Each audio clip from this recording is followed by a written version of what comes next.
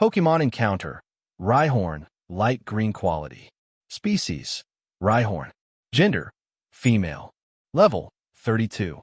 Type: ground/rock. Ability: Rockhead. Held item: none. Egg moves: Crunch, Magnitude. Basic moves: Horn Attack, Tail Whip, Fury Attack, Scary Face, Smackdown, Stomp, Bulldoze, Chip Away, Rock Blast. Learn moves: Snore, Drill Run, Stealth Rock. TM moves: none. Cain reviewed the data on his scanner. Among the group of Rhyhorn he had observed, this female stood out, not just in level, but in quality. A light green classification and the strongest among her herd. If he had encountered her back when he first stepped foot on Judgment Island, she would have been a valuable addition, tough, high-leveled, and full of potential. But Cain had evolved since then. His standards had risen with experience.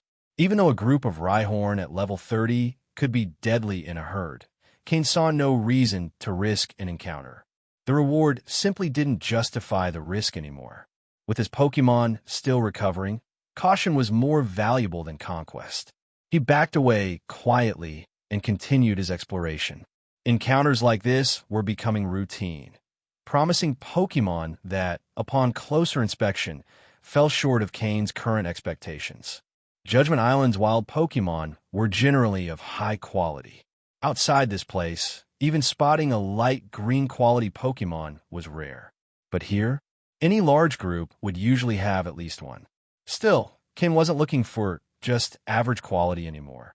He was aiming higher. Fortunately, his day wasn't completely unproductive. Among a roaming herd of Tauros, Cain discovered a point card.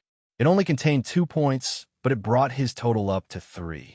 A small victory, but one he welcomed. Inserting the card into his point tracker, Cain watched the display shift. Points, 3. He chuckled softly. Did Team Rocket toss these cards from the sky? There's no way they hid them one by one. Not with the Pokemon here being so powerful. Anyone below captain-level rank wouldn't last a day. That led Cain to another thought. What if the so-called map fragments aren't literal paper maps? Maybe they're encrypted data stored in the point device, or some kind of signal emitter. That would explain why the tracker reacts when they're nearby. He mused over this theory as he pressed on. By late afternoon, the sun dipped low, casting golden rays across the grassland. Cain finally stepped out of the prairie, the safest terrain on the island so far. If survival had been his only goal, this place would have served as a perfect haven to wait out the 7-day judgment period. Before leaving, he had Slowpoke place a psychic mark nearby, a kind of waypoint. If he ever regrouped with his team and they weren't aiming to compete, this could serve as a safe camp. But Cain had no intention of supporting subordinates who lacked ambition. Those unwilling to fight for more wouldn't receive anything from him. The clock edged past 4 p.m. He estimated only a couple of hours of daylight remained. Night on Judgment Island was something else entirely.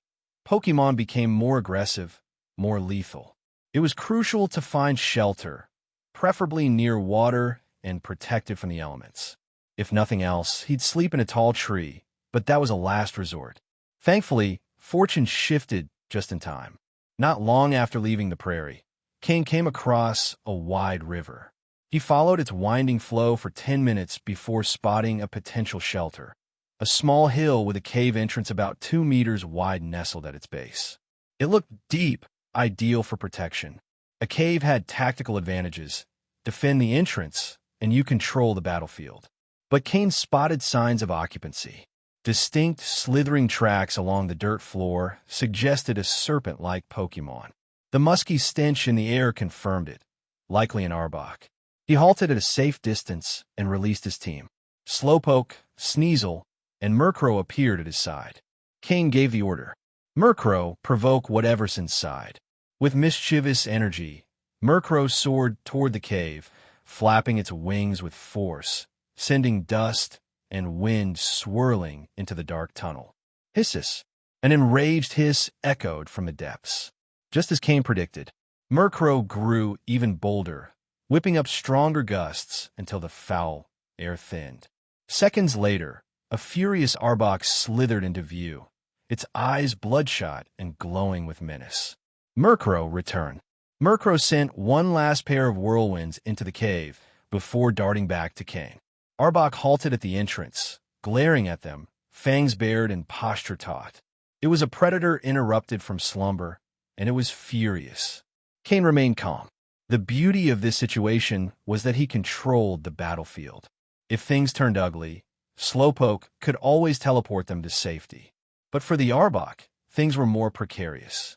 It was cornered in its own home. Forced into confrontation, it now faced Cain's prepared team, outside its element. Cain narrowed his eyes, watching the serpent. The night had not yet begun, but Judgment Island was already showing its fang. Cain's gaze sharpened as he studied the massive serpent before him. The Arbok was nearly twice the size of a normal one, its muscles taut, its scales bearing faint scars from past battles. Clearly, this was no ordinary inhabitant. Yet, based on its stats, it was a touch weaker than Cain had anticipated. Pokémon: Arbok, green quality. Gender: male. Level: 33. Type: poison. Ability: intimidate. Held item: none. Egg moves: poison fong, poison tail. Basic moves: crunch, ice fong, thunder fong, fire fong, rap leer, poison sting, bite, glare, screech, acid stockpile, swallow, spit up, acid spray. Learn moves: Aqua Tail, Bind, Gunk Shot. TM moves: none. While its level wasn't extraordinary, the sheer size and control of territory hinted at something more, a legacy, perhaps, or innate strength. Cain didn't dismiss it lightly. Slowpoke, calm mind. Merro, you can rest. Sneasel, hone claws and agility. Cain commanded. At once, Slowpoke entered a trance-like focus. Sneasel erupted from its pokeball, dashing forward with incredible speed as it sharpened its claws mid-run, combining both buffs seamlessly. A furious hiss echoed across the clearing. Try! Arbok's eyes gleamed with more than rage. Beneath the surface, grief flickered, an old wound reopened. This was the 5th time it had been attacked in recent days.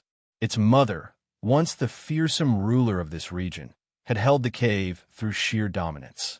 Though she cared little for her offspring, her fearsome reputation had kept predators at bay, even allowing her son, this Arbok, to inherit the den after her. But days ago, she was killed by a challenger. Her killer barely survived, too wounded to take the cave immediately. The power vacuum left the younger Arbok vulnerable. Former subordinates turned on him, seeking to curry favor with the new leader. Ambushes, harassment, sleepless nights. This had been his life since. Now, Cain had arrived, and to Arbok, he was just another enemy, another invader. Unaware of the serpent's tragic past, Cain simply saw an opponent guarding a strategic location. Arbok opened its mouth and launched a stream of dark green acid toward Sneasel. Sneasel, Metal Claw. In a fluid motion, Sneasel slashed through the corrosive stream, splitting it in two. The acidic fluid sizzled as it struck the earth, burning away grass and fallen leaves. Arbok hissed again, now livid, and lunged like a coiled spring, its mouth brimming with dark energy. Sneasel, Ice Punch. Slowpoke, Psyshock. Sneasel's right claw shimmered with cold energy, forming a massive frost-covered fist. Just as the serpent closed in, Slowpoke released a concentrated pulse of psychic force. Boom! The impact was brutal. Sneasel met Arbok head-on, but the collision sent it skidding back 3 meters. Arbok hit the ground hard, its fangs missing their mark thanks to the timely Psyshock that struck mid-air. Dazed, Arbok reeled. A sharp pain echoed in its skull. The combined assault had thrown off its momentum completely. Cain didn't let up. Finish it. Slowpoke, Psyshock again. Sneasel, follow-up, Metal Claw, and Ice Punch. Boosted by agility, Sneasel vanished and reappeared before the Arbok in a blink. Its left claw gleamed with steel, the right crackled with frost. It struck hard. Arbok's body jerked from the twin impacts. Staggering, it tried to retaliate the only way it knew how: wrap and constrict. With a desperate hiss, it lunged, coiling its muscular body around the smaller Sneasel. This was its domain. Once it captured prey, escape was nearly impossible. But Sneasel didn't struggle. And then, another Psyshock. It crashed into Arbok's skull again. This time, the serpent shrieked. Blood streamed from its eyes and nostrils. Slowpoke wasn't holding back anymore. Sneasel broke free effortlessly as Arbok's grip weakened. Cain's brow furrowed. Stop! Instantly, the fight halted. Slowpoke allowed the psychic force to fade. Sneasel froze mid-motion, still gripping Arbok's bloodied head, awaiting orders. The Arbok slumped, trembling, breathing ragged but alive. Cain took a step forward, watching the defeated creature.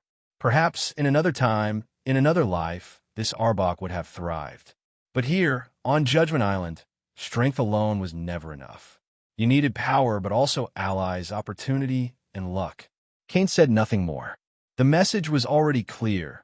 Survival was earned, sometimes painfully. Hey, everyone! If you enjoy my quantum audiobooks, you can support me by becoming a Patreon member.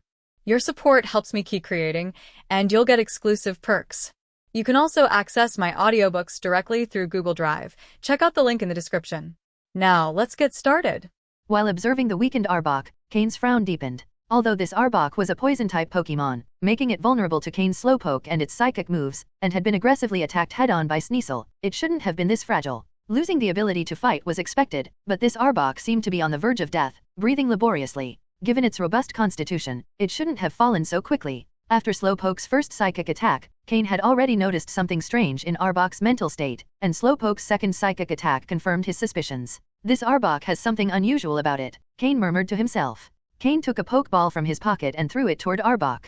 Since Arbok was at death's door, the capture process was simple and without incident. The red light on the Pokeball blinked a few times before going out. After capturing Arbok, Cain immediately released it. If he didn't act quickly, Arbok would die in less than half an hour, despite its sturdiness. Cain took out a special pill he had created with the help of the system. This pill was extremely costly, just one of them cost nearly 100,000 Poke dollars. Cain had prepared them on the cargo ship before arriving at Judgment Island. This pill, when ingested by a dying Pokémon, activates various hormones in its body, increasing its vitality. Additionally, it contains a variety of elements that help restore the Pokémon's mental state. In summary, the pill can save a Pokémon's life when it's on the brink of death. Cain had prepared 10 of these pills, spending most of the money he had earned from the Movili City tournament in Hone. They were a vital resource for emergencies. The production cost of these pills was at least 10 times what Cain paid, as their manufacture required the skills of an advanced breeder. On the market, their value could reach between 300,000 and 400,000 Poke dollars, and demand always exceeded supply. Using one of these pills on Arbok pained Cain a bit.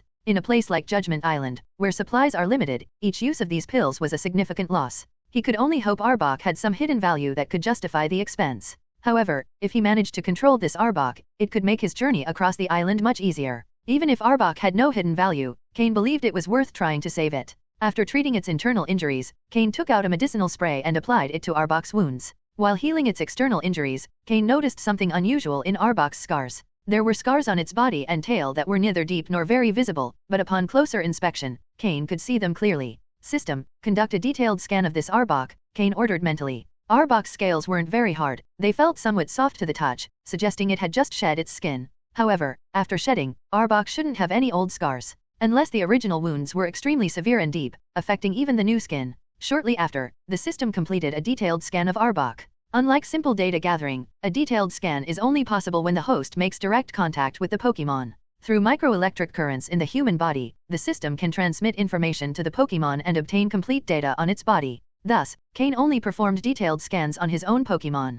A complete set of data appeared before Cain, including the system's preliminary explanation about Arbok's scars. The analysis largely aligned with what Cain had imagined. This Arbok had a resilient body, but it was covered in multiple wounds. Additionally, roughly 1/10 of its muscles were torn or damaged, allowing it to move only due to its natural constitution. If it continued like this, not only would the new injuries affect it, but the accumulation of old wounds would cause internal problems, potentially even diminishing its potential. According to the system, Arbok's original potential might have been higher, but the numerous wounds had caused a decrease in its capacity. If not treated in time, its potential would continue to decline. However, if Cain could provide enough energy and the elements necessary for recovery, there was a small chance Arbok could regain some of its former potential. Additionally, the system detected that Arbok not only had physical issues but also mental instability. This was partly due to the two powerful psychic attacks from Slowpoke, which had caused shocks to its brain. However, the main reason was that Arbok had gone 4 or 5 days without sleep. Its mind and body were at their limits, and if not for its strong constitution, it wouldn't have survived until Cain's arrival.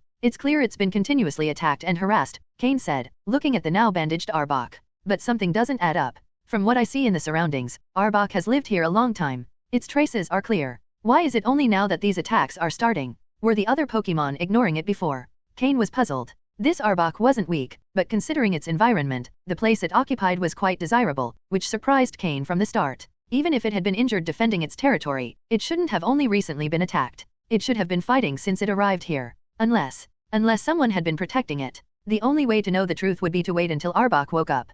Cain took a bottle of Muma milk from his storage space and, using Slowpoke's psychic powers, opened Arbok's huge mouth and poured the milk in. The unconscious Arbok woke up, choking on the milk. Its eyes snapped open, filled with fury. With one bite, it crushed the glass bottle, filling its mouth with shards, but its tense muscles prevented it from cutting itself. If you keep moving, you'll end up completely incapacitated, Cain said coldly, watching from the side. Arbok heard Cain's voice, and its body froze in place. It turned its head to look at the bandages covering its body, then glared coldly at Cain. Shh.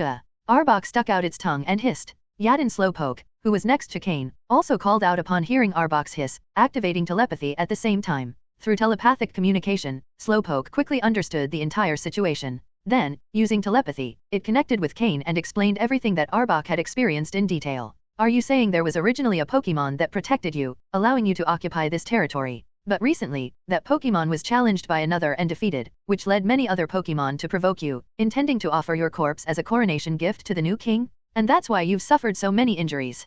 Cain asked Arbok, looking into its eyes after hearing Slowpoke's explanation. And so, you're saying the Pokémon that protected you was your mother, but she didn't take care of you directly, it's just that others didn't dare attack you because of her presence. Cain took on a strange tone as he said this. Arbok, as a snake-type Pokémon, is actually a cold-blooded creature, and there's hardly any interaction between parent and offspring. Of course, it's not the same as an ordinary snake, Pokémon are quite different. Before Akans reach adulthood, their parents won't cast them out. However, once they're able to survive on their own, their parents will no longer show mercy. If an Akans doesn't venture out independently, its parents will stop providing food and protection, leaving it to fend for itself. This Arbok was a special case, as even after reaching adulthood, it continued to receive its mother's protection. It's an undeniable rarity among snake-type Pokémon. Shh.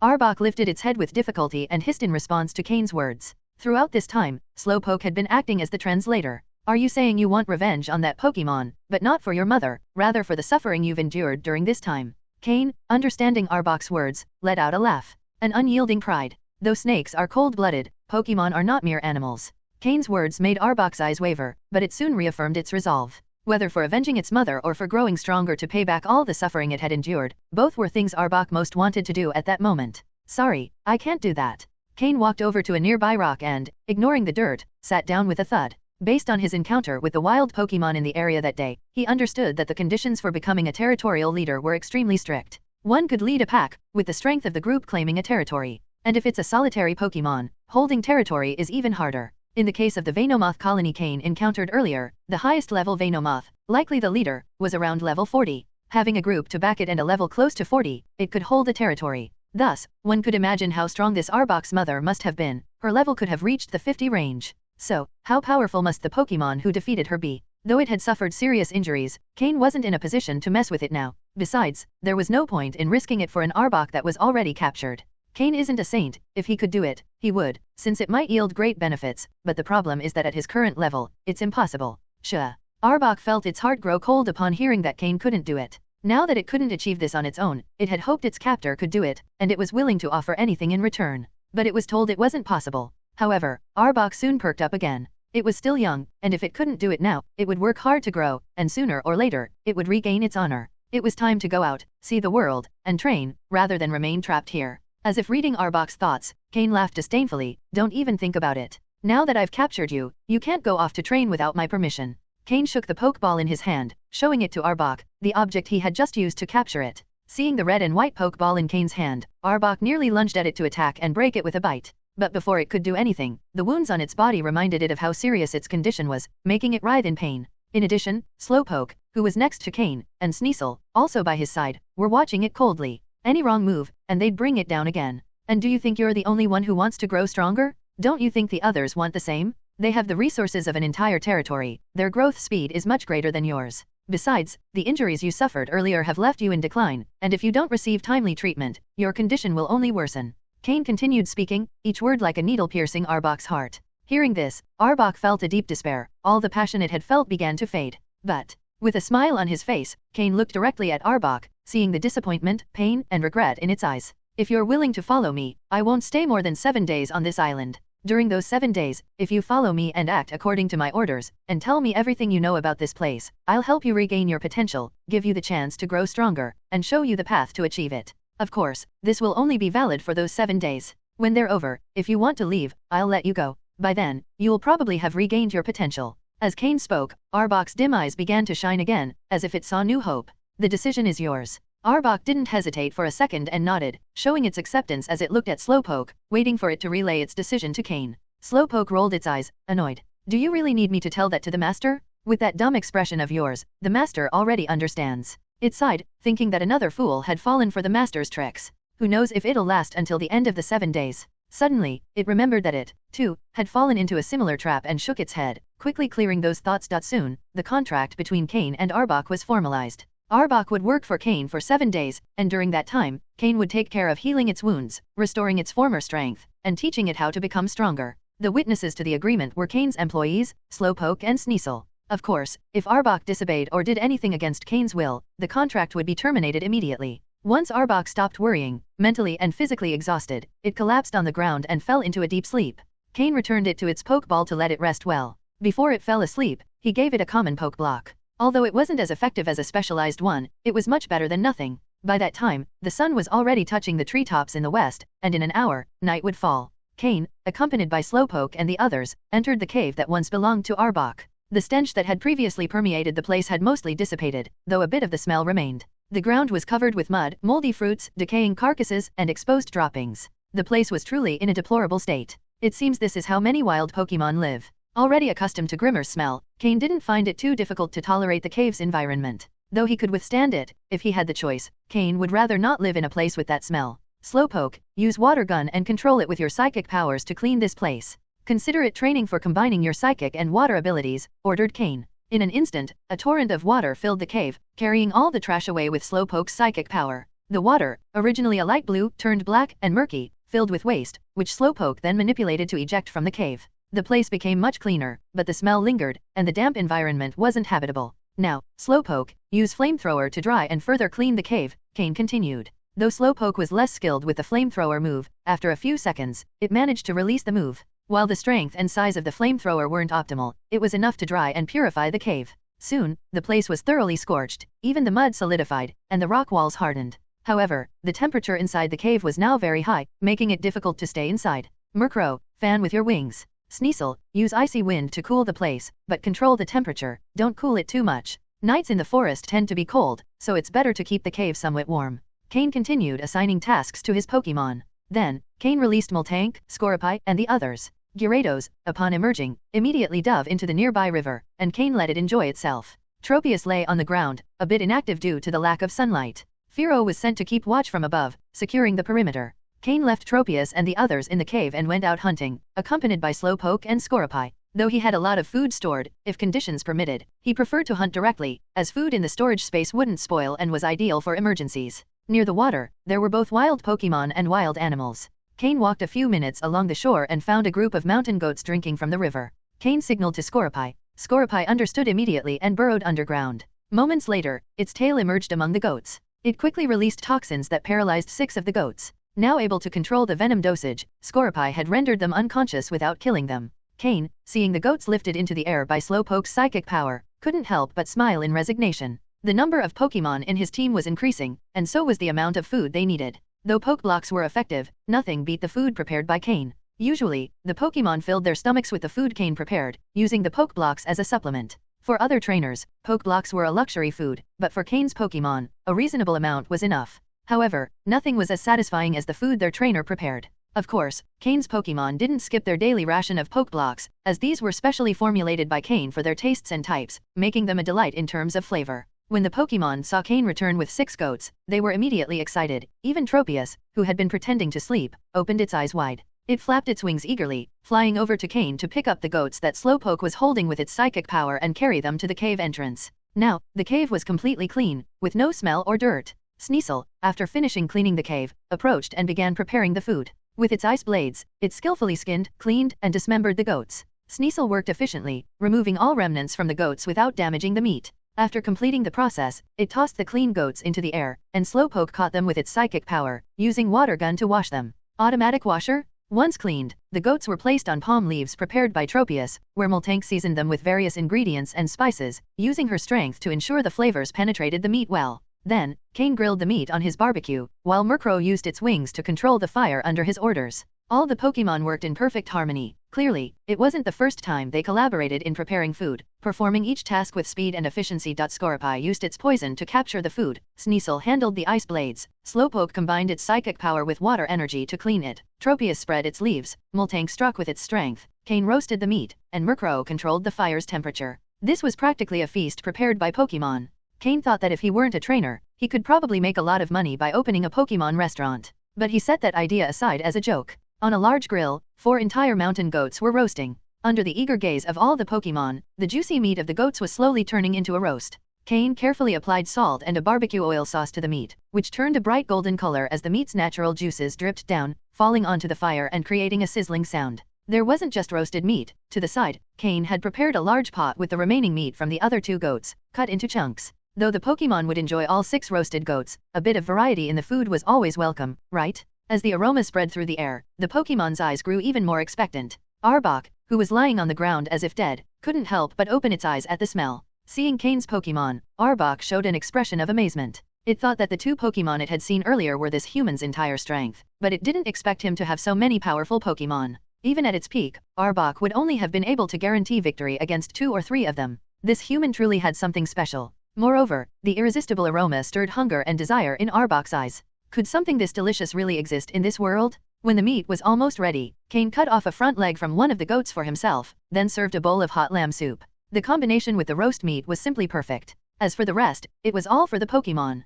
Cain asked Sneasel to cut a hind leg and placed it in front of the newly awakened Arbok. Sitting in his chair, watching the Pokémon enjoy their meal, Cain felt completely satisfied. He looked at Arbok, who was sniffing the air, and said, "Eat. Your body needs nutrients right now, but overeating won't help you. 1 leg of lamb is enough." Upon hearing Cain, Arbok, unable to resist any longer, swallowed the entire lamb leg in 1 gulp. As it tasted the meat, Arbok's eyes widened in surprise as it looked at Cain, astonished. It had lived for so many years and never knew something this delicious existed in the world. Cain patted Arbok's head, feeling the coldness of its scales, and smiled as he said, "All right, now rest. The sooner you recover, the sooner you'll learn how to become stronger. Remember, you only have 7 days. Understanding what Cain meant, Arbok stopped obsessing over the delicious food. Though the flavor was incredible, compared to its goal, it seemed insignificant. However, whenever Cain prepared a barbecue in the wild, the aroma inevitably attracted some wild Pokémon who couldn't resist their instincts and desires. For example, now, in the surrounding forest around Cain and his Pokémon, several red eyes were fixed on them. Arbok had never had complete control over the Pokémon in this area, and with such a tempting aroma, it was impossible not to attract other Pokémon. In fact, some of those approaching were subjects from Arbok's mother's territory. Initially, the wild Pokémon hesitated upon seeing Cain's Pokémon's strength and numbers. However, seeing that the food was being consumed quickly, some couldn't resist any longer. It seemed as though some stronger wild Pokémon presented themselves as representatives. The first to emerge from the forest was an Ursaring. Its chest bore 3 parallel scars, and rather than looking weak, it emanated a commanding and powerful presence. When Ursaring appeared, Arbok, who had been resting, immediately got up. The wounds that had just healed reopened instantly, but Arbok didn't care in the slightest. Its snake-like eyes fixed on Ursaring, its tongue flicking silently, yet the intensity of its anger and bloodlust was palpable. Ursaring also saw Arbok on the ground, noticed the bandages on its body, and gave a mocking smile. This Ursaring was one of the Pokémon that used to provoke Arbok to curry favor with the new ruler and had injured it on several occasions. Of course, Ursaring alone wouldn't have been enough to face Arbok, but it never came alone, it always brought along 3 or 5 other Pokémon. For this reason, Arbok's resentment toward him was immense, even ignoring the pain of its wounds. If it lost in a one-on-one battle, it would accept it, but being outnumbered every time? Suddenly, a figure appeared next to Arbok, and a small but powerful hand pressed down on its head, forcing it slowly to the ground. Arbok tried to use its strength to break free, but the words it heard next stopped it completely. "Do you want your natural talent to weaken again? If so, I won't stop you," said Cain, firmly pressing down on Arbok's head, word by word. Cain's hand, in comparison to Arbok's large body, created a striking contrast, making it seem as though Cain was dominating Arbok with authority. "Stay still and watch." Though you can't go after the Pokémon who killed your mother, this big guy in front of you isn't a problem, said Cain, rising and removing his hand from Arbok's head. Of course, Ursaring wasn't foolish enough to come alone. Shortly after it appeared, a rustling sound came from the underbrush, and another Ursaring emerged. This one had a scar on its face, specifically on its eye. 2 Ursaring? Along with them, a Pinsir stepped out of the forest, its gaze fixed on the roasted food. These 3 Pokémon were the representatives of the wild Pokémon. Both Ursaring were well-built, and due to their constant battles in the wild, were incredibly strong. According to Cain's system, both Ursaring had a light green talent level, and their level was identical, 30. Pinsir, compared to the Ursaring, had an even more dominant presence. Cain's system revealed that this Pinsir was level 31 and also had a light green talent level. 3 wild Pokémon with light green talent, all level 30 or above. Alright, hold on. We'll fight, and then you can keep eating, Cain said with a smile. The 2 Ursaring looked at each other, they clearly knew each other. As for Pinsir, being a Pokémon from the same forest, they had seen it several times, so there was a certain familiarity among them. The 3 Pokémon moved almost simultaneously, with a very simple goal, the delicious food on the grill. As for defeating or taking down a Pokémon, the Ursaring probably only intended to finish off the semi-conscious Arbok lying on the ground. For Cain's Pokémon, being interrupted while eating was something they weren't going to tolerate easily. Even Tropius, who usually didn't enjoy battles, showed a glimmer of fighting spirit in its eyes as it looked at them. However, seeing Merro and the others eager to fight, Tropius decided that it was best to leave the troublesome matters to them. With the weight of the 2 Ursaring, they left deep footprints in the ground as they furiously advanced. Roaring, they charged directly toward them. White lines began to glow on their bodies, increasing their momentum even further. Takedown? It seemed that these 2 Ursaring had inherited good moves. They looked like 2 small tanks charging directly toward them. As the Ursaring advanced, Pinsir, on the side, moved its large horns forward and also charged directly at them, attempting to intimidate the group with its imposing horns. With the charging power of these 3 Pokémon, if they were facing normal Pokémon, there really wouldn't be much to do, as it would be difficult to stop their advance. Cain smiled coldly and commanded, Merro, Tailwind for the whole team, then go after Pinsir. Slowpoke, combine your psychic powers with Water Pulse to cool down those Ursaring a bit. Sneasel, use Icicle Crash and chill their heads. Merro quickly used the Tailwind move, increasing the team's speed. Then, with its wings charged with flying-type energy, it fearlessly flew directly to clash with Pinsir, who was charging forward. Boom! Pinsir, seeing its opponent was just a small crow, tried to increase its power, but in the face of Merro's prankster ability, all its attempts were in vain, and instead, Merro took advantage of Pinsir's power boost. By the time Pinsir realized it, Merro already had a significant advantage. Though Pinsir was much larger than Merro, Merro's strength and body training allowed it not to fall behind in hand-to-hand combat. Additionally, having absorbed the benefits of Pinsir's power boost and with its flying-type advantage, Merro soon gained the upper hand. Cain stopped paying attention to Merro, trusting its combat abilities and techniques after so much time together. While Merro and Pinsir began their battle, Slowpoke and Sneasel also started working on cooling down the Ursaring.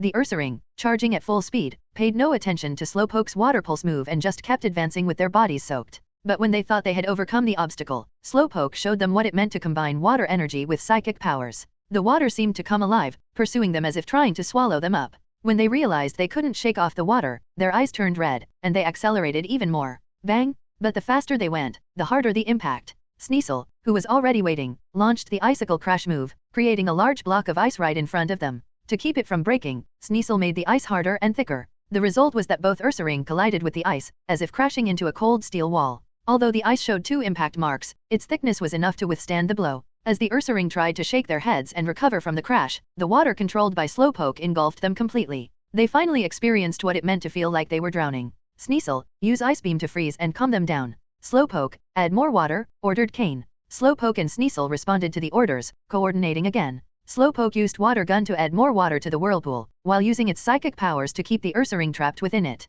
Sneasel, in turn, began to freeze the water surrounding them. While Cain's Pokémon were busy in their battles, a dark shadow quickly descended from the hill behind them, launching itself directly at Cain. Feeling the gust of wind behind his head, Cain's hair stood on end instantly, and a sense of danger washed over him. However, Cain didn't react at all. Haunter, who always hid in his shadow, finally found a Pokémon trying to attack Cain. When Haunter stopped it, it discovered that it was a level 30 Golbat. Apparently, it had patiently waited for the moment when Cain's Pokémon were most relaxed to strike. But it didn't expect that such a strong Pokémon was hiding in Cain's shadow. All day, Haunter had remained silent, even in Venomoth's territory, it hadn't appeared. This was because it needed to be constantly by Cain's side, ready for situations like the one that had just occurred.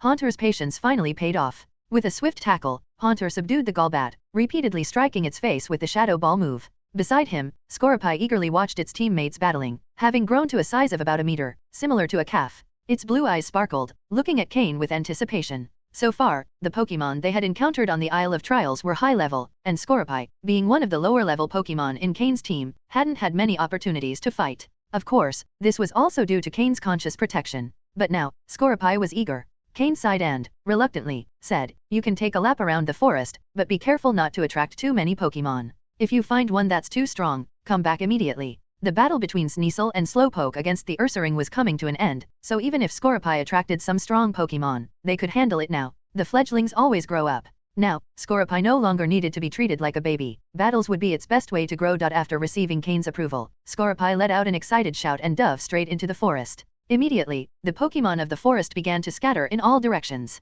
Meanwhile, the two Ursaring, who had originally been full of fury, were now completely frozen thanks to the combination of Slowpoke and Sneasel. Inside a massive block of ice, the two Ursaring were trapped. The only thing they could move were their eyes, which occasionally shifted, indicating they were still alive. However, no other part of their bodies could move. One of the Ursaring even showed a pleading expression as it looked at Cain. It wasn't dumb, it understood that this group of Pokémon revolved around this human. Once the Ursaring were frozen, the battle between Merro and Pinsir also came to an end. Merro, panting, flew in the air, while Pinsir lay lifeless on the ground.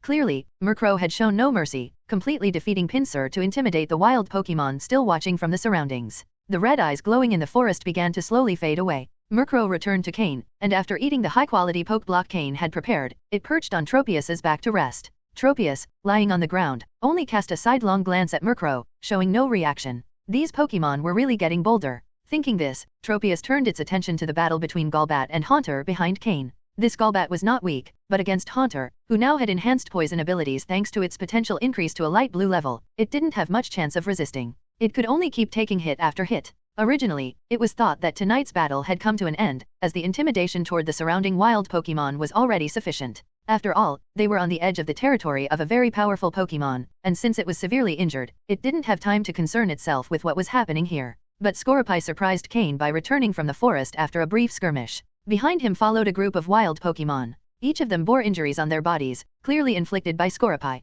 But upon reaching the blocks of ice containing the Ursaring, all the Pokémon stopped immediately. They looked fearfully at Slowpoke and Sneasel, who were standing beside Scoropy, and began to retreat slowly, forgetting even their own injuries. Once they were far enough away, the Pokémon scattered in a rush. Scoropy also bore several wounds of different sizes on his body, but he was incredibly happy. He had just fought against several Pokémon at once in the forest, which had thrilled him immensely. As for the wounds, to him, what battle didn't bring some damage? Every time he saw Merro or Slowpoke injured, Scoropy felt envious. After all, scars are the best symbol of strength. Cain patted Scoropy on the head, saying with a wry smile, "You really know how to get into trouble, don't you?" Scoropy could only respond with a goofy laugh. Bam! Suddenly, Golbat's body fell from the sky in front of Scoropy, freezing his smile instantly. Haunter had finally finished its battle with Golbat and successfully defeated it. Seeing Scoropy's dumbfounded face, Haunter, who had perfectly inherited Gastly's mischievous nature, couldn't resist the temptation to drop Golbat's body right in front of Scoropy. Scoropy had learned from Haunter how to control poison-type energy, so the two Pokémon had a close relationship. As soon as Scoropy realized what had happened, he jumped at Haunter, baring his fangs. Haunter, who had perfectly inherited Gastly's playful nature, enjoyed having fun as long as he wasn't busy protecting Cain. He was the perfect companion for Scoropy, who was still young and full of energy. When Golbat's body hit the ground, the forest Pokémon finally dispersed. 4 powerful Pokémon had fallen before them, which was enough to intimidate the others. Although there might be more Pokémon as strong as the Ursaring, none dared to confront them. It wasn't that they didn't notice the presence of the strongest Pokémon, Tropius, lying on the ground. Although Tropius wasn't a fan of battles, the aura it exuded was enough to scare the wild Pokémon. After all, they didn't know that Tropius avoided fighting. Finally, this intimidation battle came to an end. According to the survival rules of wild Pokémon, this territory could now be considered part of Cain's domain. At the very least, the Pokémon in the vicinity recognized it as such. The two bodies on the ground and the Ursaring still frozen in ice were the best evidence of this. Without bothering to clean up the blood or repair the damage caused by the battle, the Pokémon soon gathered once more and began enjoying the meal they hadn't finished earlier.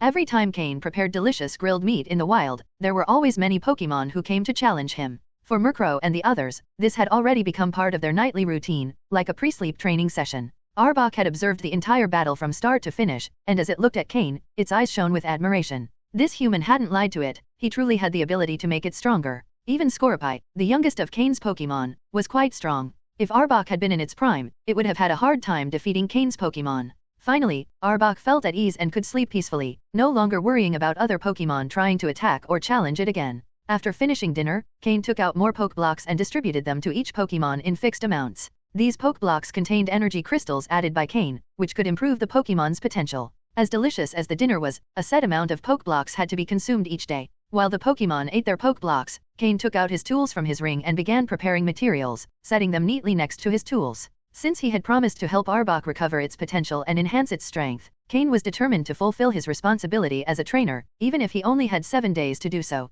Unlike the intermediate poke blocks he had made before with basic tools, this time Cain planned to create advanced poke blocks that could restore Arbok's potential. These would be much more effective and require less time for continuous use. Just 3 days of use would be enough to restore the Pokemon's potential. After dinner, the Pokemon took it upon themselves to clean up the mess they'd left while eating and to store away the tools. When Cain finished making the poke blocks, the Pokemon had already cleaned up all the debris from the ground, leaving only 2 still warm Pokemon corpses outside as a warning and a threat. Cain looked at the 2 Ursaring frozen in blocks of ice. Now that they were prisoners, Cain had the final say on what to do with them. In fact, these 2 Ursaring, who looked large and clumsy, could be useful as heavy labor Pokemon. If Cain managed to control them, he could avoid a lot of trouble on the island. At the very least, they could handle the tougher tasks, and as they walked through the forest, other Pokemon would likely avoid attacking them upon seeing the Ursaring. Even stronger Pokemon might prefer not to cause trouble. These big, clumsy Pokemon, though they seemed foolish, if given the option to avoid conflict, would likely take it. Though it's hard to say they're brainless since they devised a plan to harass Arbok to gain favor with the new leader, when they get caught up in the heat of the moment, their reasoning skills diminish considerably. However, if Cain managed to capture them, they could be useful for strengthening his other Pokemon. According to the data Cain scanned earlier, the strongest Pokemon among his opponents didn't exceed level 30, and their aptitudes were mediocre. Although these 2 Ursaring also had mediocre aptitudes in Cain's eyes, for his opponents, they were very valuable Pokemon, and at level 30, they could become key assets if captured. Sneasel, get them out of there. Sneasel nodded, condensed ice on its claws, and with a couple of cuts to the large block of ice, freed the Ursaring. The ice split into 2, forming perfect molds of the Ursaring. When the Ursaring emerged, they remained motionless, frozen in place. Seeing their state, Cain let out a laugh. Ha ha ha, Slowpoke, warm them up a bit. Use Flamethrower. Slowpoke, with a glint of mischief in its eyes, launched Flamethrower at them. Roar! The alternation between cold and heat abruptly woke the Ursaring. As bears, if they were wild animals, they would need to hibernate. Although Pokemon don't need to hibernate, cold is still one of their biggest fears. Some of their fur was singed by Slowpoke's Flamethrower, but they didn't react, merely shaking themselves free from the ice. Ahem! Cain cleared his throat to remind them of their situation. The 2 Ursaring, still trembling, looked fearfully at Slowpoke and Sneasel, surprised that 2 such small Pokemon possessed such overwhelming power. The Ursaring with a scar on its chest roared furiously, attempting to launch another attack, but before it could take a step, the Ursaring with a scar over its eye stopped it. It pointed to the bodies of Pinsir and Golbat lying nearby. They recognized these 2 Pokemon, in the same forest area. All Pokemon with similar abilities knew each other. They couldn't believe that Pinsir, who attacked alongside them, was now lying on the ground, and that the cunning Golbat was also there. This proved that the enemy's power was far greater than they had imagined. The Ursaring exchanged looks, and it became clear that the one with the scar over its eye was the decision-maker. They began to back away slowly, forcing what they believed to be a natural smile. But before they could take another step, a strong wind blew them back. Turning around, they saw a Merro flying behind them, with a mocking expression in its eyes. The Ursaring froze, realizing the gravity of their situation. Things didn't look good. The Ursaring with the scar over its eye, noticing Arbok resting in the distance, had an idea. Thud! The Ursaring with the scar over its eye knelt on the ground, pulling its companion to do the same. What happened next made Cain burst into laughter. 2 big, sturdy Ursaring knelt on the ground, begging for mercy. Who said bears are dumb? Cain said with a grin. The Ursaring surrendered under the gaze of Cain's Pokemon. Cain threw 2 Pokeballs and captured them. There was no resistance, the 2 Ursaring were captured immediately. When Cain released them again, the Ursaring scratched their heads, unsure of what had just happened. They simply felt as if they had suddenly entered a small space and then returned. Now you're captured in the Pokeballs, you have no chance of escaping. Cain showed the Pokeballs in his hand. But the confused expression on the Ursaring's faces left Cain speechless. Who said they were smart? I take that back. To hide his frustration, Cain explained how the Pokeballs worked. Once they understood, the Ursaring lowered their heads, resigned to their fate. However, the Ursaring with the scar over its eye, while lowering its head, darted its eyes around, thinking Cain didn't notice. Cain shook his head and took out 2 red pills from his ring, tossing them to them. These are pills I made myself. Take them. The Ursaring swallowed them in unison, and Cain continued. Although these pills have healing properties, their main effect is that they contain several poisons. If you don't follow my orders, without my antidote, the pills will dissolve in your stomach. Do you know what it feels like when your internal organs corrode? Hearing this, the Ursaring reacted, quickly shaking their heads.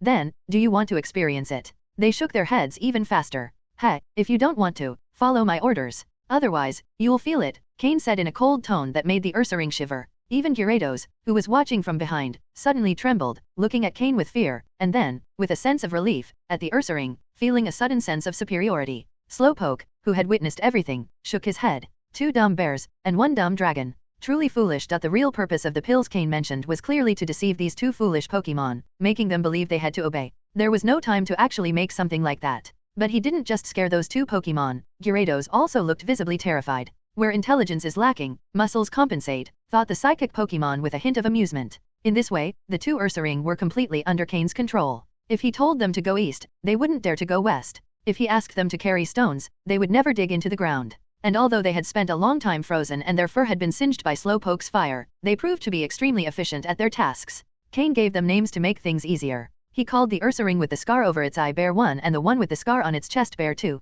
Cain stationed the 2 Ursaring at the entrance of the cave while he and his Pokemon retreated inside to rest. The next day, on the trial island, Cain and his Pokemon woke up promptly, as always. Cain woke the Ursaring, who were still asleep at the cave entrance, and proceeded to prepare breakfast. It was the second day of the final trial. Cain, already familiar with the surroundings, decided to continue exploring. As for collecting points, Cain planned that before the trial ended, he might intercept some participant with a good number of points on their way back to Team Rocket's base. After freshening up by the lake, Cain noticed a confrontation between Arbok and the 2 Ursaring at the cave entrance. Merro and Slowpoke were trying to calm them down, though with little success. Still, they managed to prevent them from attacking each other. Arbok stared intently at the Ursaring. They had been his main aggressors and had constantly harassed him, depriving him of the rest he needed during the day. The Ursaring looked at Arbok with equal intensity, and if it weren't for Slowpoke and Merro's presence, they probably would have attacked. Cain sighed. Although he had captured these 2 as labor Pokemon, he hadn't expected this kind of conflict. What do you plan to do? Fight! Cain exclaimed. Hearing his voice, the 2 Ursaring jumped, immediately dropping their fierce expressions and looking at him pleadingly. Arbok was also surprised to see the submission on the faces of these 2 bullies. The human's ability to subdue them so completely was truly impressive. Despite Cain's order, there was still some tension between them, but the other Pokemon decided to ignore it. After breakfast, Cain rested while his Pokemon carried out their morning training. For Cain, this final trial had only one goal, to take first place. The difference between first and second place was vast. Getting a starter Pokemon was almost a bonus. What truly interested the higher UPS in Team Rocket was gaining access to resources that would allow them to establish themselves in other regions. While they couldn't operate under the Team Rocket name, they would still have its backing. Being the first to arrive in a region could secure them a high rank once Team Rocket decided to officially invade, making them the ones in charge of that area. This could make them powerful figures, second only to Giovanni. Currently, only one person in Team Rocket had that level of authority. Those in lower ranks only hoped to earn enough merit to rise to a higher position, knowing that if they succeeded, the resources they'd gain would be immense. Cain didn't aspire to that much, nor did he desire too many resources, as he couldn't manage them. He just wanted to grow by leveraging Team Rocket's shadow. Power, in the end, was all that mattered. After cleaning up any traces left behind, Cain had Slowpoke mark the area with a psychic signal before returning all his Pokemon to their Pokeballs. He walked to the river and mounted on Gyarados' head, letting the current carry him along. Cain believed this river was likely connected to the one where he had encountered Slowpoke a few months earlier. In any case, the direction Slowpoke indicated pointed that way too. Gyarados, having witnessed Cain's absolute control over the Ursaring, was now more obedient than ever. Carefully, he followed the current. Although Gyarados' level wasn't as high compared to the Pokemon on the island, his reputation preceded him, and wild Pokemon preferred not to provoke him. If any wild Pokemon dared to confront him, Slowpoke and Merro would quickly handle it. Not long after, a light drizzle began to fall over the mountains. Slowpoke created a psychic barrier, covering both Cain and Merro. Gyarados, on the other hand, enjoyed the rain and showed no signs of discomfort. Cain frowned. He knew being close to the river in the rain could be dangerous if the wild Pokemon in the water became agitated. He clearly remembered the chaos he had witnessed last time, when a Gyarados and a Melodic had fought fiercely in the river, a scene he hadn't forgotten. Cain patted Gyarados' head and said, "Let's move to the shore." Obediently, Gyarados swam to the shore, allowing Cain to dismount with Slowpoke's help. Caw. Upon reaching land, Merro perched on Cain's shoulder, softly calling for his attention. You're saying you detected a fight up ahead?" Merro nodded, and Slowpoke, his eyes glowing blue, confirmed with a telepathic nod. This made Cain think about the need to improve his psychic skill, aiming to become a basic level user. If he could master telepathy, he could communicate far more effectively in battle. After receiving confirmation, Cain prepared himself, taking a camouflaged rain cloak from his ring and advancing stealthily. As he got closer, Cain began to hear the sounds of a fight. Test Island. It was drizzling. Cain heard the sounds of a battle and approached slowly, wearing a camouflage raincoat. Slowpoke's psychic ability was applied to his feet, allowing him to walk without making any noise. As he got closer, Cain finally saw a few people in the middle of a fight. The rain made the air very foggy, especially with this kind of light drizzle, making it possible to see only shadows, not people clearly. Cain could see that some people were commanding their Pokémon in battle, but they weren't fighting wild Pokémon, it was a battle between trainers. At about 200 meters away, it was impossible to distinguish anything clearly, so Cain had to move closer. Fortunately, Cain couldn't see the people ahead clearly, and they couldn't see him either. Moreover, they weren't paying attention to the surroundings. At a distance of about 100 meters, Cain, with the help of Slowpoke's psychic ability, managed to hide in a tree. Moving between the branches, he barely reduced the distance to 50 meters. If he tried to get any closer, it would be dangerous. Fortunately, at 50 meters away and with his perception enhanced after awakening his psychic abilities, Cain could make out the situation below. There were 5 people in total, but clearly, 4 were together, and 1 was facing the combined attack of the 4. Although the 4 were attacking one person, that individual managed to defend himself without falling into disadvantage. Each of the 4 trainers controlled 2 Pokémon, while the lone one trained 4. Controlling 4 Pokémon at the same time is a very mentally demanding task for a trainer. It may be feasible for a short time, but the longer it goes on, the more likely an error is to occur. Cain didn't make any moves, he just lay down on the tree, watching. As if to fulfill Cain's wishes, the drizzle began to dissipate, and finally, Cain could see the appearance of the people below. One wouldn't know until they saw, but it was a surprise. To Cain's surprise, he recognized nearly half of the people below. Of the 4 who were together, one was someone Sky had pointed out to Cain before the final test began. It was an individual who originally belonged to the Loners group, but on the last night, he had been recruited by Xander. In the last test, he had ranked 8th, and if Cain remembered correctly, his name was Nakajima. Nakajima's 2 Pokémon, Golbat and Raticate, were clearly the strongest of the group of 4. Although Cain didn't remember the names of the other 3, he could recognize that they also belonged to Xander's faction. He hadn't expected the 4 to be so lucky to meet up on this massive test island.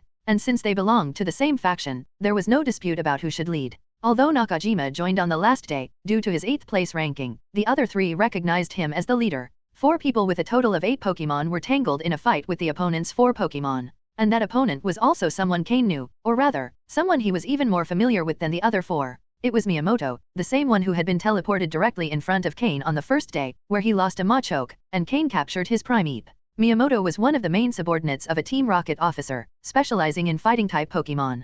His strength was significant, and if he participated in the island test, he had the potential to place in the top 3. However, he had more Pokémon than most on the test island, and in a total battle, probably only Xander could match him. This showed how terrifying those who had entered the test island later were. Even someone relatively weaker could surpass most of the other competitors on the island. If Miyamoto were in peak form, the 4 in front wouldn't be a match for him. But after fighting Cain, he had lost or had 2 of his Pokémon captured, and now he was barely able to handle the 4. He was in a defensive position. Damn it! Damn it! Damn it! If it weren't for that damn Cain, who captured my Primeape, I'd crush their heads with a single blow, Miyamoto cursed as he fought below, unaware that Cain, the very one he cursed, was in a tree right behind him, watching. Primeape was his main Pokémon and also his highest attack power. Now, without Primeape, his team was incomplete. The opponents, shamelessly, used their numerical advantage to wear him down little by little, avoiding direct confrontation. Apart from his Dodrio, a normal and flying-type Pokémon, all his Pokémon had fighting attributes. But the opponents had 3 Golbat, putting him at a disadvantage. One of those Golbat was particularly strong, and it had trapped his best Hitmonchan, significantly reducing his fighting capability. Moreover, half of the opponent's Pokémon had poison-type attributes and usually attacked by throwing poison before retreating, trying to wear his down slowly. Are you one of those who, according to the rules, should participate at the end? If so, your strength isn't that impressive after all. The guy the boss Xander was so worried about, only has this skill. Nakajima said with a cold smile as he saw the situation stabilize. He paid no attention to Miyamoto's dark expression, which seemed about to explode. In reality, Nakajima had noticed Miyamoto a long time ago. After surviving for 3 months on the test island and being evaluated every week, he had seen most of the competitors at least once. As soon as he saw him for the first time, Nakajima guessed who he was. However, he didn't attack immediately. Instead, he patiently waited for his opportunity. Perhaps by luck, not long after entering the test island, Nakajima met 3 other members of Xander's faction. Thanks to his advantage in power and status, he soon got those 3 to recognize his position and align with him. After gathering the 3, he waited until Miyamoto lowered his guard to attack him. Originally, he thought that if he couldn't win, he could at least use the other 3 as cannon fodder to escape. But to his surprise, the person Xander spoke of with such fear turned out to be easily defeated by his group of 4. Although Nakajima admitted that in a one-on-one fight, he probably couldn't beat him, the numerical advantage was also a form of strength. That's how the scene Cain was watching happened. Of the 4, Nakajima was the only one with notable skills, while the other 3 were mediocre. Still, they managed to keep Miyamoto under control. It's all thanks to Master Nakajima's wise leadership. He is one of the top 10 in the previous test. If it weren't for wanting to save time, Master Nakajima would have finished him off alone, one of the three praised. With his words, the other two quickly joined in and praised as well. Upon hearing their words, Miyamoto nearly spat blood in their faces. If my strength hadn't diminished so much, would I need to be held back by this bunch of incompetents? The situation was becoming more and more unfavorable. The long period of concentration needed to direct his 4 Pokémon in battle was starting to take a toll, and he felt he could no longer keep up with the fight. The enemies weren't even trying for a direct attack. They preferred to avoid frontal combat and wear down his Pokémon slowly. In particular, the group's leader had the ability to restrain 2 of his Pokémon but chose to send only one into battle, keeping the other by his side for protection, while also watching over his 3 companions. The 3 who followed Nakajima's orders understood this as well. After surviving 3 months on the trial island, none of them fully trusted each other. He who hoards too much, loses in the end. Suddenly, Miyamoto made a mistake in directing his Pokémon, and Nakajima, who had been patiently waiting, seized the opportunity to launch a fierce attack. He sacrificed one of his companion's Pokémon to defeat Miyamoto's Machoke. The situation changed drastically. Although both sides had lost a Pokémon, Miyamoto had lost his main one, while Nakajima and his team had only lost an insignificant one. However, the trainer whose Pokémon had fallen still wore a dark expression. On such a dangerous island as Trial Island, losing a Pokémon halved his chances of survival. Would he dare to risk his only remaining Pokémon in an all-out attack? If he lost another, he would likely die here. Was it worth risking his life for someone else? Nakajima noticed his hesitation and shouted, "Full attack. If we defeat this man, I guarantee you'll leave the island safely." If they managed to defeat this strong opponent and gain some of his Pokémon, their power would increase exponentially. Nakajima might even have a chance to enter the top 3 in the trial. Upon hearing his words, the man hesitated a bit more. However, when he saw Nakajima's Rathicate eyeing him with those small, sharp eyes, he had no choice but to attack with all he had. He could only hope Nakajima would keep his promise. Miyamoto was being cornered by the 4. Having lost a Pokémon, he finally couldn't withstand their attacks. Following Nakajima's orders, the 4 stopped wasting time and launched a full attack. Miyamoto's face grew darker and darker, as he cast a grim look at Nakajima, who was standing off to the side, arms crossed, confident in his victory. "If I'm going to die, you're not getting out of here either," Miyamoto decided with fury. Someone who had come this far in Team Rocket couldn't have done so without staining his hands with blood and having a ruthless heart. Hitmonchan, counter, then, Thunder Punch, attack that Golbat with everything you've got, Miyamoto roared. Hitmonchan's eyes showed a mix of understanding and regret. It knew what its trainer intended with that command. But quickly, a determined look crossed its face. As a Pokémon, its trainer had treated it well, and it had to do what was necessary for him. Hitmonchan endured Golbat's attack, and with the force of the counter move, it shook the enemy Pokémon and then unleashed a powerful punch at Golbat. Golbat and Nakajima were stunned. Miyamoto had completely abandoned defense, and Hitmonchan was clearly willing to sacrifice itself. Anyone could see it. "Golbat, dodge quickly," Nakajima shouted desperately. But it was already too late. Hitmonchan's counter move brought down Golbat, leaving it almost incapacitated. However, Hitmonchan had no intention of letting it escape. It was prepared to give its life to fulfill its trainer's command. Electricity began to violently build up in its left fist, channeling almost all of its energy. Seeing the electric energy in Hitmonchan's fist, Nakajima's expression changed dramatically. "What are you doing? Stop it immediately." But Miyamoto's other Pokémon wouldn't allow the others to interfere with Hitmonchan. They launched suicide attacks to hold off the other Pokémon. The 3 following Nakajima's orders had thoughts of their own as well. Nakajima had treated them like cannon fodder, like shields. Now that they finally had a chance to weaken him, they pretended to fight with all their strength, but only they knew how much effort they were actually putting in. "Damn it, Rathicate, go." With no other choice, Nakajima sent out his Rathicate, which had been by his side the entire time, hoping it would arrive in time to save the situation. He then took out a Pokeball and released a Coughing as personal protection. Almost all trainers in the top 10 had 3 Pokémon. 2 were their main ones, and the third was typically much weaker. In Nakajima's case, that weak Pokémon was Coughing. Rathicate advanced quickly, but Hitmonchan, who was already charged, wasn't going to be stopped. Its fist transformed into lightning. Boom! It struck the Golbat lying on the ground directly. Electricity surged through its body, dissipating into the ground. Golbat, defeated. A faint smell of cooked meat could even be detected. "I'll kill you. I'll take you with me, Rathicate, Hyperfang," Nakajima ordered furiously, seeing that Golbat showed no signs of life. But it didn't matter, because when Hitmonchan launched its attack, it had already given up its own life. The final move had drained all of Hitmonchan's energy. Rathicate pounced and bit Hitmonchan's neck, killing it instantly. Miyamoto, upon witnessing the scene, showed a brief sadness in his eyes, which quickly transformed into madness. "Dodrio, Mankey, forget the other Pokémon. Kill that Rathicate," Miyamoto ordered through gritted teeth. With bloodshot eyes, he stared directly at Nakajima. "Even if I die, I won't let you get out of here unscathed. If I manage to kill your 2 main Pokémon, do you think that Coughing can save your life? Sooner or later, you're going down with me?" Nakajima, in disbelief, watched as Dodrio and Mankey ignored the other Pokémon and furiously attacked his Raticate. At that moment, he understood what Miyamoto intended. That mad look finally frightened him. Crazy? Crazy? He's absolutely insane? Raticate, return. What are you all waiting for?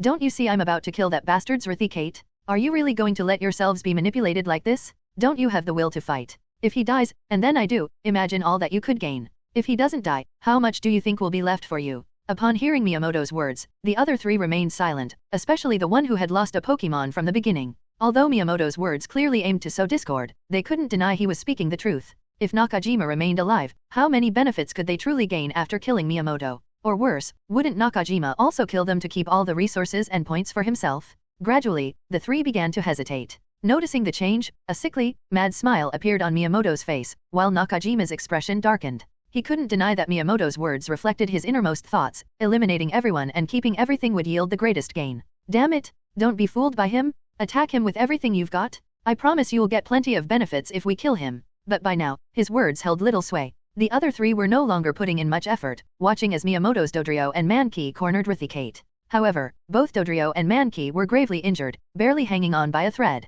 Dodrio, Mankey, deal the final blow to Raticate.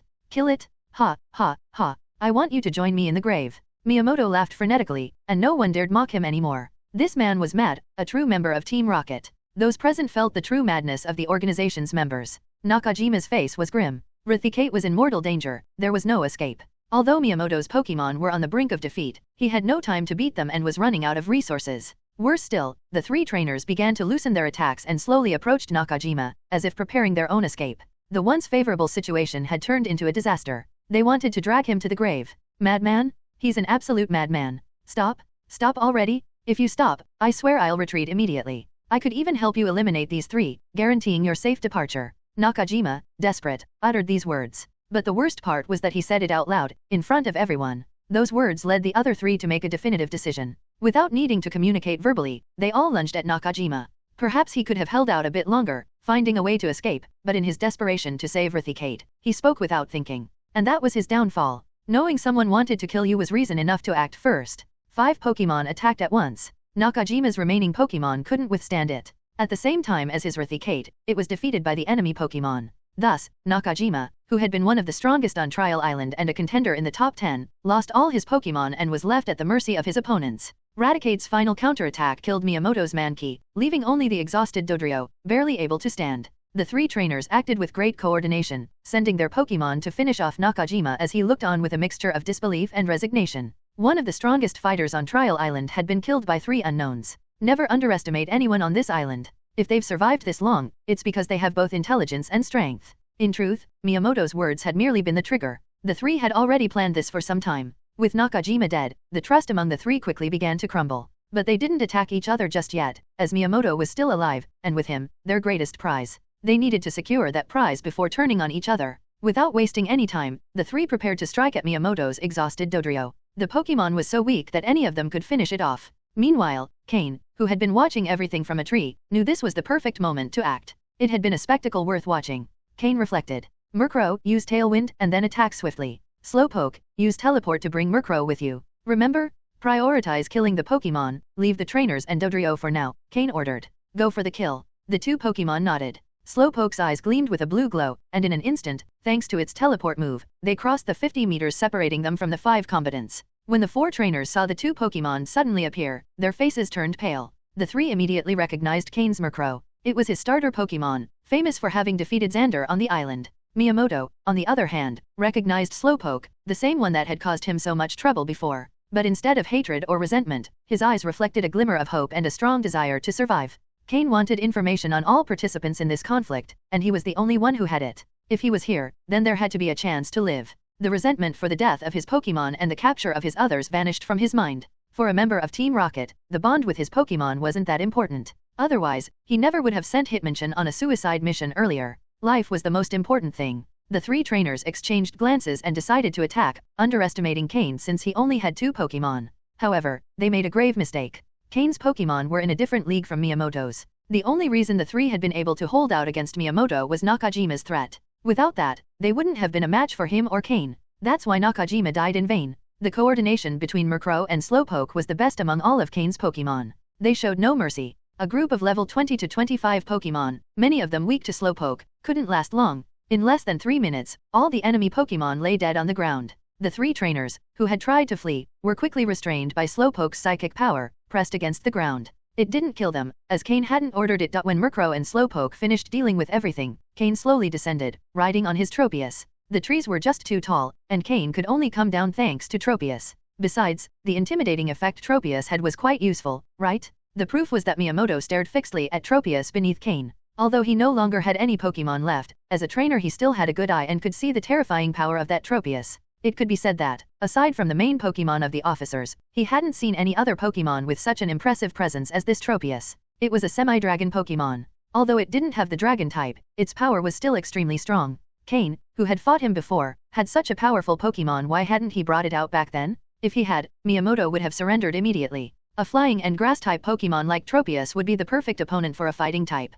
Miyamoto couldn't help but feel resigned. However, Cain, with his back to Miyamoto, didn't notice his change in expression. But even if he had, he wouldn't have done anything about it. Should he say aloud that Tropius was just there for show, more appealing than effective, and that it didn't even want to fight since Cain couldn't control it? Merro and Slowpoke, seeing Cain arrive, looked at him, waiting for instructions on what to do with the 3 remaining men. The 3, upon confirming Cain's identity, immediately knelt, begging for their lives. Cain glanced at them briefly, paying them no mind, and then turned Tropius toward Miyamoto. Smiling, he said, "We meet again. Seems like you're not in the best shape, huh?" Miyamoto's clothes were in tatters, clearly indicating he hadn't had a good time on Trial Island, and the recent fight had left him even more disheveled. Now, his ragged appearance contrasted with his first encounter with Cain, when he was full of confidence and arrogance. Upon hearing Cain's words, Miyamoto managed a bitter smile. Although he had saved his life, it was clear he had merely escaped from a wolf only to fall into a tiger's jaws. This time he was truly ruined. Before seeing Cain riding Tropius, he still had a glimmer of hope, but once he saw Cain, he knew all was lost.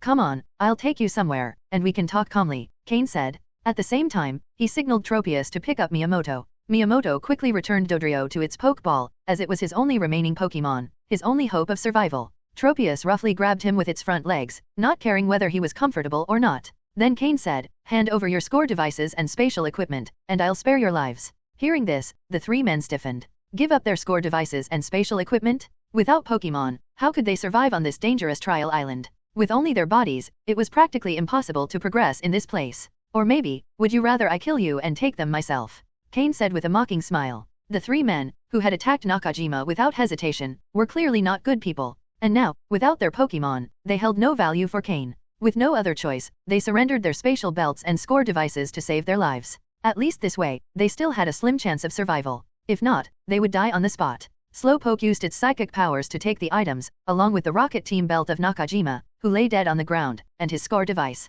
Then it teleported next to Cain, while Merro returned to perch on his shoulder. Cain simply ignored the 3 men left behind. Thus, Cain became the true victor, riding Tropius as he slowly vanished along the river. With Tropius's imposing presence, he could be considered one of the strongest Pokémon in that forest. And with the semi-dragon blood in its veins, other strong Pokémon could sense its power. Unless directly provoked, there wasn't much that could stand in its way. After flying a good distance and reaching a relatively safe spot, Cain had Tropius descend. Tropius landed grudgingly and roughly dropped Miyamoto to the ground, making him fall face first. Now even dirtier, Miyamoto had no choice but to bear it. He couldn't even complain about Tropius's roughness. In fact, he had to smile and pretend he didn't mind. Cain and Slowpoke floated down from Tropius, looking at a disheveled Miyamoto.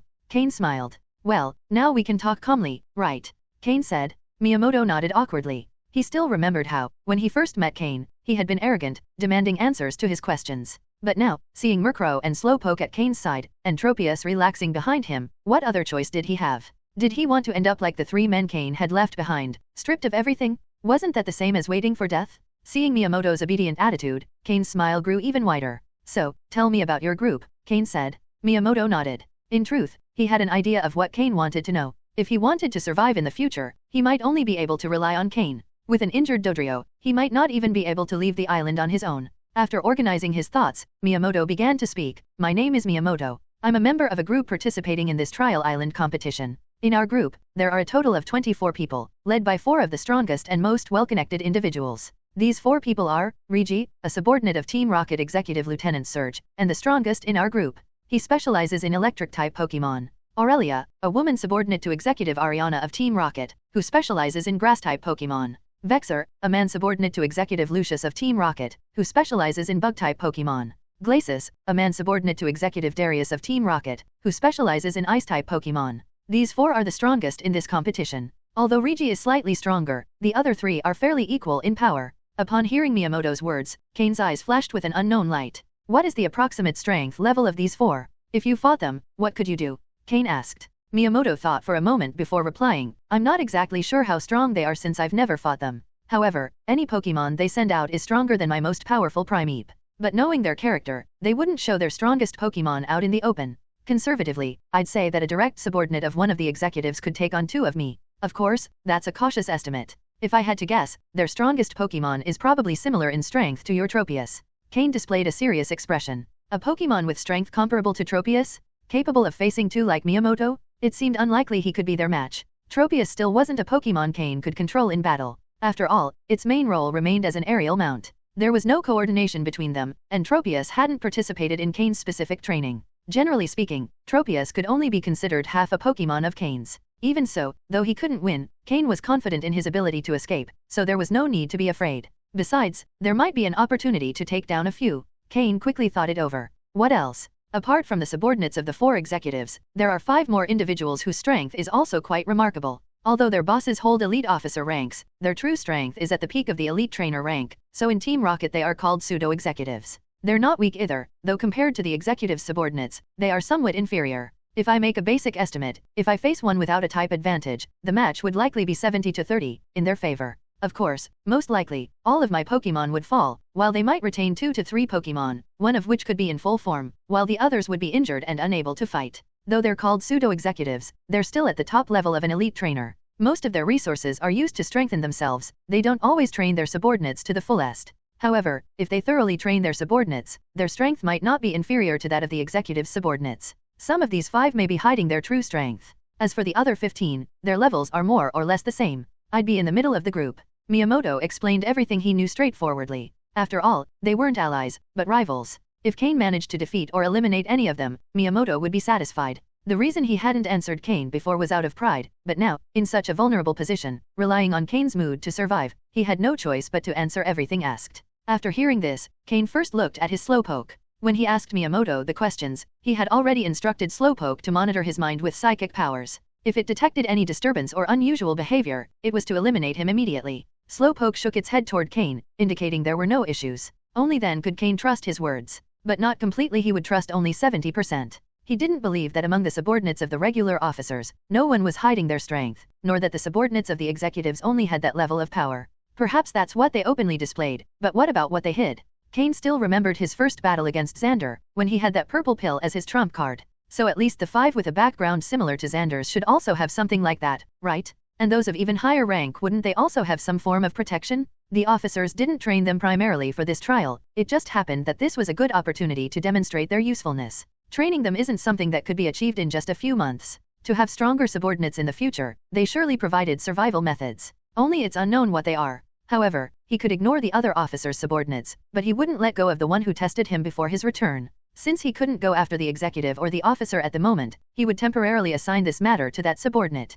Cain considered himself a very vengeful person. Although he didn't know who it was, nor had Umbra given him any clues. Cain could only speculate. First, Cain ruled out Surge. He's known for his explosive temper in Team Rocket, and he's clearly not the type of person to do something like that. If it really had been Surge, Cain doubted he'd have left Vermilion City, and not even Umbra could have stopped him. Then, Cain ruled out Ariana. A month ago, Cain saw her fight Price personally at Lake of Rage in the Johto region, and she was under pressure the entire time. Though there was no news of her death, her strength surely suffered great damage. She wouldn't have time to worry about him now, so that left 2 people, Lucius and Darius. Cain had never interacted with these 2 in his previous life, he'd only heard of some of their events, so he couldn't guess which one it was. Therefore, he would temporarily focus his target on the subordinates of these 2. However, compared to Ice-type Pokémon, Cain thought it would be better to choose Vexer, who was skilled in using Bug-type Pokémon, as his first target. Thus, Cain's first target would be Vexer. As for whether he could defeat him, he'd only know by trying. His thoughts cleared in seconds, and Cain refocused his gaze on Miyamoto. How to deal with him was a complicated problem. If he followed his previous life's character, he would surely kill him immediately, but now Cain was different. His enemies were clearly stronger than him at this point, so if he could gain a few good allies, his chances of success would be greater. but pretending that a person like this would submit with just a few words was obviously not possible. Even if he knelt and surrendered immediately, Cain would still hesitate to trust him. As Cain thought, Miyamoto was also reflecting. Now his life was in Cain's hands, and if he wanted to live, staying still and waiting wasn't his style. At that moment, directly submitting to Cain wasn't something he could easily accept. The officer behind him wasn't someone easy to deal with.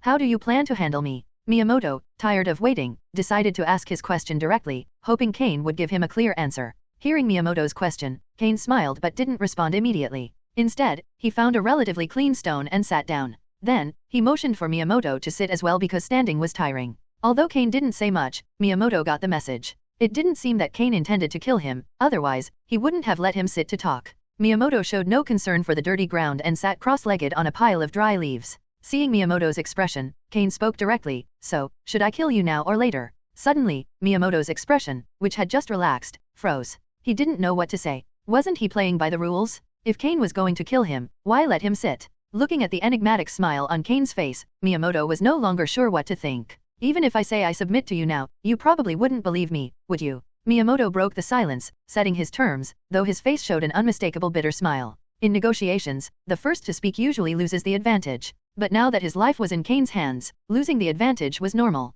Thinking of this, Miyamoto accepted it. "No, I believe you," Cain replied. When Miyamoto raised his head to look at him, Cain continued, "But I don't need you." Each sentence was a riddle upon another. However, Cain was right. Miyamoto was practically finished. His team had been reduced to a single Dodrio, and it wasn't even his preferred type, fighting. As if accepting his fate, Miyamoto stopped talking. But Cain smiled even more. Without a bit of provocation, how could Miyamoto understand who was in charge? However, it's not that you have no use. At the very least, your experience as a trainer is still intact, right? Seeing Cain's expression, halfway between laughter and seriousness, Miyamoto decided not to say more. He imagined Cain had already decided his fate. "But if you say you submit now, I can't trust you, since you still have a powerful superior backing you. I am no match for him at the moment. So, how will you prove your worth?" Silence. Calm. Only when he confirmed he needed to speak did Miyamoto begin to respond slowly. "After this contest, I'm not even sure my superior will survive." "Heh, you have quite a clear view," Cain mocked. Cain continued, "When lions and tigers fight, foolish cats and dogs think that, since they're animals too, they can join in. In the end, the lion and tiger remain unharmed, but those bold cats and dogs end up as the example. I'm not sure of the difference between the executives and the pseudo-executives, but if they're mere officers or senior officers, they're done for if they get too deeply involved. Don't you think?" Hearing Cain's analogy, Miyamoto smiled bitterly. Wasn't that the truth, after all? He was only a low-level Team Rocket member. Though he had almost the strength of an officer, his real rank was merely captain, and he was a direct subordinate of an officer. He had no option but to follow orders. Now that he was tangled up in this matter, he didn't even know if he could keep his life. Originally, his main goal was to find one of the closest subordinates of an executive and align himself with them. Though his position wouldn't improve, at least he could secure his life. However, in this 7-day trial, and only on the second day, he was already nearly finished, his life in another's hands. Miyamoto understood his position well and knew his limit. If he allied with the right person, he might become an officer. If not, the rank of captain would be his peak, especially since his protector was on the verge of falling. So, when I say I submit, it's not just words. My original goal was to find someone suitable among the executive's subordinates. I'm sure I'm not the only one with this idea, others probably think the same. In the end, we're all a bunch of apparent winners, but with one foot in the abyss, Miyamoto said. If you align with me, I'm not a direct subordinate of any executive, and I may not be able to protect you, Cain replied. Miyamoto sighed. What position was he in to refuse when his life was at stake? At least Cain was stronger than he thought, so it wasn't such a bad deal. Alright, let's stop wasting time with pointless words. I'll get straight to the point. I must win first place in this trial, and I have support. If you truly submit, I might protect your safety. But what I need is genuine loyalty, not someone who'll stab me in the back. I want someone willing to defend me with everything when necessary. Cain stopped playing around and laid out his terms directly. Miyamoto's eyes sparkled. He'd assumed Cain had support, but he didn't expect him to be so sure that his ally could handle the situation. He also didn't expect Cain to aim for first place. Not even Rigi, the strongest, would dare claim he would take first place. You'd better think this through. If you've already decided, take this pill. It's a medicine I've created. It improves overall health, but if you don't receive the antidote regularly, you'll die with your internal organs decomposed. Don't think others can give you the cure. Even a high-level breeder would need a full month to investigate and create an antidote. Can you afford a high-level breeder? Would you dare to? Cain tossed a light purple pill. This wasn't the fake pill he used before to fool the Ursaring, it was real medicine created using the system's database. And there's one more thing you should know, my goal, in addition to first place, is to kill one of those 4 executive subordinates. If you take the pill, you'll have to follow my orders. Holding the pill, Miyamoto felt it as heavy as gold. However, he didn't hesitate. He swallowed it in one gulp. What other choice did he have? It was clear that if he didn't take it, he would die. So why not take his chances with Cain? After all, he'd die either way. What if Cain's crazy plans worked? When he saw Miyamoto swallow the pill without hesitation, Cain nodded in satisfaction. Miyamoto was a smart person. This was evident from the things he had said and done earlier. He was someone who clearly understood his position. He didn't have grand ambitions. His goal was probably just survival, and becoming stronger was the most effective way to achieve that. Moreover, in the recent fight against the other four, he'd shown himself to be someone who fought without hesitation. If he truly lost his chance at survival, he would bite off the largest piece of flesh from the enemy without a second thought. A smart person, someone who understood his position, willing to risk his life, and who only wanted to survive. With so many qualities combined, he was a pretty decent subordinate. Of course, as long as he had enough loyalty. Based on how he betrayed his officer without hesitation, his loyalty was questionable. However, he was also a man who valued his life, and now that Cain held his fate in his hands, as long as he didn't send him on a suicide mission, there wouldn't be a problem for the time being. As for how to handle him after leaving the island, that would be seen later. I like dealing with smart people. Bring out your Dodrio. If I don't treat it, I doubt it will last until tomorrow, Cain said. Miyamoto looked at him and, without hesitation, took out Dodrio's pokeball and let it out. Dodrio could barely stand. Of its 3 heads, only one could move normally, the other 2 hung limp, and one of them couldn't even open its eyes. Cain shook his head. Dodrio's injuries were worse than he'd thought. It wouldn't last until the next day. In fact, it probably wouldn't survive more than 3 hours. Pokemon, Dodrio, green grade, severely injured.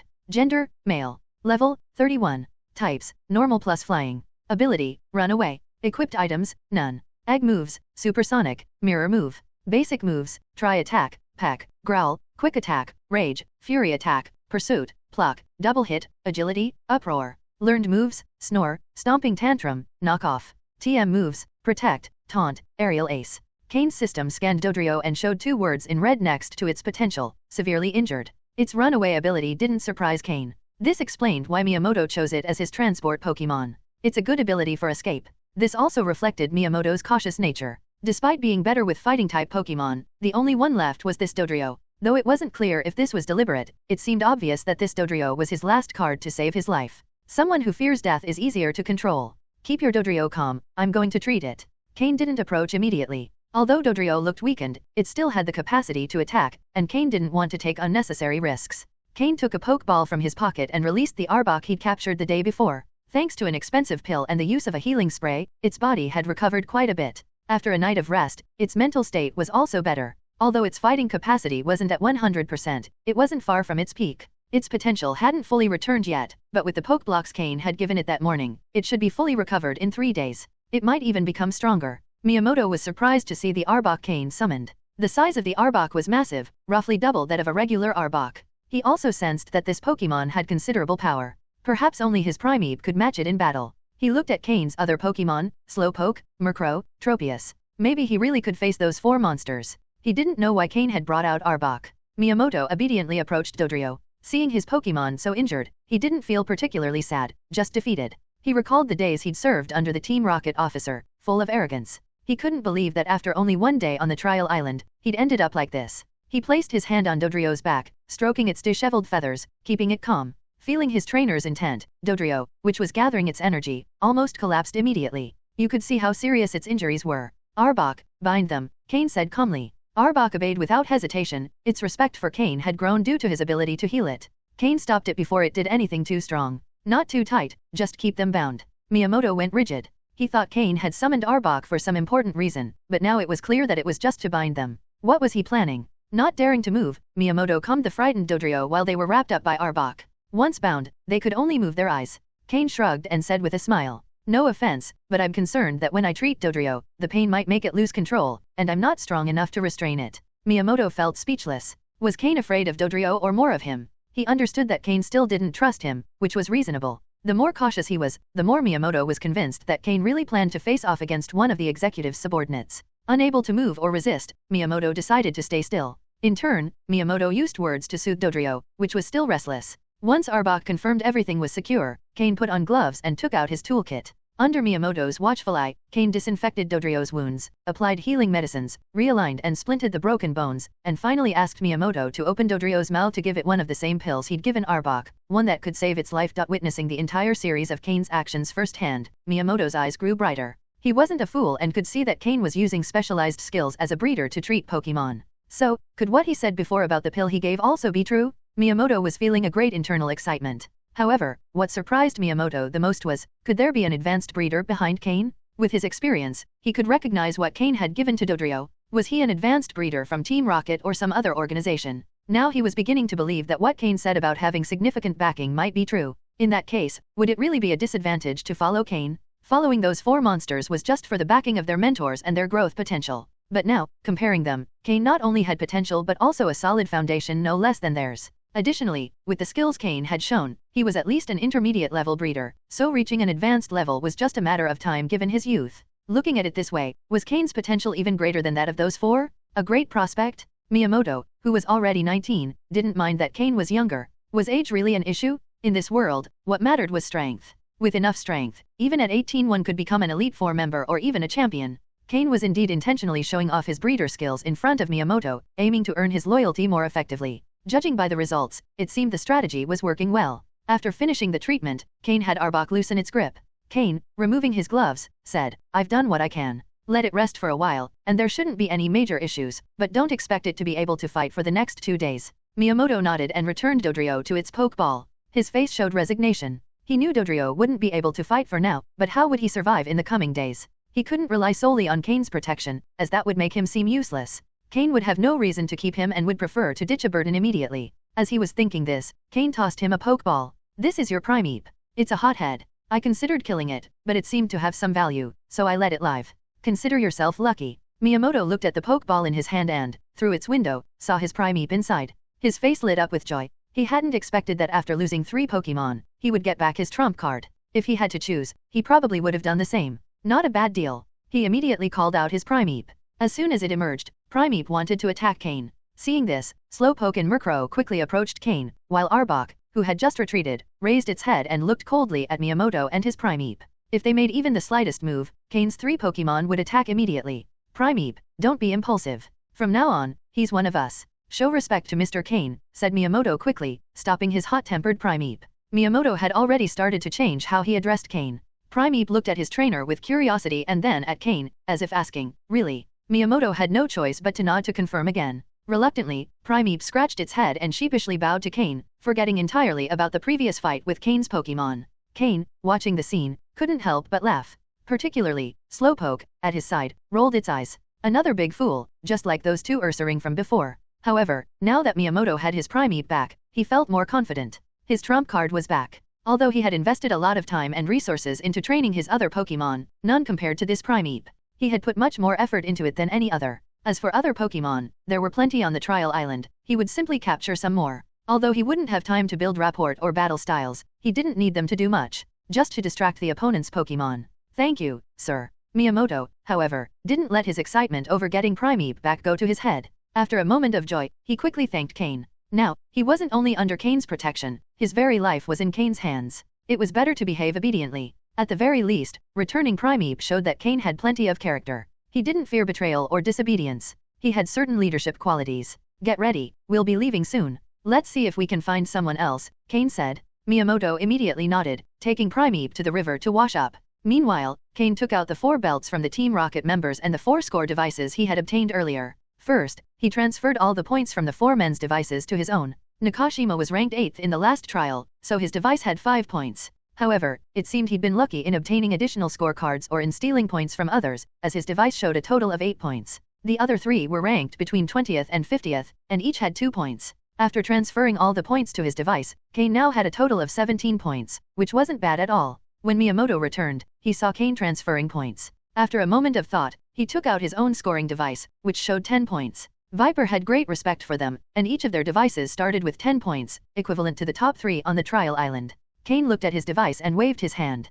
"Keep them. In the future, from any points we obtain, I'll take 80% and you 20%. Now that you're under my orders, I can't let your ranking be too low at the end of the trial." "Understood." Miyamoto hesitated for a moment before responding. Then, Cain took everything out of the 4 storage belts. After all, these were people who had survived on the trial island for 3 months, but they didn't have many useful items. Most of them traded any valuable items they obtained for things that boosted their combat ability. Take a look to see if there's anything useful for you, and make sure to clean up this area, Cain said to Miyamoto as he took some daily use items. When they appeared again, Cain and Miyamoto were already walking through the forest. 2 large Ursaring were clearing the way, with Cain and Miyamoto following behind, making it much easier to navigate through the dense woods. When Miyamoto first saw Cain's 2 Ursaring, he was stunned. 2 powerful Ursaring just for clearing the path? If Miyamoto knew that the real purpose of Cain's Tropius was to use it as an airborne mount, he wouldn't know how to react. Of course, clearing the path this way was much more convenient, but it also provoked many wild Pokémon. Upon seeing the 2 Ursaring, most Pokémon were annoyed for a moment, but in the end, they didn't dare attack and let them pass.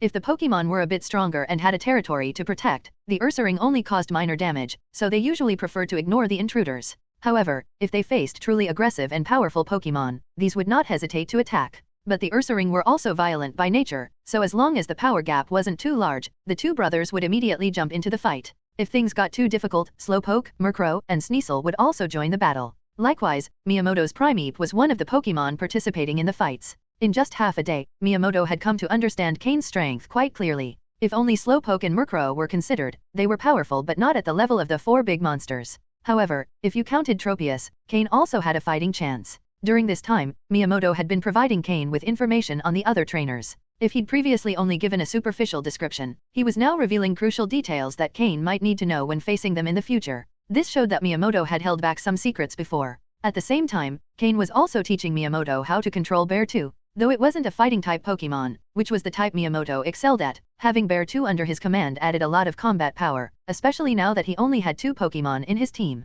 Furthermore, the 2 Ursaring still believed that the remedy Cain had given them was actual poison, so they didn't dare disobey him. Even if Miyamoto managed to control them, they wouldn't dare attack Cain. Suddenly, the scoring devices in Cain and Miyamoto's pockets started vibrating simultaneously. They exchanged glances. According to the final trial rules, the only thing that could make the scoring devices vibrate like that were map fragments containing scorecards. They took out their scoring devices and adjusted their direction. They discovered that when pointing in a specific direction, the vibration became slightly stronger. After confirming the direction, they decided to temporarily withdraw the Ursaring. They still didn't know whether the map fragment was guarded by any Pokémon or if someone had already obtained it. Following the direction indicated by the device, they both advanced with caution. The scoring device could only detect map fragments within a 1 kilometer radius, so the fragment wasn't far from them. When the device's vibration became more intense, the 2 stopped at the same time and looked toward the forest's interior. There was a person there, a woman. She was a woman dressed very provocatively. Cain had seen her before on the trial island. She was probably one of Jasmine's group. Seeing her appearance, Cain frowned. He knew Jasmine's group members. They had joined forces to protect themselves from the men on the island. But this woman wore overly provocative attire. As if she were waiting for someone, and her appearance was too clean, not at all like someone who had been surviving on the trial island. The source of the vibration is on her, the map fragment is in her possession, but this woman. Miyamoto also frowned, feeling something was off. A woman in the middle of a deserted forest, dressed provocatively, with no Pokémon to protect her and no wild Pokémon attacking her. She's a participant, but why is she sitting here like this? And her expression seems empty, Cain said in a low voice. The woman was quite attractive, and her clothing was scant, which would be a huge temptation for any inexperienced man. But Cain wasn't just anyone. He had been a Team Rocket senior officer candidate in his previous life and had seen all sorts of women. And Miyamoto, at 19, had already had all the experiences a young man should, so the woman didn't have much of an effect on them. Could she be controlled by a Pokémon? Miyamoto suggested. Slowpoke, check, ordered Cain. However, after a quick scan with its psychic powers, Slowpoke shook its head, indicating there was no trace of abnormal energy. The woman was in full possession of her own consciousness. No matter, I'll go take a look, said Miyamoto, gritting his teeth and preparing to approach. In uncertain situations, it was the subordinate's role to go out and check things first. Cain didn't stop him, but he couldn't shake the feeling that there was something strange about this woman. Miyamoto stepped out of the forest, with Primeape right beside him. The woman saw Miyamoto approaching from the forest, but her eyes showed no emotion, as if she were looking at an inanimate object. Miyamoto approached slowly, noticing nothing unusual, while the scoring device in his hand vibrated more intensely. The map fragment was on her? So why was she sitting there, unmoving? Waiting for whom? A target? It was a trap.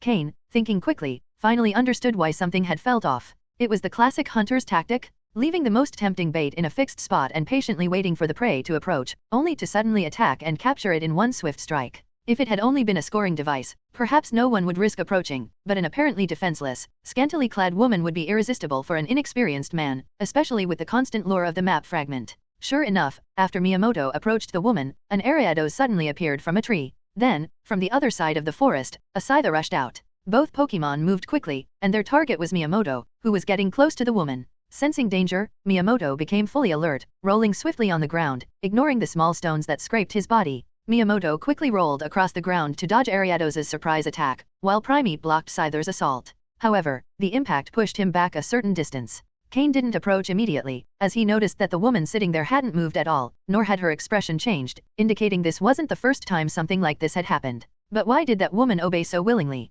Wasn't she one of Jasmine's subordinates? Cain couldn't understand. One of the attackers was an Ariados, and the other a Scyther, clearly not Jasmine's Pokémon. So, whose could they be? It wasn't long before the person Cain suspected appeared. His face bore a wicked smile, accompanied by a parasect, as he slowly emerged from the forest. Seeing Miyamoto, who was a bit disheveled after dodging the attack, his smile grew even wider. Isn't this Miyamoto? Why so scruffy? Are you interested in this woman? I'll give her to you? Ha ha ha, he said, letting out an uncontrollable laugh. Hearing his voice, the woman who had previously been motionless showed an expression of fear and dread. Paul, of course, it's you, you twisted maniac. How are you still alive? Miyamoto retorted, brushing the dirt from his face and gritting his teeth. Well, if you're not dead, why would I be? I've got to help the Great Vexer secure first place. Paul responded smugly. You're a degenerate. This whole thing is clearly your doing. This woman, did you put her in this state? And you deliberately put a map fragment on her to lure others? Miyamoto accused. Upon identifying the one behind all this, Miyamoto understood the situation of the woman before him, provocatively dressed but with no emotional reaction.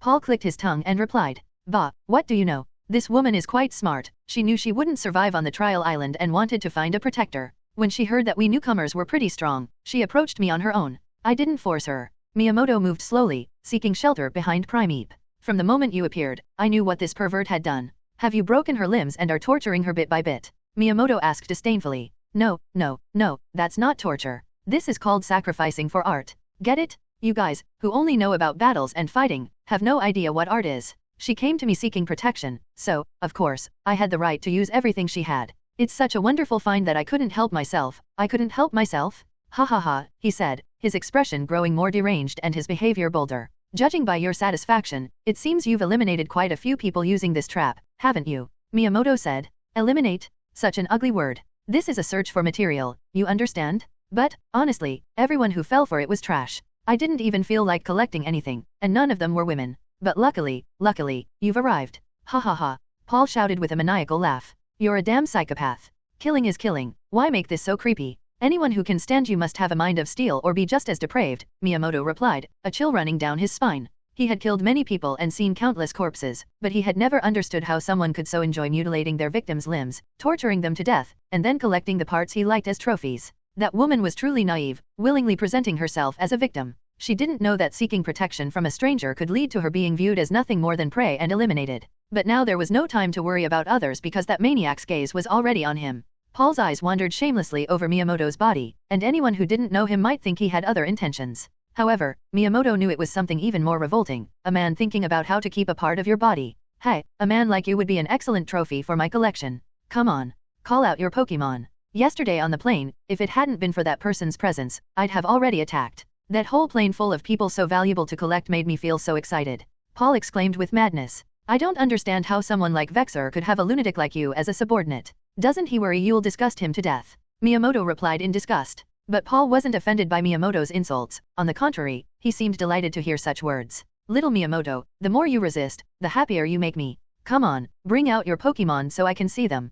Paul said, laughing like a madman, clearly enjoying the moment. Miyamoto didn't bring out more Pokémon, while Paul's 3 insect Pokémon approached. Miyamoto wore a tense expression. If he had any Pokémon available, he would have already smashed that scoundrel. Realizing Miyamoto's situation, Paul's face changed, and he said, Don't tell me you've already exhausted all your Pokémon, and only that Primeape remains. Miyamoto remained silent, saying nothing, but his face was dark with anger. Paul became even angrier. Stupid idiot! Have you already run out of Pokémon after only a day here? How useless can you be? And you still dare to speak to me like that? With only one Pokémon, you have no chance of resisting? I'm even losing interest in collecting you. Thank your entire family for not wanting to collect me. Miyamoto shouted in his mind. Do you think that just because I only have one Pokémon left, I'm cornered? They're just damn insects, Miyamoto replied with disdain. Paul responded with a laugh. Ha ha ha, you, an idiot who only knows how to use fighting-type Pokémon with muscles and a rock for a brain. Bug Pokemon may be bug and poison types, but many of them know flying type moves. Your Primeape doesn't stand a chance. I'll decide whether to collect you after I defeat you. Scyther, use Wing Attack on Primeape. Ariados, use String Shot to slow him down. Paul ordered, impatient. Scyther and Ariados moved almost simultaneously. Cain, show up already? I can't withstand this madman's attacks for long. Miyamoto shouted urgently in his mind as he saw the enemy Pokemon approaching. Ursaring, use Slash on Scyther. Miyamoto ordered, trying to buy some time. Having no other choice to relieve the pressure, Miyamoto had to call out the Ursaring that Cain had recently given him. Still had an Ursaring hidden? Although it looks like you just caught it. So, are you saying all your Pokemon have really died? Seeing Miyamoto's Ursaring, rather than getting angry, Paul seemed to have calmed some of his original rage. Now that Miyamoto was in this state, he had something more valuable to become his next collectible piece. Parasect, enter the fight. Use Poison Powder, Stun Spore, and then Spore, Paul ordered. A Pokemon like Parasect doesn't have much direct combat power, but as a support and control Pokemon, it's certainly very effective. With just these few commands, Paul was already testing the patience of any other Pokemon. Miyamoto, seeing that Paul had called Parasect, was even more at a disadvantage, barely holding on. But he didn't ask Cain for help, knowing that Cain had his own plans. As a subordinate, he only needed to do what he could. If he really couldn't hold on any longer, he still had Dodrio, now recovered, to help him escape. But none of this escaped Cain's keen gaze, watching from the side. The interactions between them were also clear, so Cain already understood why the woman was in this state and knew exactly what kind of maniac was behind all this. Vexer, I hope you're one of the subordinates of the person testing me, so I'll have yet another reason to eliminate you, Cain thought to himself. Cain had originally been undecided between Vexer and Glacis, but now, with the appearance of this maniac, he'd set his sights on Vexer. However, the first thing he had to do now was get rid of this lunatic. His behavior really made Cain nauseous. If it were only about killing, Cain wouldn't be too bothered, even with a ruthless demon who kills without a second thought. But someone who destroys others' limbs, tortures them to death or drives them insane, and then collects parts of their bodies was simply too disgusting. So disgusting that Cain didn't even want to look at him. Meanwhile, Paul was overpowering Miyamoto. If he didn't intervene soon, it would only be a matter of time before he fell. Arbok, go and bind that man. My other Pokemon will create an opening for you. Slowpoke, Merro, attack with everything. Focus on Scyther first, Cain ordered. Then, he pulled out 2 more Pokeballs, releasing Sneasel and Miltank. Sneasel, use Icy Wind on the group. Slow them down. Although Sneasel had been in its Pokeball, it was quite aware of the outside situation. As for Miltank, it stayed by Cain's side for the time being, serving as support, ensuring that as long as he was safe, his team members could receive continuous healing. Go. Cain gave clear instructions on what they should do. Then, with his command, the Pokemon leaped into action. Slowpoke and Merro teleported instantly to the center of the battlefield. At that moment, Primeape and Ursaring were covered in wounds, but what troubled them the most were Parasect's annoying moves, various powders and spores making them suffer. When Slowpoke and Merro appeared, Miyamoto let out a sigh of relief. Mr. Cain had finally intervened. Is someone else here? Paul also saw Slowpoke and Merro, his face shifting slightly, clearly surprised. Allies of Miyamoto? Or just passers-by? But Slowpoke and Merro's actions clarified it. Slowpoke's psychic energy suddenly surged, and it unleashed the Sicehawk move directly at Scyther, who was flying in the air. With Slowpoke's impact momentarily disorienting Scyther, Merro's wings charged with flying energy, and it hurled itself at Scyther, striking it mid-air. Scyther, having been knocked back, tried to right itself, but Merro, moving at full speed, swooped down again, striking it with another wing attack, sending it crashing to the ground. Slowpoke then teleported close to Scyther, quickly gathering fire-type energy in its mouth. Scyther opened its eyes wide, trying to counterattack, but its body seemed to be breaking down, having taken massive damage from Merro's 2 blows and being weak against flying moves. Ariados, Parasect, quickly, help Scyther, Paul shouted urgently. In the blink of an eye, Scyther had been taken down and was about to be killed. Ariados and Parasect tried to move but were blocked by Primeape and Ursaring, who were fighting with all their might. At that moment, Sneasel finally reached the battlefield and unleashed Icy Wind on the 4 Pokemon. This slowed all the Pokemon down and also caused them some damage. Small layers of ice could be seen forming on their bodies. Just then, Slowpoke's flamethrower move completed, spraying directly onto Scyther's face at close range. When the flamethrower move ended, there was a large burned hole in the ground, and Scyther lay there, lifeless and unrecognizable. Scyther? Damn it! Who the hell are you? Paul looked around frantically but saw no one. In a matter of seconds, the situation, which had been in his favor, had changed drastically. Scyther was defeated, and Ariados and Parasect were trapped by Miyamoto's Pokemon. To top it all off, a massive Arbok emerged from the underbrush and quickly launched itself at Paul. Not knowing who was behind sending Pokemon non-stop, Paul had to throw 2 more Pokeballs to defend himself. However, his main Pokemon were the 3 already in battle. The ones he released now were strong but not on par with the other 3. A Beedrill and a Ledyba appeared at Paul's side. However, Slowpoke and Merro, having finished their fight, didn't stop. Seeing Paul's two new Pokémon, Slowpoke quickly teleported and used the Zen Headbutt move to knock down Beedrill. Beedrill, being Bug and Poison type, took Slowpoke's direct hit and had no chance to counterattack, immediately losing its ability to fight. Meanwhile, Ledyba was struck down and dragged into a fight by Merro with the Wing Attack move. It didn't seem like it could hold on for long. Paul's face turned from red to black and then pale in an instant. His trembling right hand pulled out his last Pokeball. Before he could throw it, Arbok, who had been targeting Paul the entire time, got right next to him and wrapped around him. Arbok's cold, slippery scales touched Paul's skin, making him shiver completely. A sense of imminent death surrounded him entirely. Paul hadn't yet thrown his last Pokeball when Arbok had already wrapped around him. However, Arbok didn't kill him, as Cain hadn't ordered it, but its large snake head, much bigger than Paul's, was very close to his face, staring intently at him. As for Parasect and Ariados, they were initially pinned down by Ursaring and Primeape, unable to break free, and then Sneasel joined in. Immediately, the disadvantage shifted to an advantage with many against few. Although Primeape and Ursaring sustained numerous injuries, these two Pokémon have violent temperaments. There was no way they would allow themselves to be completely subdued, and now it was their turn to dominate other Pokémon, releasing all their energy at once. Moreover, Parasect, a Pokémon specialized in support battles, was quickly overwhelmed by Primeape. At that moment, Cain slowly stepped out of the forest. Although Slowpoke and the others' attack had lasted only a few seconds, it was enough to completely change the situation. Paul finally caught sight of Cain, and his pupils instantly contracted. A name surfaced in his mind. Cain. He barely managed to say the name before being interrupted by Arbok. How dare a captive directly call out the name of the great Cain? Upon hearing his words, Cain looked at him in slight surprise and then smiled mysteriously. He turned to Miltank beside him and said, "Miltank, give them Heal Bell one more time." Obeying Cain's command, Miltank nodded and began emitting a melodious sound from its mouth. The negative conditions affecting Primeape and Ursaring, heavily impacted by Parasect's powders, disappeared entirely. Meanwhile, after dealing with the Beedrill that had appeared a moment earlier, Slowpoke used Sicehawk to assist Merro in defeating the Ledyba in front of it. Then, Slowpoke and Merro joined Sneasel's side in the battle. Originally, the 3 against 2 already gave them an advantage. Now, with Slowpoke and Merro joining, it became a crushing victory. 2 Pokémon lay directly on the ground, showing no signs of life. Thus, all of Paul's Pokémon were finally defeated or eliminated. Miltank, give milk to Primeape and Ursaring, Cain ordered. Upon hearing this, Miltank pulled out 2 bottles of milk and tossed them to Primeape and Ursaring. As for Sneasel and the others, they had taken almost no damage, so it wasn't necessary. Cain didn't need to give many instructions on how Slowpoke and the others should fight, but they chose their moves well and coordinated perfectly with other Pokémon. This showed that the synergy among the Pokémon was increasing rapidly, and autonomous combat ability was the direction Cain was training them towards. In the future, as the number of Pokémon grows, if they can make necessary decisions on their own, it could reduce the chances of Cain making mistakes. Furthermore, the deeper the Pokémon's understanding of battles and their abilities, the more it will benefit them in future fights. It might not be immediately noticeable, but over time, it would become increasingly evident. Especially in large battles between armies of Pokémon, could a trainer really direct every single Pokémon? Often, everything depends on the Pokémon's combat awareness and their sense of timing. Ursaring, already familiar with Miltank's milk, drank a bottle in one go and let out a satisfied burp. Primeape, likewise, received permission from Miyamoto, his trainer, to down its milk in one gulp. You could clearly see the level of control the trainer had over these 2 Pokémon. It was then that Cain had the opportunity to take a close look at this perverted dead man, as Miyamoto called him a pervert also in Cain's mind. "Paul, it seems you know me too. Am I that famous now?" Cain asked with a smile. After tidying up, Miyamoto ran over with his 2 Pokémon and respectfully stood by Cain's side, adopting the demeanor of a subordinate.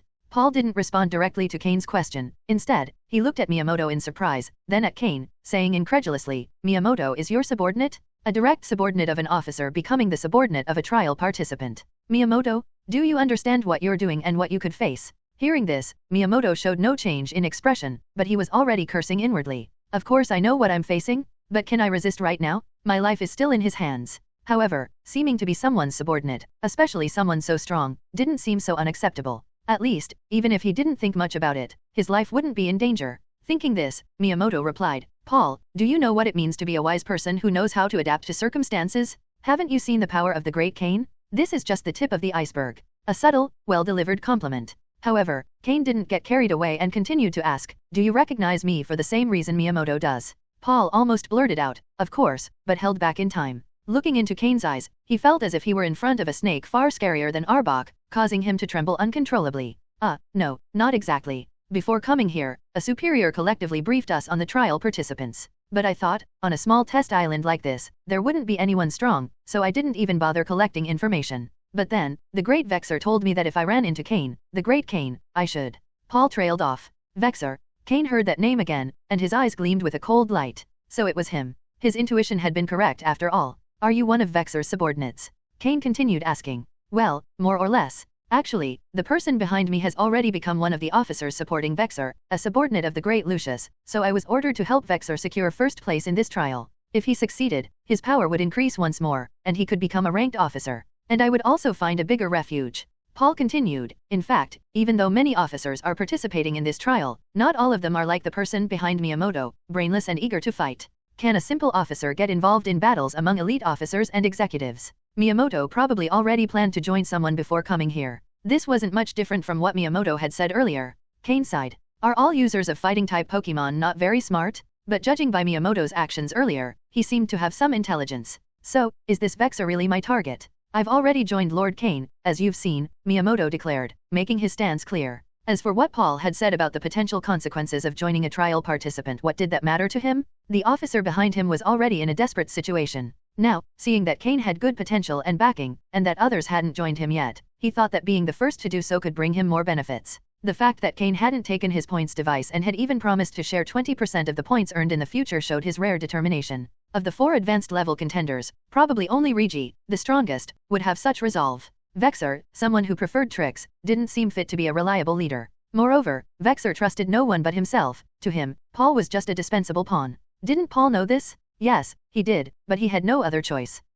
Well, Lord Cain, you already know that I've joined Lord Vexer. But if you let me go, I promise that when I return, I'll talk to him to stop holding any prejudice against you, Paul said, trying to defend himself. Cain listened with a smile and said, Do you believe that yourself? Paul's smile froze instantly. Believe it? Not at all. If he could go back, he would just make sure to stoke the fire so Vexer would come to kill him. Without paying attention to his expression, Cain continued. Is this woman you're doing? In the previous battle, intentionally or not, no one had touched the woman sitting on the rock in the middle. She showed no expression, but her eyes were fixed on Cain. In her once empty gaze, now one could see pleas, regret, despair, and a wish. A wish for Cain to free her. She regretted not listening to Sister Mori and ending up trapped with a lunatic like him. She had completely resigned herself, her Pokemon had been taken, her limbs damaged, and she couldn't even make an expression. Paul had used her to deceive countless people. Paul was a complete psychopath. He had treated her like a tool or, worse, a piece of his collection. He had even told her that once she served her purpose, he would keep her as a trophy.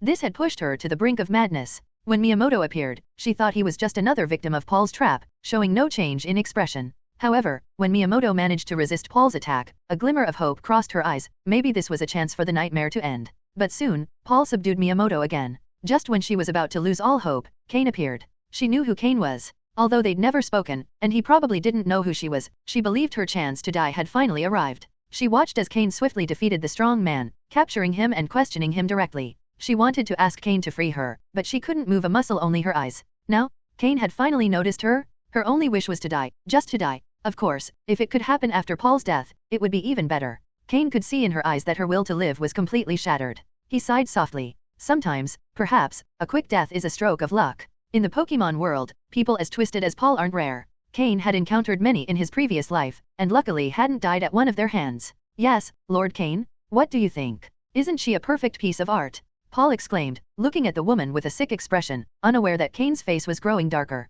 Lord Cain, I've decided. Why don't you accept me into your team, like Miyamoto? I can provide detailed information about Vexer. I know his Pokemon, his battle tactics, and even some of his hidden moves, Paul added. However, Paul's words caused Miyamoto beside him to look concerned. What did this mean? Another one trying to compete for favor? Oh, tell me more, Cain said, expressionless. Paul looked at Cain, trying to read his face, but saw nothing. Sir, look, Paul began.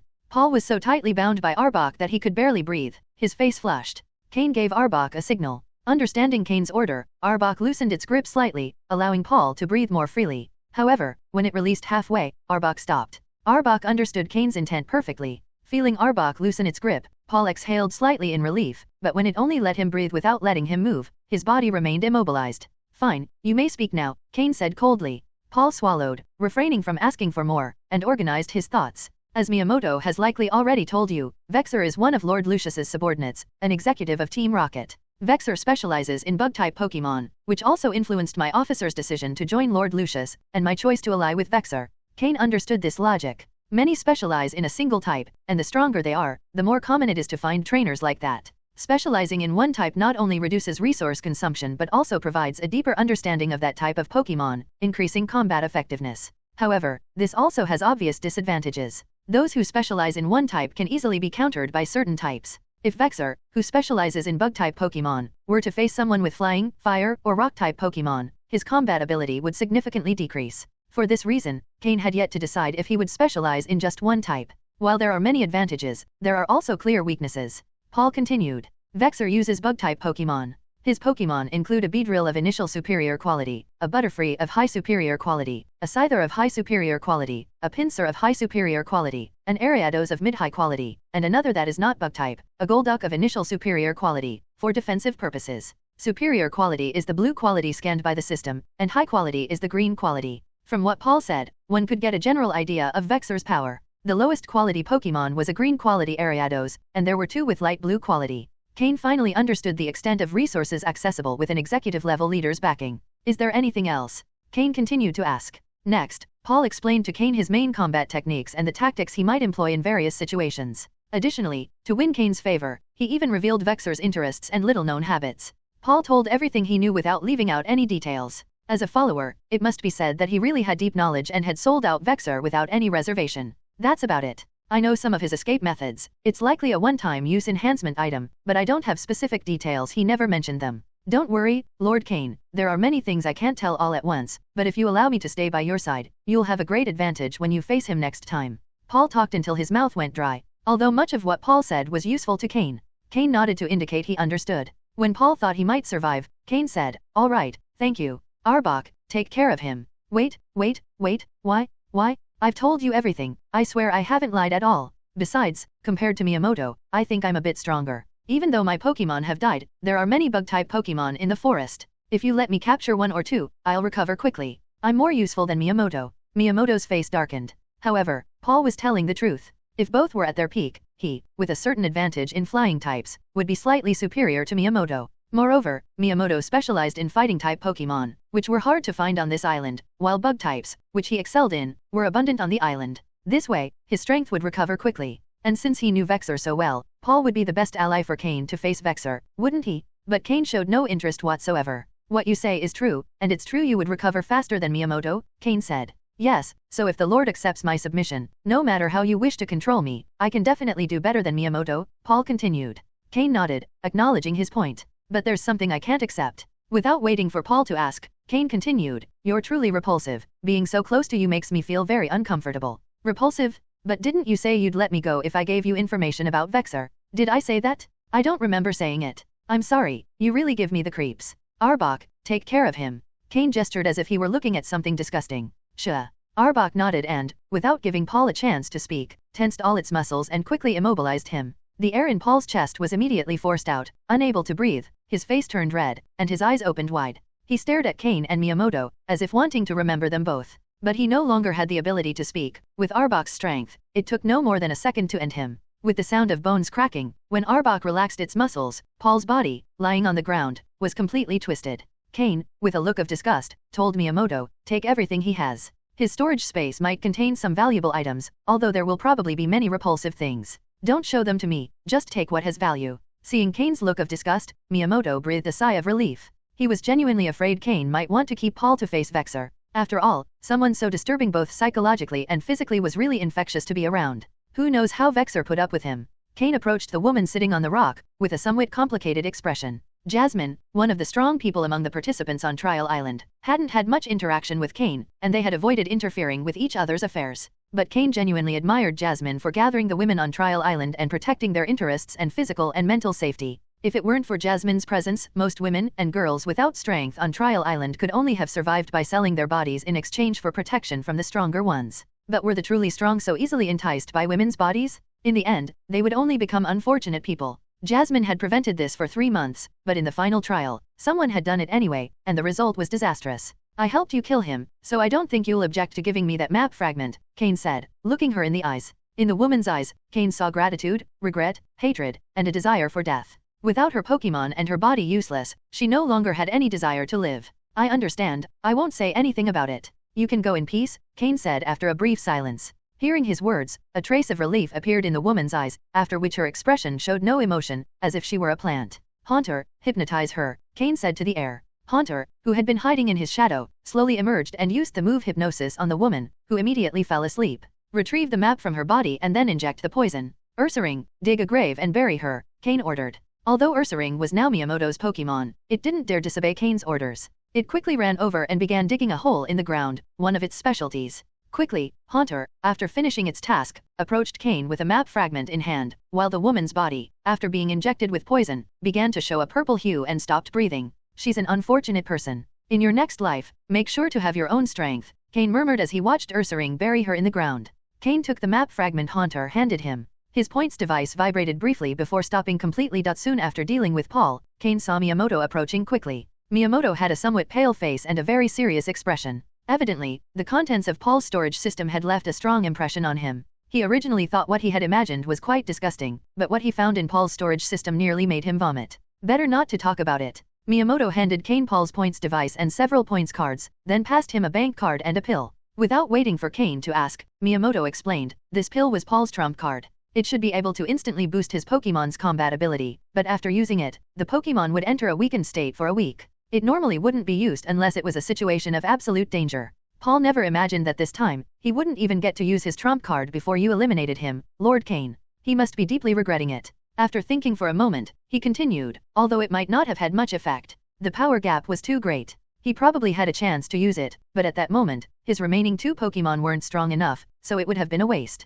Paul's strongest Pokémon were his Scyther and Ariados. Cain nodded, he already knew that information. Although this pill was not the same color as the one Xander used, its effect was likely similar. Paul, throughout his career, had probably captured many others. In his points device, there were 30 points in total. 10 of them were originally his, and the other 20 he had obtained later. It was unclear whether he got them from other people or from points cards he found. However, considering there were several unused points cards, he likely got them from other people. And how many people did he have to deceive to achieve that? It should be noted that the points of trainers on the trial island were not plentiful. Those ranked below 50th place only had 1 point each, and those between the 20th and 50th places had 2 points each. So, 20 points mean he probably killed about 10 people. If not 10 people, at least 5 or 6. These points cards were probably found in the locations marked on that map fragment, Cain said, looking at the map fragment in his hand. Cain originally thought the map fragment would be some kind of small computer or data that could be used in the points device, but it turned out to be a simple map with some flashing red points and other points that had already dimmed, indicating that the points cards in those locations had already been collected.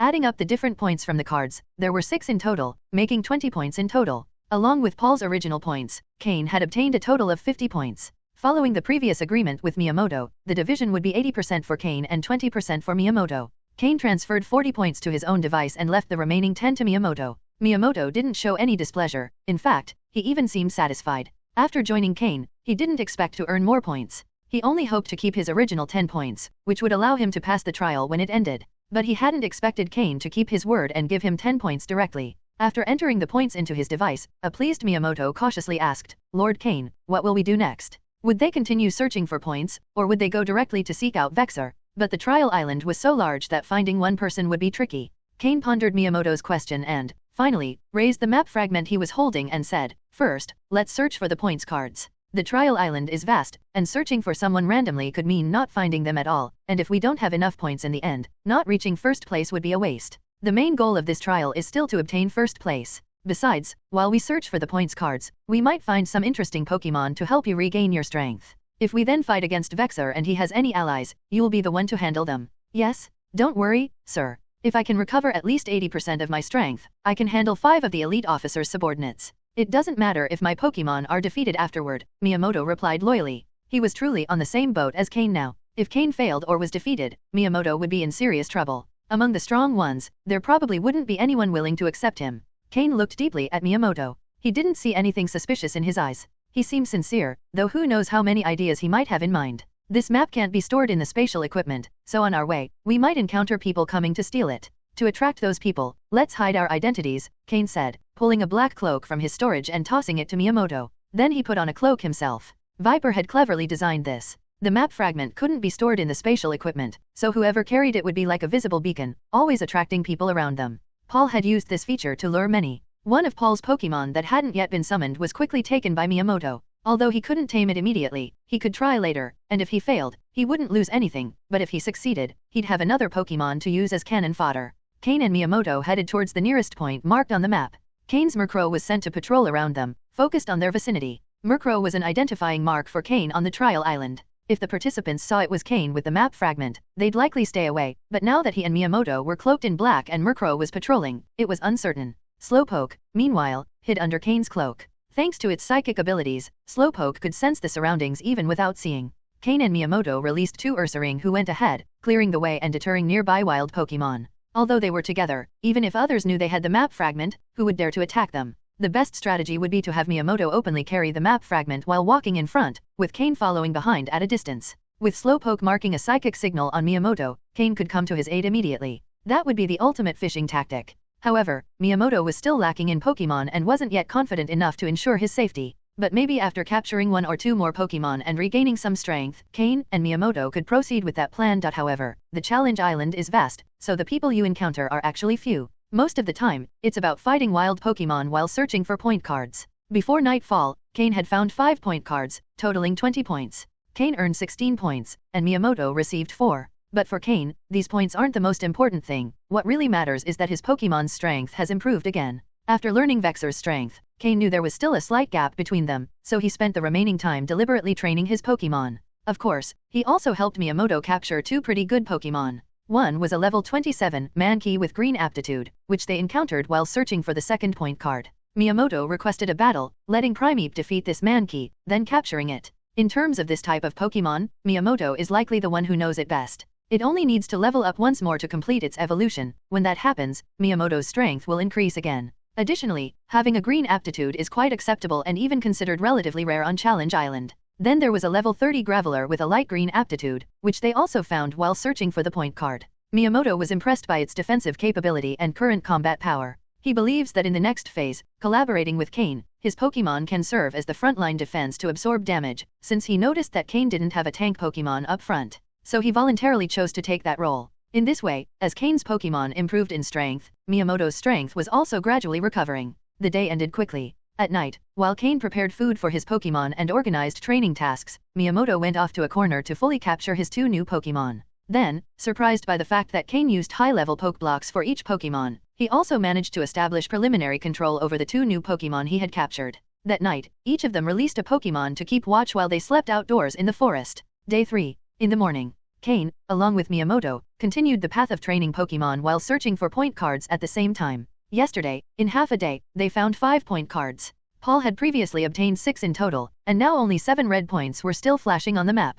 So it appears there aren't many point cards marked on a single map. Also, the areas of Challenge Island covered by these map fragments aren't very large. Cain estimates that, if he compares the size of Challenge Island to the size of this map, there are likely about 50 map fragments on the entire island, if not more. Then, if each map fragment can yield between 50 and 60 points, let's say each map could have 60 points at best, and there are 50 maps in total, that would be 3,000 points? So many? When Cain made this calculation, he was also a bit surprised. This is probably only a conservative estimate. Of course, it's not possible for all map fragments on Challenge Island to be found, surely about half remain undiscovered, given that it's a vast area with few people. So, would that be around 1,500 points? If we add the points from everyone in the challenge, it probably wouldn't total more than 500. In total, there would be around 2,000 points. Therefore, if someone wants to ensure they get first place, they only need to obtain 1,000 points to be 100% certain of the top spot, with no significant margin of error. How many points does Cain have in total now? Adding up all the points, he has a total of 73, which means he hasn't even reached 1/10 of his goal. However, if he finds all the point cards on the map fragment in his hand, he should be able to reach at least 1/10 of the target. Therefore, the quickest way to get more points is actually by taking out other people. Of course, it's not about eliminating the weak, it's best to eliminate someone like Paul, one of the most recent entrants in the challenge. These competitors are strong, and after 2 days of participation, they've surely accumulated quite a few points. If he can eliminate these individuals, his rate of point acquisition will increase significantly. But blindly searching isn't the solution, so Cain decides to first find all the point cards on this map and then begin his fishing plan with Miyamoto. Yesterday, when searching for point cards, Cain intentionally looked for those in the forest. So today, all the point cards they're searching for are either in the river or near the riverbank. Cain led Miyamoto back to that familiar river. Cain released Gyarados. With him, finding point cards in the water would be much easier. An hour later, Slowpoke defeated the last Seeking and obtained a 5-point card that was abandoned in its nest. At the same time, due to this battle, Slowpoke leveled up again, reaching level 34. Since entering Challenge Island, Slowpoke has fought the most, so even though it has the highest level, it's also the one leveling up the fastest. Cain left all those Seeking on the shore without paying them any further attention, and continued moving along the river with Miyamoto. Just as they were halfway along, Cain noticed some Shelder lying on a part of the riverbank. When Cain and his team approached, the 3 Shelder on the riverbank were staring intently at the Slowpoke beside Cain, as if they had seen something amusing. And Slowpoke also seemed somewhat puzzled. Master, I feel like, these Shelder seem to have a special attraction to me, as if they could help me in some way. Slowpoke conveyed his sensation to Cain via telepathy. That special perception from his 6th sense was very peculiar, as if it were predestined. Hearing Slowpoke, Cain also understood. Now that Slowpoke had reached level 34, he was likely beginning to feel a special attraction toward Pokemon like Shelder. As long as Slowpoke is strong enough and allows a Shelder to bite his tail willingly, he will evolve. It's one of the strangest evolution types in the Pokémon world of fusion evolution. From what Cain knows, Slowpoke and Shelder are among the few species in the Pokémon world that can complete a fusion evolution between 2 different species. Another example is an evolution completed between 2 Pokémon of the same species, like Steven's Metang, which can only evolve after 2 Beldum fuse. After fusing, Slowpoke and Shelder can evolve in 2 directions. One is to evolve into Slowbro after Shelder bites the tail, and the other, rarer one, is to evolve into Slowking when holding the King's Rock and Shelder bites his head. Although not many in this world know how Slowking evolves, Cain is quite clear on the process. Therefore, Cain believes it is time for Slowpoke to make a choice. Slowbro or Slowking? Slowbro and Slowking have the same base stat values. The difference lies in that, after evolving, each one specializes in different aspects. When evolving into Slowbro, it excels in physical defense, being more suited for physical defense, and its attribute development will focus on the water type. Meanwhile, evolving into Slowking makes it excel in special defense, being better suited for special defense, and its attribute development will lean more toward the psychic type. However, Slowbro has an advantage that Slowking doesn't possess, the ability to Mega Evolve. Although Mega Evolution has yet to be discovered or announced, given his knowledge of future evolutions, Cain believes it's better to be prepared in advance. Cain explained to Slowpoke through telepathic communication the details about its future evolutions, along with the pros and cons of each, hoping it would make an informed decision on its own. In fact, Cain's Slowpoke has always been different from the others. Normal Slowpoke are usually somewhat slow or clumsy, but Cain's Slowpoke has fully demonstrated its potential as a psychic Pokemon, especially in the development of its intelligence. Cain still remembers that this dark green quality Slowpoke was once coveted by Sabrina, the Psychic Queen. For an elite level trainer to be interested in a dark green quality Pokemon, it's clear that this Slowpoke has outstanding talent in the psychic type. Therefore, Slowking seems to be the most suitable evolutionary path for it, but the fact that Slowbro can Mega Evolve is something to consider. After hearing Cain's opinion, Slowpoke didn't make an immediate decision but remained silent. However, it wanted to confirm one thing with Cain, who would have control after the joint evolution. Or would the consciousnesses of both Pokemon merge? Finally, Cain told Slowpoke that there was a 90% chance it would have control, while Shelder, after evolving, would serve more as a type of defense equipment. Alright, you still have time to think, but regardless of the direction of evolution, you will need a Shelder. Based on my knowledge, the quality of the joint evolution depends on the quality of both Pokemon. Unlike the joint evolution of 2 Pokemon of the same type, if we find a high-quality Shelder, it will benefit you greatly in the future, Cain communicated to Slowpoke telepathically. If 2 Beldum evolve together, their qualities balance out, but in Slowpoke's case, joint evolution will also be influenced by the quality of both. Cain suspects it will most likely be based on Slowpoke's quality, with Shelder's quality used to enhance it. The final result will depend on the specific situation. Yadin. Slowpoke nodded in agreement. In any case, regardless of the evolutionary direction, Shelder is essential, so Slowpoke decided to capture one first and think afterward. From the side, Miyamoto watched Cain and Slowpoke communicating through telepathy, not understanding anything. However, upon noticing Shelder on the shore, he showed an expression of realization. Though he was unaware that Slowpoke had another possible evolution, he knew it needed a Shelder to evolve. So, was the plan to capture a Shelder? Cain indeed planned to capture a Shelder, but his requirements were very high. Currently, Slowpoke has a dark green quality, which is enough for its current power level. But when Cain advances to officer or even senior officer, that quality will no longer be enough. While he could use energy crystals to improve its quality, Slowpoke would need a level upgrade, something that can't be achieved with 1 or 2 medium energy crystals. Cain was also considering that Slowpoke is a shiny Pokemon. If it fuses with a non-shiny Shelder, what would be the likelihood that the evolved Pokemon remains shiny? He has yet to see any specific advantage to being a shiny Pokemon, but these Pokemon are extremely rare. Cain hopes that Slowbro or Slowking will retain its shininess after evolution. Therefore, Cain has very strict requirements for Shelder. It must be of high quality and, preferably, also shiny. This would be extremely rare. Cain has been in this world for a long time and has only seen one shiny Slowpoke in the wild. Not everyone has the luck, the power of money, of Steven, who found 4 shiny Pokemon.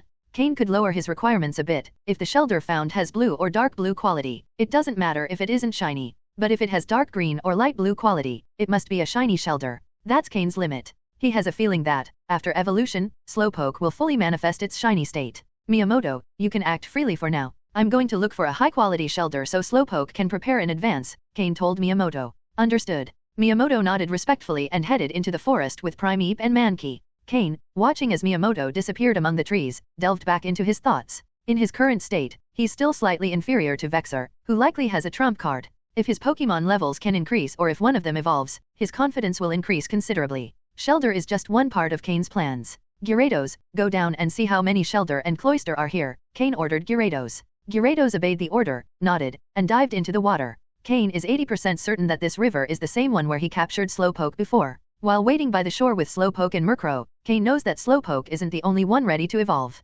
Merro could also evolve if he gets a superior quality Dusk Stone. If he had a superior quality Dusk Stone and Merro evolved into Honchkrow, Cain would feel much more confident about defeating Vexer. He uses Bug-type Pokemon, and Honchkrow is a Dark and Flying-type Pokemon, which gives it a great advantage in terms of type. Additionally, Merro with the ability Prankster would change its ability to Moxie after evolving a completely different but also very powerful ability. If used correctly, it could even defeat 6 opponents in a row. Honestly speaking, the Pokemon Cain can truly count on for a direct battle right now are just Merro, Slowpoke, Haunter, and Sneasel, whom he has personally trained. Though Scorepi also counts, its current strength is still insufficient, and on Challenge Island, it cannot play a significant role. Moltank, being a support Pokemon, doesn't fight often, and her current level has lagged a bit behind. Then there's the newly captured Arbok, which seems to be in good condition. If it can recover its potential, it could also be a fairly useful Pokemon for immediate battles. However, this clearly shows that Cain lacks a Pokemon that can ensure a decisive victory in a single move. Slowpoke is the strongest, but without having evolved, it's still missing that extra edge. Suddenly, Cain recalled the place where he captured Haunter, that cave full of Gastly where he found the intermediate quality Dusk Stone he now possesses. Could he find a better quality Dusk Stone there? If Merro could evolve, what would he have to fear from Vexer? As Cain considered this possibility, Gyarados emerged from the water. As soon as it appeared, Slowpoke communicated with it telepathically, relaying everything it had discovered. You're saying the riverbed is practically Shelder territory, and it's full of them? And also, there are 3 fairly strong Cloyster among them.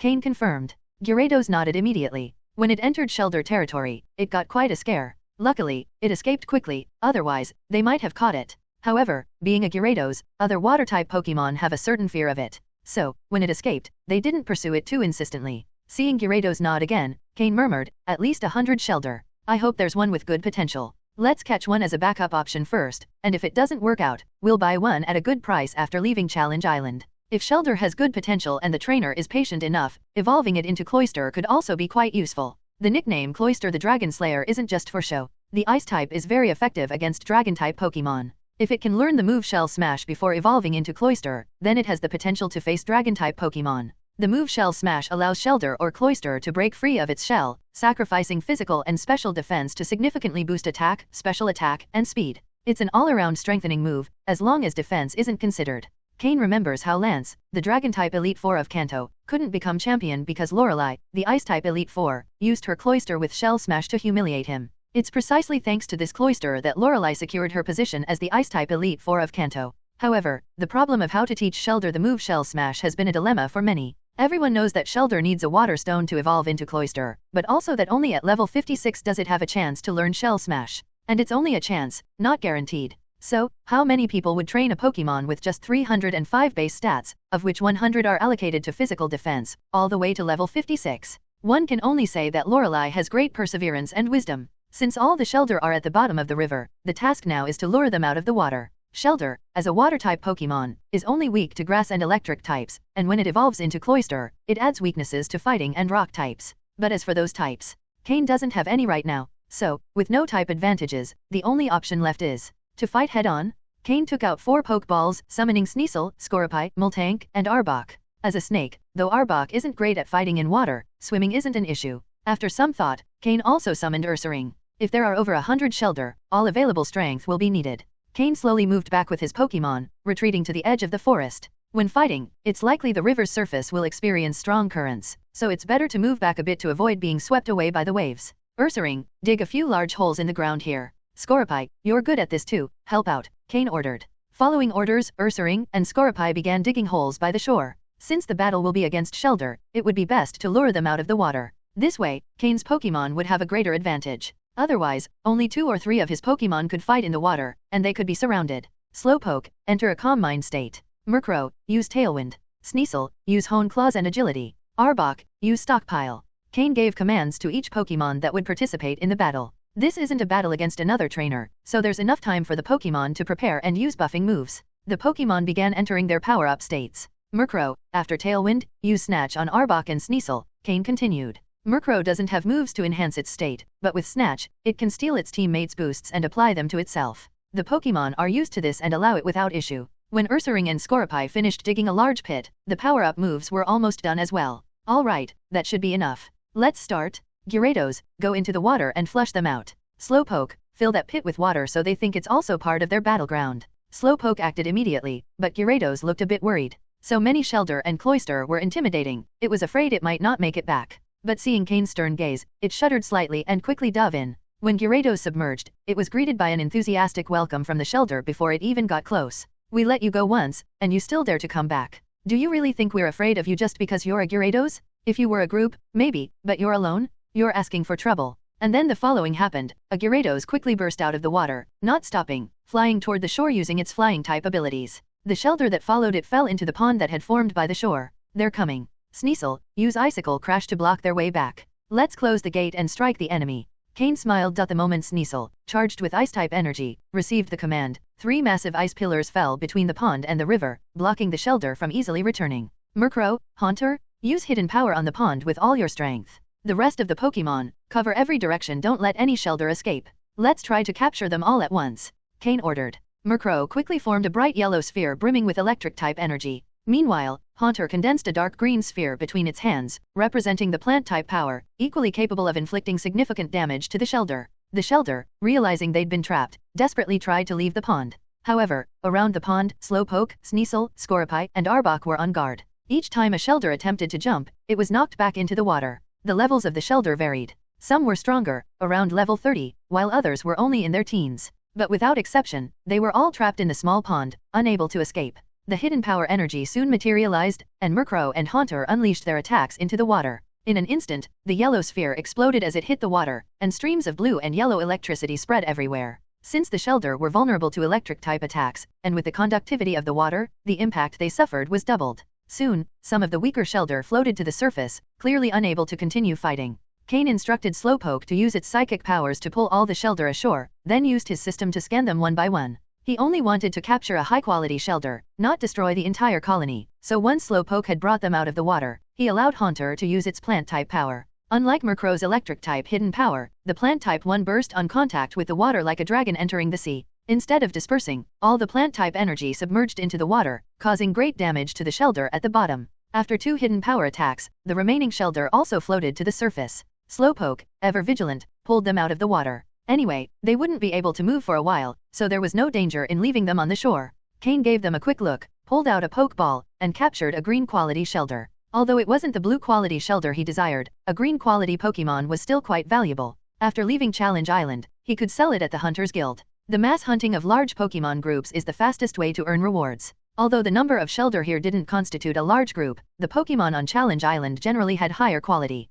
So while green-quality Pokemon are rare, they aren't extremely uncommon. After dealing with the Shelder in this pond, Cain hadn't yet obtained the high-quality Pokemon he desired. The whole operation took less than a minute, starting from when Gyarados emerged from the water, but even so, it was incredibly fast. With 20 Shelder captured each time, if everything went smoothly, after 7 or 8 attempts, Cain could clear out nearly all the Shelder in the area. Gyarados, go again? Sneasel, melt those ice blocks, Cain ordered. Gyarados, with a look of resignation, dared not show any resistance and dove back into the water. It knew very well what it was about to face. The Shelder below would probably be even angrier, as their companions who chased after them hadn't returned. Ignoring Gyarados, Sneasel approached the ice pillars, extended its claw, and touched them. Soon, the ice-type energy it shared began to be absorbed, and without that energy to sustain them, the ice blocks quickly melted into water. This ability to absorb and release ice-type energy was something Sneasel had recently learned, inspired by Haunter. Although the types were different, Haunter could recover the poison-type energy it released, so Cain wondered if other Pokémon could also recover the energy they released. Thus, Sneasel became Cain's first test subject. At first, although it was a challenge, Sneasel, with its strong talent for the ice type, soon grasped the trick and learned to reclaim the ice type energy it had released. This not only reduced energy loss but also helped Pokémon train their energy control. After Sneasel mastered this ability, Cain began attempting to teach it to his other Pokémon. Once everyone learns, their endurance for long battles will improve significantly, and their energy control will also increase greatly. The water's surface calmed, and the Pokémon stood silently on the shore, waiting. Sneasel had accumulated its ice-type energy to a critical point. As soon as Gyarados drew the Shelder to the pond, it could quickly seal off their escape route. Merro and Haunter had also accumulated hidden power, ready to release it at any moment. This weight allowed them to compress the energy further, improving their control and mastery over it. A little while later, Gyarados emerged from the water even faster than before, not even having time to activate its flying-type ability before it fell onto the shore, ice chunks clinging to its body, clearly having been attacked and wounded. However, the effect was clear. This time, almost 30 Shelder emerged from the water to chase it and fell into the pond by the shore. Cain even noticed a cloister among them. Perhaps as an instinctive reaction, upon seeing water below, they all jumped into the pond. And so, they were trapped. As soon as the last Shelder fell into the water, Sneasel launched its ice pillars. This time, it formed 4 pillars, lined up to seal the pond. Having worked together before, the Pokémon executed their roles precisely. Merro dropped its electric energy ball, which it had been condensing for a long time. After an explosion louder than before, several Shelder floated to the surface. After Slowpoke pulled out those Shelder, Haunter also launched its plant-type energy ball. However, this time, the Shelder were stronger and of a higher level, so Haunter's hidden power couldn't defeat them all. But Merro, who was already prepared, threw another electric energy ball into the water. Finally, all the Shelder, except for the cloister, were defeated. Currently, only a wounded cloister remained in the pond. Hidden power is a special attack move, and both Merro and Haunter have strong special attacks, especially Haunter. Furthermore, the type advantage of electric and grass moves allowed this cloister to withstand 3 rounds of attacks without losing the ability to fight, indicating that its level wasn't low and its combat power was considerable. However, by not surfacing, it remained like a Pokémon trapped in a snare. After 2 rounds of attacks from Haunter and Merro, they defeated this cloister. Cain scanned its data. Pokémon, cloister, light green. Gender, male. Level 31. Type, water plus ice. Ability, skill link. Held item, Big Pearl. Egg moves, Bubble Beam, Rapid Spin. Basic moves, Tackle, Water Gun, Withdraw, Supersonic, Icicle Spear, Protect, Leer, Clamp, Spike Cannon, Spikes. Learned moves, Iron Defense, Icy Wind, Water Pulse. TM moves, none. A level 31 cloister with light green quality is a good Pokémon, mainly because its skill link ability is quite unique, and if used well, it can have unexpected effects. The most important thing is that Cain found something interesting. Cloister was holding a big pearl. Could the Shelder they encountered earlier have also had something like this? Previously, he'd been too focused on quality and levels, almost missing the chance to make money by ignoring this.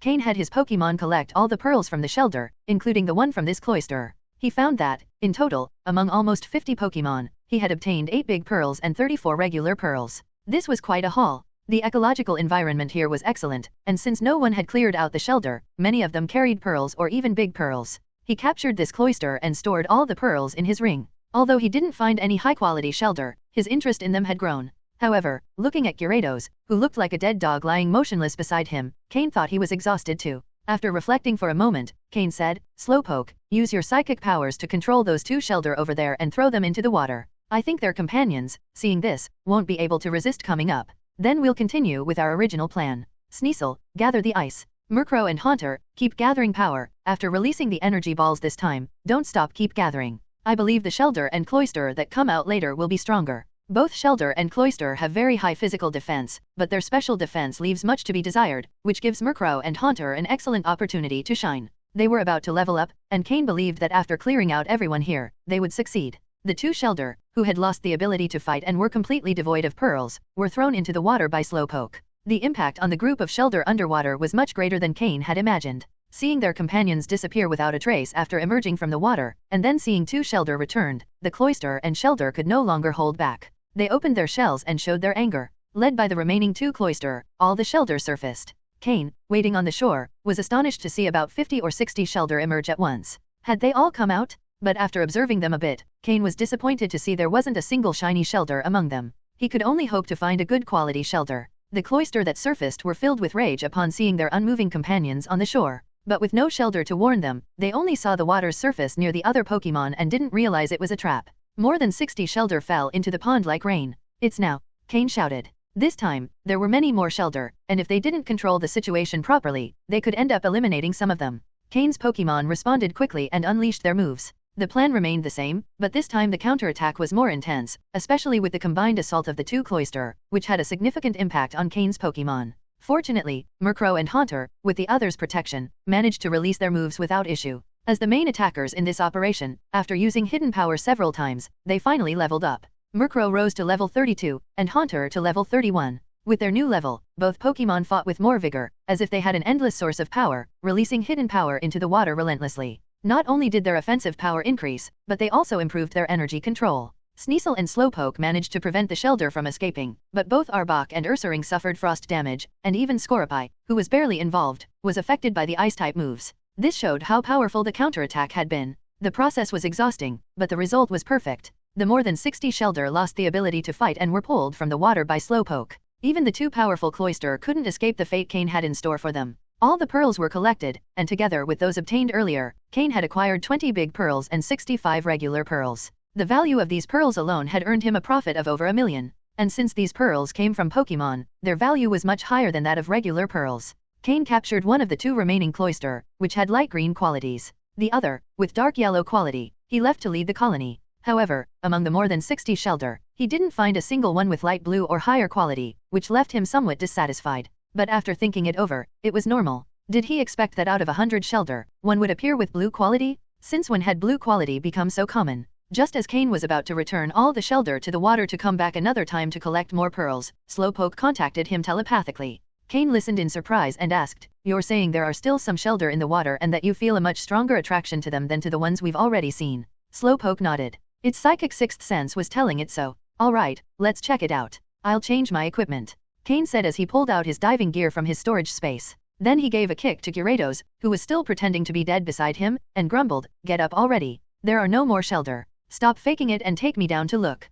If you keep lying there, I'll punish you." Upon hearing this, Gyarados trembled and quickly stood up, looking at him with pleading eyes. "Don't punish me." After diving into the water, Cain realized there were more Pokémon than he had imagined. Slowpoke stayed close to Cain, while Cain held onto something on Gyarados' head, which could have been a horn or something similar, as they swam towards the bottom where the Shelder colony resided. He activated the system with all its functions, scanning the surroundings. As they approached the muddy bottom where the Shelders lived, Cain discovered something special. Surprising data appeared before him. Pokémon, Shelder, blue. Gender, male. Level, 5. Type, water. Ability, shell armor. Held item, none. Egg moves, bubble beam, water pulse, aqua ring, mud shot. Basic moves, tackle, water gun, withdraw. Learned moves, iron defense. TM moves, none. A Shelder with blue level quality? It was the first time in this life that Cain had seen a wild Pokémon with a blue level quality. It had remained hidden underwater without emerging. It was probably due to its low level, and its companions instinctively protected it.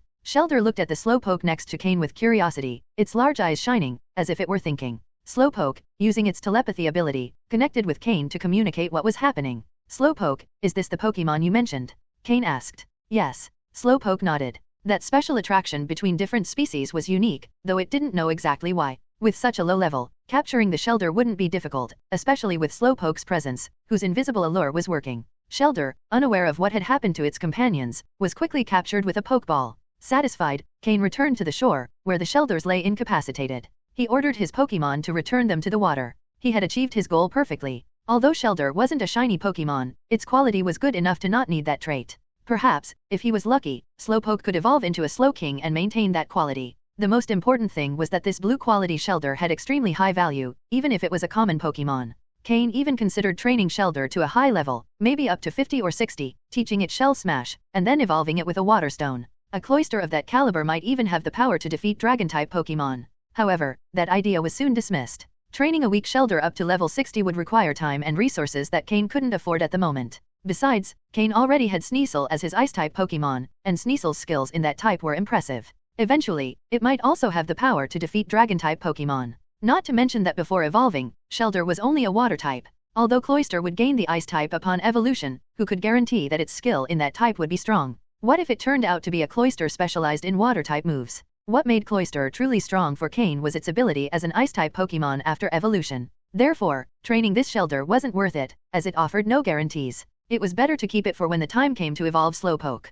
Perhaps this could enhance Slowpoke's quality to an extraordinary level, thus strengthening an already formidable Pokémon. He stored Shelder's Pokeball in a secure pocket and watched as his Pokémon returned all the Shelders to the water. After completing everything, Cain sat to wait for a while until Miyamoto, who had been training on his own, returned. He didn't ask about Cain's results. As a subordinate, he knew he shouldn't ask. After Cain looted the entire Shelder colony, the Pokémon in the area were frightened, so there were no more incidents while searching for the point cards. Besides, Miyamoto didn't have much skill with water-type Pokémon, so he didn't attempt to capture more Pokémon. Once they found all the points marked on the map fragment, this fragment lost most of its usefulness, remaining only as a reference for the area. With the 7-point cards Cain found, he added a total of 27 points, which surprised him. Those 27 points brought Cain to a total of 100 points. Miyamoto also received a good number of points. If Cain needed a few more points to secure first place, he could ask Miyamoto for all his points. After all, among the top ranks, it was possible to bring a few extra people from the trial island. Cain could secure a place for Miyamoto, and he would have no objections. So, even though the points were in Miyamoto's possession, Cain considered them his for now. The search for point cards in the waters made the morning pass quickly. Then they lit a fire on the shore to cook. After eating, as they walked a bit further, Slowpoke communicated with Cain through telepathy. Master, I can now detect the location of the coordinates I left earlier. I can now use teleport, although transporting many people will consume more energy. Slowpoke's childlike voice resonated in Cain's mind. Could Slowpoke now use teleport? Cain's eyes sparkled. After thinking for a moment, Cain called Miyamoto. Yes. Miyamoto responded. We're going to separate for a while. I feel that searching for points together isn't as efficient. It's better to split up and look for map fragments separately. If you encounter anyone, deal with them. The goal is to gather as many points as possible. Since you've regained some of your strength, you can choose to capture Pokémon on your own. Miyamoto was surprised. Free to act alone? Understood. But regarding what I'm carrying with me, don't worry. That poison takes a month to take effect. If you can leave the island, there will be no problem. If you don't make it, the antidote wouldn't serve you anyway. Cain understood his concern. With that clarified, there were no more issues. Separating to gather points? Would it be unnecessary to face Vexer? I'll place a telepathic mark on you. As long as you stay on the island and aren't in a special space, I'll be able to find you. Yes? I'll help the master get more points. Understanding Cain's intentions, Miyamoto didn't hesitate. His life was in Cain's hands, and he had no intention of betraying him. To him, Cain's potential was quite promising. If he managed to secure first place in the trial, following him would ensure he'd be valued. At that point, becoming an officer would only be the beginning. So, Cain and Miyamoto parted ways, each going off to search for points on their own. This way, efficiency could increase, though security would decrease considerably. When Miyamoto disappeared completely into the forest, Cain gathered all his Pokémon. Let's go, Slowpoke, let's check the situation over there, Cain said. Yadin. Slowpoke's psychic energy began to flow intensely. Due to the long distance, it needed more time to fix the location and accumulate enough psychic energy to perform teleport. Cain extended his hand, placing it on Slowpoke's back, synchronizing the small amount of psychic power he had with his Pokémons to minimize the effort needed for teleport. This time, Slowpoke needed 10 seconds to prepare. With a powerful surge of psychic energy, Cain and Slowpoke disappeared from the spot. When Cain opened his eyes again, the first thing he did was release Merro and Sneasel to ensure safety before observing his surroundings. He realized they were in a dark cave, whose entrance was covered by a waterfall. Indeed, they had returned to the cave where Cain captured Slowpoke.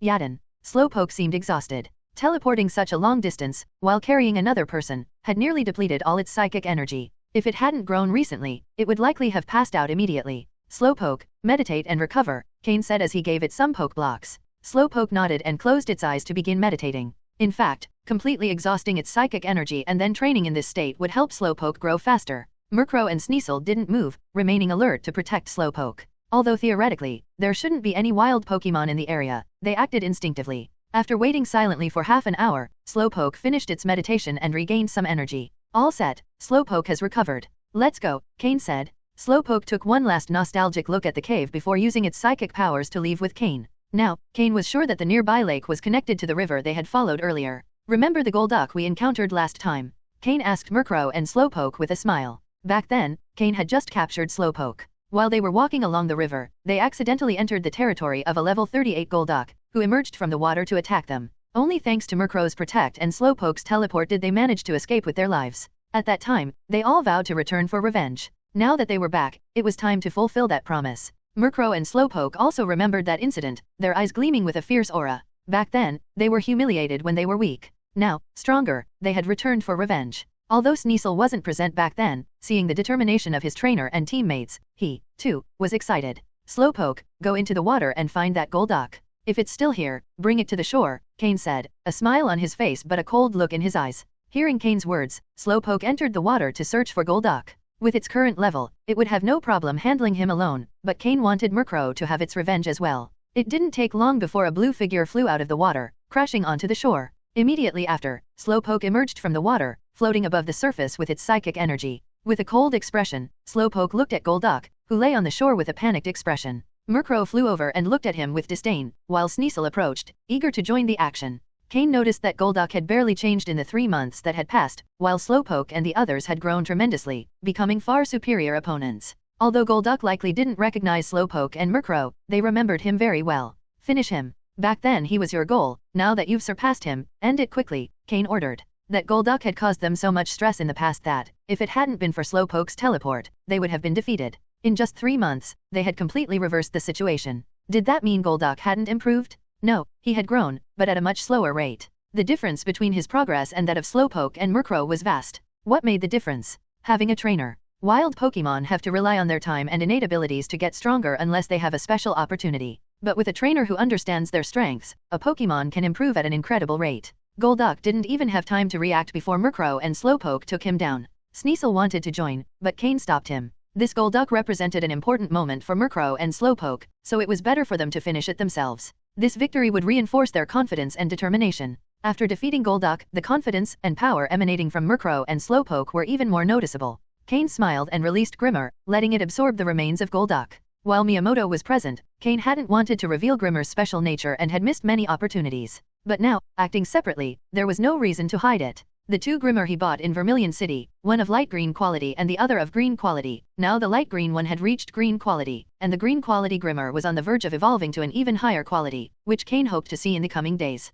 When that happened, he would need to assess how much time and resources would be required for Grimmer to reach a superior quality. On the trial island, the place where Slowpoke was captured. The levels of the wild Pokémon here aren't very high, as Team Rocket has been systematically clearing the area. If the Pokémon around Team Rocket's bases were high level, how could participants carry out their trials? After allowing Merro and Slowpoke to blow off some steam, Cain asked, Slowpoke, have you recovered enough? Can you use teleport again? Slowpoke nodded. For short distances, teleport would no longer be a problem, but to use teleport for a long distance like before, it would need to rest all night. Then let's go take a look at the Gastly cave. I think Haunter would also like to go back home, Cain said, smiling. Haunter, who was hiding in Cain's shadow as a guard, heard Cain's words and slowly began to appear, showing a nostalgic expression. Soon, under Slowpoke's teleport power, Cain and his Pokémon vanished from the spot. With a Slowpoke capable of using teleport, moving around areas where it had left its mark felt like being at home. They could go anywhere with ease. In the blink of an eye, when Cain opened his eyes again, they were already at the entrance of the Gastly cave.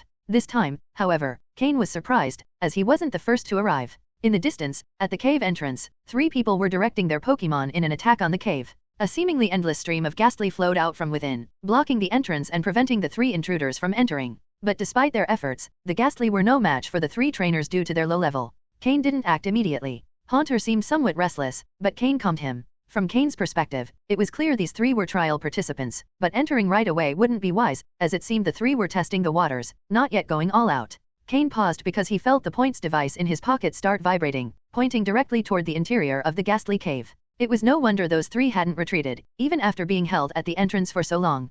Cain didn't recognize any of the 3, which increased the likelihood they were part of Xander's team or independent participants. Having assessed the situation, Cain decided to act. Haunter, it's time for you to return home with honor. Take care of those 3's Pokémon, they're nothing but trash, no match for you. Slowpoke, control those 3 with your psychic powers, Cain ordered. Merro, go with Haunter and make sure they don't escape.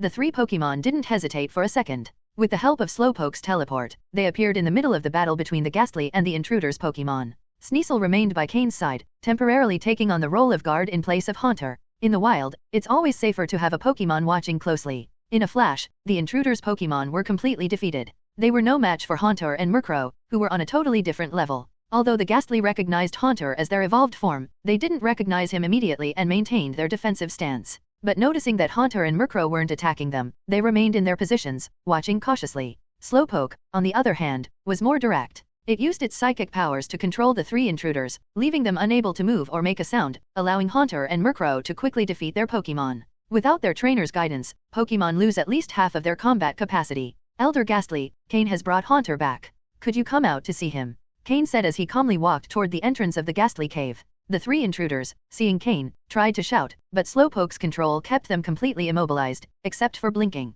Cain ignored them and approached the crowd of Gastly. Kakeek. Haunter also called out toward the cave. Gradually, the Gastly opened a path. An elder Gastly slowly floated out. Although all Gastly looked the same, Cain couldn't help but feel this one had an aura of old age. Cain smiled and said, "Elder Gastly, it's been almost 3 months. I've brought Haunter back to see you." Now he's evolved from Gastly to Haunter. The elder Gastly instantly recognized Cain. For him, 3 months was an extremely short time. Had Haunter evolved in just 3 months? When Haunter left, he could barely be considered a useful Pokemon in battle. But now, the elder Gastly could feel the powerful energy within Haunter. He himself was no longer a match for Haunter. Although the elder Gastly recognized Haunter, he couldn't help but be surprised by the great changes in appearance, level, power, and even capacity. Could a Pokemon truly grow so much under a trainer's guidance? The elder Gastly felt a slight doubt in his heart. In just 3 months, in such a short period, he has reached this level. "Cain, you are impressive," said the elder Gastly through telepathy, unable to find the words to describe such progress and opting simply to say impressive.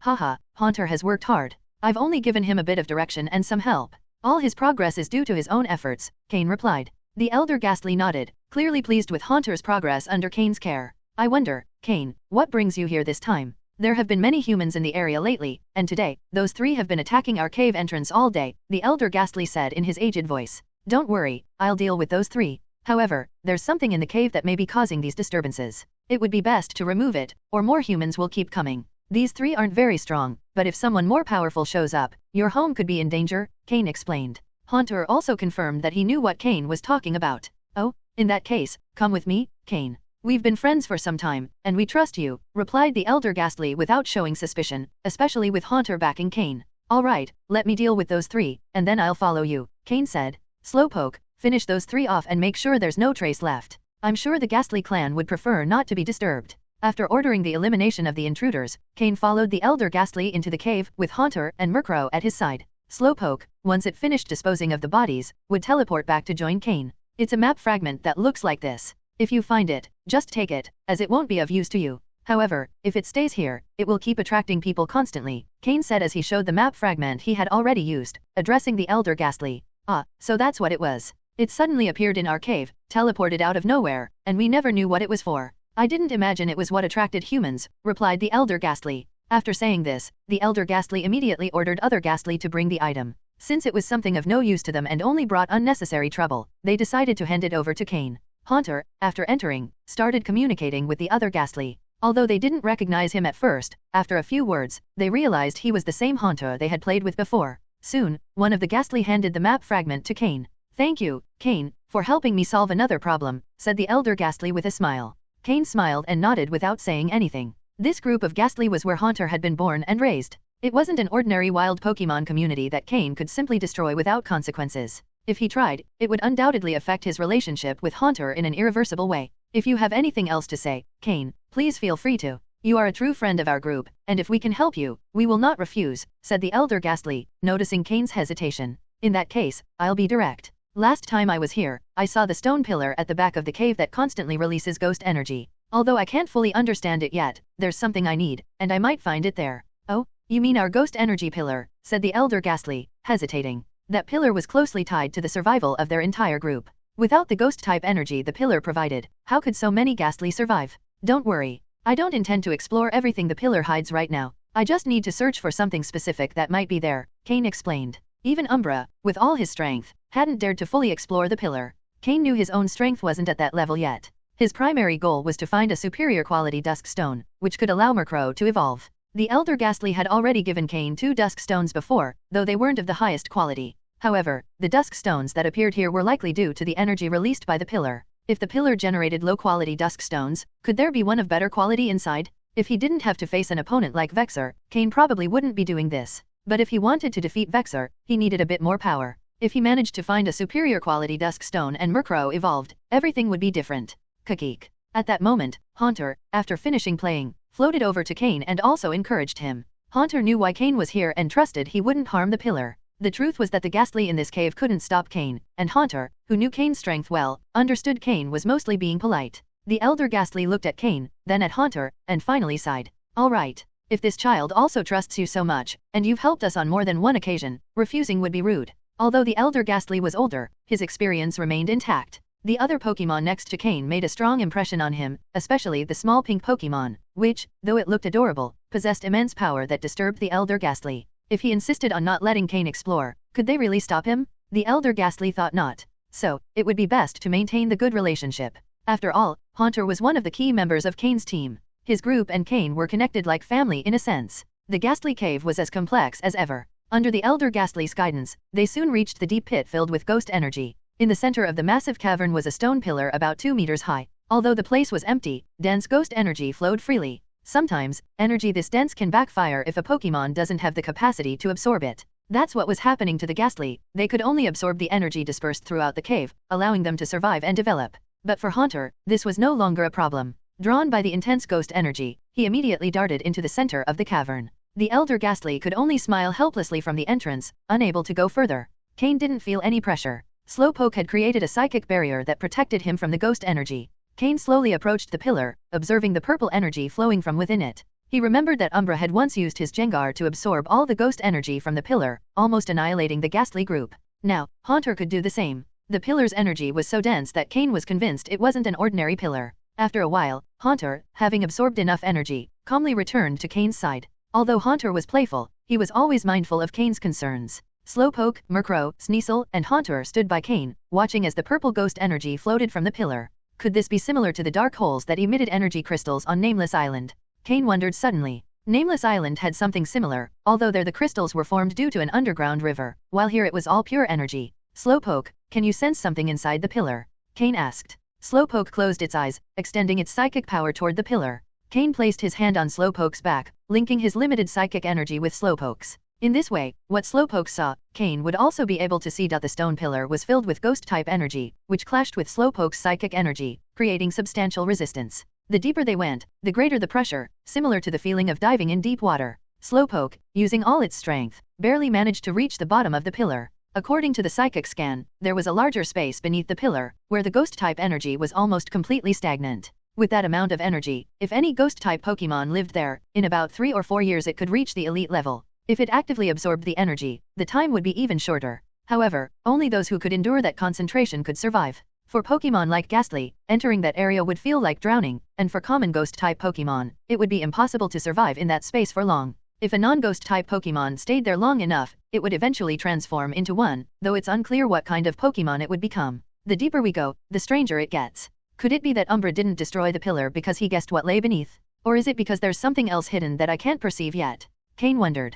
Cain believed the second option was more likely. If he could detect the space beneath the pillar, there was no reason Umbra wouldn't know about it. There must be something more hidden. Haunter, with your current power level, you shouldn't have trouble absorbing the energy coming from this pillar. Stay here and absorb as much as you can, it should benefit you quite a bit, Cain told Haunter. Haunter nodded with a mischievous grin and floated toward the opening where the purple energy emanated. The energy was absorbed by Haunter without causing the slightest disturbance, like a drop of water dissolving into a river. However, the system showed that Haunter's ghost energy had grown considerably. His body began to expand at an almost imperceptible rate. Cain decided to continue his exploration and called Sneasel and Merro back to their Pokeballs, leaving only Slowpoke with him. Slowpoke, create a small psychic barrier, just large enough to cover us. And if the situation gets complicated, be prepared to teleport us back, Cain instructed seriously. Slowpoke responded with a firm nod. Cain placed his hand on Slowpoke's back, and they both instantly vanished from the spot. Upon reaching the underground space beneath the pillar, Cain noticed it wasn't completely dark as he had expected. On the walls of the space were small lights, like pearls glowing softly. Slowpoke created a psychic energy barrier around them, shielding them from the dense ghost-type energy. Cain and Slowpoke began to walk, but the energy's density made each step feel like trudging through a swamp. Cain decided to head toward the wall of the space, trying to investigate little by little. A path that would normally have taken only a few seconds took them almost 8 minutes. By then, Slowpoke's face was visibly pale, reaching the limit of its endurance. Just before retreating, Cain extended his hand and took a handful of soil from the wall. They vanished from the underground space. Moments after their disappearance, an ethereal sound echoed through the space, and a dark figure appeared in the spot where Cain and Slowpoke had been. It seemed to be examining the marks Cain had left on the wall, but no emotion could be discerned from the sound. Cain, however, was unaware of this fact. When they returned near the pillar, about 10 minutes had passed since they descended. Slowpoke collapsed onto the ground, exhausted. The effort of moving in a space so dense with ghost-type energy had completely drained it. Cain quickly gave Slowpoke some poke blocks to help it recover and encouraged it to enter a meditative state to speed up its recovery. Though the underground space didn't seem large, with their movement speed, Cain knew it wouldn't be possible to explore it fully in just 1 or 2 visits. Fortunately, they hadn't encountered any extremely strong Pokémon. Haunter continued absorbing the pillar's energy, undisturbed by what was happening below. In the 10 minutes that had passed, Haunter had shown a visible change. He had expanded. Cain temporarily ignored Haunter and looked at the black soil in his hand. That soil. Cain's eyes narrowed, surprised by what he had discovered. Name, unknown soil. Function, one of the materials for forming the Dusk Stone. Cain stared in amazement at the black soil in his hands. To the touch, it felt slightly soft, not much different from regular mud, except that it was a bit wetter. But was this soil truly one of the materials for creating a Dusk Stone? In the space beneath that stone pillar, how much of this soil might be embedded in the walls? Had this soil always been like this, or perhaps had the dense ghost-type energy present for so long transformed it? Cain leaned towards the idea that the soil had absorbed the ghost-type energy over time, becoming what it was now. This could also explain why in this Gastly cave, the ancient Gastly had been able to discover the Dusk Stone. He squeezed the soil in his hand, which soon compacted into a single block. If I press this soil and place it in the opening of this stone pillar, would it turn into a Dusk Stone after some time? Cain murmured curiously. It seemed possible, but he had no idea how long it would take. The walls of that cave are covered with this soil. Could there already be some Dusk Stones formed? With this thought, Cain felt a surge of excitement. How many Dusk Stones might there be? Would he become rich? If it weren't for Slowpoke needing to recover energy, Cain would have rushed back down. Controlling his excitement, Cain turned his gaze toward Haunter, who was absorbing energy. Haunter, already quite sizable, now appeared even larger. Cain slowly furrowed his brows. Sometimes, more energy isn't always a good thing. How had Xander absorbed the energy back then? And it seemed it hadn't been affected in the same way. Haunter, slow down the rate at which you're absorbing energy. Try to compress it as much as you can. Right now, all you're achieving is increasing your size without any other benefits, Cain told Haunter.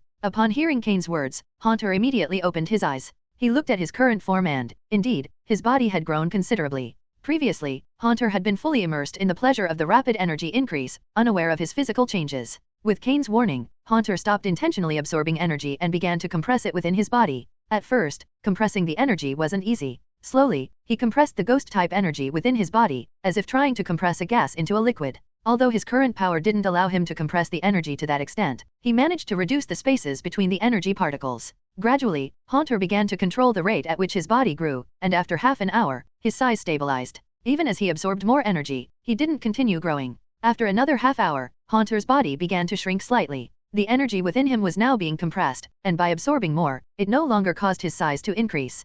Cain closely observed the changes in Haunter. He noticed that Haunter's body, previously blurry due to its size, was now becoming more solid, as if it was transforming into something tangible. If he keeps up this pace of change, in a few months, Haunter might evolve into Xander, Cain thought, watching Haunter's transformation. He wasn't wrong, Haunter's body was starting to become more solid, showing signs of evolving into Xander. However, at this current pace, it would take several months of continuous absorption and compression for it to happen. After an hour, Slowpoke opened his eyes, waking from his meditation. How are you feeling, Slowpoke? Have you regained enough energy? Cain asked, seeing Slowpoke awaken. Yaden. If so, let's go back down. This time, let's teleport directly to the wall, Cain said. The first time they used teleport, they aimed at a general area, but now they knew the place better and could move directly to the wall. With a flash of psychic power, Cain and Slowpoke vanished next to the stone pillar. Haunter, busy compressing his energy, watched them depart. They appeared by the cave wall, and this time Cain didn't explore further. He pulled a shovel from his ring and started digging directly into the wall. A pile of black soil slowly began to accumulate at his feet. However, after digging about 5 centimeters deep, the wall of soil started to harden, making it difficult to progress. Sometimes, as he dug, he could only extract small fragments of rock. Far from frustrated, Cain felt even more excited. This soil has already solidified, which means the deeper layers are probably turning into dusk stones, Cain thought. But due to the hardness of the wall, each strike of the shovel echoed louder. Eventually, it sounded as if he was striking a stone. Ting! A clear, sharp sound came from the tip of the shovel, and Cain rejoiced. He had found a rock? Hopefully, it was a dusk stone. He struck the shovel with all his strength, and this time the sound confirmed he had truly hit a rock. Yaden. Slowpoke tugged at Cain's pants, having noticed something strange. Slowpoke, wait a bit longer. I just want to get a dusk stone to complete our goal, said Cain, unaware of the true reason behind Slowpoke's warning. Slowpoke, to conserve energy, hadn't used telepathy, so Cain misinterpreted the situation. Crack, crack. With another strike of the shovel, a spark appeared, and a rock the size of his palm fell to the ground.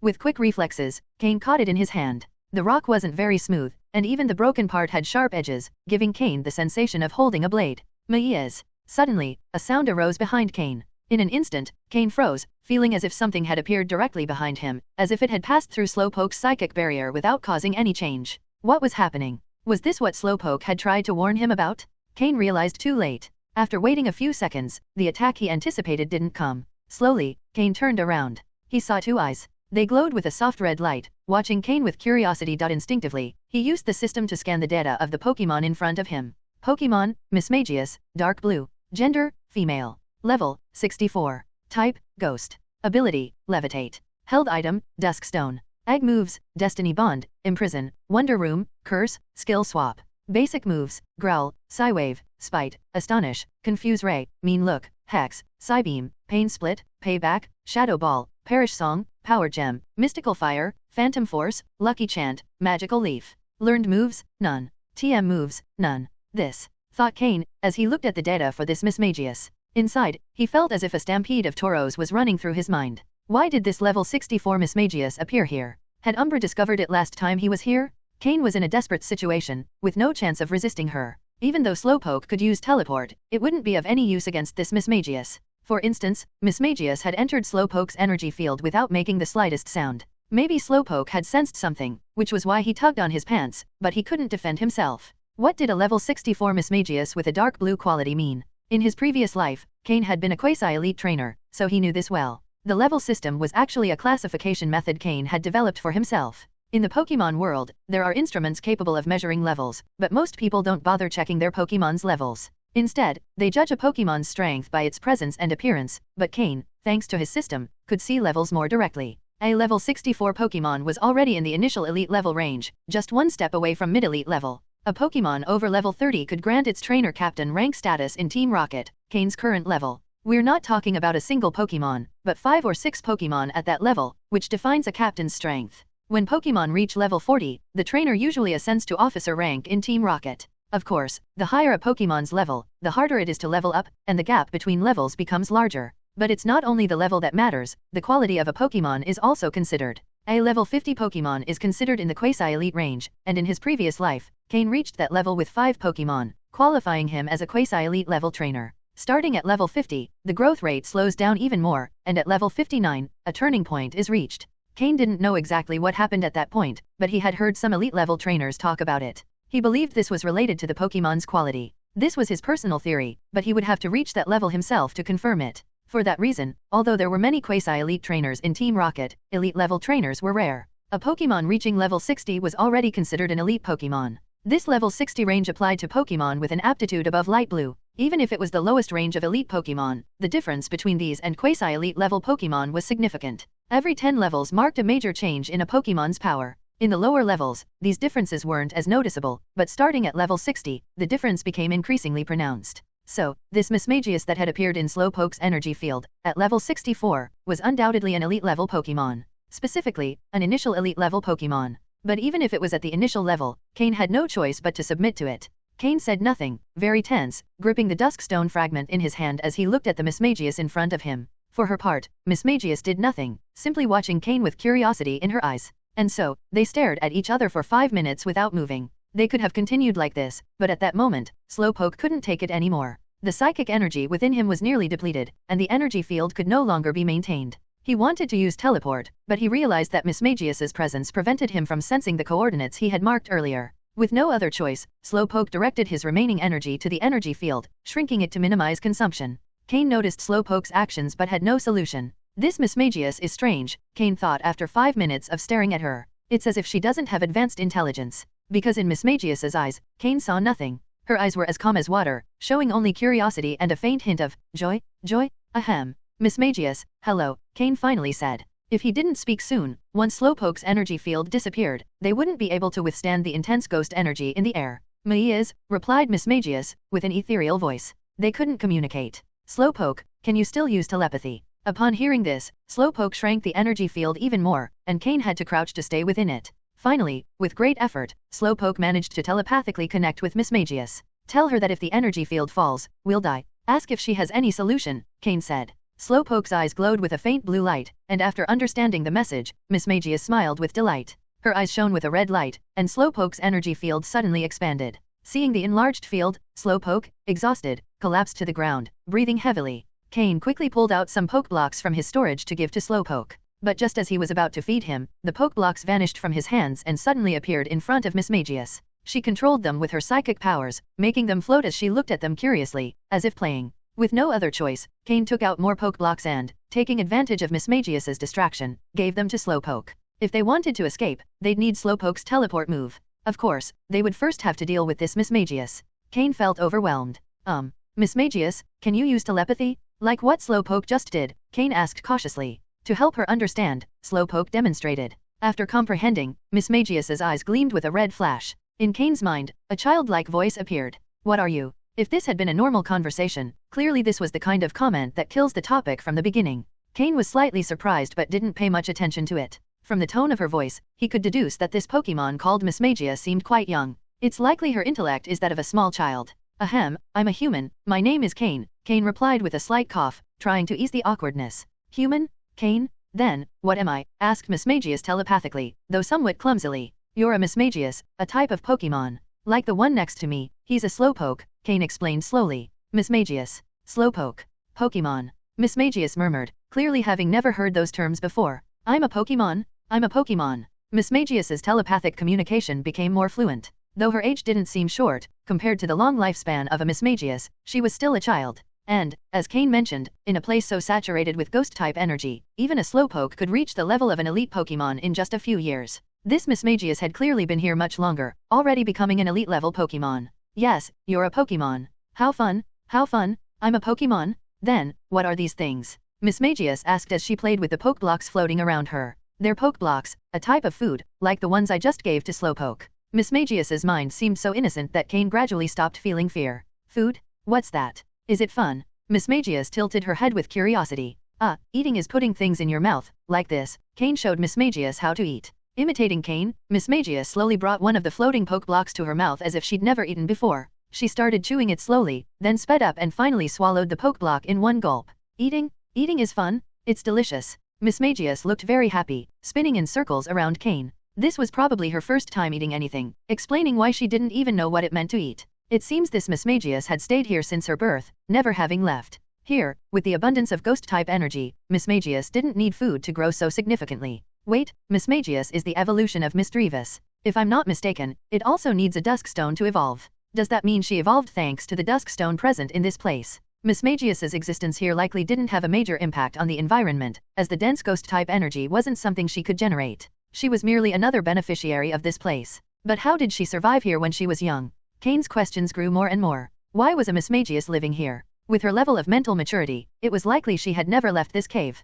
So how did she survive when she was smaller? How was this cave formed? Even an elite-level Pokemon like Mismagius was only one of its beneficiaries. What kind of place was this? Did Team Rocket really discover this trial island by chance? Was the high quality of the Pokemon on Training Island also related to this place? What connection was there between this and the strange space on Nameless Island? One truth was confirmed: the more you know, the more questions arise. Cain didn't have the power to investigate these issues for now. Mismagius alone could easily crush him. After eating the first Pokeblock, Mismagius quickly devoured the others floating around her. But just as 2 were left, she suddenly stopped. What's wrong? Cain looked at her with curiosity. Earlier, Cain had been thinking that if Mismagius ran out of Pokeblocks, he might be able to offer her more in exchange for letting them go. Eating is fun, delicious, but there's little, better to save some for later, Mismagius said in an adorable voice. Though her language wasn't very fluent yet, Cain understood what she meant. She was saving some for later out of fear of running out. In this small space, she had endured loneliness, never leaving. And her mind was so pure that she hadn't considered that Cain might give her more Pokeblocks if she asked, even though she had the power to make him do so. Or maybe she simply hadn't thought of that possibility. Hearing this, Cain smiled. Suddenly, he no longer saw Mismagius as something frightening, even if she was a ghost type, even if she was at level 64, even if she could easily crush him. Everything indicated the innocence of this Mismagius. Don't worry, you can eat them. I have more, lots more, Cain said, pulling out more Pokeblocks from his storage space. But this time, they weren't Slowpokes, they were the ones he'd made especially for Haunter. Since both were ghost types, Haunter's Pokeblocks should be even more appealing to Mismagius. When Mismagius saw the new Pokeblocks, her eyes lit up like crescent moons, and she quickly devoured the remaining 2 pieces, chewing them with joy that resonated in the air like a beautiful melody. Mismagius's laughter filled the air, as pure and beautiful as her essence. By the way, Mismagius, have you seen a stone like this? Cain took out the Dusk stone fragment he'd been holding. With the earlier fright, he hadn't had time to analyze it. Name, Dusk stone, uncut. Quality, superior. Function: can cause a Pokémon to evolve and significantly enhance its abilities. Description: a mysterious stone that enables certain Pokémon to evolve, as dark as the night. It was indeed a Dusk stone and of superior quality. Cain smiled to himself. Though it wasn't of supreme quality, a superior quality Dusk stone could still give Merro a chance to reach light blue quality. If Merro used energy crystals to improve his quality to dark green before using it, the probability would be even higher. Mismagius looked at the black stone in Cain's hand. From her own alternate space, she pulled out a nearly identical stone, but with a strange glow. Upon seeing the Dusk stone that Mismagius pulled out, Cain's pupils suddenly contracted. Although he hadn't yet received confirmation from the system, Cain was 90% sure that this Dusk stone was of supreme quality. Supreme quality is the highest level in evolutionary stones, and they're extremely rare, so rare that many wealthy people wouldn't be able to get one even if they had all the money in the world. When Cain previously asked Steven for help, he said he could get him a superior quality Dusk stone, but a supreme quality one wasn't about money. There simply weren't any evolution stones of that quality on the market. Name: Dusk stone. Quality: supreme. Use: allows Pokémon evolution and significantly enhances their characteristics. Description: a magical stone capable of evolving certain Pokémon, as dark as the night. Could it be that this Dusk stone was the one Mismagius carried with her? A supreme quality stone? It's possible? Cain took the Dusk stone from Mismagius's hands, incredulous. Had he really obtained a supreme quality evolution stone with just a few high-quality poke blocks? If anyone knew you could trade a supreme quality Dusk stone for a few poke blocks, surely anyone would make the deal. Mismagius looked with a bit of nostalgia at the Dusk stone in Cain's hands, then at the more than 20 poke blocks floating around her. In the end, she felt it was worth it. And so, the Dusk stone that had accompanied Mismagius for so long ended up in Cain's hands. As if he feared Mismagius would change her mind, Cain quickly stored the supreme quality Dusk stone. At the same time, he couldn't help but feel excited. If Merro used this supreme quality Dusk stone to evolve, Cain was sure he'd reach light blue level. Mismagius, do you have more of these Dusk stones? Cain asked again. Although he knew how rare it was to find supreme quality evolutionary stones, Mismagius had been here for a long time, and in this place full of evolutionary stones, who knows what else could be here. Upon hearing Cain's question, Mismagius looked at him, nodded at first, then shook her head. Somewhat confused, Cain heard Mismagius's voice echo in his mind. Dusk stone? Yes. Mismagius, no trade more. It seemed Mismagius still had more Dusk stones, although it wasn't clear if they were of supreme quality. However, she didn't want to trade them. Though Mismagius was childlike in her mentality, she still had the ability to make basic judgments. As delicious as Cain's poke blocks were, they couldn't compare to the value of the Dusk stones that Mismagius had kept. Cain didn't push her. Getting a supreme quality Dusk stone had already exceeded his expectations. Mismagius, we have to go. Can you let us leave? After a while of communication between Cain and Mismagius, Slowpoke had recovered some of his psychic power. Although he wasn't yet at full strength, he could use teleport. The problem was that Mismagius was blocking Slowpoke's spatial coordinates, so they couldn't leave. Leave? Cain? Where? Mismagius, who had been eating, stopped immediately, her red eyes fixed on Cain. Suddenly, an intense elite-level pressure emanated from Mismagius. This pressure proved that Mismagius was indeed an elite-level Pokémon. Ahem, Mismagius, I'm a person from the outside world, so I need to go back. The energy here doesn't allow us to survive. Cain coughed and carefully explained to her. Upon hearing his words, Mismagius stopped her intimidating presence, allowing Cain to breathe a sigh of relief. Being so close to an elite-level Pokémon was a very overwhelming experience. Leave? The outside world? Outside? Mismagius repeated, murmuring to herself. Sensing her ignorance of the world, Slowpoke, who had recovered some of his psychic power, telepathically connected Mismagius's mind with his own. Although Mismagius wasn't a psychic-type Pokémon, she could use psychic energy. Also, after seeing Slowpoke use telepathy once, Mismagius had learned to use it as well. Slowpoke quickly showed Mismagius the outside world from his own perspective and showed her how he viewed Cain and the other Pokémon. Mismagius seemed to be discovering a completely new world, her red eyes shining with curiosity and excitement. Clearly, it was her first time understanding that outside this dark place, there was a world so beautiful. She wanted to go out. Cain, I want to go. Take me. After communicating telepathically with Slowpoke, Mismagius's ability to express herself had significantly improved, and she could now form simple sentences. Hearing this, Cain couldn't help but feel tempted. It was a real temptation? An elite-level Pokémon? Even if he didn't capture her for battles, just having her on display, like with Tropius, would already be a great advantage. However, there was a problem if he took Mismagius out.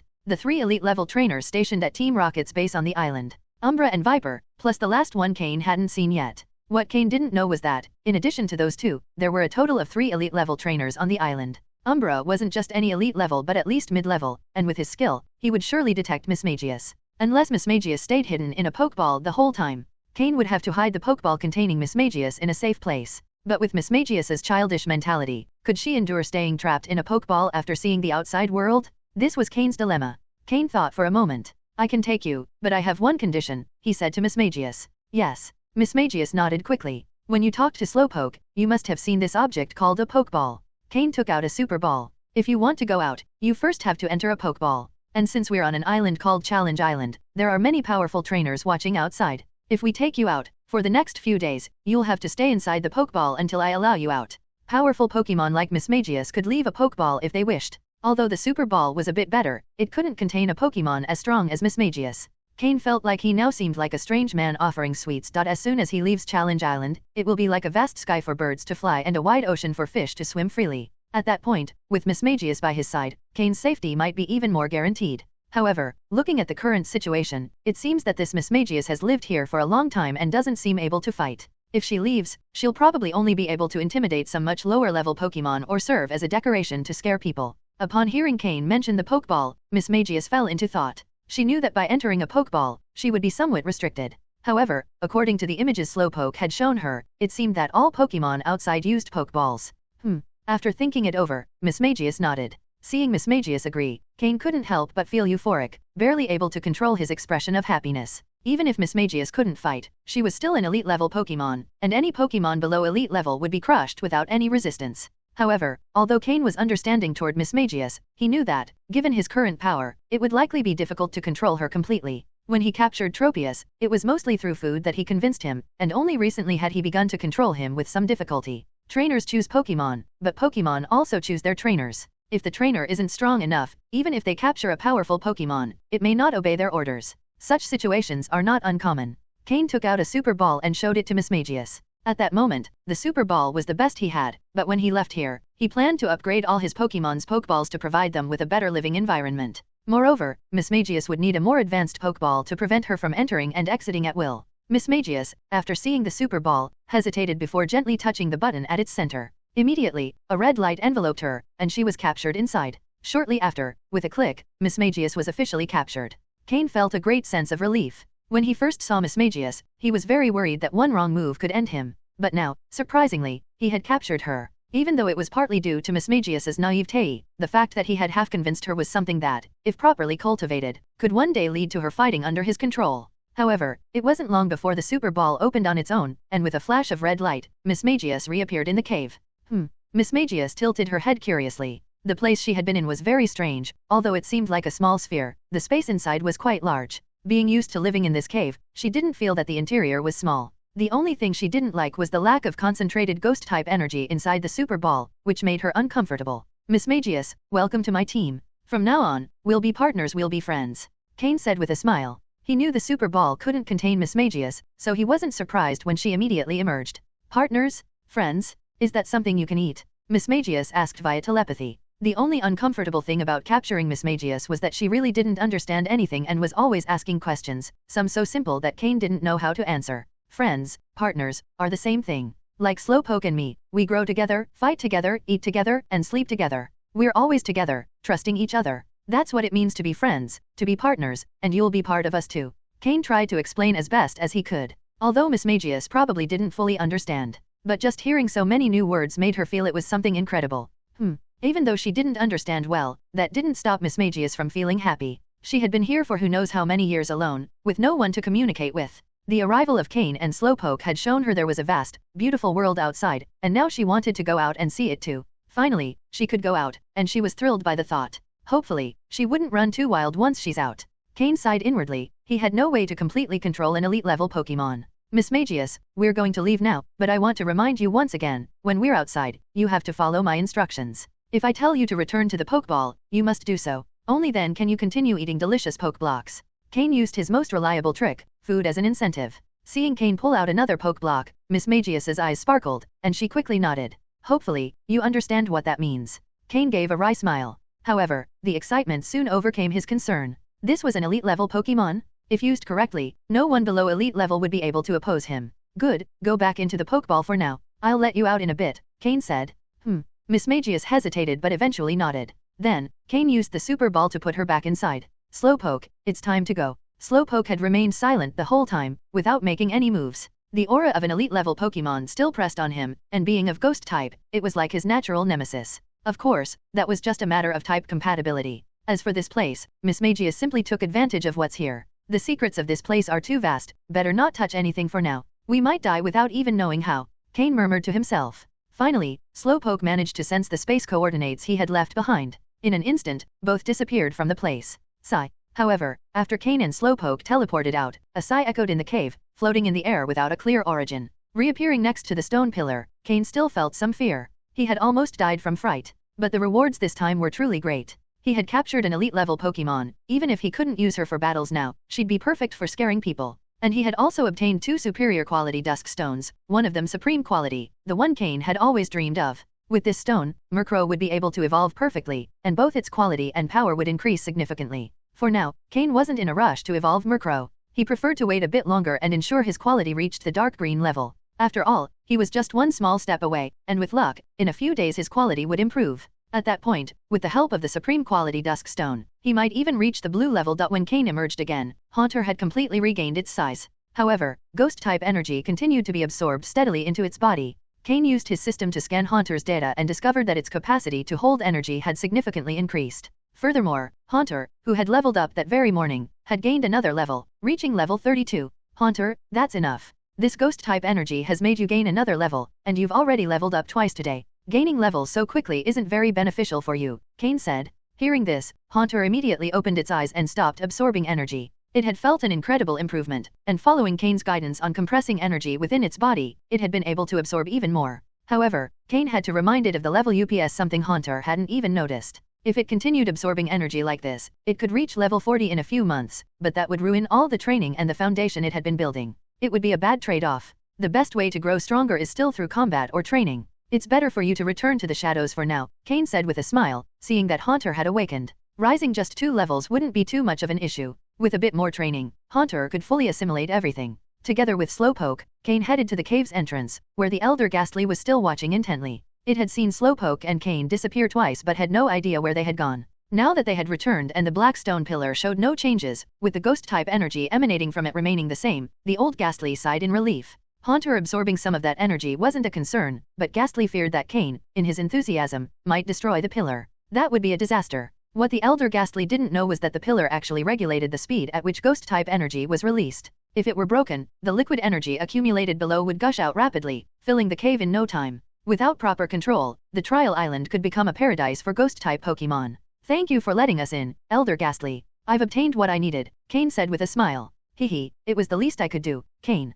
If you don't need anything else, how about we leave quickly? The elder Gastly was visibly nervous. From the moment Cain entered the cave, it had regretted its decision, but it was too late to stop him. All right, let's go, Cain said, understanding Gastly's anxiety and choosing not to mention it. After several twists and turns, the elder Gastly quickly led Cain and Slowpoke to the cave's entrance. The message was clear, the day was nearly over, and they should find another place to camp. This cave wasn't suitable for them. After a quick farewell, Haunter remained in Cain's shadow, focused on digesting all the energy it had absorbed. If not necessary, it preferred not to emerge for the moment. Once Cain left, the elder Gastly fully relaxed. However, it didn't know that the next time Cain wanted to approach the pillar, he wouldn't need its help to find the way. Slowpoke could teleport him directly to the spot without anyone noticing. Even so, Cain didn't plan to return without certainty. Who knows what kind of terrifying Pokémon might appear if he continued exploring. As they exited the Gastly cave, the sky was already partially dark. The western sun was about to sink below the horizon, and within half an hour, night would fall completely.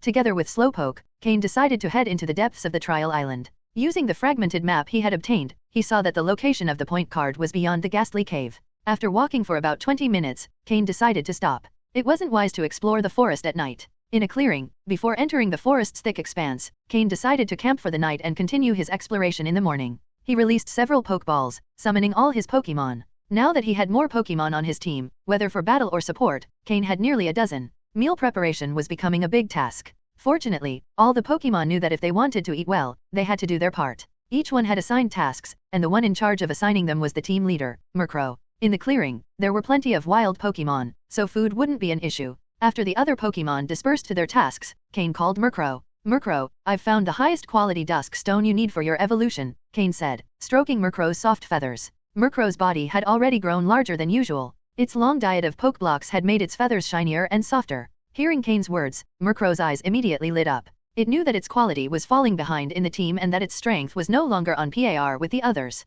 Cain had assured it that all it needed to do was fulfill its tasks, and he would take care of its growth and strength. It didn't expect Cain to bring a supreme quality Dusk Stone today. It's not the right time to use it yet. While your physical development is almost complete, your quality still has room for improvement. It would be better if you could enhance your quality a bit more before using this Dusk Stone, so you'll get better results, Cain said. Merro was Cain's first Pokémon, so he understood how it felt. When he caught Merro, its quality was already green but in a deteriorating state. With great effort and intermediate Pokeblocks made from yellow berries, Cain managed to keep Merro's quality at the peak of the green level. Cain suspected that before its quality started deteriorating, Merro had reached dark green quality. However, intermediate Pokeblocks weren't enough to restore it fully. That's why Cain planned to improve Merro's quality to dark green before allowing it to evolve, which could further boost its power. Hearing this, Merro nodded without hesitation. It had no objections. For Merro, Cain's orders were absolute, a sign of the utmost trust a Pokémon could have in its trainer. Alright, I'm going to increase the amount of energy crystals in your Pokeblocks.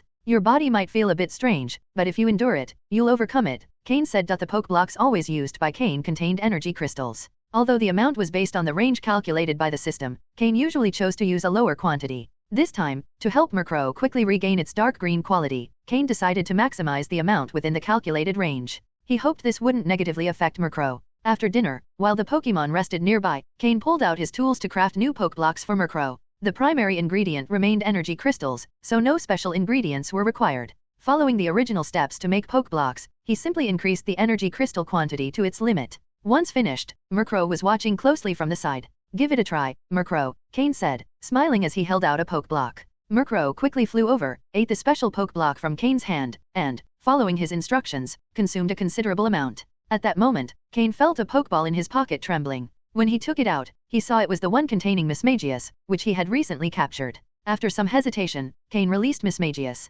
As soon as it emerged, Mismagius let out an ethereal sound and began happily flying in circles. The other Pokémon, sensing its presence, quickly gathered around Cain in a defensive stance. They immediately recognized the powerful energy emanating from Mismagius. Even though they didn't understand why such a strong Pokémon had appeared, as Cain's companions, they were determined to protect him despite the overwhelming pressure they felt. Relax, it's fine. Mismagius is a new member of our team. There's nothing to worry about. However, she has a childlike mind, so you'll need to get along with her, Cain said with a wave and a reassuring smile. He knew the appearance of Mismagius would surprise his Pokémon, but he hadn't expected such an intense reaction. The only one unaffected was Slowpoke, who already knew about Mismagius. It continued lounging by the fire with a mischievous grin, watching its companions. I was scared out of my wits when I first met her. Now it's your turn to feel it, Slowpoke thought smugly. Meanwhile, Tropius, who had been resting next to Slowpoke, immediately got up, tense, with the leaves on its body fully extended. The stronger the Pokémon, the more it could sense Mismagius's overwhelming intensity. When Mismagius appeared, Tropius nearly fled in terror.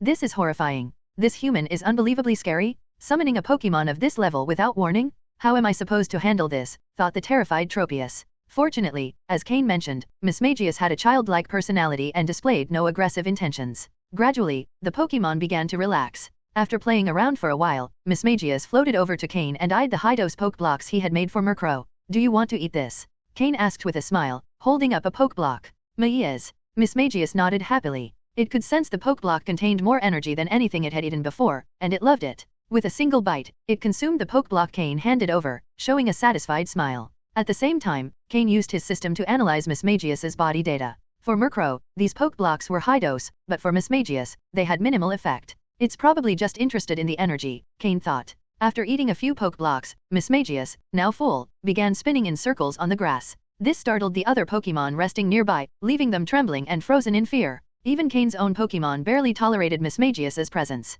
Did our trainer capture a Pokémon this strong? Cain, however, knew that Mismagius wasn't as useful as it appeared. Tropius, at least, could serve as a flying mount. Mismagius seemed more like a decoration or a tool for intimidation. After a while, Mismagius grew tired of spinning and noticed Slowpoke lounging on the ground. Its eyes lit up, and it quickly floated over to it. Using telepathy, it began communicating with Slowpoke. Although still slightly wary, Slowpoke followed Cain's orders and taught Mismagius some basic concepts. It also slipped in a few strange ideas, such as always obeying Cain and viewing anyone other than Cain as inherently evil. Mismagius, a blank slate, absorbed everything it was taught, taking it very seriously. As the other Pokémon noticed Mismagius wasn't as terrifying as they had thought, they slowly began approaching. Before long, everyone was playing together, especially Scorpii, who also had a childlike mindset. It didn't understand the extent of Mismagius's power, so the two got along well. Tropius, on the other hand, couldn't overcome its fear and retreated to a distant spot to continue sleeping. Seeing that Mismagius was finally accepted by his Pokémon, Cain breathed a sigh of relief and returned his focus to Merro. After eating the poke blocks, Merro remained motionless, showing no reaction even to Mismagius's appearance. Cain frowned as he checked the system data, monitoring the energy fluctuations within Merro. Over time, the fluctuations grew more intense. Eventually, they stabilized at a high level. Half an hour later, Merro opened its eyes, and Cain noticed a trace of exhaustion in its gaze. The immense amount of energy had taken time to absorb. "How are you feeling, Merro?" Cain asked. "Caw. Merro nodded, indicating it was fine. Although it had felt uncomfortable, it could clearly sense an increase in strength. At the very least, its physical power had improved significantly. One meal felt equivalent to several days of training.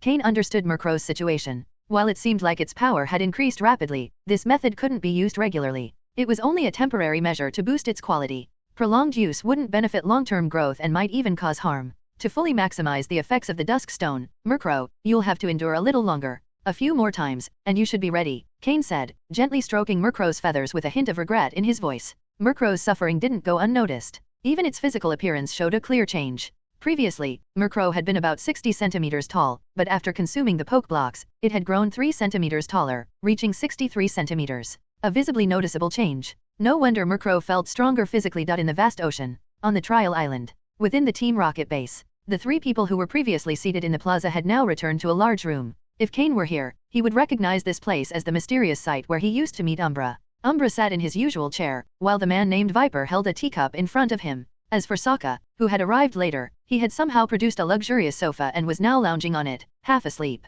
The 3 of them said nothing, simply waiting in silence. The fact that a trial could keep 3 elite-level members of Team Rocket waiting showed just how important this particular trial was to the organization. "This is so boring. Let's do something," Sokka said. Umbra and Viper glanced at him but remained silent. "Hey, Umbra, how about we step outside for a battle? They say your strength has decreased a lot. If you fight me, you could prove you haven't lost your edge, and that might stop those people from bothering you," Sokka continued, feigning concern. Umbra remained silent. Sokka had always been defeated by him in the past. Now, taking advantage of what seemed to be a decline in Umbra's power, Sokka was hoping to regain some of his pride, though he wouldn't say it outright. Suddenly, all 3 of them, who had appeared so relaxed moments ago, frowned simultaneously. "My Arbok seems to have sensed something," Viper said. An Arbok slowly emerged from a corner of the room, slithering to Viper's side, where he placed a hand on its head. The Arbok flicked its tongue, emitting its characteristic hiss. "The sensation is precise," Umbra commented. A Jengar emerged partially from the shadow beneath Umbra, its head peeking out as it made a mocking face at Arbok.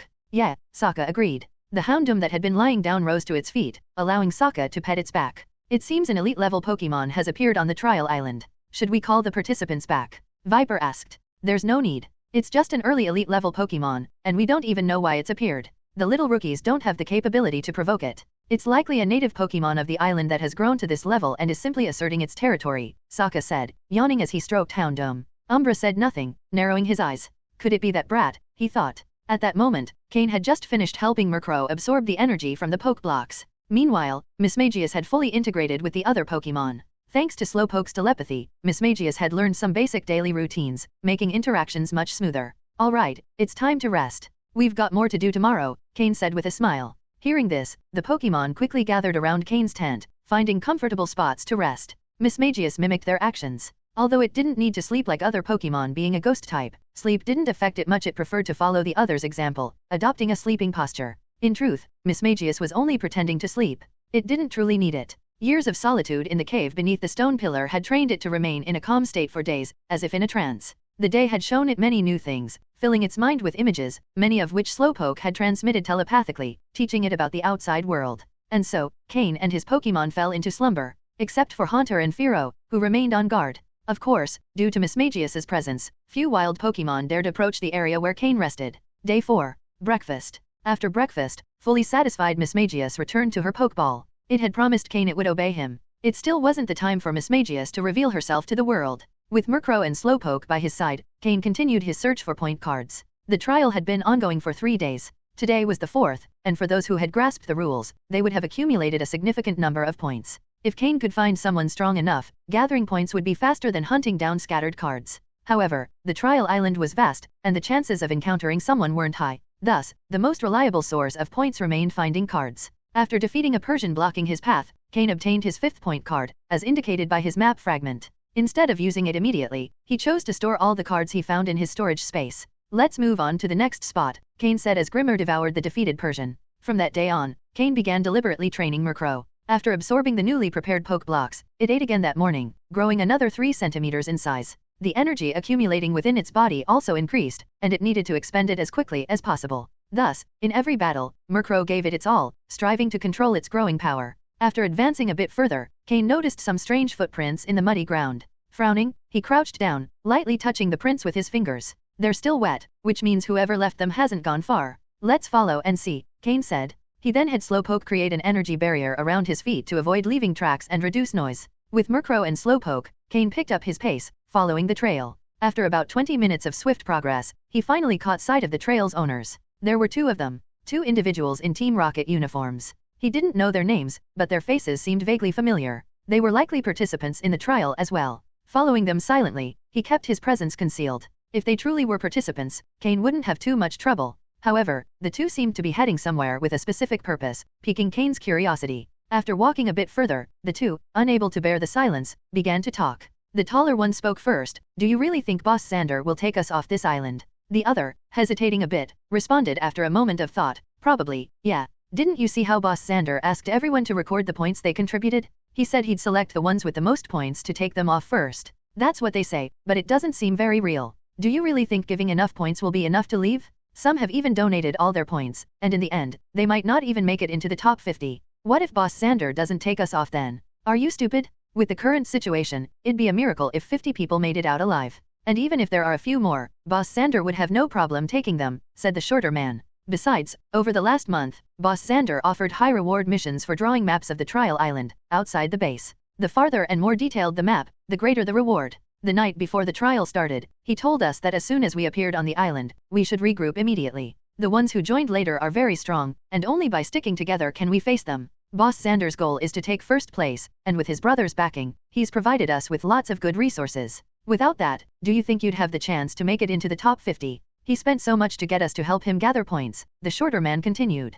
Many had joined Xander because of the power behind him and his generosity in distributing resources, which greatly enhanced the abilities of many participants. That's what they say, but are the ones who joined later really that strong? I heard Boss Xander has trained more than 5 Pokémon, and they're all pretty powerful. Having a strong backing really is an advantage, the taller man remarked. I don't know, but if they're making Boss Xander that cautious, they must be strong. At least strong enough to be in the top 3. Also, it seems that Cain, the one Xander can't stop thinking about, has returned. We saw him on the day the trial began. SHH, shut up, don't mention that name in front of Boss Xander. Don't you know it's a taboo? Many have died because of it, the shorter man responded nervously, showing how deeply Cain had embedded himself in Xander's mind almost like an obsession. Yeah, the taller man said, hurriedly closing his mouth. Both continued walking in silence, unaware that Cain was right behind them. Merro, use Tailwind and enter speed mode. Take care of their Pokemon first, then kill the tall one. Leave the short one, I have questions for him, Cain instructed his Merro. By now, Merro had grown so much it no longer fit on Cain's shoulder. With a nod, Merro generated a gentle current of air around itself and took off, rustling the grass in its wake. The 2 men clearly belonged to Xander's group. As experienced participants, both had Pokemon with them as they walked. The taller man had a Golbat, while the shorter one had a Coughing. Both Pokemon were common among those distributed by Team Rocket. Merro's speed was incredible. After consuming special poke blocks, its body had been further enhanced, increasing both its strength and speed. With its wings charged with flying-type energy, Merro rammed into Golbat, slamming it into a nearby tree, which cracked under the impact. Without pausing, Merro launched Dark Pulse at Coughing, which hadn't even reacted. After releasing the Dark Pulse, Merro ignored the Pokemon and, with its sharp claws, slashed the tall man's throat, then stopped in front of the shorter man, who had just pulled out his Pokeball, frozen in place. As for Coughing, it fell to the ground after Merro stopped, completely lifeless. In a single strike, Merro had taken out both Pokemon, demonstrating that it now had the strength to overwhelm most participants. The only one left, clutching a Pokeball, was too terrified to move, staring at the Pokemon in front of him. Mew. Merro. And you're Cain, the shorter man stammered, unable to believe Cain was there. Cain slowly emerged from the forest, walking toward the shorter man. With a sarcastic smile, he said, I heard you were talking about me. Mr. Cain, we were just chatting, nothing serious, the shorter man quickly replied. Tell me, where is your meeting point? How many have gathered already? And how many points has Xander accumulated? Cain asked directly. The man nearly cried upon hearing the questions, fully understanding why Cain was asking them. Speak quickly, or I'll kill you right now. The meeting point is on the map. Trembling, he pulled out a hand-drawn map from his Team Rocket belt. It was well detailed, with clearly marked paths. Well, Xander does have some brains after all. He knows he can't win alone, so he's gathered a bunch of fools to work for him. No surprise he's trying to assemble as many as possible, even on the last day, Cain said, examining the map. There are about 20 of us now, and we've all gathered at the location marked on the map. I'm not sure how many points Xander has now, but it must be several hundred since people bring him points every day, the shorter man explained, speaking more fluently as he went. With a submissive attitude, he seemed to have accepted that escape was impossible and decided that cooperating was his best chance to survive. Cain smirked, fully understanding his intentions. However, he said nothing more and continued asking, "What are you all doing?" Xander assigns different places to groups each day, always in pairs. The locations he sends us to have point cards. If we bring them back, our contributions are recorded, and those who contribute the most supposedly get special rewards. Seems like Xander has gathered many map fragments. Yes.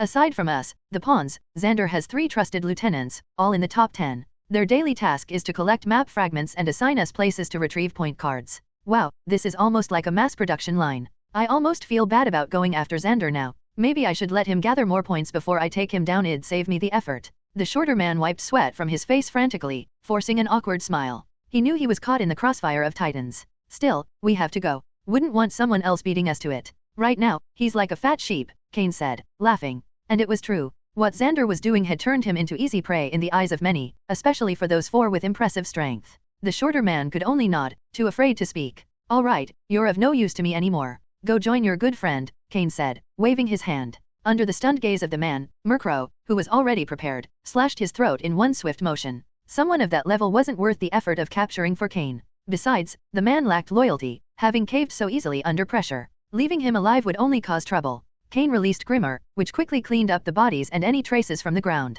As a poison-type Pokémon, Grimmer could completely decompose any evidence, from blood to footprints, making it ideal for outdoor survival operations. After comparing the 2 copies of the map he'd obtained from the men, Cain found no differences. He began heading toward the marked location on the map. Between the 2 men, they had only provided 5 trial points, a pitifully low amount. It was likely the 3 individuals Cain had encountered near the Gastly cave entrance had also been sent by Xander, as they'd only yielded 5 trial points in total. Though Cain hadn't thoroughly checked their storage devices, the probability was high. In any case, it was time to visit Xander. He would surely have a much larger stockpile of points. Cain continued moving slowly into the forest. There was no denying that Xander was a cunning individual. He had strength and potential, but his arrogance had driven him to enmity with Cain, all because he couldn't stand someone being above him. As Cain approached the camp, he began to conceal himself and move more carefully. He put on a disguise designed for better camouflage. Although Cain didn't fear facing Xander, there were about 20 people at the camp. If they all gathered, it could become problematic. It was also possible they had practiced some kind of combined attack technique.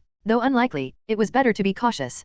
Cain climbed a tree near Xander's camp and observed for a while. The location was surprisingly large for being in the middle of a forest. Moreover, Xander was clearly on alert, with several Pokémon patrolling both in the trees and on the ground. The center of the camp housed a large tent, presumably Xander's. Cain couldn't be sure if Xander was there at that moment. He watched as 2 men left the camp in different directions, but Cain didn't act immediately. Instead, he decided to follow one of the teams. After both groups had been away from the camp for about 20 minutes, Cain struck. He quickly eliminated the Pokémon of the men, leaving one alive for interrogation before killing him as well. Thanks to this, Cain obtained crucial information. Xander was in the camp, but he wasn't alone. A close ally, the 9th-ranked participant from the last trial, was also with him. Before the final trial began, Xander had recruited 5 trainers from the top 10. Apart from the 8th, who had been eliminated by Miyamoto, the 7th, 9th, and 10th remained. The 7th and 10th had been sent to search for map fragments, while the 9th stayed to guard the camp and supervise the others. After returning to the camp, Cain decided not to attack immediately. He followed another team leaving the camp.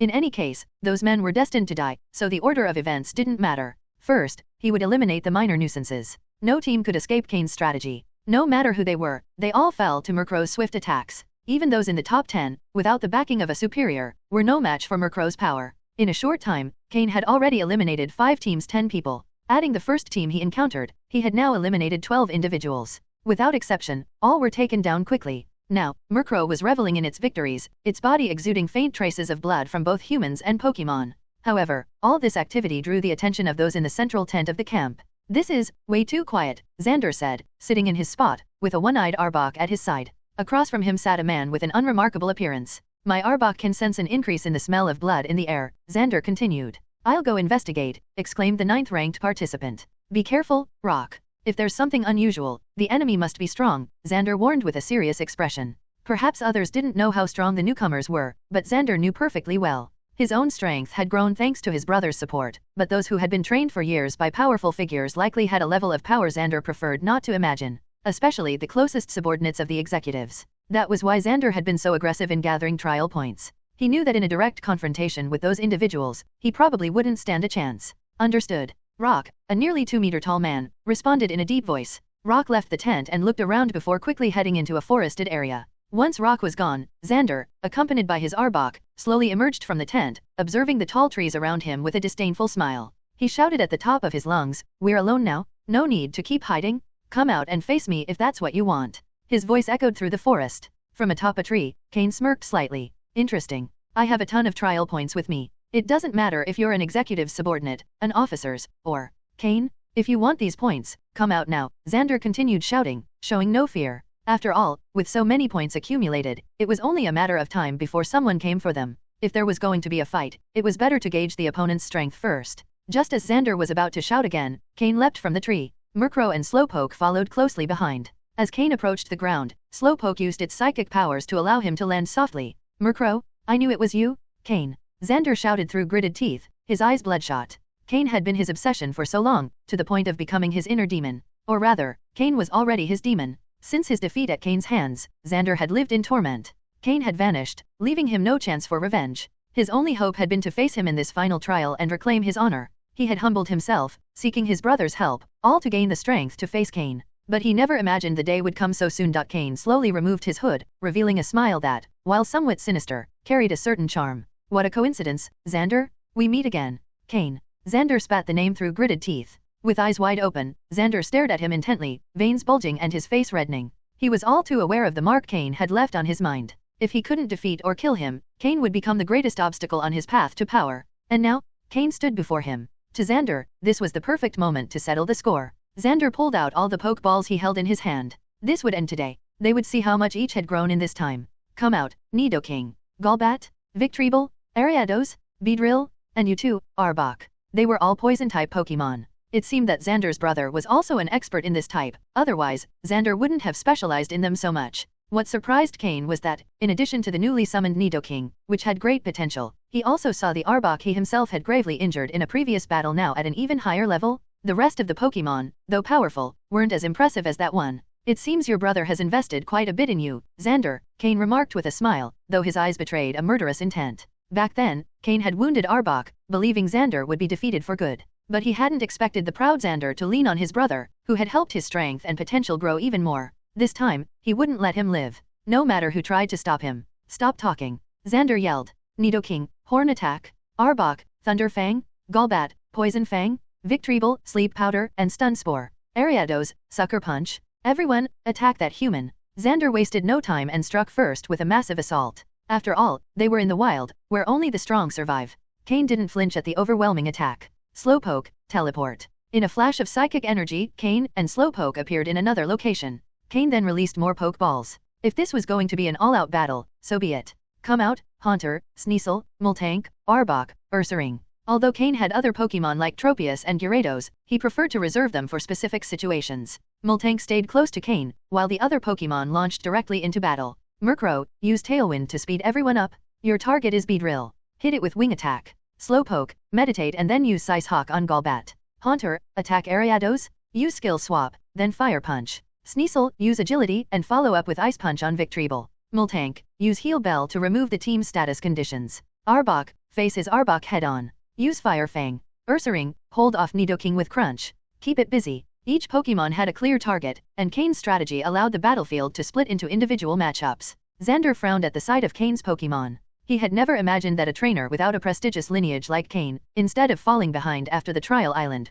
would have advanced so quickly, assembling such a powerful team. Moreover, many of them seemed to have type advantages over his own Pokemon. Cain's team's speed increased with Merro's Tailwind. Merro had mastered this move, empowering the entire team in an instant. Slowpoke quickly entered a meditative state and, within seconds, unleashed a powerful psychic attack on Golbat. Being a poison type, Golbat suffered devastating damage from the psychic assault. Haunter swapped its ability with Ariados, gaining Sniper, which greatly increased its precision. With the Fire Punch move, the damage was devastating, especially when landing critical hits. Sneasel, taking advantage of Tailwind and its own agility, dashed to Victreebel in the blink of an eye. The Ice Punch hit squarely, dealing massive damage due to Victreebel's Grass-type weakness. The two Arboks tangled in a fierce battle, biting and exchanging Poison-type moves. While Cain's Arbok hadn't yet regained its full potential, it remained a formidable opponent. Cain's Ursaring was struggling against Nidoking, which was delivering powerful strikes. Nidoking's strength was formidable, and Ursaring fought to hold its ground. Boom! The battle erupted in full force.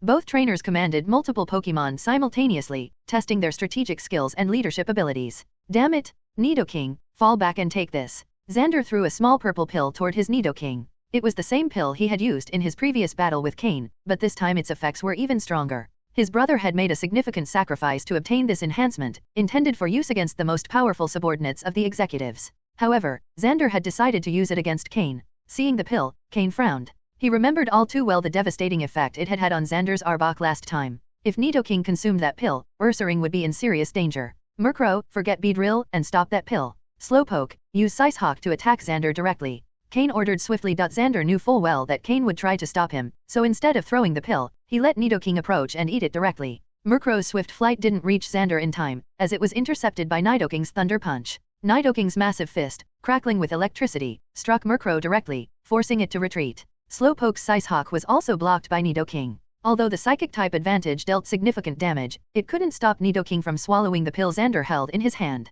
So, he ate it after all. Xander's Arbok from the past hadn't been strong enough to fully absorb the toxic energy of the purple pill, which caused an overflow of energy around it. However, this Nidoking was different, its physical condition was far better, and its level and strength far exceeded that of the old Arbok. Now, this Nidoking could showcase the pill's true power. In that case, I'll take out your other Pokémon first. Merro, Wing Attack. Help Haunter finish off Ariados first. Slowpoke, Continuous Sicehawk. Target, Victreebel. Ursaring, use Belly Drum and hold off Beedrill and Golbat for now. Since he could no longer prevent Nidoking from consuming the pill, Cain decided to eliminate Xander's other Pokémon before Nidoking could fully absorb its power. The primary reason Cain had captured Ursaring was its Belly Drum move. This move allowed Ursaring to sacrifice half its health to drastically increase its attack power. Roar. With its attack now significantly boosted, Ursaring roared like an unstoppable warrior, leaping into the air and grabbing Beedrill and Golbat, forcing them to fight at its level. Meanwhile, Merro joined Haunter in attacking Ariados, while Slowpoke continuously launched Sicehawk against Victreebel. Xander's expression darkened. Nidoking only needed a few more seconds to fully absorb the pill's power, but Cain had chosen to abandon a direct confrontation with Nidoking in favor of eliminating his other Pokémon first. Ariados, use Signal Beam. Victreebel, Seed Bomb. Beedrill, Golbat, finish off Ursaring quickly. Ariados and Victreebel launched a final counterattack. Ariados fired a distorted, multicolored beam toward Merro, but since Merro was a flying type, the bug-type attack had limited effectiveness, only briefly halting its advance. This gave Haunter the opportunity to strike with Fire Punch, landing a direct hit and activating the sniper ability it had acquired by swapping skills with Ariados. The critical hit was devastating, knocking Ariados out with a single attack. The sniper ability amplifies critical hit damage by 2.25 times. Combined with Haunter's type advantage over Ariados, the total damage was 5 times greater, resulting in an instant KO. Meanwhile, Victreebel launched a barrage of seed bombs from its massive mouth, aiming at Slowpoke and taking advantage of its grass-type advantage. But Slowpoke remained steadfast, repeatedly using Sicehawk against Victreebel. Though Victreebel tried to block Slowpoke, it couldn't escape Sneasel's relentless attacks. Sneasel closed in with sharp claws, leaving several wounds on Victreebel's body. Green sap began to drip from Victreebel with every move. Before the seed bomb could hit Slowpoke, Miltank intervened, using Substitute to shield Slowpoke and absorb the damage. Immediately afterward, Miltank drank her own milk to recover the health lost from Substitute. In mere seconds, the battlefield shifted dramatically. Ariados and Victreebel were down, lying on the ground with their conditions unknown. Although Cain had the upper hand, Ursaring, after using Belly Drum, was brutally attacked by Beedrill and Golbat. Ursaring collapsed, incapacitated, its condition also uncertain. Even so, Cain maintained the advantage. Haunter, keep using Fire Punch. Target Beedrill. Merro, Wing Attack on Beedrill. Slowpoke, go all out with Sicehawk against Golbat. Sneasel, help Arbok. Take it down, no mercy. Miltank, use Helping Hand on Haunter. Cain issued a flurry of commands. Meanwhile, Nidoking had nearly finished absorbing the toxic energy of the pill. Once it did, it would become much harder to deal with. Cain knew he had to eliminate Xander's remaining Pokémon before Nidoking could dominate the battlefield. Miltank used Helping Hand on Haunter, boosting the power of Haunter's next move. Haunter, its fist wreathed in flames, waited patiently, observing Beedrill and looking for the perfect moment to strike. Haunter had learned from Scorpai's mastery of the sniper ability. The two Pokémon were close friends, and Haunter had watched attentively during Scorpai's training sessions. Now, it was Haunter's time to shine with Sniper. Murkrow's wing attack clashed with Drill's twin stingers, sending both Pokémon flying backward. Slowpoke, meanwhile, continued its relentless Ice Hawk assault on Golbat, which could only dodge desperately in midair. Golbat had no chance to close the distance to Slowpoke. The two Arboks, locked in a close-quarters battle, suddenly found themselves joined by Sneasel. However, Sneasel hesitated to strike immediately, as the two Arboks were so entangled it was hard to distinguish friend from foe. At that moment, Nidoking, having fully absorbed the pill's energy, returned to the battlefield. The already massive Nidoking seemed to have grown even larger, as if it had undergone a second growth spurt. Sneasel, use Icy Wind on Nidoking, Cain ordered, frowning. He knew Nidoking's presence posed a significant threat, so he directed Sneasel to attack immediately. With any luck, Icy Wind could slow Nidoking down. But before Nidoking could act, Haunter boosted by Miltank's helping hand seized the moment. With a precise fire punch, it struck Beedrill at its weak point, activating the Sniper ability. The damage was overwhelming, and Beedrill collapsed, following Ariados into unconsciousness taken down in a single blow. With the Sniper ability in play, Haunter had become a true force of destruction. At this point, Xander's Beedrill, Ariados, and Victreebel were already lying on the ground. Cain had only Ursaring down, in an unknown condition. Meanwhile, Golbat was being frantically attacked by Slowpoke and looked like it wouldn't hold out much longer. Sneasel launched the move Icy Wind at Nidoking, intending to reduce its speed. Xander cracked a maniacal smile. Even if all my Pokémon fall, I'll drag you down with me. Nidoking, finish off that Arbok. Free my Arbok. Although Sneasel's Icy Wind move created some shards of ice on Nidoking, having completely absorbed the purple pill, it was utterly unaffected. Its eyes glowed with a purple light as it strode powerfully toward the spot where the two Arbok were battling. Grabbing both Arbok by their tails, it effortlessly pulled them apart. Despite both Arbok being Pokémon with extremely developed muscles and entwined in a tight struggle, Nidoking separated them as if it were nothing. This demonstrated its tremendous current strength. After quickly identifying the two Arbok, Nidoking dropped Xander's Arbok to the ground and held Cain's Arbok in its hand. Cain, seeing the changes in Nidoking, shouted urgently, Murkrow, Haunter, Sneasel, quickly, save Arbok. At that moment, both Murkrow and Haunter were already completely free, and Sneasel had also managed to break free. Xander grinned cruelly. Nidoking, hit it with all your strength. Arbok, stop Sneasel and Murkrow from interfering. Xander's Arbok, just freed from the fight, gave a terrifyingly cold look and lunged directly at Sneasel, blocking its attempt to rescue its companion. Before Murkrow and Haunter could intervene, Nidoking, under the terrified gaze of Cain's Arbok, swung it like a whip. Crack, crack. Nidoking whipped the Arbok against the ground as if wielding a whip. Seeing Nidoking's behavior, like a destruction machine, Cain couldn't help but feel stunned. He hadn't expected the purple pill to increase Nidoking's power so much. Even though his Arbok hadn't been specially trained, it was still a level 33 Pokémon. Moreover, it wasn't a low-quality Pokémon.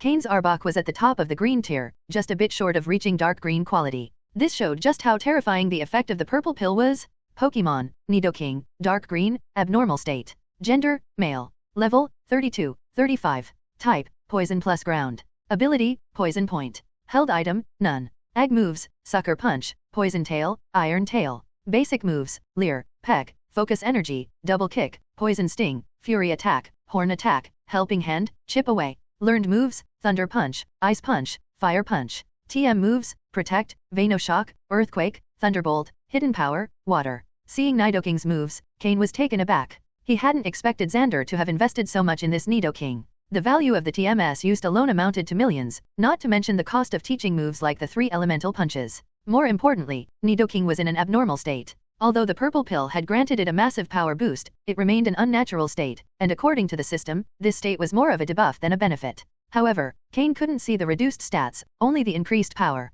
Furthermore, although Nidoking was originally level 32, after taking the purple pill, its level had risen to 35. No wonder Arbok had been used as a whip without resistance. That purple pill must have been even more potent than the one Xander had given his Arbok in the past. Fortunately, while Sneasel and Murkrow were being held back by Xander's Arbok, Haunter had no obstacles and reached Nidoking directly. Haunter, use Shadow Ball consecutively. Clearly, Nidoking had greatly increased physical power, but Haunter, being a ghost-type Pokémon, had no fear of physical attacks. Haunter launched a series of dark orbs that directly struck Nidoking. Finally, Nidoking released Cain's Arbok's tail, but the latter was nearly incapacitated. Nidoking, ignore it. Use Earthquake. Xander grinned cruelly, not hiding his madness as he gave the command. His plan was to incapacitate several of Cain's Pokémon. Roar. At the order, Nidoking pounded its chest with one hand and roared furiously. Fueled by its rage, it stomped the ground forcefully. Immediately, cracks appeared in the ground, and a violent earthquake began spreading from Nidoking in all directions. The Arbok lying at its feet took the brunt of the impact.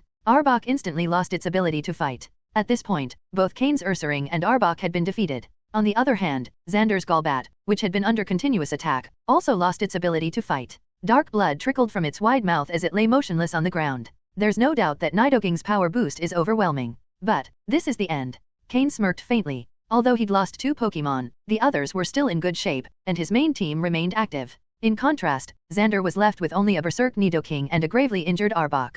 Slowpoke, retrieve Arbok, and Ursaring to see if they can still be saved. Then use Sicehawk on the one-eyed Arbok to disorient it. Miltank, use Heal Bell on Arbok and Ursaring and give them milk to recover. Haunter, use Toxic on Nidoking. Sneasel, use Ice Shard on Arbok, shaped like an ice blade. Murkrow, join Sneasel and take down Arbok with Dark Pulse. The one-eyed Arbok and Murkrow were old rivals. The only remaining eye of Arbok stared fixedly at Murkrow, ignoring even Sneasel, who was preparing its ice blade. Haunter's toxic move didn't affect Nidoking much, whose body was already filled with toxins, only slightly draining its energy. Murkrow and Xander's Arbok fought fiercely, while Sneasel launched ice blades from the side. At the same time, Slowpoke repeatedly struck Arbok's mind with its psychic attacks.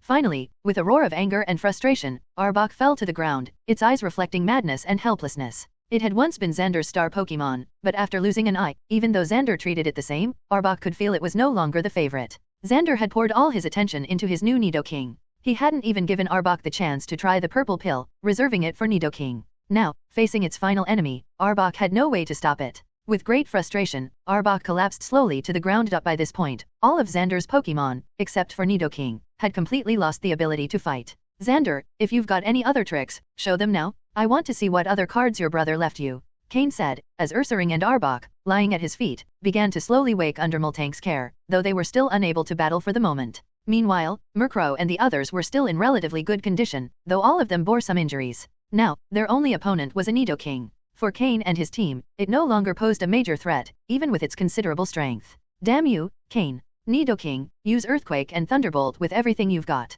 Xander yelled, his face devoid of fear. Even though he couldn't win, he wanted to rip a piece of flesh from Cain. The enraged Nidoking felt no pain in its body at the moment. Unless its arms or legs were broken, even direct hits wouldn't bother it. If they chose to go into close combat, they needed to be prepared to be grabbed by Nidoking. Murkrow, protect and then Dark Pulse. Slowpoke, levitate using your psychic powers and use Sicehawk. Sneasel, watch out for the Earthquake, jump, and use Icicle Crash. Haunter, Shadow Ball continuously. Miltank, use Helping Hand on Slowpoke. Nidoking's Earthquake was even more powerful than before. Earlier, when Arbok was on the field, the attack had been focused mainly in its vicinity. But now, with nothing to hold back, it unleashed the full force of the move. Its feet, swollen to double their size, slammed into the ground, sending seismic shockwaves outward in circular waves, kicking up dust everywhere. After using Earthquake, it didn't stop. Electricity crackled across its body, gathering at the horn on its head. Its use of Thunderbolt was noticeably slower than its Earthquake, indicating it wasn't as proficient with that move. Indeed, Nidoking is a highly versatile Pokémon. Though its types are Poison and Ground, it can learn moves of other types, like the Electric-type Thunderbolt or the Ice-type Ice Beam. Moreover, Nidoking and Nidoqueen are no slouches stat-wise, and their growth is excellent. If the opportunity arose, Cain wouldn't hesitate to capture one. However, Nidoking's best trait is its sheer force ability. Combined with a life orb, its damage becomes devastating. Although Xander's Nidoking wasn't weak and had the boost of a purple pill, it was still lacking overall. After dodging Nidoking's initial onslaught, Cain's Pokémon launched a direct counterattack, bombarding the enemy Pokémon with their moves. Boom, boom, boom. Cain knew that, in Nidoking's current state, engaging it in melee combat was out of the question. Despite the continuous explosions, Nidoking seemed brimming with energy, though its body began to show severe injuries. However, with no sense of pain, it didn't notice. Nidoking, hold on, go straight for that human-use Thunder Punch, Fire Punch, and Ice Punch. Xander yelled, teeth clenched, seeing Nidoking's injuries. Cain's strategy was clear, wear it down. But Xander changed tactics, go straight for Cain, forcing his Pokémon to intercept. Humph. Xander, you're truly desperate, Cain said with a cold smile. If you had other Pokémon, this wouldn't mean anything, but now, who's left to protect you? Murkrow, finish him. Xander, blinded by rage, hadn't realized that Cain had eliminated all his other Pokémon precisely to prevent Nidoking from going berserk. Now all he had was Nidoking. Protect himself or attack Cain, that was the decision he had to make. If he chose to protect himself, Nidoking would have to endure the continuous attacks from Cain's Pokémon and would eventually fall. But if he risked everything, Murkrow would take Xander down directly. Nidoking, don't worry about me. Kill him, kill him, kill him. Xander screamed, frantic. Even so, he retained a sliver of reason and shouted, Cain. You can't kill me, you don't dare kill me. I already told my brother that if I don't come back alive, it's because you killed me. He'll come after you? A near elite level expert? You can't handle him? You can't handle him? Ha ha ha. You don't dare kill me, he screamed and laughed, appearing utterly insane to anyone watching. But Cain, with a smile on his face, was unfazed. Who was the real fool? Even if he spared Xander's life, his brother would come after him regardless, and then both brothers would be together. So why not solve the problem here and now? Cain had to admit that, though Xander was arrogant and presumptuous, he had remarkable talent as a trainer. He still remembered how, in his previous life, after leaving the trial island, Xander rose quickly within Team Rocket, as if riding a rocket himself. Could someone rise so fast in Team Rocket without strength? Protect. Cain didn't order Merro to stop its attack but instead directed his Pokémon to block Nidoking's offensive. Merro, without hesitation, dove toward Xander. Nidoking, like an enraged purple rhinoceros, launched a thunder punch, only for it to be blocked by Haunter's Protect. Its fire punch was stopped by Sneasel's Protect, and finally, its ice punch was intercepted by Slowpoke's Protect. After these three powerful punches, Nidoking's explosive energy was spent. Finish it. Slowpoke, use Water Pulse with Psychic Assistance. Haunter, Psychic. Sneasel, Icicle Crash at maximum power. Miltank, Helping Hand for Slowpoke. Following Cain's commands, his Pokémon acted immediately. Miltank used Helping Hand to amplify Slowpoke's combined water and psychic attack. Being poison and ground type, Nidoking was highly vulnerable to water and psychic type moves, making Slowpoke's attack devastatingly effective. Then Haunter, though a bit inexperienced, launched a direct psychic attack on Nidoking's head. Sneasel focused all its ice energy, conjuring 4 massive ice spears in the air, which struck Nidoking one after another. Each attack slowed its movements until it finally collapsed just 2 meters from Cain. But that 2-meter distance was like an insurmountable chasm. Meanwhile, Merro, dispatched by Cain to target Xander, had also reached its mark. Xander paid no attention to Merro's approach. His eyes were fixed on Nidoking's movements, and when he saw it fall, a look of despair and emptiness appeared in his eyes. Even the madness on his face disappeared, leaving only complete defeat. Trial Island, first place, Xander. Dead. Cain didn't give Xander a chance to speak or express his opinion. The grudge between them had been planted long ago, so it was best to finish him off immediately. All of Xander's Pokémon were eliminated. After spending so much time together and given Xander's personality, he had undoubtedly instilled in them the belief that no one else could be trusted. Because of this, Cain had no intention of capturing them. Even if he handed them over to his subordinates, he feared they might turn against him at a critical moment. It was better to eliminate them all at once and avoid future problems. Surrounded by his Pokémon, Cain slowly approached Xander's body, observing how his lifeless corpse still showed signs of resisting his fate, his face locked in a defiant expression. Cain exuded a melancholic air. This life was truly changing significantly because of his actions.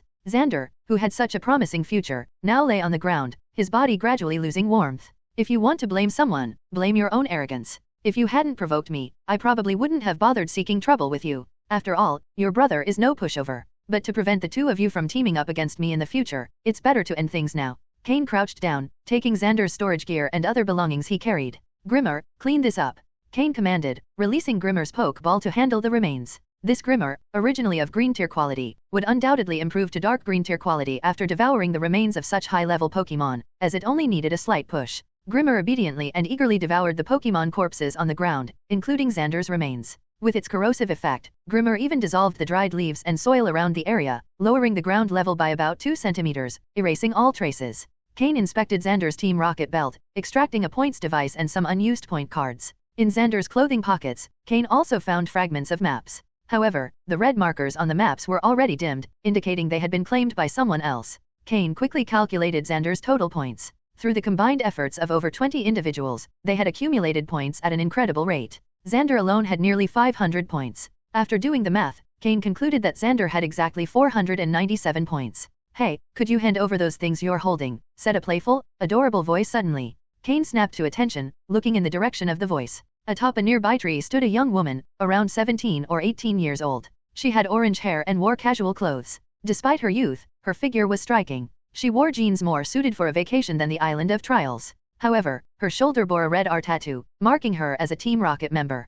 Cain hadn't seen her among the trial participants, but her ability to approach unnoticed by his Pokémon indicated she wasn't lacking in skill. What surprised Cain even more was the Jinx beside her, holding a completely frozen person. The frozen figure was faintly recognizable as one of Xander's followers, Rock, ranked 9th, who had fled before Cain arrived. The corpse in Jinx's grasp starkly contrasted the young woman's sweet smile. She didn't seem as innocent and charming as her appearance suggested. Orelia. Cain murmured, calmly stating the young woman's name. With skills like hers, she had to be Orelia, one of Ariana's trusted subordinates. Oh my, so you know me? Orelia exclaimed, her big eyes widening in surprise before she smiled and said, it must have been those fools who told you, huh? Well, yes, I'm Orelia. So, you must be Cain, right? What a strong and promising little brother. Little brother. It was the first time Cain had been called that. Oh, here's another corpse. Jinx, get rid of it, it's so unpleasant, Orelia said dramatically, pointing to the body Jinx held as she theatrically tossed her hair back. But the smile on her face didn't match her words at all. What do you want? Cain asked. I already told you. I want that points device and those point cards. And if you could, it'd be great if you gave me your points device too. Otherwise, I might get really mad, she said, her sly smile making her seem like a mischievous spirit. This is my war loot. If you want it, come take it yourself, Cain replied with a grin as he stored the points device in his gear. Seeing him stash the device without hesitation, Orelia's eyes narrowed, and her smile began to fade. You should know this was a fat sheep I've been raising for quite some time. And you dared to kill it while I was out having fun. I'm a little upset about that, you know. Cain frowned. A fat sheep? So Xander had been under Orelia's watch all along? Everything he did was part of a plan, even his survival until now was because she wanted him to grow fat before slaughtering him. And now Cain had harvested the fruits prematurely. If Xander had known he was just a sheep being fattened up, he would have lost his mind. And you say it was yours? Do you have proof of that? Cain retorted with a wry smile. Did she really think she could fool him like a 3-year-old? You. Orelia puffed her cheeks, looking adorable even when upset. What's the matter? Want to fight? I'm ready whenever you are. Orelia, Ariana's lieutenant, a specialist in grass-type Pokémon, Cain continued, revealing the information he had. Although Orelia had a Jinx at the moment, her specialty was training grass-type Pokémon. Cain released a Pokeball, sending out his Tropius. Roar. Tropius let out a powerful roar as it emerged, displaying its imposing presence. If you want to fight, go ahead, try me, Cain said. When Orelia saw Tropius, her initial reaction was surprise. As a grass-type specialist, she was undoubtedly familiar with Tropius. But when she noted its strength, her brows furrowed. This Tropius was no weakling. Cain truly had the qualifications to face her. The air grew tense, and both Cain and Orelia became more serious. A single wrong move could spark a battle between them. Ugh, how boring. Never mind then. Keep those points for now. I won't bother you anymore. Jinx, let's go. Orelia suddenly exclaimed, her smile returning. The tense atmosphere dissipated entirely. She gave Cain a lingering look, as if trying to memorize him, before leaping from the tree. With the help of Jinx's psychic powers, she floated away instead of falling, eventually disappearing into the trees. Cain watched her leave until she was out of sight. Seeing that Orelia had truly disappeared completely, Cain finally let out a slight sigh of relief. Luckily, Tropius' presence had intimidated her, otherwise, he would have truly been forced into a battle. However, his current strength might not be enough to take on opponents like her. Against ordinary Pokémon, he had no issues, but he feared they might have hidden trump cards like Xander did, complicating things further. Merro had yet to evolve. Cain still needed a Pokémon capable of deciding a battle with a single decisive strike. Fortunately, despite Orelia's bold demeanor, she probably had little desire for an actual fight. After all, she was one of Ariana's subordinates. Cain vividly remembered Ariana's battle with Price at the Lake of Rage, a clash between two elite-level trainers where Ariana was pressured from start to finish. It was likely Ariana's current strength hadn't fully recovered. So, could it be possible she had joined this territorial expansion mission in her current state? It didn't seem likely. Thus, Orelia was perhaps the least ambitious of the four monsters vying for dominance. Cain looked at the frozen corpse on the ground and shook his head. Orelia hadn't brought her best grass-type Pokémon, likely as a way of testing herself. Had Cain attacked without hesitation, Orelia would have summoned all her grass types immediately. But since she'd brought a psychic and ice-type Jinx instead, Cain deduced she had no intention of fighting to the death. Perhaps those grass types were hiding somewhere deep in the forest. After all, grass types had the best camouflage abilities in the woods compared to any other type. Without dwelling further on the events, Cain recalled his Pokémon, climbed onto Tropius' back, and disappeared into the forest. When Cain vanished from the campsite, a figure slowly emerged from the bushes. It was Orelia, who had clearly left earlier. Watching the direction Cain had gone, she smiled. This boy should be smart enough, Orelia said, stroking the Venusaur by her side. Seated atop Tropius, Cain transferred all the points from Xander's scorecard and scoring device into his own, then discarded the now empty device. At that moment, Cain's scorecard displayed a total of 627 points. He had gained 497 points from Xander, 30 points from the 12 people he had killed earlier, and with his original 100 points, he now had 627 in total, a tremendous haul. It turns out stealing from others is still the fastest way to rack up points, Cain remarked with a smirk. After flying for a while, Tropius brought Cain back to the familiar riverside. He patted Tropius for a landing. Although the battle with Xander had been overwhelming, Ursaring and Arbok had sustained significant injuries. Since there was still time, Cain decided to treat them first. He released Ursaring and Arbok. Both Pokémon lay on the ground, visibly drained. Cain took out some Pokeblocks and fed them to them, then summoned Miltank to bandage their wounds and spray healing medicines. Meanwhile, Cain knelt by Arbok's head and said calmly, "Do you feel how weak you are?" In the battle between Xander's Arbok and his own, neither had claimed victory, but Xander's Arbok had held the upper hand most of the time. Its size advantage had provided no help, and its extended time in the wild had led it to fight instinctively, like a beast, without any strategy. As a result, it was no match for Xander's meticulously trained Arbok. Hiss. Arbok let out a cry, its body still feeble but its voice filled with resolve. Then, like Merro, accept a higher dose of training, Cain stated coldly, calling out Merro. Merro, too, had sustained considerable damage during the fight but had gained much experience in battle, mastering its newly grown body. Arbok glanced at Merro and then at Cain. In its previously hesitant eyes, a spark of determination ignited. If it wanted vengeance, it would have to endure harsher methods. Although it could wait 2 days to recover its abilities, how much time would it then have for training and combat? None. So why not use harsher methods immediately? Cain smiled. He retrieved 2 servings of specially formulated poke blocks from his storage gear, one for Merro and one for Arbok. Both Pokemon consumed them without hesitation, then waited silently for the effects to kick in. Cain then summoned his other Pokemon and began preparing lunch. He let Slowpoke and Gyarados dive into the water to fish. Today's lunch would be fresh fish. While Cain was halfway through preparing lunch, the effects of the specially formulated poke blocks consumed by Arbok began to show, or rather, Arbok could no longer resist them. Arbok writhed wildly on the ground, sometimes thrashing its body, other times plunging into the water and rolling about, scaring off the wild Pokemon in the water. The stronger ones were defeated by Slowpoke and the others. Merro, on the other hand, appeared much calmer. With its eyes closed, it remained motionless, but its claws, which scraped the stones by the riverbank, easily shattered them. The other Pokemon, seeing their state, understood what they were going through. However, they could do nothing, as Cain had explained that these special poke blocks were primarily for Merro's potential enhancement. For Sneasel and the others, the effect would be minimal, only accelerating their level growth slightly. For Slowpoke, it might have some effect but not enough to cause a radical change, so Cain preferred moderate use of the poke blocks for it.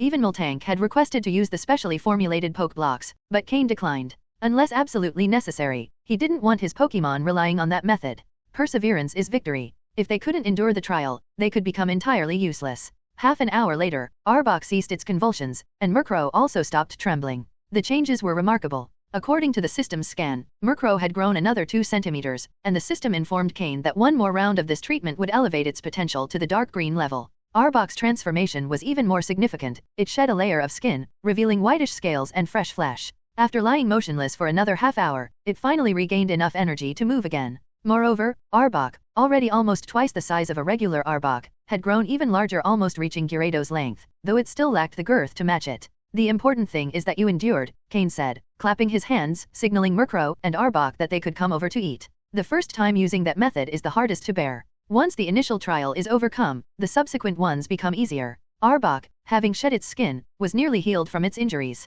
As for Ursaring, its condition was more pitiful, one eye swollen larger than the other, and it walked with an obvious limp. Yet, when it came time to eat, Ursaring dove into the feast without hesitation. Cain slowly served himself a bowl of fish soup, watching his Pokemon squabble over the food without intervening. This was his way of strengthening their bond. After lunch, they resumed the search for point cards. Finding Vexer wasn't urgent yet. Merro hadn't reached its full potential, so Cain wasn't confident enough to defeat him. Still, before the trial ended, a confrontation between them was inevitable since Cain likely held the highest point total of all. In the afternoon, Cain continued searching for point cards. As he picked one up, both Slowpoke and Merro alerted him in unison someone was watching him from nearby. "I don't know who's there. Why don't you come out and introduce yourself?"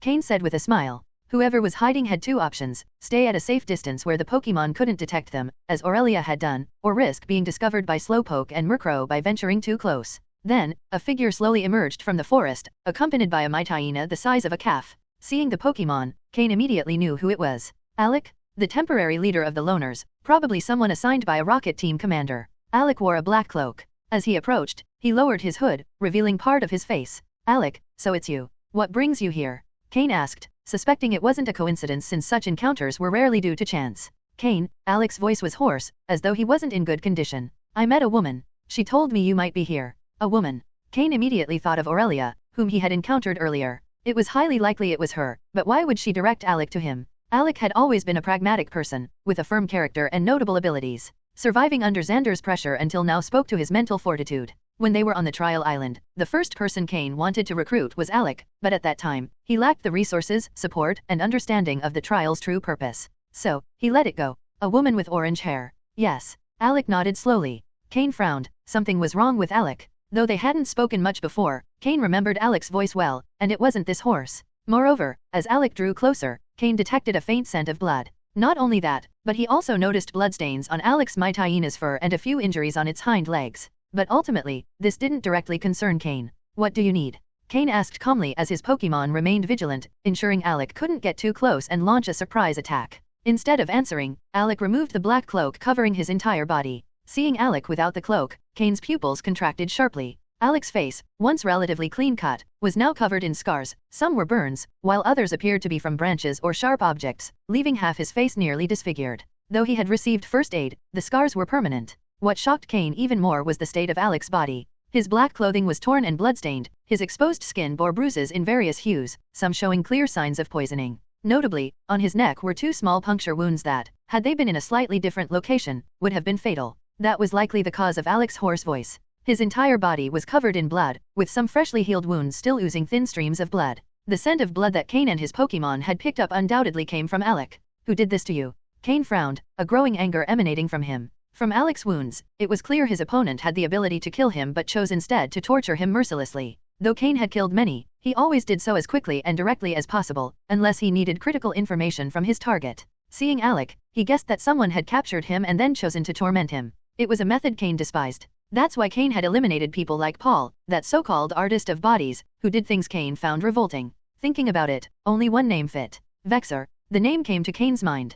Vexer. Alec murmured weakly but with a voice full of hatred. Clearly, Alec hated Vexer to his core. Vexer had gone beyond what Paul had ever done. Paul, in the end, always killed his victims. Vexer, on the other hand, left Alec alive but destroyed all his Pokémon except for Miyamoto, doing it right before his eyes. This left Alec feeling powerless, humiliated, and despairing. It was no wonder Vexer got along so well with people like Paul. So, why have you come looking for me? Though Cain despised those who avoided direct kills, he wasn't a savior out to avenge Alec. That orange-haired girl said you'd cause trouble for Vexer. If I want revenge, I have to seek you out, Alec murmured. Cain raised an eyebrow. Did Orelia say that? Was she so certain he'd go after Vexer? Or had someone mentioned it to her? Miyamoto, perhaps? Or could Orelia be exactly what he suspected? Were Ariana's subordinates always so cunning? And then, Cain neither confirmed nor denied anything. At his words, Alec seemed to lose strength. Each movement caused some of his wounds to reopen, spilling blood. His face grew even paler. Plop! Alec fell heavily to the ground, uncaring of the rocks, branches, or anything else beneath him. But the impact caused many of his wounds to fully open. The Miyamoto at his side whimpered, sticking out its tongue to lick Alec's wounds as if trying to stop the bleeding. Don't worry, Miyamoto, Alec forced a smile. The pain from his burned face made even the smallest movement of his facial muscles excruciating. Then he looked directly at Cain. The physical pain hadn't dulled his resolve, rather, the humiliation Vexer had inflicted on him was seared into his mind. If you can kill Vexer, from now on, I, Alec, will follow only your orders, Cain. I will serve you as my leader. Alec spoke in a calm tone, but the determination in his words left no room for doubt.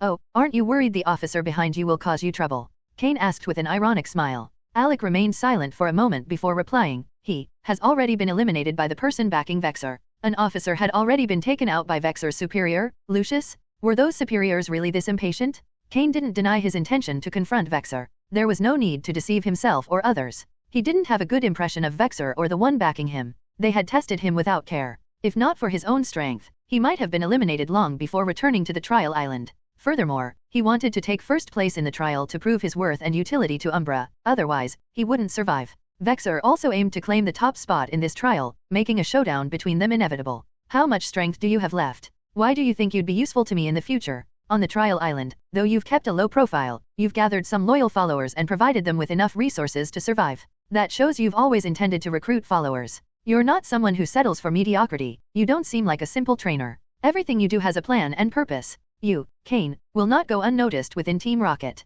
Since you want to climb the ranks, you'll need loyal followers with great potential. And I, Alec, possess both that loyalty and potential. Alec said all this in one breath, his breathing labored from the effort. You have a clear vision. Anyone in the top 5 on the trial island isn't a fool. Even if you had support, not just anyone gets chosen for this mission, Cain praised him. Additionally, Alec paused before continuing, my starter Pokémon is Miyamoto. Doesn't that strike you as curious? Hearing this, Cain looked at him in surprise. It seemed Alec knew more than Cain had assumed. Tell me more. Miyamoto, as you probably know, isn't a Pokémon from the Kanto or Johto regions but from Hone. I'm the only participant on this trial island with a Pokémon from Hone, and many have found that strange. Surely you did too. His breathing grew heavier. That's because the officer backing me was one of the first sent by Team Rocket to the Hone region. One of the first to be sent to Hone? Team Rocket had attempted to infiltrate Hone more than once. Was Alec's backer among the earliest? Those secrets, known to only a few, Alec understood because he had been that officer's direct subordinate. and the first place in this final trial will receive Team Rocket's support to infiltrate the Hone region, establish a base of operations, and eventually launch a coordinated assault, helping Team Rocket gain a foothold in Hone. It's precisely because of this reward that those superiors have flocked here, and even some officers have decided to risk everything. But those officers are either desperate or have backing from superiors, while the officer supporting me had no choice. He was simply the first to attempt to invade Hone. That's why he was also the first officer eliminated by one of those superiors. And that's the main reason Vexer treated me as he did. He wanted information about Hone from me. If you kill Vexer, I can tell you everything I know. I can even help you infiltrate Hone faster, develop more quickly. Although my officer couldn't complete the invasion, some resources and contacts were already established. Before entering the trial island, he suspected things might not end well for him, so he told me everything in advance. Those resources are what Vexer desires so much. Give me 1 day to recover, and I'll help you eliminate Vexer. I know your goal is to take first place. Alec had revealed much. No wonder Vexer had treated him so cruelly. So you used that information to negotiate your life? Cain asked. I gave him half-truths. He didn't dare kill me because he feared that if he did so before verifying the information, he'd never get it. So I seized the opportunity and escaped. Cain nodded. He believed most of what Alec said. If there were lies, they were few. This also explained why Alec had shown no interest in forming a faction on the trial island. He was simply looking to protect himself, not compete for first place. Take this pill and take it easy. I warn you, it's a poison. If you don't take the antidote I'll provide at regular intervals, you'll die of organ failure. Think carefully. Cain pulled out the same pill he had given Miyamoto. Alec had convinced him. Without hesitation, Alec took the pill from Cain's hand and swallowed it. Was your gear also confiscated by Vexer? Cain noticed that the Team Rocket belt Alec once wore was gone. On the trial island, trainers typically stored their items in belts provided by Team Rocket. With Alec's belt missing, it was clear Vexer had taken it. This explained why Alec, despite his injuries, hadn't received any treatment or medical care. Yes, aside from my Tyena's Pokeball, which I hid well and he couldn't find, all my other Pokeballs and storage gear were confiscated by him, Alec explained as he petted my Tyena beside him, a hint of melancholy in his expression. As his starter Pokemon, and a canine species to boot, my Tyena would obey Alec's orders even without its Pokeball. This pill also has some healing properties. Take it along with this one to stabilize your condition. Also, here's a medical spray for humans, use it to treat your wounds. Can you manage it? Cain handed Alec a few supplies. On the trial island, everyone who survived in the wild bore some scars. Knowing how to treat one's own wounds was common. Alec's injuries were just more severe this time. Cain also took out a Team Rocket belt he had yet to dispose of and tossed it to Alec. This is Xander's belt. Use it for now. It should have some essential supplies you'll find useful. Xander's belt. Alec stared at it in surprise. He knew Xander had been trying to challenge Cain and had quickly grown stronger over a short period. Though Alec ranked third, and the gap between second and third wasn't too significant, the gap between second place and Xander, who was in first, was enormous. So you've already taken care of Xander? It seems coming to you was the right decision. Among the participants, only you can face Vexer. Or rather, only you, Cain, can stand against the subordinates of the 4 executives, Alec remarked. Cain smirked faintly at that. If eliminating someone benefits me, I'll do it. And if someone shows hostility toward me, I'll deal with it without hesitation. Xander was just one such case. Xander's enmity with him was irreconcilable. For his own future growth, Cain had to eliminate him. If not for Arbok's intervention, Xander would have been taken out by Cain long ago. Additionally, giving Alec Xander's belt served as a warning. Xander has already been killed by me, so don't try anything stupid or crafty with me, was the message it conveyed. As expected, upon seeing Xander's belt, Alec became more respectful. Half an hour later, Alec, now wrapped in bandages, stood up. Thanks to Xander's belt, he had obtained many useful supplies that Cain didn't need, like medical sprays and antidotes, which had sped up his recovery. After all, Vexer's Pokemon were mostly bug-type, many capable of poisoning, so antidotes were invaluable. Mr. Cain, I've recovered enough. We can leave anytime. Don't worry about my injuries, just do what you need to do, Alec said as he approached Cain. Cain observed him, particularly the half of his face covered in bandages. Are you sure your body's fine? No problem. Alec replied without hesitation. Then let's go. Let's continue searching for point cards and see if we can find a suitable Pokemon for you. By the way, tell me more about Vexer as we move. Cain began walking without looking back, unconcerned whether the injured Alec could keep up. Gritting his teeth, Alec jogged to catch up, aggravating his wounds. Though he didn't start bleeding again, the pain was excruciating. My suggestion is that, if we're catching Pokemon, we go for fire, flying, or rock types, as they'd be effective against Vexer's bug types. That way, I could help contain 1 or 2 of his Pokemon, Alec suggested. Agreed, Cain nodded. He wasn't under the false impression that true warriors had to win alone.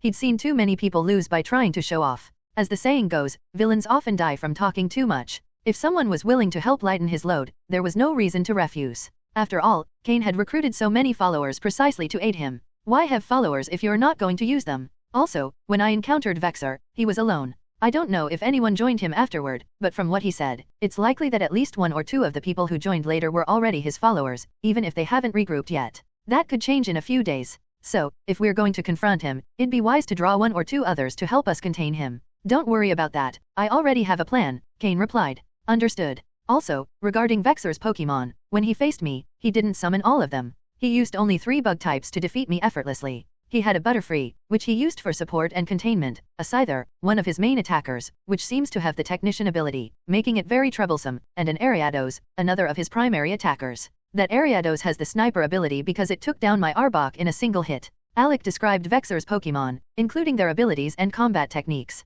The information he provided was far more detailed than what Cain had learned from Paul. Though Alec mentioned only 3 Pokémon, Cain now had a clearer understanding of Vexer's level of skill. From what I've heard, his main Pokémon should be a Beedrill, which seems to be his starter and is well trained. Have you ever seen it? Cain asked. Beedrill. Alec thought for a moment before responding, no. Most of the time, he only has a Scyther by his side, and an Ariados lurking in the shadows to ambush anyone who gets close. Midway through their conversation, Cain suddenly stopped, and Alec, following closely, did the same. He looked at Cain curiously. We've reached the point card location. I see a rather interesting Pokémon. Cain stopped, staring at a red rock in front of him. The surface of the rock was dotted with black holes, and just beneath it, a point card was partially visible, as indicated by the map. Is this a Pokémon? Alec asked as he approached, observing the rock with curiosity. Yes, it's a Pokémon with a rather niche role. But if used correctly, it can be very interesting and aligns well with your earlier suggestion, Cain replied with a smile. A rock-type Pokémon. Alec guessed, thinking it couldn't be anything else based on its appearance. You could say that. It's partially rock-type, but it's also bug-type. Bug-type.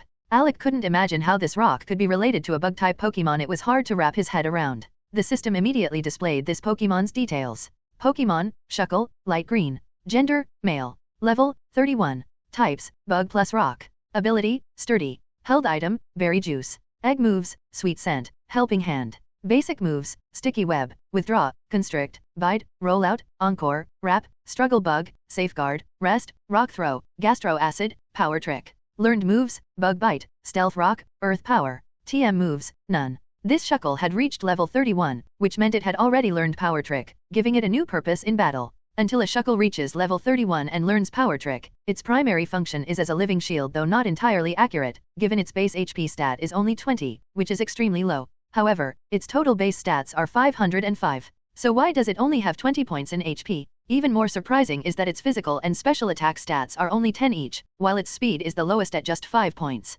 It's more fitting to describe it as a turtle. But Shuckle's strength is obvious, its physical and special defense stats are extraordinarily high, both with a base value of 230. What does this mean? This Pokémon was designed for defense. If an opponent can bypass its defense, they can take Shuckle down in one hit. However, most Pokémon can't manage this due to its incredible resilience. In Cain's memory, no other Pokémon had defense stats as high as Shuckle. Only Aron and Steelix in their Mega-evolved forms match Shuckle's base defense of 230. However, these Mega forms differ significantly in special defense compared to Shuckle. Thus, Cain felt it wouldn't be an exaggeration to call Shuckle the Pokémon with the highest defense among all Pokémon. Of course, if Shuckle only had low speed, high defense, low HP, and low attack, it wouldn't be of much use to Cain. However, one move completely changes this scenario: Power Trick. Power Trick is a psychic-type move that uses psychic power to swap a Pokémon's attack and defense stats. This exchange affects only the base stats, excluding any boosts from stat-enhancing moves. This means that Shuckle can theoretically achieve an attack value of 230 points, an incredible figure. This move significantly impacts Shuckle's combat potential. Sure, its slowness is a drawback that can't be changed, but there's another move to compensate for this: Trick Room. The move Trick Room creates a battlefield where, for a limited time, slower Pokémon become faster, and faster Pokémon become slower, with the speed shift inversely proportional to their original speed. If Trick Room is activated for Shuckle, it could become the fastest Pokémon on the field. If Power Trick is used to swap its defense with its attack, it would become a Pokémon with extreme speed and massive attack power. Its low health would no longer be a concern. This is especially useful against Pokémon that rely on special attacks, as their attacks can't penetrate Shuckle's defense, while Shuckle can eliminate them with its enhanced speed and attack. Of course, Trick Room must be activated by another Pokémon, as Shuckle cannot learn this move itself. However, when Shuckle reaches level 34, it can learn another critical move, Shell Smash. This is the move that earned Cloyster its nickname, Dragon Slayer. While the conditions for learning Shell Smash are tough, Shuckle only needs to reach level 34 and have the appropriate potential to learn it. Shuckle can become even more formidable if it has the ability contrary. At higher levels, it can also learn Power Split and Guard Split. Cain had previously considered capturing a Shuckle with the contrary ability but had never encountered one until now. This was Cain's first time seeing a Shuckle. Although this one didn't have the highest potential or contrary, Cain thought it might be suitable for Alec to capture. For his own team, this Shuckle didn't meet his standards for potential and abilities. But for Alec, it would be more than sufficient. Take a good look at it. This Pokemon has decent development, and its potential isn't bad. But it has some special usage methods that I'll explain once you've captured it, Cain said. Then he instructed Slowpoke, use Water Pulse with your psychic power to wake it up and clear its mind. Shuckle not only has unusual stats and abilities but also decent resistances. It's weak only to rock, steel, and water moves, while it resists normal and poison moves. Against all other types, it takes neutral damage, making it quite solid. Shuckle fears water, so a shower will do it good. Slowpoke used its psychic power to envelop the water pulse it had just formed. Slowpoke had been training to combine its psychic abilities with water-type moves for a long time and could now use them effectively in battle. A sphere of water enveloped the red rock, submerging it. Feeling the water's pressure, the red rock finally began to move. From the holes that seemed like eyes, yellow gummy-like appendages and a head emerged. Now, this was Shuckle's true appearance. Is that what this Pokemon actually looks like? Alec's expression was somewhat peculiar because this Pokemon didn't look strong at all. In fact, it even seemed a bit adorable and clumsy. For those who don't understand it, they think it's trash. For those who do, it's a treasure, Cain said with a peculiar expression. This Shuckle clearly didn't understand its way of battling, so when it was caught by the Water Pulse move enhanced by Slowpoke's psychic power, it couldn't break free or counterattack. This highlights the importance of a trainer, as many wild Pokemon, before being captured, don't understand the most suitable way to fight. That's why there's a saying, a Pokemon without a trainer to guide it can see its battle power reduced by half or more. This phenomenon is even more evident in Shuckle's case. Of course, when wild Pokemon reach higher levels, they develop their own fighting styles, which, while perhaps not optimal, are at least the ones they know best. That's why many trainers, unless absolutely necessary, prefer not to capture Pokemon whose power is already developed.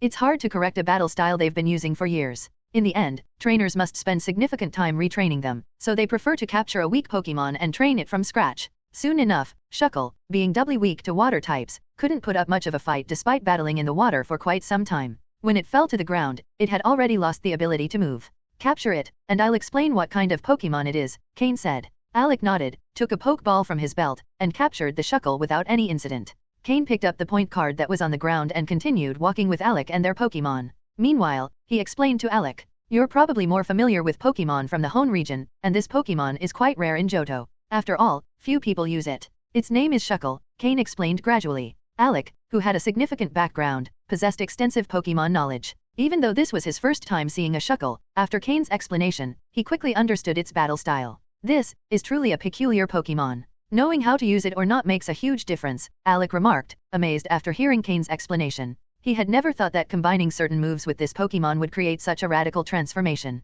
Of course, Cain only explained Shuckle's basic battle style to Alec, not revealing its most ideal combat strategy, as that kind of Shuckle is very hard to find. If you use it well, you could keep one of Vexer's Pokemon busy. And if the Pokemon you capture afterward are also good, you might even manage to take on 2 of his Pokemon, Cain suggested. Initially, Alec didn't have much confidence, but after capturing Shuckle, his confidence in occupying one of Vexer's Pokemon grew significantly. Who knows? Maybe I can even get my revenge, Alec thought to himself, hoping to defeat one of Vexer's Pokemon and partially settle the score. That afternoon, the 2 of them spent their time searching for point cards so Alec could capture some Pokemon with decent traits and type advantages. Since Vexer had taken Alec's point device, all the points obtained belonged to Cain. Moreover, Alec was no longer interested in collecting points. As long as Cain finished first, he could get him out of there with just one word. Alec never considered the possibility that Cain might win and leave him behind. Given his current level of loyalty and future potential, Cain had no reason to abandon such a promising subordinate. After finding all the point cards in the map fragment, Cain accumulated a total of 80 points.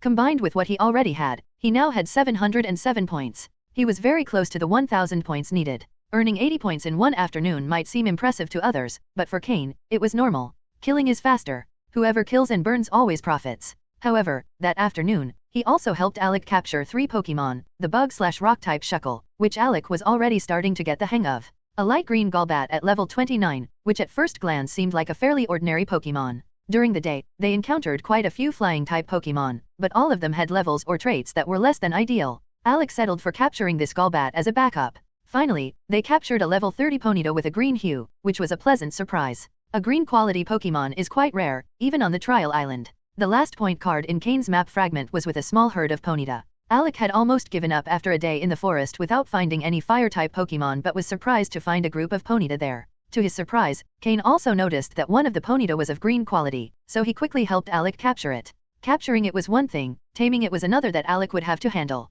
By the end of the day, Alec, having captured 3 more Pokémon, was regaining his strength. There's no denying that in a place like Trial Island, where Pokémon are everywhere, a weaker trainer grows quickly if a strong trainer helps them capture Pokémon. Of course, this assumes the weaker trainer can fully tame the captured Pokémon. Wild Pokémon aren't opposed to becoming a trainer's companion, but often, whoever defeats them wins their loyalty. However, this process of one person capturing and another receiving them creates some resistance. Cain wasn't worried about this. He's not a babysitter. Helping Alec capture Pokémon was only to ensure he could provide some support during the battle against Vexer. Otherwise, Cain would leave them to grow on their own. Just like Sky and Fox, Cain never considered helping them. If everything has to be handled by the leader, then what's the point of having subordinates? Being a leader means delegating tasks to others, only then can work be efficient and leave the leader time for personal growth. It's no different for those building their own forces on Trial Island. At night, Cain and Alec set up camp in a corner of the forest. Due to Alec's presence, Cain refrained from letting Mismagius appear. At this time, Mismagius should not be seen by anyone, not even by someone who had already been brought under his control. Even the slightest chance of someone discovering that he had an elite-level Pokémon with an innocent mind would tempt even Umbra to try and take it from him. No matter how valuable Cain's abilities were, to an elite-level trainer, having such a Pokémon under their control was priceless. If anyone discovered Mismagius's existence, Cain would have to eliminate them or be eliminated himself. There was no other option. After dinner, Alec took Mytaina, which had recovered some of its strength, into the forest. He now needed to fully tame the 3 Pokémon he had obtained that day and analyze their battle styles as much as possible. Fortunately, Shuckle, due to its nature, was nearly fully tamed, and Golbat wouldn't pose much trouble. Only Ponyta, with its proud personality, would be difficult to handle. Cain had no intention of helping further. Capturing and taming Pokémon is something a trainer must do on their own. In the darkness, Cain called Merro and Arbok to his side and brought out 2 specially prepared poke blocks. These are your special poke blocks for tonight. Since you've chosen this path, there's no room for regret. Eat as quickly as you can, Cain said indifferently. However, before Merro and Arbok began eating, Cain added, Arbok, eat first and then go rest. After enduring the first torture, the second shouldn't be as dangerous for you. Cain allowed Arbok to eat first and withdraw to digest because that night, when Merro finished eating its special poke blocks, its aptitude would improve according to the system's calculations. Cain wasn't sure if anything unexpected might occur. Merro, after this, you should experience a transformation. I've never used this method to enhance a Pokémon's ability before, so I don't know what will happen. But I trust you'll endure it. You've done this many times already, and there's not much left until the final step, Cain said, stroking Merro's feathers. Craw! Merro squawked determinedly. It had eaten these poke blocks 3 times before, which had increased its size from the original 60 centimeters to 68 centimeters.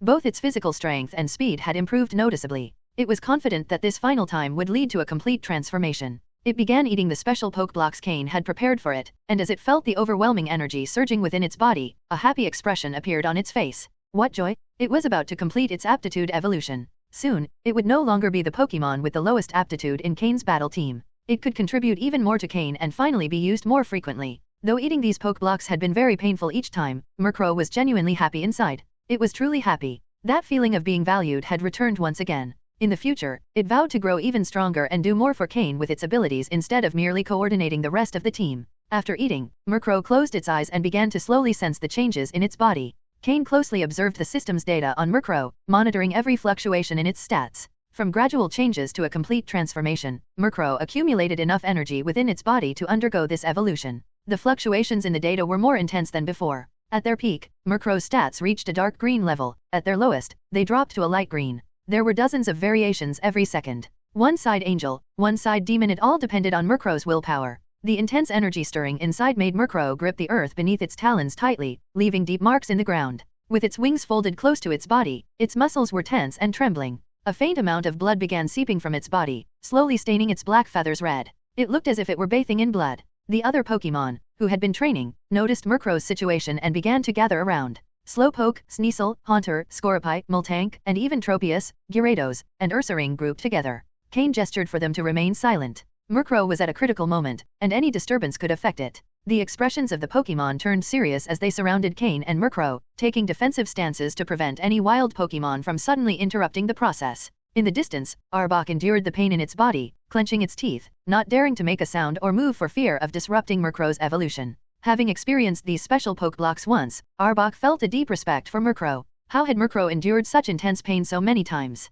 This determination was why, although not the strongest in the team, Merro had become the respected leader of the group. Only Merro and Arbok understood the intensity of the pain caused by these poke blocks. Thus, Arbok held deep respect for Merro. Moreover, Merro's evolution would also serve as an example for Arbok.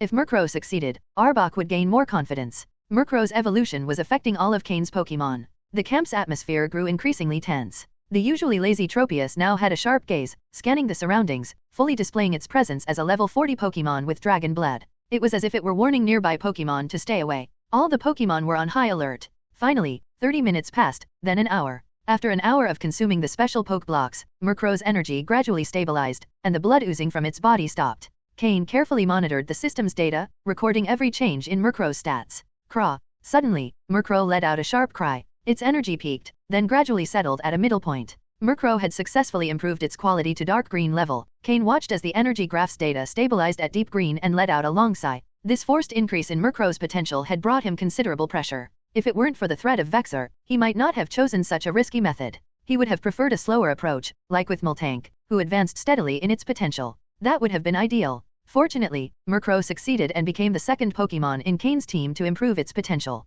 Just like Slowpoke, its potential had reached deep green. Caw! The excited Merro cried out once again, releasing its joy. The other Pokémon thought Merro was simply overwhelmed with emotion, but only Cain understood the reason behind the two cries. The first was for the happiness of improving its potential. The second was because it knew it could now be of greater help. With mixed feelings, Cain stroked Merro's blood-stained feathers, completely unconcerned about dirtying his hand. Eat these poke blocks, just the regular dose, and recover some energy. Miltank, give Merro a bottle of milk. Slowpoke, clean Merro, Cain instructed the other Pokémon. After witnessing Merro's improvement, the other Pokémon seemed relieved, as if a weight had been lifted off their shoulders. Except for Miltank and Slowpoke, the others returned to their training. Merro was now stronger. They, too, had to push themselves. The tired Merro enjoyed the attentive care from Miltank and Slowpoke. It had always been the older brother looking out for them, and now it was their turn to care for him. In the distance, Arbok was shedding its skin. Seeing Merro's success brought it inner joy, speeding up its molting process. After finishing, it rested on the ground for half an hour before returning to Cain's side.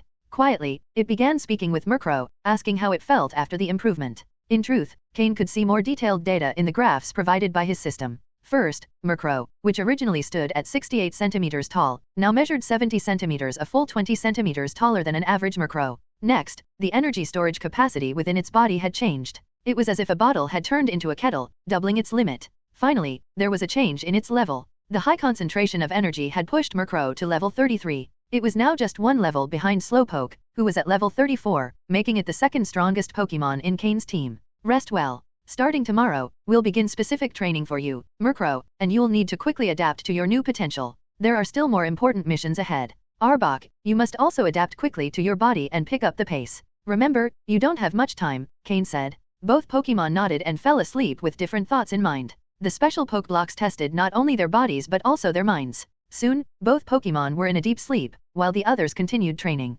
Merro's progress had motivated them to push even harder. Half an hour later, Alec returned from the forest, covered in dust. His clothes and some bandages showed burn marks. Clearly, capturing Ponyta hadn't been easy. He nodded at Cain and dropped heavily onto the wooden bench by the campfire, letting out a long sigh. It looks like it wasn't an easy process, Cain said with a smile, clearly in a good mood. Alec, however, flashed a wide grin, his white teeth contrasting against his dirt-covered face. Yeah, that Ponyta is a wild and rebellious horse. It took a lot of effort to fully tame it, Alec replied. Capturing Ponyta had been more challenging than he had imagined. He had to endure 10 minutes of intense struggle on Ponyta's back before finally subduing it. Fortunately, Ponyta had its pride and hadn't used its strongest moves. Even so, Alec had felt the heat of its flames enveloping him. Earlier, he had captured Shuckle and had only recently been finalizing that process, helping Shuckle get accustomed to battles. The truth was that, once he found the right fighting style, Shuckle's combat abilities improved drastically. Even Alec's Mightyena was no longer a match for it. During the capture of Golbat,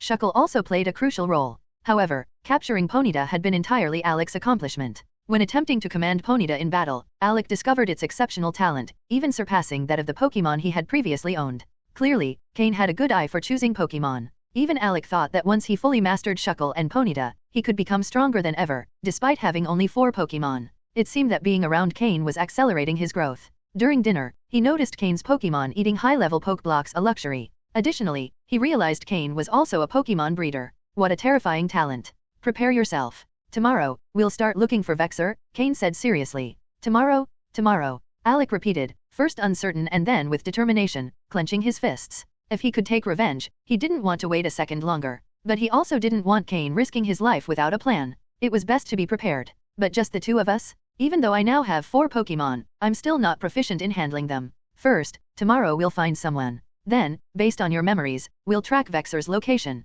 I don't want to wait until the last day to face him when there could be more people around, some of whom might be tempted to act opportunistically if they saw my score, Cain replied calmly. As for the number of people around Vexer, don't worry. The person we find tomorrow will take care of them. Tomorrow, they would look for Miyamoto, and then they would deal with Vexer, the thorn in their side. Now that Merro's potential had improved, it only needed a Dusk stone to evolve into Honchkrow at any time. Cain felt more confident. Tomorrow, you'll have to push yourself in battle. Train the Pokémon you've just captured and make sure not to run from a fight, because you know what that means, Cain said coldly to Alec. He didn't want any unexpected incidents during their confrontation with Vexer. If he sensed any risk, he would eliminate it in advance. Understood. Alec replied, his heart racing. 5th day. On the trial island. Cain was accompanied by Alec as they began their search for Miyamoto. Before parting ways with Miyamoto, Cain had Slowpoke leave a psychic mark on him. Unless another psychic-type Pokémon removed it, Slowpoke could track Miyamoto's location. Although the trial island was vast, even if Slowpoke couldn't teleport everywhere, it could sense Miyamoto's location without any issues. Slowpoke, can you sense Miyamoto's location? Cain asked. Slowpoke closed its eyes, concentrated for a moment, and then nodded. Cain instructed Alec to place his hand on Slowpoke's back, and the two disappeared from the forest. Slowpoke couldn't teleport them directly to Miyamoto but transported them to the nearest psychic point. Cain handed Slowpoke some poke blocks. Slowpoke, rest a bit inside your Pokeball. Then, he summoned Merro and Arbok. Merro, now 70 centimeters tall, no longer looked like just an ordinary Merro. As for Arbok, its size was comparable to that of a Gyarados. Alec also summoned Ponyta, Golbat, and Shuckle. Today was a day to train them.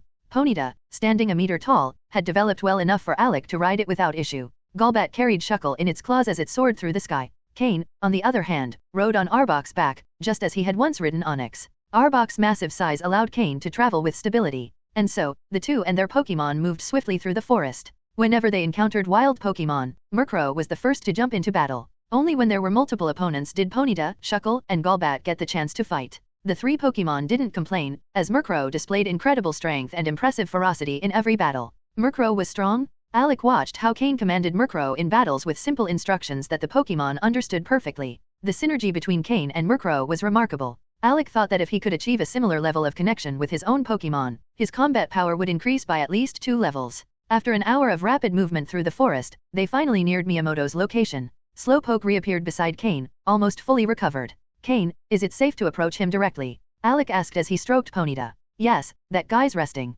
Let's see how he's been faring these past few days, Cain replied with a smile. He then patted Arbok, signaling it to move forward. Miyamoto was sitting under a tree, resting, with 2 Primeape by his side. One was the original he had always had, and the other had evolved from a Mankey he had captured. He was calmly munching on a piece of bread, seemingly after a battle. Alright, Primeape, we've rested enough. It's time to keep fighting. Next time Cain comes, he needs to see that we've improved, otherwise, how will we earn our place by his side? Miyamoto said, clearly determined to impress Cain. He had resigned himself to following Cain but was ambitious enough to want to become the strongest of Cain's followers, earning his recognition. Prim. One of the Primeape suddenly stood up, alert, staring into the forest. Miyamoto immediately grew serious and looked in the same direction as Primeape, saying, "Who's there? Why don't you come out and face me in battle? What if I want your points?" came a mocking voice from the forest. Hearing the voice, Miyamoto didn't get angry. Instead, a smile spread across his face. Along with his 2 Primeape, he charged toward the source of the voice. Cain. Miyamoto exclaimed upon seeing Cain atop Arbok, greeting him respectfully. At the same time, he noticed Alec riding Ponyta alongside Cain. His brow furrowed slightly but quickly smoothed as he masked his reaction. Cain, are you here to start the operation? Miyamoto asked with a mix of excitement and determination. Everyone knew what operation he meant. Yes, Cain replied, nodding as he dismounted from Arbok. Alec also dismounted and stood behind Cain, clearly marking his subordinate position. Who's he? Miyamoto asked, eyeing Alec curiously. Introduce yourself, Cain said calmly. Yes, I'm Alec, a participant in Team Rocket's trial island. I'm now one of Cain's followers. You must be Miyamoto, the one Cain spoke of. I hope we can work together in the future for Cain's benefit, Alec said in a calm tone, revealing little of his thoughts. Haha, well said, brother Alec. Let's work together to serve Cain in the best way possible, Miyamoto replied with a hearty laugh, walking over to Alec and giving him a firm pat on the shoulder. Alec discreetly tried to free himself from Miyamoto's grip but was no match for Miyamoto's strength. As a fighting-type Pokémon trainer, Miyamoto possessed great physical strength, far exceeding that of an average trainer. Alec couldn't break free, and Miyamoto only tightened his grip. Cain watched the interaction silently, a faint smile playing on his lips. As a leader, Cain understood the importance of maintaining a delicate balance among his subordinates. He didn't want them to grow too close, but neither did he want them to become enemies. Friendly rivalry and healthy competition ensured progress without causing major issues. Though Cain wasn't yet a full-fledged leader, he had learned to handle such situations. His idol, Giovanni, mastered these techniques perfectly. Team Rocket was a massive organization, but thanks to Giovanni, it operated smoothly. There was internal competition but never to the point of undermining larger goals. At the lower levels of Team Rocket, competition was fiercer, but at higher levels, a facade of harmony prevailed. It was the only way to stand against the Pokémon League. Although the League appeared powerful, its response capability was limited due to its vast territory, divided into 7 regions. The more it expanded, the harder it became to effectively control each region. How is your strength recovery going? Cain asked. Don't worry, leader. I can definitely take on one of Vexer's subordinates. Miyamoto replied confidently. Although he hadn't fully recovered, handling someone at a similar level to his former strength wouldn't be a problem. Cain nodded, satisfied. If Miyamoto could handle one, and Alec managed another, then Cain could face Vexer without worry, even if Vexer had 2 strong subordinates with him. It's time to take the initiative. Let's go confront him, Cain said as he mounted his Arbok again. Alec mounted his Ponyta, while Miyamoto released his Dodrio and climbed on. Together, the 3 began their search for Vexer, one of the key subordinates of Lucius, a Team Rocket executive, on the trial island. Alec, who had previously escaped from Vexer's clutches, guided Cain and the others to the location where Vexer had been camping. If Vexer had stayed there long enough, they might still find him, and even if he wasn't there, the traces left behind could help track him down. The Pokémon of the 3 trainers moved quickly, but the distance to cover was considerable, so they didn't arrive immediately. Along the way, they passed through several areas inhabited by wild Pokémon, some of which were quite powerful. However, none were fast enough to catch up with Cain and his team. Even so, they couldn't avoid some surprise attacks from the wild Pokémon, but Merro and the others quickly dealt with them. 3 hours later, following Alec's guidance, they reached the spot where he had been captured by Vexer.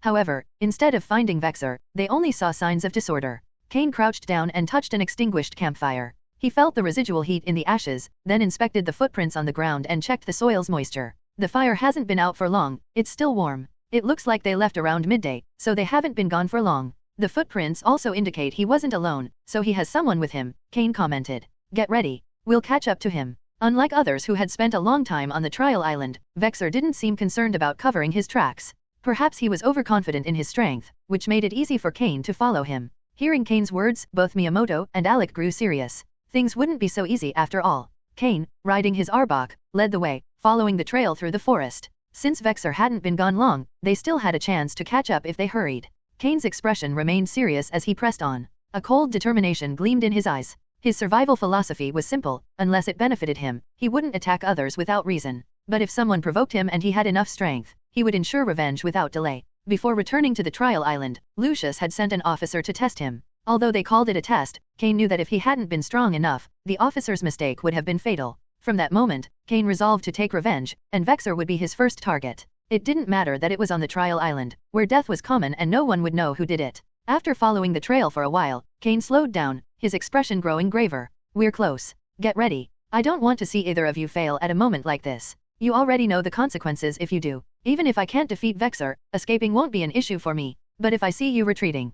Cain looked at Alec and Miyamoto with a severe expression. Though both respected him, Cain couldn't risk betrayal at a critical moment. He made his expectations clear. The 2 straightened up and nodded firmly. Yes, Sir Cain, don't worry. Especially Alec, whose burn-scarred face only emphasized his determination. Then let's go. Cain nodded in satisfaction, releasing all his Pokeballs and ordering his Arbok to proceed slowly. After walking a bit further, they emerged from the forest into a field of tall grass. Though the grass was high, it wasn't tall enough to hide people. There, in the middle of the field, 2 men sat resting, surrounded by their Pokémon. When Cain saw them, they saw him as well. Miyamoto, riding his Dodrio, moved closer to Cain and whispered, Sir Cain, the man with round glasses and silver hair is Vexer. The other one beside him is a subordinate of another officer, a rock-type expert named Daishi. Cain glanced at Miyamoto, whose expression was serious, and asked, Can you handle him? Miyamoto hesitated for a moment. If it had been anyone else, he wouldn't have had an issue, but he knew Daishi's strength. Even so, he gritted his teeth and said, No problem. I won't let him interfere in the leader's battle. The 2 men stood up slowly. Vexer, a young man with silver hair, round glasses, and a grey jacket over a white shirt, looked at Cain with a surprised smile. Cain, Vexer said, observing the 3 of them. And you actually came back after running away? Did you come to surrender like the dog you are? Vexer sneered, directing his words at Alec. Hey, Sir Vexer, it seems they've come to hand over their points, Daishi said, licking his lips with a malicious grin. Daishi, I never thought you'd submit to Vexer. You know full well that your officer and Sir Lucius don't get along, Miyamoto shouted. Bah, that old man is finished. When this trial is over, he'll be done for. Why should I stick with him when I can join Sir Lucius and survive? Daishi retorted. Then, looking at Miyamoto, he added mockingly, and you've submitted to some random participant from the island? Seems like all that strength has left your brain dull. Ha ha ha. The two seemed to know each other well, and as they exchanged words, they began moving to one side of the field, ready to fight. This confrontation was inevitable. Cain, have you come all this way just to fight me? Vexer asked with a confident smile, not taking Cain or Alec seriously.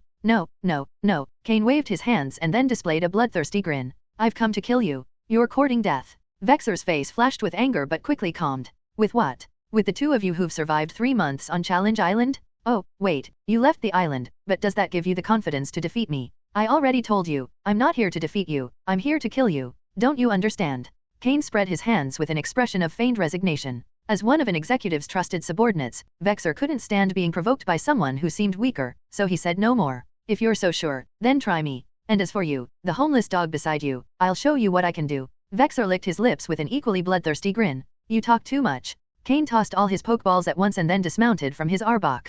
This time, he called out his Tropius, though not for combat, but to shield against potential ambushes while his other Pokemon, like Haunter, focused on offense. Merro, Tailwind for the whole team and Dark Pulse. Slowpoke, start using Calm Mind. Sneasel, use Agility and Hone Claws. Haunter, Shadow Ball. Scorpite, Miltank, stay by my side and protect me. Arbok, use Acid. Ursaring, prepare to defend. Cain, already poised for action, didn't hesitate to launch the first attack. Alec, standing beside Cain, also summoned all his Pokemon. Mytaina, Shadow Ball. Shuckle, Power Trick. Golbat, Supersonic. Ponyta, Fire Spin. All the Pokemon directed their attacks at Vexer, who stood in the distance. Vexer didn't seem concerned by the incoming barrage. Instead, his gaze fixed on Cain, who stood atop his Tropius. Cain's strength surprised him a bit, especially Tropius, which, despite not attacking, exerted an intimidating presence. Cain's other Pokemon also displayed significant power in their attacks. Vexer's Scyther, standing by his side, was ready to act at any moment. Vexer gave a slight pat on Scyther's shoulder, which it understood as a command. Scyther lifted him into the air, carrying him out of reach of Cain and Alec's attacks. The ease with which Vexer dodged the attacks showcased the gap in strength between him and his opponents. Interesting. It seems you have some strength. I suppose I'll have to take this seriously, Vexer said as he landed gracefully. Let's go, Beedrill, Butterfree, Golduck, Pinsir, Ariados, show them what we're capable of. Vexer released 5 Pokeballs, calling forth his team. Cain immediately analyzed the data of Vexer's Pokemon, focusing particularly on Beedrill, which appeared to be the strongest. Pokemon, Beedrill, Light Blue. Gender, Male. Level, 35. Type, Bug plus Poison. Ability, Sniper. Held item, Poison Barb. Egg moves, none. Basic moves, Twineedle, Fury Attack, Rage, Pursuit, Focus Energy, Venoshock, Assurance, Toxic Spikes, Pin Missile, Poison Jab. Learned moves, Tailwind, Bug Bite, Knockoff, Giga Drain, Drill Run. TM moves, Protect, Hidden Power, Fire, Double Team, Aerial Ace, X-Scissor, Giga Impact. Vexer's light blue quality Beedrill was exceptionally well trained and the highest level Pokemon on his team. If I'm going to fight, I must give it my all. There's no other way to ensure my safety, Vexer said, smiling as he retrieved 2 yellow-green pills from his storage space. Cain's eyes narrowed as he saw the pills. If he wasn't mistaken, those pills were the type that could temporarily boost a Pokemon's power, though with serious side effects. Without hesitation, Vexer tossed the pills to his Ariados and Pinsir, which devoured them without a second thought. Immediately, their power levels began to rise. However, Cain noticed something different. These pills didn't seem to be the same as those used by Xander. Their effects were quicker but less intense. It appeared these pills were not as potent, but in exchange, their side effects were likely milder. So, you choose to sacrifice your more common Pokemon for a power burst. Even if these Pokemon are exhausted, it won't hurt your overall team much. But with this temporary boost, they can rival your Beedrill. You're a cruel trainer, treating your Pokemon as disposable tools, Cain thought. Not that it bothered him, Cain had done the same in his past life. If you've come here to die, I'll make sure to grant your wish, Vexer said with a crazed smile. Beedrill, Poison Jab against Slowpoke. Butterfree, use Poison Powder, Stun Spore, and Sleep Powder. Scyther, use Agility and X-Scissor on Sneasel. Pinsir, take down Ursaring and Arbok with Brick Break. Ariados, quickly finish off Alec's Pokemon, don't waste time. Vexer gave precise commands. As for Golduck, it stayed close to him, using Psychic to support the other Pokemon. It seemed Vexer wanted to ensure no one could attack him directly. He relied on his pill-enhanced Ariados to deal with Alec's 4 Pokémon. While Alec had 4, none seemed particularly strong except for Ponyta, which could pose a threat with its type advantage. Regarding Shuckle, Vexer showed a hint of surprise. Although Shuckle wasn't common, Vexer recognized its potential due to his expertise with bug-type Pokémon. He knew better than to underestimate it, especially since his superior, Lucius, also owned a Shuckle and valued it highly. Pinsir, having consumed a pill, was sent to deal with Ursaring and Arbok, 2 Pokémon that, while strong, didn't seem to concern Vexer too much. Pinsir is one of the strongest bug types in terms of physical strength, so it shouldn't have any trouble handling those 2, Vexer thought. Vexer's Pokémon began moving quickly. In particular, the 2 Pokémon that had ingested pills were pushing themselves to the limit, showing no intention of defending. Ursaring and Arbok teamed up, yet they were continuously forced to retreat by Pinsir. Both Pokémon excelled in strength, but they couldn't compete with Pinsir's explosive power. Butterfree flapped its wings, scattering tiny scales into the air and directing them toward Cain's group of Pokémon with the aid of the generated wind. Beedrill pushed its speed to the maximum, swiftly closing in on Slowpoke with stingers charged with venomous energy. If it landed a single hit, the chances of poisoning Slowpoke were high, and with Drill's sniper ability, a critical hit would be devastating. Scyther also used agility, engaging in a frantic battle with Sneasel. Both Pokémon, known for their speed, clashed in an intense duel. Although Sneasel had better natural abilities than Scyther, the latter's higher level made the fight closely contested. Haunter, use Skill Swap on Beedrill first, weaken it, then, use Fire Punch. Slowpoke, use Protect and then unleash your best Size Hawk to push it back. Merro, Wing Attack. Help Sneasel with that Scyther first. Drill's extreme speed gave Slowpoke no chance to evade, forcing it to rely on Protect to withstand the attack. Nearby, Haunter quickly used Skill Swap, replacing its Levitate ability with Drill's Sniper. Then, with one of its ghostly hands, Haunter gathered fire energy and launched a Fire Punch at Beedrill. Beedrill, retreat. Pinsir, attack with everything, use X-Scissor and Brick Break. Let's take one down first. Butterfree, use Confusion to assist Drill's retreat. Scyther, Fury Cutter. Ariados, use Spider Web, Swords Dance, and then hit with Megahorn. Eliminate one first. Vexer gave precise orders to his 6 Pokémon. However, facing the combined forces of 2 people left him at a disadvantage, as Alec only needed to occupy one of his Pokémon, forcing Vexer to keep one Pokémon near him for protection. Otherwise, Vexer was certain Cain wouldn't hesitate to eliminate him first and then pick off his Pokémon one by one. How interesting. Your skill has exceeded my expectations. Also, why hasn't the Tropius beneath you attacked yet? Vexer teased Cain without showing any signs of defensiveness. Dealing with you doesn't require Tropius to get involved, Cain replied with a cold smile. I think your Tropius can't attack, right? Though it looks impressive, I don't see any fighting spirit in its eyes. You're just using it as a decoy, aren't you? Vexer seemed to see through Cain's plan. As long as Tropius was present, it represented a constant threat, forcing Vexer to reserve some energy in case it attacked suddenly. However, after observing it for some time, Vexer noticed Tropius's lazy demeanor. If that's what you think, then come and test it, Cain replied calmly, neither confirming nor denying. Vexer gave a sinister grin. Don't let me catch you. The battle between the Pokémon raged on. Beedrill dodged both Slowpoke's Size Hawk and Haunter's Fire Punch. Although it had lost the sniper ability, its speed was enhanced by Levitate, and with Butterfree's support, it easily evaded their combined attacks. Then, come at us. Vexer pulled out 3 more pills from his pocket and tossed them to Beedrill, Butterfree, and Scyther. The 3 already powerful Pokémon experienced a significant surge in strength. Cain's expression turned serious. Slowpoke, Flamethrower, hit them all. Merro, use Gust to amplify Slowpoke's fire.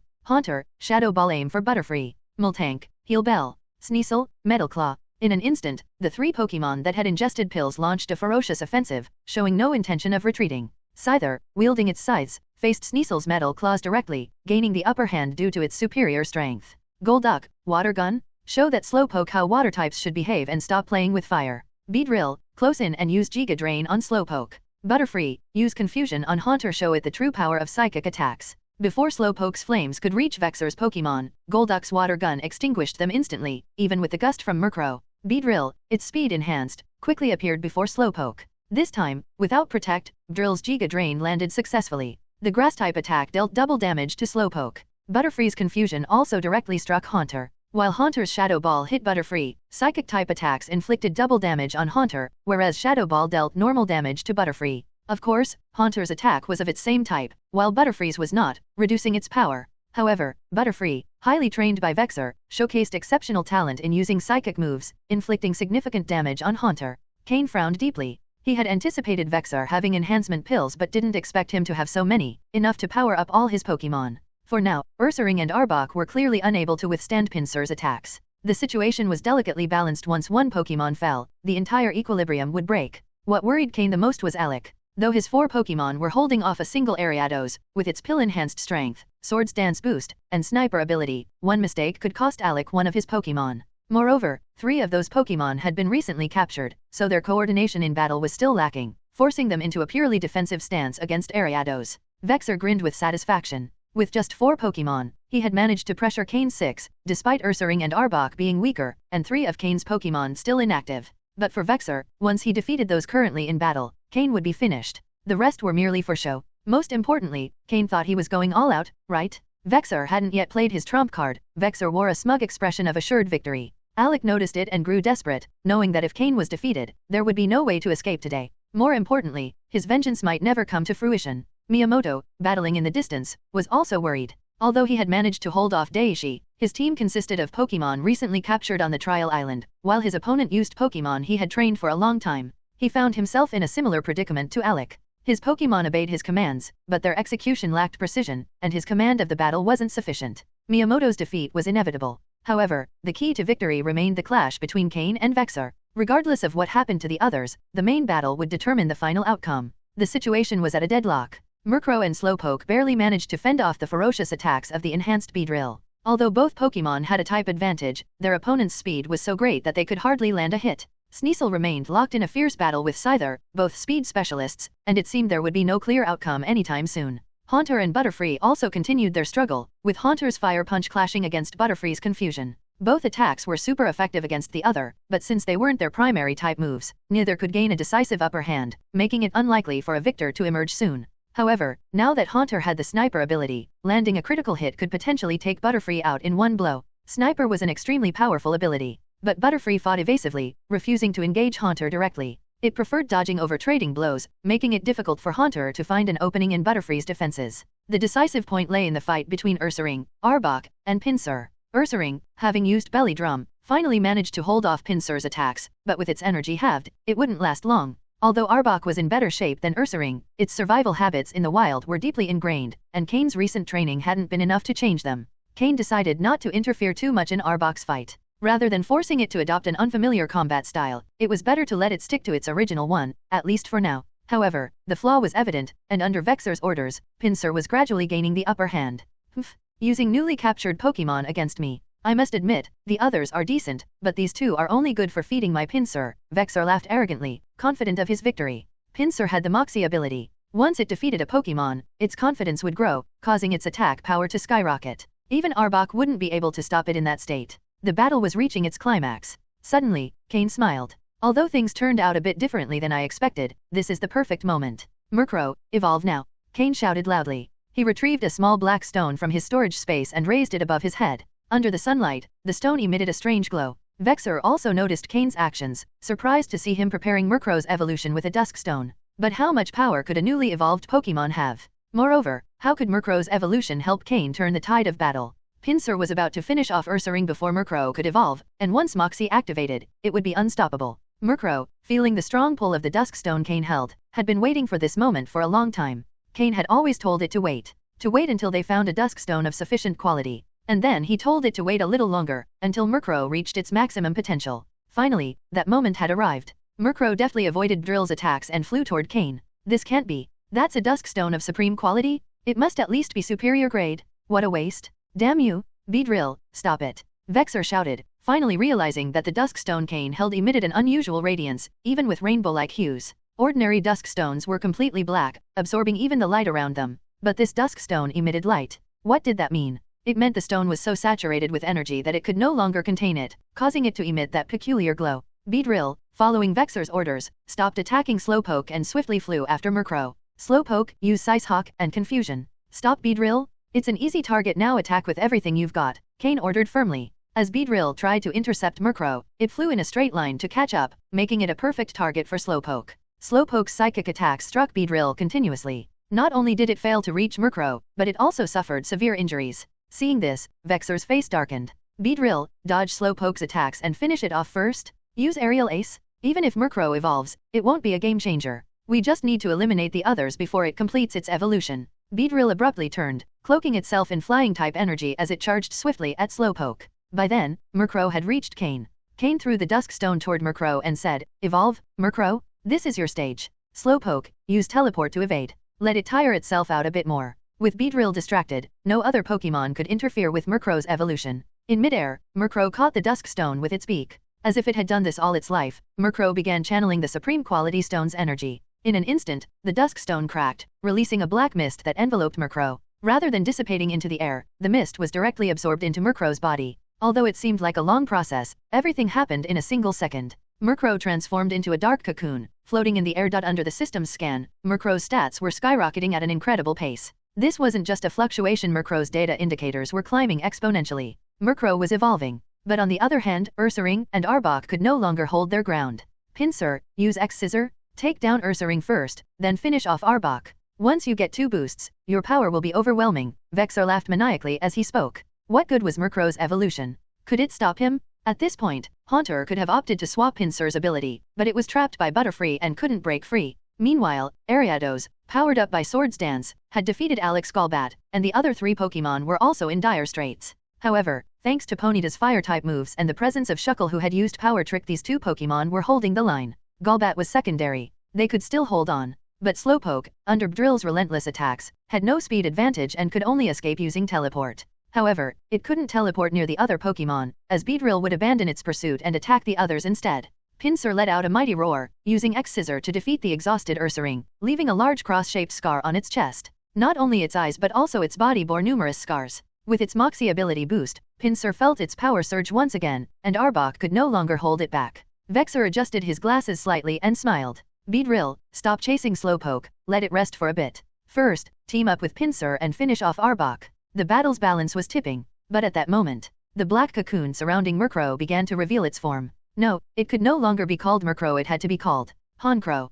Pokemon, Honchkrow, Blue. Gender, Male. Level, 34. Type, Dark plus Flying. Ability, Moxie. Held item, None. Egg moves, Punishment, Feint Attack, Roost. Basic moves, Peck, Astonish, Pursuit, Haze, Wing Attack, Nightshade, Assurance, Night Slash, Sucker Punch, Swagger. Learned moves, Snatch, Tailwind, Gust. TM moves, Dark Pulse, Protect, Substitute, Screech, Hidden Power, Electric, Taunt. Gra. Honchkrow felt the immense energy coursing through its body, something it had never experienced before. It was as if an endless reservoir of power had been unlocked within it. The weight device it used to carry now meant nothing to it. A typical Honkrow's size should be around 90 centimeters, but Cain's Honchkrow, after evolving, had reached a height of 150 centimeters. Its extended wings made it even more imposing. It was even larger than a Fearow. Not only had its size changed, but its plumage had transformed as well. A sleek black top hat-like crest naturally appeared on its head, giving it a dignified appearance. Its once purely black feathers now included new colors. Red feathers adorned its wings and tail, and its chest was now marked by a large patch of white feathers, making it even more striking and unique. Its eyes, narrow and hawk-like, looked sharper than ever. Its claws, which had previously been a dull orange and seemed small and weak, were now completely black, and their power was visibly different. From top to bottom, inside and out, Murkrow had successfully evolved into Honchkrow. A blue-quality Honchkrow? It was now the Pokemon with the highest potential in Cain's main team. And possibly due to the immense power of the Dusk Stone, not only had it enabled Murkrow's evolution, but it had also raised its level. Now it was level 34? Undoubtedly, it was the group's leader. Cain's joy was evident on his face. It had reached blue quality. The decision to have Murkrow achieve dark green quality before evolving had been a wise one. Now, Honchkrow was nearly on par with Vexer's Beedrill, but in terms of quality, it had surpassed it entirely. Although its previous ability, Prankster, was also very useful, the Moxie ability was clearly more fitting for it now. A confident Honchkrow? Arbok, leave Pinsir and help Slowpoke handle Beedrill. Just hold on. Honchkrow, this will be your first battle after evolving? Show your power. Use Wing Attack on Pinsir. Gra. Honchkrow let out an excited cry and charged toward Pinsir. Its increased size not only boosted its strength but also expanded its attack range. Pinsir instinctively tried to dodge Honkrow's wings, charged with flying-type energy, but failed to evade. With its newfound power, Honchkrow sent Pinsir flying 3 meters, creating an opening for Arbok to escape. This can't be. It's impossible? Even if it evolved, its power shouldn't have increased this much. Its strength surpasses Pinsir's. Vexer exclaimed in disbelief. This was Pinsir, a Pokemon known for its incredible physical strength, which had also received a power boost after defeating Ursaring thanks to its Moxie ability. And yet, it had been sent flying by Honchkrow. Cain smirked coldly. There was nothing impossible about it. Pinsir was strong, boasting a base attack stat of 125, a remarkable figure for any Pokemon. But the newly evolved Honchkrow also had a base attack stat of 125. With the level gap closed, Vexer's dark green quality Pinsir was at a clear disadvantage. Even with the aid of performance-enhancing pills and the Moxie boost, Honchkrow, with its type advantage, would dominate.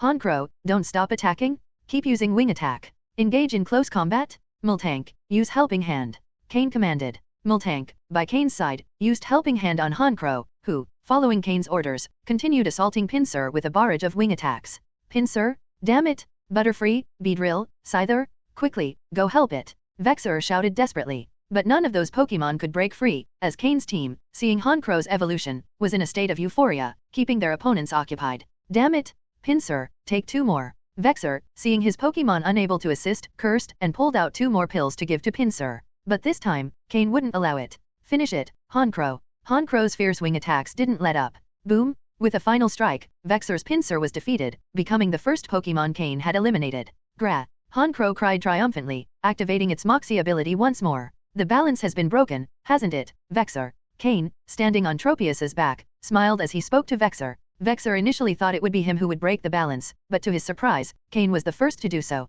The decisive moment was upon them. Vexer wore a grim expression as he lightly adjusted his glasses with his index and middle fingers. Since the balance has been broken, there's no point in holding back. Do you think defeating my Pinsir means you've won? I hadn't planned to use this yet, especially with 3 people watching me closely, but it seems that if I don't use it now, I might lose and I don't like losing. As he spoke, Vexer's Pokemon slowly returned to his side. If 1 boost isn't enough, then I'll max it out. After all, Bug-type Pokemon don't have long lifespans, so as long as they can be useful in their remaining time, that's fine. He then pulled out several pills from his storage space. Surprisingly, Vexer had a large supply of these pills, capable of enhancing Pokemon strength. From what Vexer said, using these pills appeared to shorten the lifespan of Pokemon. However, the pills seemed to have a special allure for Bug-type Pokemon, as the moment Vexer brought them out, his Pokemon lunged at them eagerly. The power of Vexer's remaining 4 Bug-types increased. Take Beedrill, for instance, it consumed 6 pills, and the effects far exceeded those used by Xander.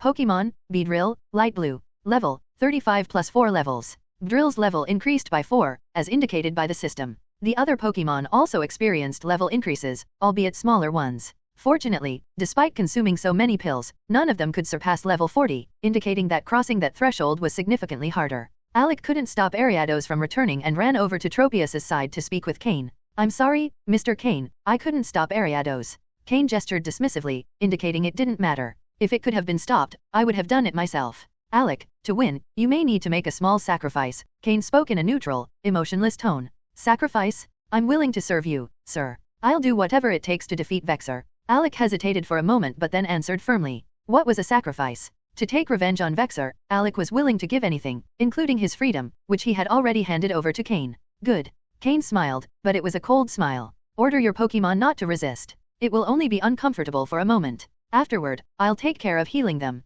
Without giving Alec time to react, Cain said, Honchkrow, take down Shuckle, Mytaina, and Ponyta. You need to build power. Cain ordered Honchkrow to defeat Alec's Pokemon. Alec felt a chill. Did Cain intend to kill him right there? But he quickly understood. This Honchkrow also had the Moxie ability, which meant that winning battles would increase its power. While Vexer's Pokemon were still recovering, Honchkrow wasted no time and defeated the 3 Pokemon Alec had ordered not to resist. Honchkrow had accumulated 3 stacks of the Moxie ability. Gra. Honchkrow swelled with power. Take this. Heal your Pokemon. I'll handle the rest. Cain tossed a box to Alec containing Pokeblocks and milk to quickly help his Pokemon recover. There were no tactics Cain wasn't willing to use to defeat Vexer. Slowpoke, use Confusion to attack Ariados. Control it. Honchkrow, go. Wing attack. Finish off Ariados. Haunter, Sneasel, Arbok, follow Honkrow's lead and attack. Cain issued an all-out attack order, but this time Honchkrow led the charge. Beedrill, use Giga Impact. Show them your power. Butterfree, use Confusion to block Slowpoke's attack.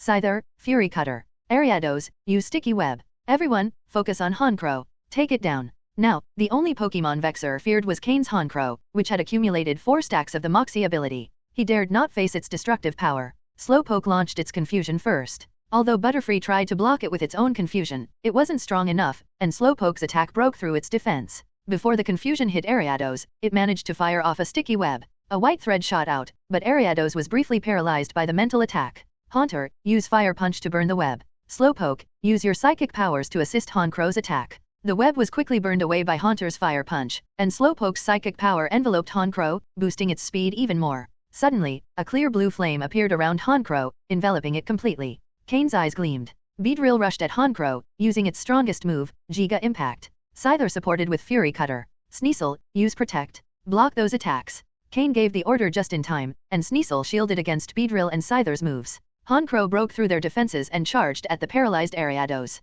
The blue flames surrounding Honchkrow flared intensely. That's Sky Attack? Honchkrow, use Sky Attack. With the assistance of Slowpoke and its boosted speed, Honchkrow had learned the powerful move Sky Attack. This move, with up to 140 power, grows stronger the longer it charges. In midair, Honchkrow had already finished charging, and under Vexer's watchful eyes, it struck Ariados directly. Ariados didn't even have time to use Protect. Boom! The impact slammed it into the ground. When Honchkrow spread its wings and took off again, Ariados lay motionless in a crater, showing no signs of life. Defeating Ariados triggered Honkrow's Moxie ability once more. It now had 5 stacks of Moxie, and it had learned Sky Attack. Vexer was in danger. Damn it! Vexer glared at his Ariados lying on the ground, unable to suppress another curse. Even though he had strengthened his Pokémon, he still couldn't stop Cain's Honkrow's attacks. It wasn't just that he couldn't stop it. Cain had orchestrated his other Pokémon to clear the way and shield Honchkrow, stacking an excessive number of Moxie layers on his Pokémon.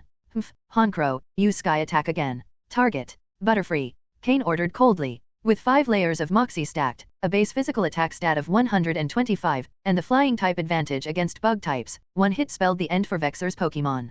Honchkrow flapped its wings again and took flight, feeling incredibly invigorated. Helping Cain defeat powerful enemies gave it immense satisfaction. Not even Drill's Hyper Beam had been able to stop Honchkrow, and now that Beedrill was exhausted, it stood even less of a chance. Although Vexer instructed his Scyther to use Protect to cover Butterfree, the move was quickly destroyed by Slowpoke's confusion, and Sneasel removed it from Honkrow's line of attack. Meanwhile, Cain commanded Haunter to harass Butterfree. Since Haunter was immune to physical attacks, it could move freely as long as it dodged on time. Gra! Honkrow's Sky Attack struck another of Vexer's Pokémon, and Butterfree crashed to the ground, its condition unknown. Honchkrow successfully stacked a 6th Moxie layer. How many more layers could it stack? That depended on the next attack. Vexer watched helplessly as his Pokémon fell one by one, unable to counter Honkrow's current level of combat power, which had surpassed the limits of his team. Elsewhere, on Miyamoto and Daishi's battlefield, both glanced at the clash between Cain and Vexer. Although Miyamoto had lost 2 Pokémon and Daishi only 1, it was Miyamoto who smiled. I just need to hold on a bit longer, just a bit longer.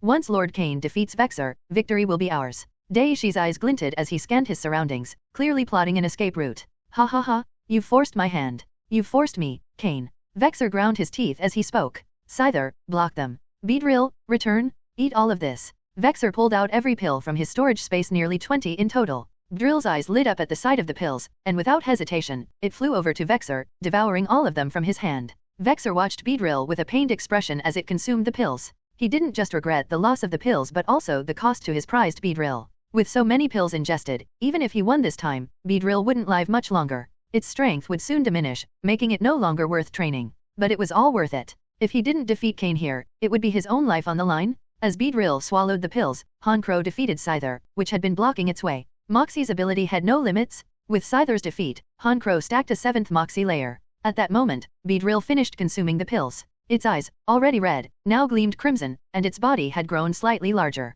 A dense bug-type energy enveloped its form. Beedrill, kill them all. Use Hyper Beam. Vexer shouted in a frenzy. This time, Drill's target was none other than Cain. Its wings buzzed as its speed reached an unprecedented level. The Pokémon couldn't react before Beedrill darted past them. Cain's expression suddenly shifted. Had Beedrill transformed after ingesting so many pills? His Pokémon reacted too late, and Honchkrow flapped its wings to pursue it, initiating Sky Attack. But it still couldn't catch up. Ha ha ha, Cain, if I kill you, all your Pokémon will be mine. These losses don't matter. I've noticed your Honchkrow is at least mid-high tier. Even senior officers would covet a Pokémon like that. Vexer laughed maniacally as Beedrill charged straight toward Cain. Scorpite, Multank, use Protect. Cain ordered calmly, showing no fear. However, Cain's Tropius refused to move, sensing that neither Honchkrow nor Beedrill was within its league. Cain's progress had been too rapid. Cain could already dominate others with just one Pokémon. At that moment, Tropius surrendered, no longer driven solely by food but by respect. Ha ha ha, Beedrill, keep firing Hyper Beam.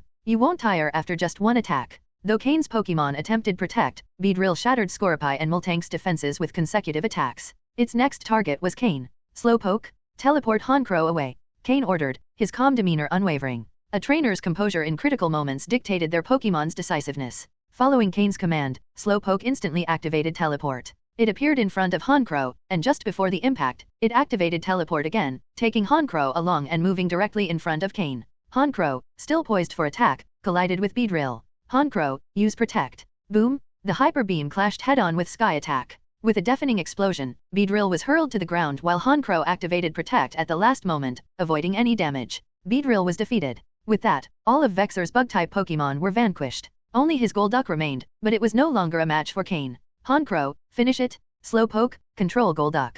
Cain gave his final orders. Unlike Xander and Paul, Vexer didn't break down. He knew his defeat was inevitable and glared coldly at Cain, unmoved by the Honchkrow rushing toward him. Cain, fine, I'll go ahead and wait for you. The master has already marked you. Do you think killing me will keep him from knowing? You're wrong. Do you think this trial is just about winning first or second place? You're far too naive, he said with a disturbing, twisted grin. Vexer calmly accepted Honchkrow's attack. As he fell, he smiled, as if he had already foreseen Cain's fate. Vexer, a direct subordinate of Team Rocket executive Lucius, had been defeated. The assassin. Cain used Slowpoke's teleport to move to Vexer's side. With a single tug, he removed the Team Rocket belt from Vexer and then retrieved the Golduck that had been under control, locking its Pokeball. This Golduck wasn't weak, but Vexer had only used it as personal protection, a complete waste. As for the other Pokemon, they had all been taken down by Honchkrow. Even if any survived, having consumed so many potential draining pills, they were no longer worth training. Bug-type Pokemon already have short lifespans. If they further shorten their lives with pills, they can't reach their full potential.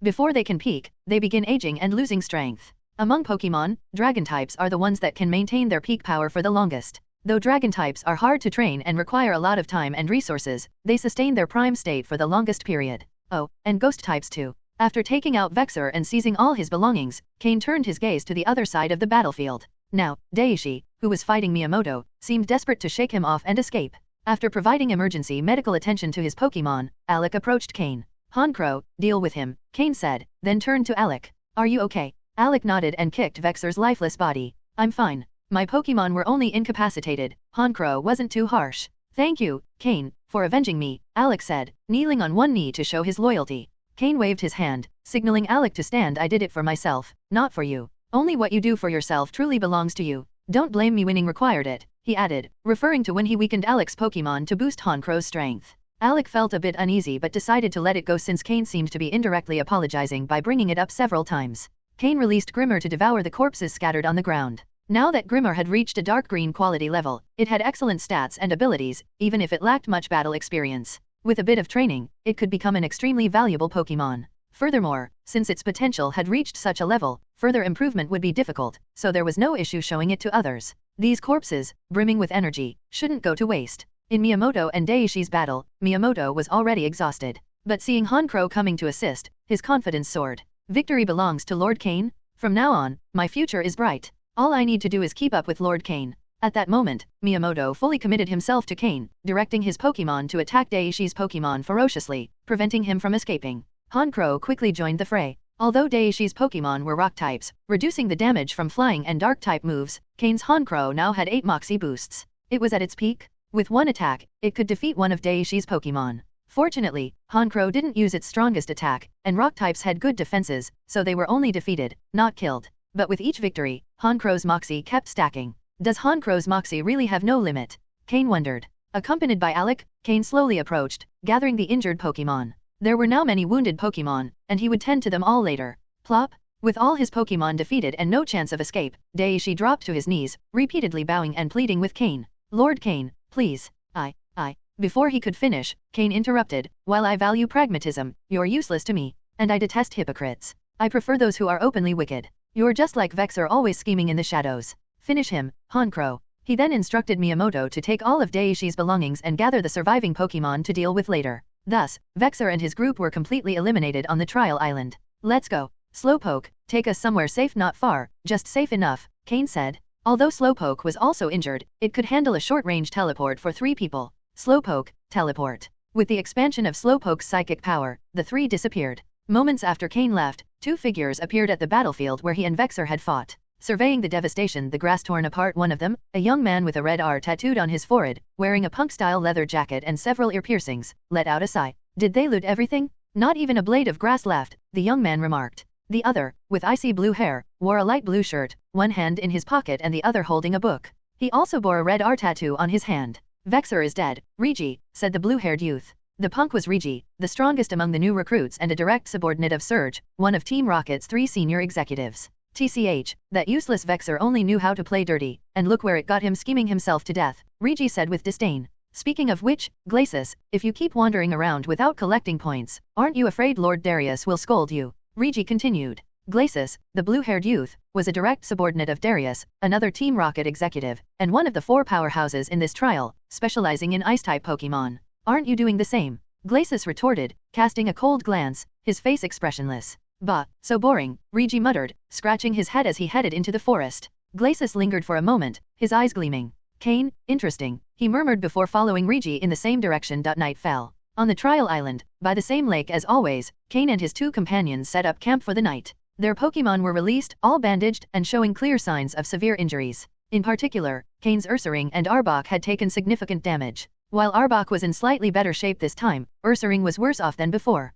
Miyamoto's Ursaring had also sustained considerable injuries. Although both Ursaring had been forcibly captured by Cain, as noble Pokémon, they still obeyed their trainer's orders, even when faced with dangerous situations. Cain gave one of the Ursaring to Alec. For Cain, both Ursaring were no longer useful. Their levels and potential had reached their limits, so he decided to give them to his subordinates. What they did with them was no longer his concern. He then prepared a special poke block for Arbok to absorb on the side. If Arbok's potential could be restored to dark green, it would still hold some value for training. After that, Cain let Slowpoke and the other Pokémon rest. They had fought many battles in recent days against strong opponents, leaving them wounded. After this night, they would finally get proper rest. As for Merro, thanks to a supreme quality Dusk stone, it had evolved into Honchkrow and raised its potential to blue, becoming the Pokémon with the highest potential among Cain's team. It had regained its status as the undisputed leader. Earlier, due to the rush, Cain hadn't had time to examine Vexer's belongings. Now, he took out everything Vexer had left behind. First, he checked the scoring device. It showed that Vexer had only 213 points. While not a particularly high score, it was understandable. Only people like Xander could mobilize over 20 individuals to collect scoring cards for them. Vexer had operated solo most of the time, and accumulating over 200 points was already a considerable achievement. His strategy was likely similar to Cain's, accumulate points gradually and, just before returning to Team Rocket's base, intercept those with higher scores and rob them. That's when he would truly compete for first place. Cain transferred the points to his own device, bringing his total to 930 points. He was now close to the 1,000 point mark, which practically guaranteed first place. Aside from that, Vexer's storage contained several bags of high-quality poke blocks. While they were mass-produced and held considerable value, they couldn't compare to the special poke blocks Cain made with energy crystals. Cain didn't find any of the pills Vexer had been using on his Pokémon, which meant they had been entirely consumed. If there had been even 1 or 2 pills left, Cain could have scanned and analyzed them with his system, identifying the materials and possibly replicating them. Even if he didn't use them himself, he could have kept them for his subordinates or sold them. He thoroughly examined Vexer's belongings again and found a few valuable materials, but nothing else that caught his interest. Seriously, did he have nothing valuable on him? Cain muttered in dissatisfaction. What Cain didn't know was that Vexer used to carry many valuable items. However, before the trial, he had exchanged everything for the green pills he used on his Pokémon. Without them, he wouldn't have been in such dire straits. Vexer had bet everything on this trial. If he didn't secure first place, he would have no further opportunities for advancement. What Vexer longed for was to become a key member of Team Rocket, an executive-level position. Everyone knew that having an executive willing to invest significant resources in you allowed for meteoric growth, quickly reaching the rank of captain or even officer. But no one wanted their subordinates to surpass them. If a subordinate posed a threat, executives would eliminate them before they could grow too powerful. For Vexer, Lucius, while an executive of Team Rocket, was among the weakest executives. With Lucius's abilities, reaching the rank of executive was his peak. Thinking about advancing further was mere delusion. Thus, Vexer could never become an executive under Lucius's command. In fact, Lucius had already warned him that if he didn't secure first place in this trial, he would be sent to a suicide squad, where extremely dangerous missions were the norm. Survival in that unit would be purely a matter of luck. That's why Vexer had staked everything on this trial and ended up with nothing valuable in his storage. Cain casually tossed Vexer's storage belt into the campfire and called Miyamoto and Alec over. "Are your Pokémon recovered yet?" Cain asked. The two sat by the fire as Cain directed. Miyamoto was the first to respond. "Thanks to the poke blocks you gave us, they've mostly recovered. They'll be ready to fight again tomorrow." Cain nodded and handed them the high-quality poke blocks taken from Vexer's storage. "These are from Vexer. I have no use for them, you can keep them." "Are these high-quality poke blocks?" Alec asked, a touch of disbelief in his voice. High-quality poke blocks, given away so easily? Although there were only 5 or 6 bags, their value was immense. Cain was momentarily surprised before smiling. "Yes, they're high-quality poke blocks. You've followed me for several days now, and you should know I'm also a breeder. For others, these poke blocks are highly valuable, but to me, not so much. While you're with me, you won't have to worry about poke blocks." Poke blocks? They were nothing to Cain. Both were delighted to hear this. In Team Rocket, not many could afford to use high-quality poke blocks for all their Pokémon.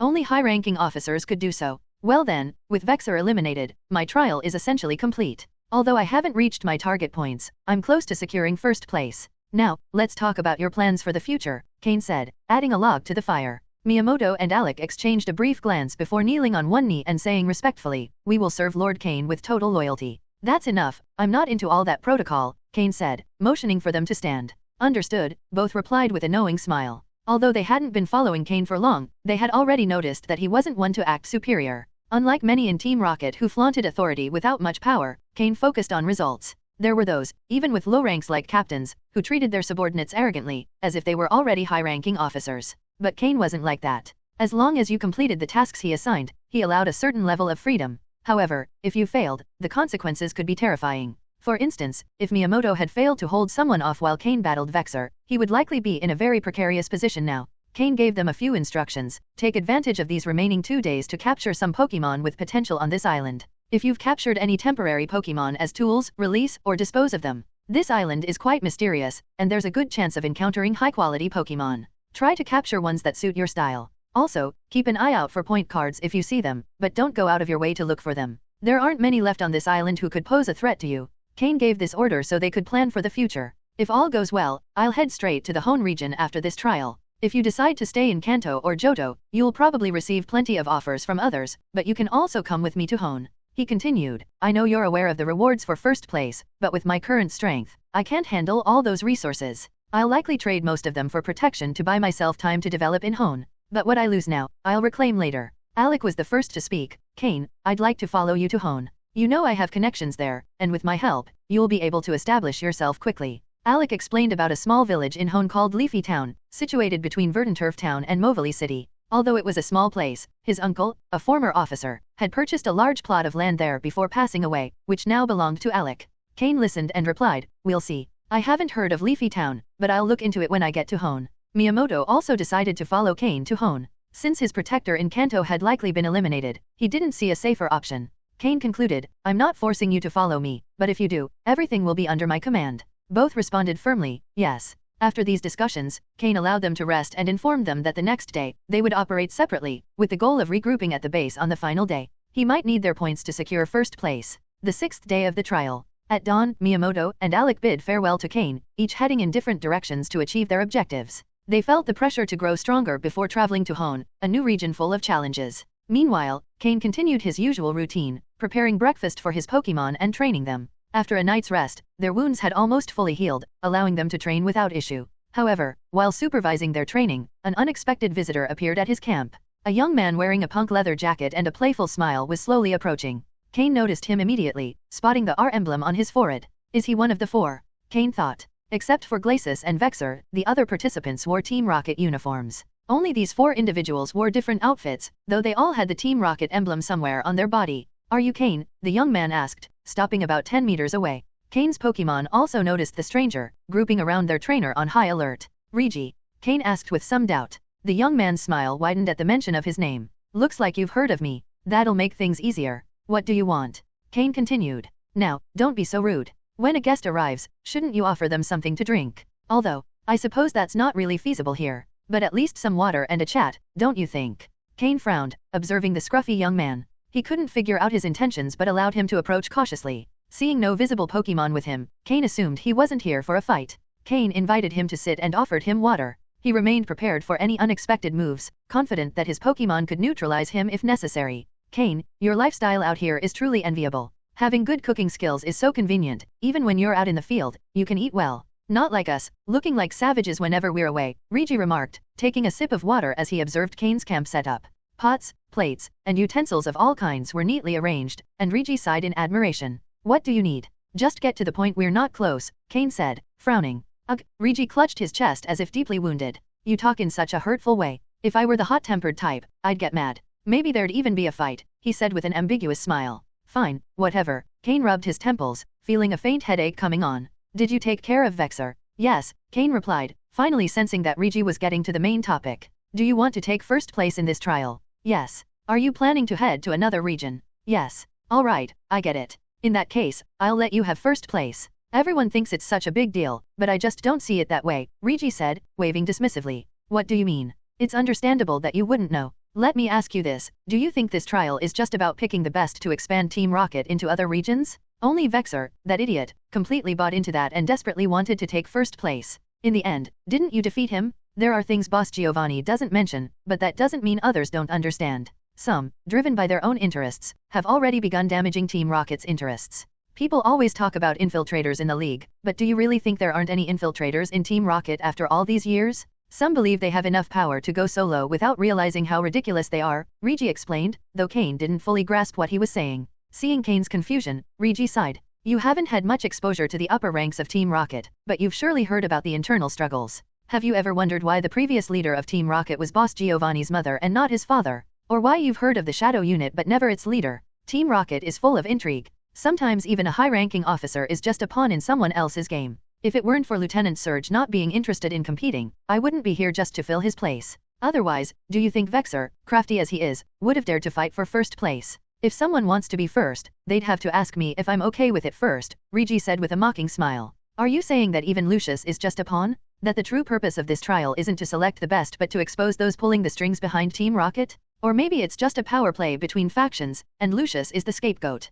Cain asked, shocked by the complexity of the situation. Something like that. Team Rocket is under Giovanni's control, and no one can take that from him. But as the saying goes, before conquering the outside, you must clean your own house. If the infiltrators aren't eliminated, how can they continue expanding? Don't fool yourself about the support you'll receive, it's just an investment in a talented trainer like you, someone without a tangled background, Regi said. The moment you're taken off this trial island, part of your information will already be on the desks of those paying attention. A lot of eyes are watching this place, Regi continued with a cold smile, perhaps directed at both those observers and Cain's ambitions for first place. But there are benefits. If you take first place, you will be under Giovanni's protection, and anyone who wants to harm you will think twice. That idiot Vexer only wanted that protection, which is why he risked everything, Regi concluded. In short, you don't need to worry. Those who know what's going on won't compete with you, and those who don't know don't have the strength to beat you. So, you're basically already in first place, Regi said confidently. Cain remained silent, processing all the information. In his previous life, he hadn't had access to the upper echelons of power and didn't know about Team Rocket's internal struggles.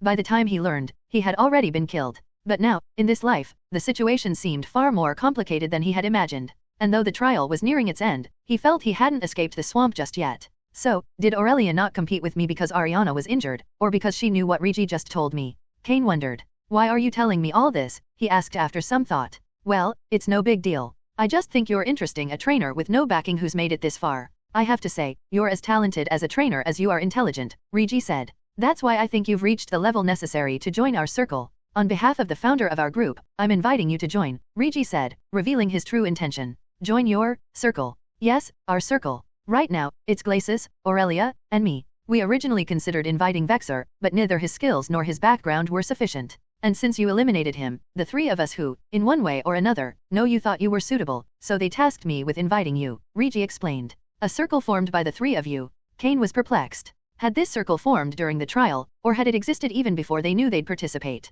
Stop overthinking. The reason is exactly what you're imagining, Regi said, watching Cain's serious expression. There was a long silence. Regi wasn't in a hurry, waiting patiently for Cain's response, knowing that this decision could determine his future in Team Rocket. All right, I'll join, Cain finally said, resolutely. What do I have to do? Welcome to our group. Ha ha ha, you don't have to do anything. When the time comes for our group to act, you'll know. All I can say is that the foundation of this little group is primarily for survival, Regi said with a wide grin. This is my exclusive contact method, only a few people in our group have it. If you need anything, you can contact me directly. As he spoke, Regi stood up, clearly preparing to leave. Do the leaders behind groups like yours know about this? Cain couldn't hold back and asked the question. Regi didn't answer Cain but instead gave him a cryptic smile, leaving Cain to interpret it for himself. Oh, by the way, a word of advice, stay alert around Umbra. Don't trust anyone completely, otherwise, in Team Rocket, there won't even be bones left of you even in my case. With that, Regi disappeared into the forest. Watching his figure fade into the distance, Cain had the impression that Regi resembled someone.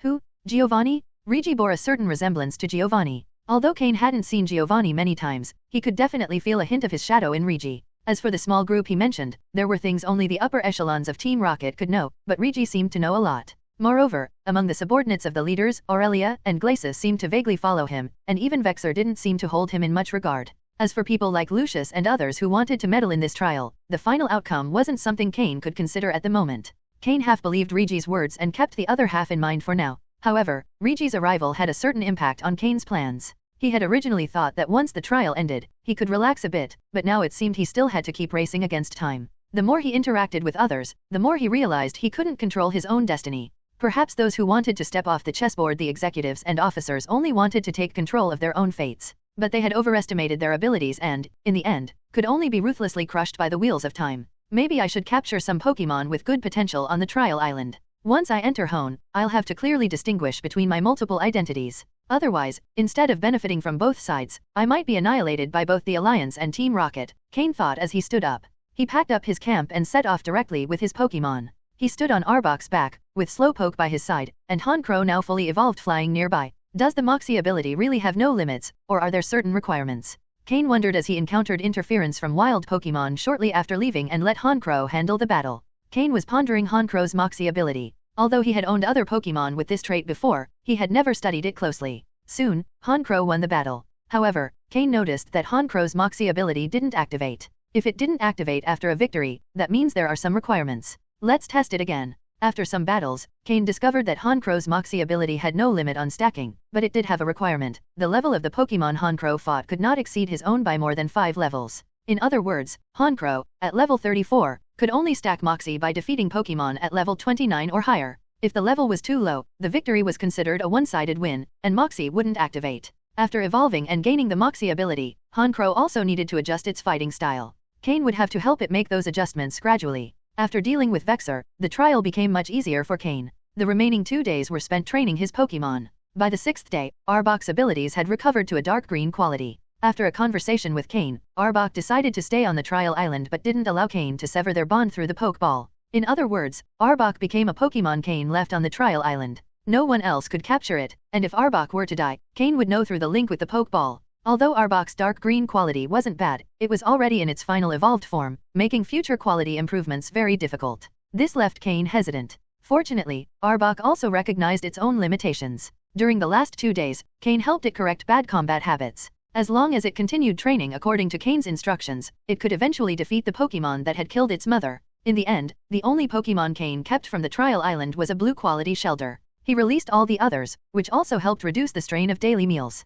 Cain also released Fearow before returning to the Team Rocket base, hoping it could live well on the trial island. When Cain returned to the Team Rocket base, others were already starting to arrive. Most of them returned injured. Surviving in the wild was no longer a problem for them. However, in the wilderness, humans often proved more dangerous than Pokémon, and there were more considerations when encountering humans than Pokémon. Sometimes, collecting point cards required fighting strong Pokémon, making injuries inevitable. The trial began at 8 a.m. and ended at 8 a.m. Anyone returning after 8 would be considered a failure. If no one wanted to take them in, it meant death. When Cain arrived, a few familiar faces had already returned. For instance, Rigi, Orelia, and a young man with icy blue hair who was with them, reading a book. When Rigi saw Cain arrive, he smiled, and Orelia winked at him, clearly knowing that Rigi had already included him in their small group. As for Glacis, he gave Cain a glance before returning to his book. The people at the Team Rocket base were clearly divided. Those participating in the trial were on one side, while those who joined later were on the other. However, those who joined later clearly looked down on the trial participants and followed Rigi as their leader, standing in the center of the plaza, looking at the trial participants with disdain. As Cain arrived, the distribution of people in the plaza began to shift.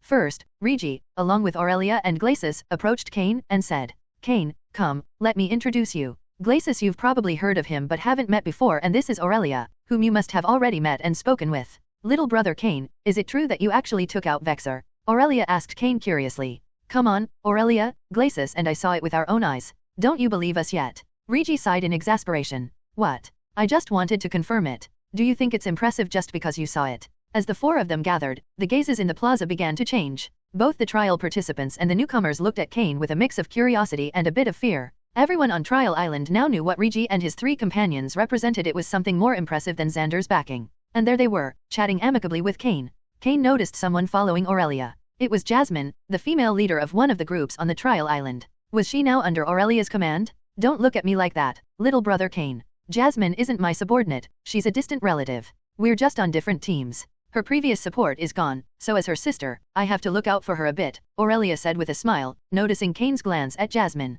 "Mr. Cain," Jasmine greeted him respectfully. Cain now had enough authority to be addressed as Mr. by her. Then, Alec and Miyamoto also arrived. Although Alec's disfigured appearance shocked many of the participants, what struck them even more was seeing Alec respectfully position himself behind Cain and address him as Sir. Had Cain also subdued Alec? As for Miyamoto, he originally wanted to approach as well, but with a subtle glance, Cain signaled him to stop. Miyamoto remained among the newcomers. Sky and Fox, along with another companion, also returned unharmed. Though they appeared seriously injured, their lives were not in danger. All right, let's go. We'll stay in touch. Time is running out, Rigi said, checking his watch. Then, the three returned to their original positions, while Cain rejoined the group of trial participants. However, when Cain joined the group, many instinctively stepped aside, especially those who had been Xander's subordinates. By this time, Xander still hadn't returned, which likely meant he had met an unfortunate end. On the other hand, Cain, who had clashed with Xander, was now chatting amicably with followers of several executives. How could they not be astonished? After waiting a little longer, the moment finally arrived, 8 in the morning. Three figures Viper, Umbra, and Sokka stepped into the center of the plaza, observing those who remained. Originally, there had been over 90 participants, but now the plaza seemed a bit empty. Counting those who remained, there were fewer than 50. The idea was that a maximum of 50 people would pass the trial island, so it was no longer necessary to rank by final points. Including the newcomers, there were exactly 49 people left. Everyone could leave alive, so now it was only a matter of determining who held the top positions. The true survivor is the king. The final trial has ended. Each of you, take your point device and go to that room to record your position. Then you may leave. From now on, this trial island has nothing to do with you. Well done, guinea pigs. Congratulations on surviving, Viper announced loudly. Some participants began to cry with emotion. It's hard to imagine what it was like to live for 3 months on this island, constantly facing danger, a truly exhausting experience. After Viper's speech, everyone headed to the building he had pointed to. There were about 10 rooms, meaning they could process a dozen people at a time. Looks like Vexer was really eliminated, Sokka commented after everyone left. From the looks of it, that seems to be the case.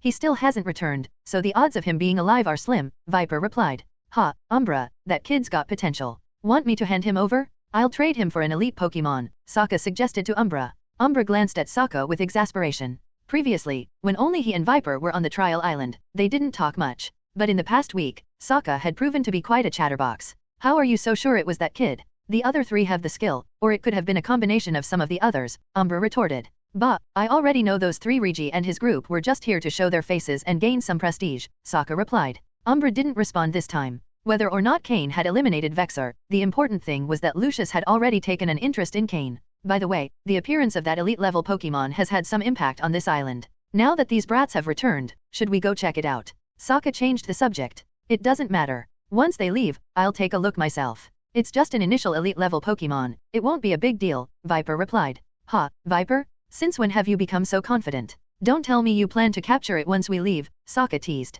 Viper gave him a look of disdain, as if considering him weak. Although he was a trainer at the initial elite level, he had several Pokemon at that level. Couldn't he handle it? Ignoring Sokka, Viper turned and headed to his office. Umbra, with your strength diminished, would you like to check it out? You could capture it and recover faster, Sokka suggested again. Not interested. Umbra also turned and followed Viper. Bah, boring, Sokka muttered as he watched them walk away. Wait, I'm coming too. Cain and the others entered one of the rooms in the building. The room was small, with a counter similar to a shop, and a rocket employee behind it. The employee, seeing Cain enter, smiled and said, "Welcome, Mr. Cain. Please place your point device in this container." Following the instructions, Cain placed his point device into a sealed container. The display showed 1,087 points. How they would verify the points and determine the rankings was no longer Cain's concern. Mr. Cain, congratulations on achieving first place in this final trial. According to the trial rules, you may choose one of 3 starter Pokemon as your reward, the employee said with a smile. Cain didn't pay much attention to how they determined points or rankings, he was simply informed directly. However, as a psychic power user, he noticed a very fine psychic energy line connecting to the employee's head before they spoke. Telepathy? It seemed that a psychic or a Pokemon with psychic abilities was communicating with them. No wonder they didn't need computers or scanners to determine points and rankings. After saying this, Cain noticed the psychic line behind the employee's head vibrate again, and their expression suddenly changed. Excuse me, Mr. Cain, please wait a moment. I have something urgent to attend to. I ask for your patience, they said, quickly opening the back door and rushing out. After they left, a shadow began to slowly materialize where they had been. Umbra? Cain saw the approaching figure and tried to speak, but Umbra stopped him with a gesture. Then, a Jengar emerged from the shadow, suddenly releasing ghost-type energy that enveloped both Cain and Umbra. Well, those psychics and their Pokemon are convenient, but when they're watching you all the time, there's no privacy, Umbra said, letting out a relieved sigh. No surprise, being a friend of Sabrina, the most powerful psychic. Mr. Umbra, Cain said respectfully. You did well this time. Not only did you achieve first place, but your score was more than double the second place score. Of course, that's partly because Regi and the others weren't interested in competing, Umbra continued. I promised you that if you earned first place in the final trial, we'd upgrade your previous reward. This time, the starter Pokemon you'll be able to choose will have even greater potential. You'll select it shortly, Umbra explained. Cain nodded, feeling satisfied. Umbra went on, first place in the final trial also comes with an item reward. You may request an item worth up to 1 million. However, I've arranged a special exception for you, and you can select something worth up to 3 million. Pick whatever you want. Hearing this, Cain realized he hadn't known about this additional reward for first place. Since something was better than nothing, he began to consider his options. After a moment of thought, Cain replied, could it be a King's Rock? Umbra looked surprised and asked curiously, you want a King's Rock? Yes, why? Does it exceed 3 million in value? Cain asked. No, the King's Rock has a market value of around 5 million, and it's often more expensive due to its rarity. But within Team Rocket, we have some in stock. I can make an exception and get one for you, but are you sure that's what you want? Umbra insisted. Cain felt a bit uneasy under Umbra's gaze, but the idea of obtaining a King's Rock was too tempting. Yes, I want the King's Rock, Cain confirmed. Very well, it will be sent along with your starter Pokemon, Umbra said. Since Cain was resolute and Umbra had given his word, he would honor the promise. Did you visit Gastly's cave? Umbra asked, his expression serious. Cain tensed, as though his heart had stopped. Had they detected Mismagius's existence? Fortunately, in the past 2 days, Cain had done everything he could to convince Mismagius to control her energy. As a result, while inside her Pokeball, no other Pokemon could detect her. Yes, I did. There was a map fragment there, so I went to retrieve it, Cain replied honestly. Did you see anything strange? Or notice any unusual Pokemon? Did you investigate that black stone pillar again? Umbra asked 3 consecutive questions, showing how important the matter was. Something strange? The only odd thing was that black stone pillar. I went in to investigate, but I didn't see any unusual Pokemon. My Haunter absorbed some ghost energy, which increased its level and power, Cain said, summoning Haunter from his shadow. As a trainer of a Jengar, Umbra was very familiar with Haunter.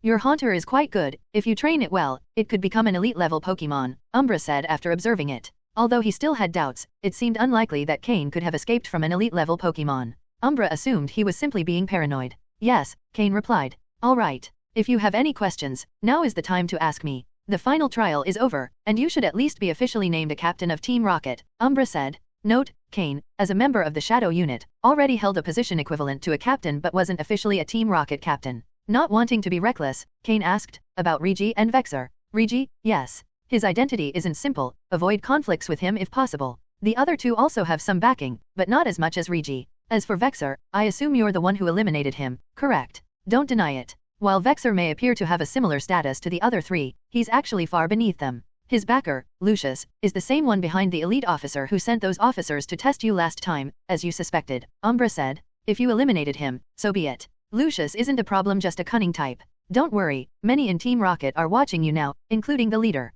He won't dare make a move, Umbra assured. Cain didn't say anything, but Umbra was confident that Cain had eliminated Vexer. Anyone with common sense would understand that if Cain hadn't eliminated Vexer, would Regi be so relaxed? Sometimes, it's better not to say what you already know, seeing beyond without saying it. Additionally, there's the matter of the extra benefit for taking first place this time, Umbra said, touching on the most important reason why others competed for the top spot. Umbra looked at Cain, knowing he'd already heard some things from Regi. First place in the trial does indeed grant the right to infiltrate other regions with Team Rocket's support. But, as you may have heard from Regi, I'll tell you something else. This right exists and has strong backing from Team Rocket, but it's not as grand as you might imagine. Some things can't be explained in detail, but you can think of it as a power play between Team Rocket's internal factions. Originally, both sides were at a stalemate, so they decided to resolve it through a trial. But your emergence made some see another possibility. That's why didn't it surprise you that Regi and the others didn't compete with you for first place? In fact, this was a decision made by Team Rocket's higher UPS. Since everyone wanted this right but no one wanted the other side to have it, they decided to put you in the center to avoid weakening Team Rocket's overall strength.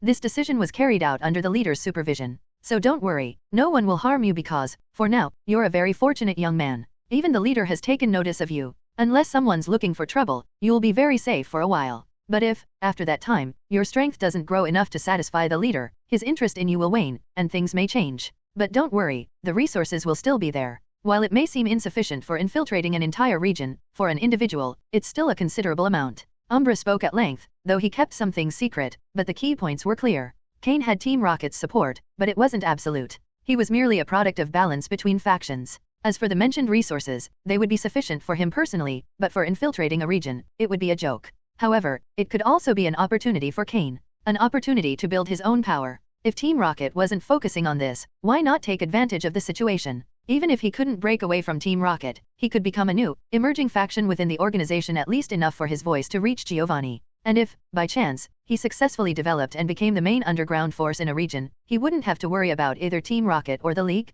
Cain had many thoughts in mind but didn't dare show them. Otherwise, Umbra would be the first to eliminate him. Are there any restrictions on the choice of region? Cain asked. In principle, there are no restrictions. But for better support, from a geographical perspective, it's best to choose the home region. That's the organization's intention, Umbra said. Seeing Cain tremble slightly, though almost imperceptibly, Umbra assumed he was upset with Team Rocket's decision. He patted Cain's shoulder and said, "Don't let personal emotions take over. If you're truly dissatisfied, then quickly increase your strength. Once you reach the level of a quasi-elite, you will be able to engage in the game board. When you become an executive, you will be an important piece. And if you want to leave the board, it's better not to think about that for now." What Umbra didn't know was that Cain trembled with excitement, not anger. But his assumption helped Cain hide his enthusiasm. Cain took a deep breath, calmed his mind, and continued, "What's the estimated value of those resources?" "Oh," Umbra smiled and said, "for someone at your current level of strength, it would be an astronomical sum. But some things can't be given to you all at once because your strength isn't sufficient. If you entered a region outside Team Rocket's domain with so many resources and were discovered, it would be a significant loss.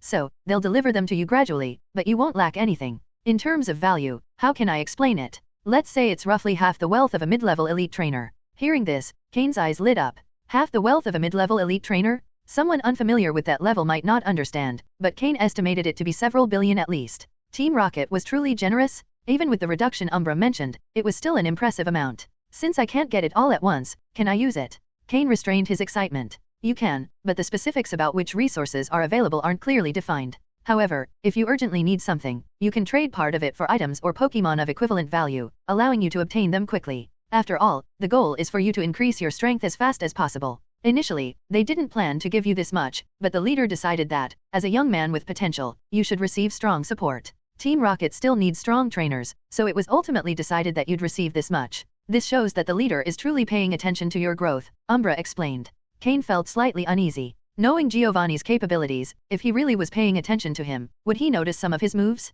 It seemed Cain would need to be more cautious. However, when he relocated to the home region, it would be harder for Giovanni to monitor him so closely. "Could I exchange half of those resources for 3 doses of the evolution elixir?" Cain hesitated but finally said it. The 3 doses of the evolution elixir, according to the system, should be enough to incubate Larvitar's egg. Hearing Cain's request, Umbra narrowed his eyes before nodding. It can be done. After all, he'd used 3 doses to recover his strength, and the remaining 3 were no longer as useful to him. It was better to exchange them for other resources to train other Pokémon, maintaining balance after using the catalyst. But I must warn you, while the catalysts are effective, they have significant side effects. If you rely on them to enhance your Pokémon, you'll deplete their potential. When that happens, the leader may no longer see you as a valuable investment. "Understood. I just want to try something," Cain replied. Umbra said no more. Everyone must take responsibility for their own decisions, whether right or wrong. "All right. When you leave, I'll send the items after some time and withhold half of your resources. In Team Rocket, no one supports someone for free. If you want something, you must give something of equal value. That's the law of fair exchange. If someone offers you something without reason, it's best to be cautious. Either they want something from you, or they're your parent. Do you have any other questions? After arriving in the new region, will it be my responsibility to recruit personnel, or will Team Rocket send someone?" Cain asked, addressing his final concern. If Team Rocket insisted on sending their own people, there was no point in putting much effort into this mission. The presence of many unknown individuals would raise suspicions among other groups, prompting investigations. Therefore, if Team Rocket sent someone with him, Cain planned to approach the mission superficially, especially since they weren't providing him with many resources. Umbra looked at Cain oddly, then smiled. "Don't worry about that. If you need people from Team Rocket, you can recruit them yourself, no one will stop you. But if you'd rather not use our personnel, you can recruit locally. Just don't reveal any information about Team Rocket. If you're confident enough, you could even take one of Team Rocket's officers with you, as long as you can control them." "Understood. I have no further questions," Cain nodded. Umbra also nodded and, with a wave of his hand, dissipated the space created by Jengar's ghost-type energy. The psychic energy covering the room returned. "Now you can tell me which starter Pokémon you'd like. Team Rocket has most of them from various regions. Of course, there are differences in their quality, so the choice is yours." Umbra opened a book, flipped a page, and showed it to Cain. The page contained images of starter Pokémon from several regions. Cain examined it carefully and noticed that most were from Kanto and Johto. Since Team Rocket was based in Kanto and Johto, despite the League's oversight, they could obtain those starter Pokémon. Cain suspected Team Rocket probably had their own breeding facility for starter Pokémon. As for other regions, they were less common. For example, from the recently discovered Alola region, Team Rocket had almost no starter Pokémon, only one water type, Poplio. Cain was actually quite interested in Poplio's final form, Primarina. This Pokémon had high special attack and special defense stats and was a water/fairy type with outstanding resistances. It could integrate well into any water-type team. However, since Team Rocket only had one, and its quality wasn't guaranteed, Cain didn't consider it as his primary choice. Cain's main targets were the starter Pokémon from Kanto and Hoenn, because the starter Pokémon from these two regions had Mega Evolutions. As for Johto's starters, Cain considered them the least remarkable overall. Since he planned to head to Hoenn, his primary target was a starter Pokémon from that region. The Pokémon he was most interested in was Mudkip, the water-type starter. Mudkip was a water type, and its final form, Swampert, was water/ground. Swampert had exceptional resistances among all Pokémon. It was only weak to grass-type moves, 4x, while other types inflicted normal or less damage, and it was immune to electric-type moves. This showcased Swampert's excellent typing. Additionally, Swampert could Mega Evolve, and its ability would change to Swift Swim, making it perfect for rain teams. Thus, Cain's first target was Mudkip. Next was the Fire-type starter, Torchic. Torchic's final form, Blaziken, was a Fire/fighting type. Although its resistances weren't as strong as Swampert's, they were still decent, though it had more weaknesses. However, Blaziken's ability, Speed Boost, was extremely powerful, just like Swampert's Swift Swim. Blaziken's Speed Boost increased its speed each turn, without any additional conditions. When Blaziken Mega Evolved, its ability automatically became Speed Boost. Blaziken had excellent special and physical attack stats and notable speed. Unlike Swampert's balance, Blaziken was more offensive. Additionally, there was an important point. Cain currently didn't have any fire or fighting type Pokémon, and Blaziken would fill this gap. So Torchic was also a primary target for Cain, depending on the quality and abilities of both Mudkip and Torchic. Cain's second target was Trico, Hoenn's grass-type starter. If Mudkip and Torchic didn't meet his requirements, Trico would be his next choice. Trico evolved into Sceptile, a grass-type Pokémon that became Grass/Dragon when it Mega Evolved. Mega Sceptile wasn't ideal as a main attacker but could be a good support Pokémon, specializing in countering specific types. It would serve as a support piece on the team. Cain's third target was the starters from Kanto. If he didn't find what he was looking for among Hoenn's starters, he would choose one from Kanto. Since Kanto was Team Rocket's base, there were plenty of starter Pokémon available from this region, ensuring he could find a suitable one. Cain preferred Charmander first, then Bulbasaur, and lastly Squirtle. Each had their strengths and weaknesses, but all were good Pokémon. Cain was also interested in another starter, Froakie, the water-type starter from Kalos. Froakie evolved into Greninja. Although it didn't have a Mega Evolution, in the anime, Ash's Greninja had a special form, Ash Greninja. Cain wasn't sure if this Mega Evolution was exclusive to Ash or if anyone could activate it, so he hesitated to choose Froakie. If the opportunity arose in the future, he would consider it, but using his current option to choose Froakie felt wasteful. In reality, all starters were good, with no significant differences. The choice depended more on personal preference and future development plans. But Cain knew that starters capable of Mega Evolution were more appealing to him than those without.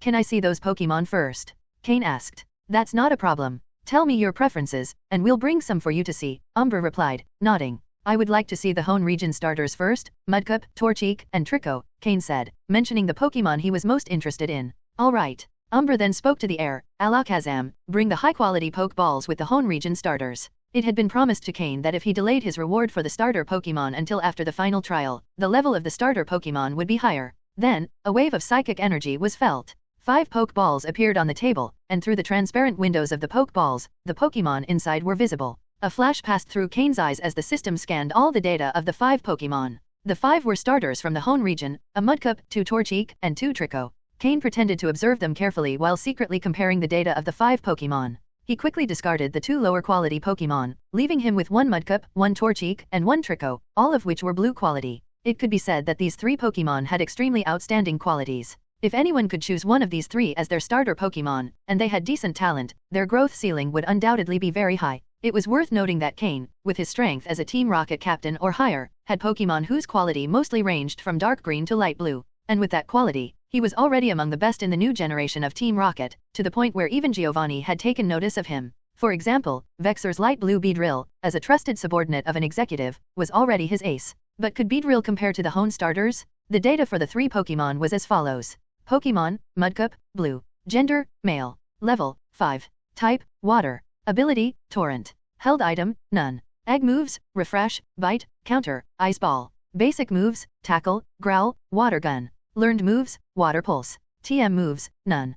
Pokémon, Torchic, blue, anomalous state. Gender, male. Level, 5. Type, fire. Ability, speed boost. Held item, none. Egg moves, flame burst, agility, last resort, faint. Basic moves, scratch, growl, ember. Learned moves, heat wave. TM moves, none. Pokemon, Trico, blue. Gender, female. Level, 5. Type, grass. Ability, overgrow. Held item, none. Egg moves, leech seed, magical leaf, bullet seed, grassy terrain. Basic moves, pound, leer, absorb. Learned moves, seed bomb. TM moves, none. These 3 Pokemon had excellent quality and very useful abilities. Since their quality was similar, Cain decided to eliminate Trico from second priority first. He didn't have any grass-type Pokemon at the moment, but he didn't consider it urgent. Additionally, Trico wouldn't bring much to his team. It wasn't like Swampert, which could integrate well with his current team setup and also have a role in Cain's future plans. Nor was it like Blaziken, which directly covered the deficiencies in Cain's team and had room to grow in Cain's future plans. Now, he had to decide between Mudcup and Torchic. Cain personally preferred Mudcup, which was relatively stable and, once evolved into Swampert, could become an ace of the team. Whether or not he decided to form a rain team in the future, Swampert could fulfill the necessary role. Swampert's resistance was so good that Cain found it hard to turn it down.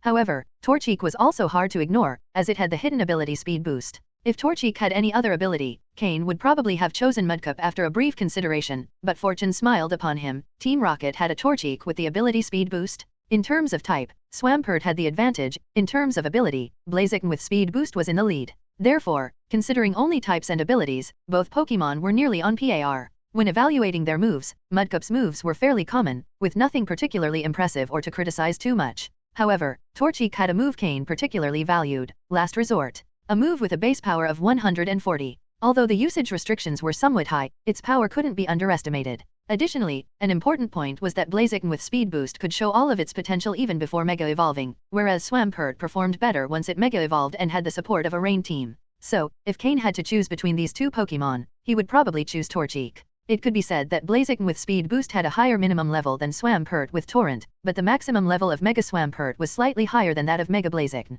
System, what does this anomalous state of Torchic mean?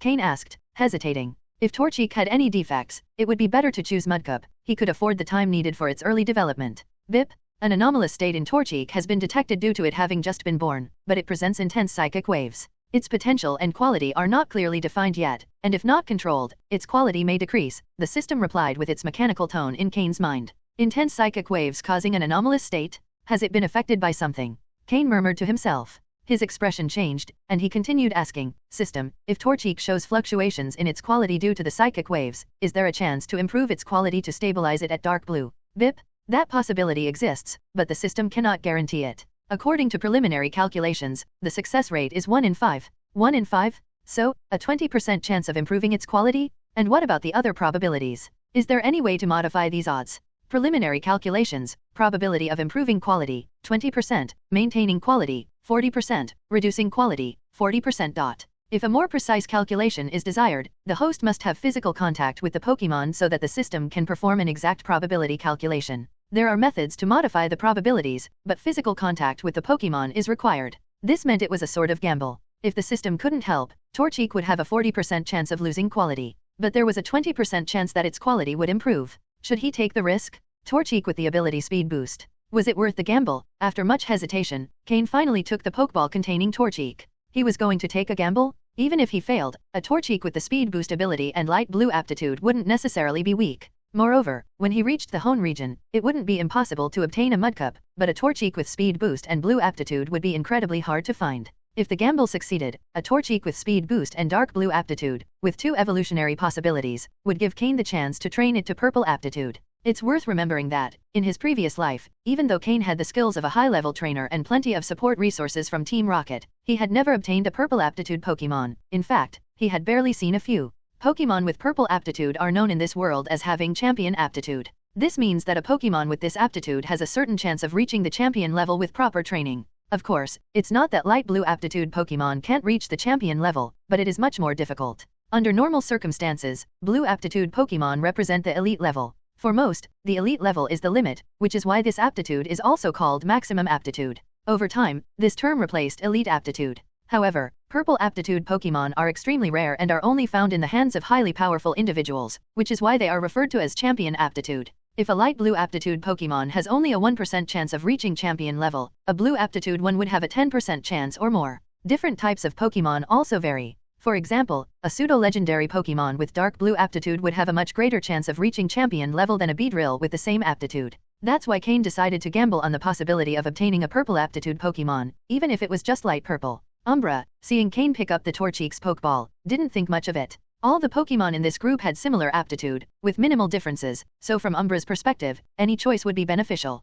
Are you sure? Umbra asked. I'm sure. Cain nodded firmly. Even if the aptitude degraded to light blue, he knew how to restore it. As long as blue aptitude was secured, he would only lose some time. Very well. Umbra waved his hand, and the remaining 4 Pokeballs disappeared in a flash of psychic power. Then, a red wooden box appeared on the table. Umbra pushed the box toward Cain and said, "Here's the King's Rock you wanted. You can open it and take a look." The King's Rock? Cain smiled in satisfaction and placed the Torchique's Pokeball on his belt. Slowly, he put his hand on the box. Team Rocket never disappoints. Even this box is made of premium wood that must be worth thousands of Poke dollars, Cain thought to himself. He opened the box. Contrary to his expectations, there was no dazzling golden glow, just an old, rusty crown inside. Although the cushion holding it seemed extremely valuable, he couldn't help but feel slightly cheated. This was his first time seeing a King's Rock. Is this the King's Rock? Cain touched the rusty crown, feeling it was no different from a common, rusty piece of iron. That's right, this is the King's Rock you requested. No one forced you to choose it. Even though it looks a bit worn, it still has some effect if you let a Pokémon hold it. However, most of the time, nobles use it as a collectible, Umbra said, shrugging as if to say, you chose it, not me. Could it be that the use of the King's Rock in Pokémon hadn't been discovered yet? Cain scanned the rusty crown with his system and got the following description. Item name, King's Rock. Effect, causes the holder's moves to become more intimidating, potentially making opponents flinch. Description, an ancient and worn crown, a symbol of royalty in ancient times. It contains a mysterious power whose full use has yet to be discovered. Note, it's not aesthetically pleasing and has a regular effect. Collectors, hurry up and find a King's Rock, as they are limited in number? It seems I wasn't wrong, this is the King's Rock, and its true use probably hasn't been discovered yet, Cain thought. As Cain suspected, in the Pokémon world, the real use of the King's Rock had yet to be uncovered. For example, both Politoed and Slowking, 2 Pokémon that require the King's Rock to evolve, were already registered in the Pokédex, but no one knew how they evolved. It was similar to Melodic. Many people knew it was beautiful, but they didn't know it evolved from Phoebus. This was why Umbra had been surprised when Cain requested the King's Rock. Although rare, its main use was as a collectible for the wealthy.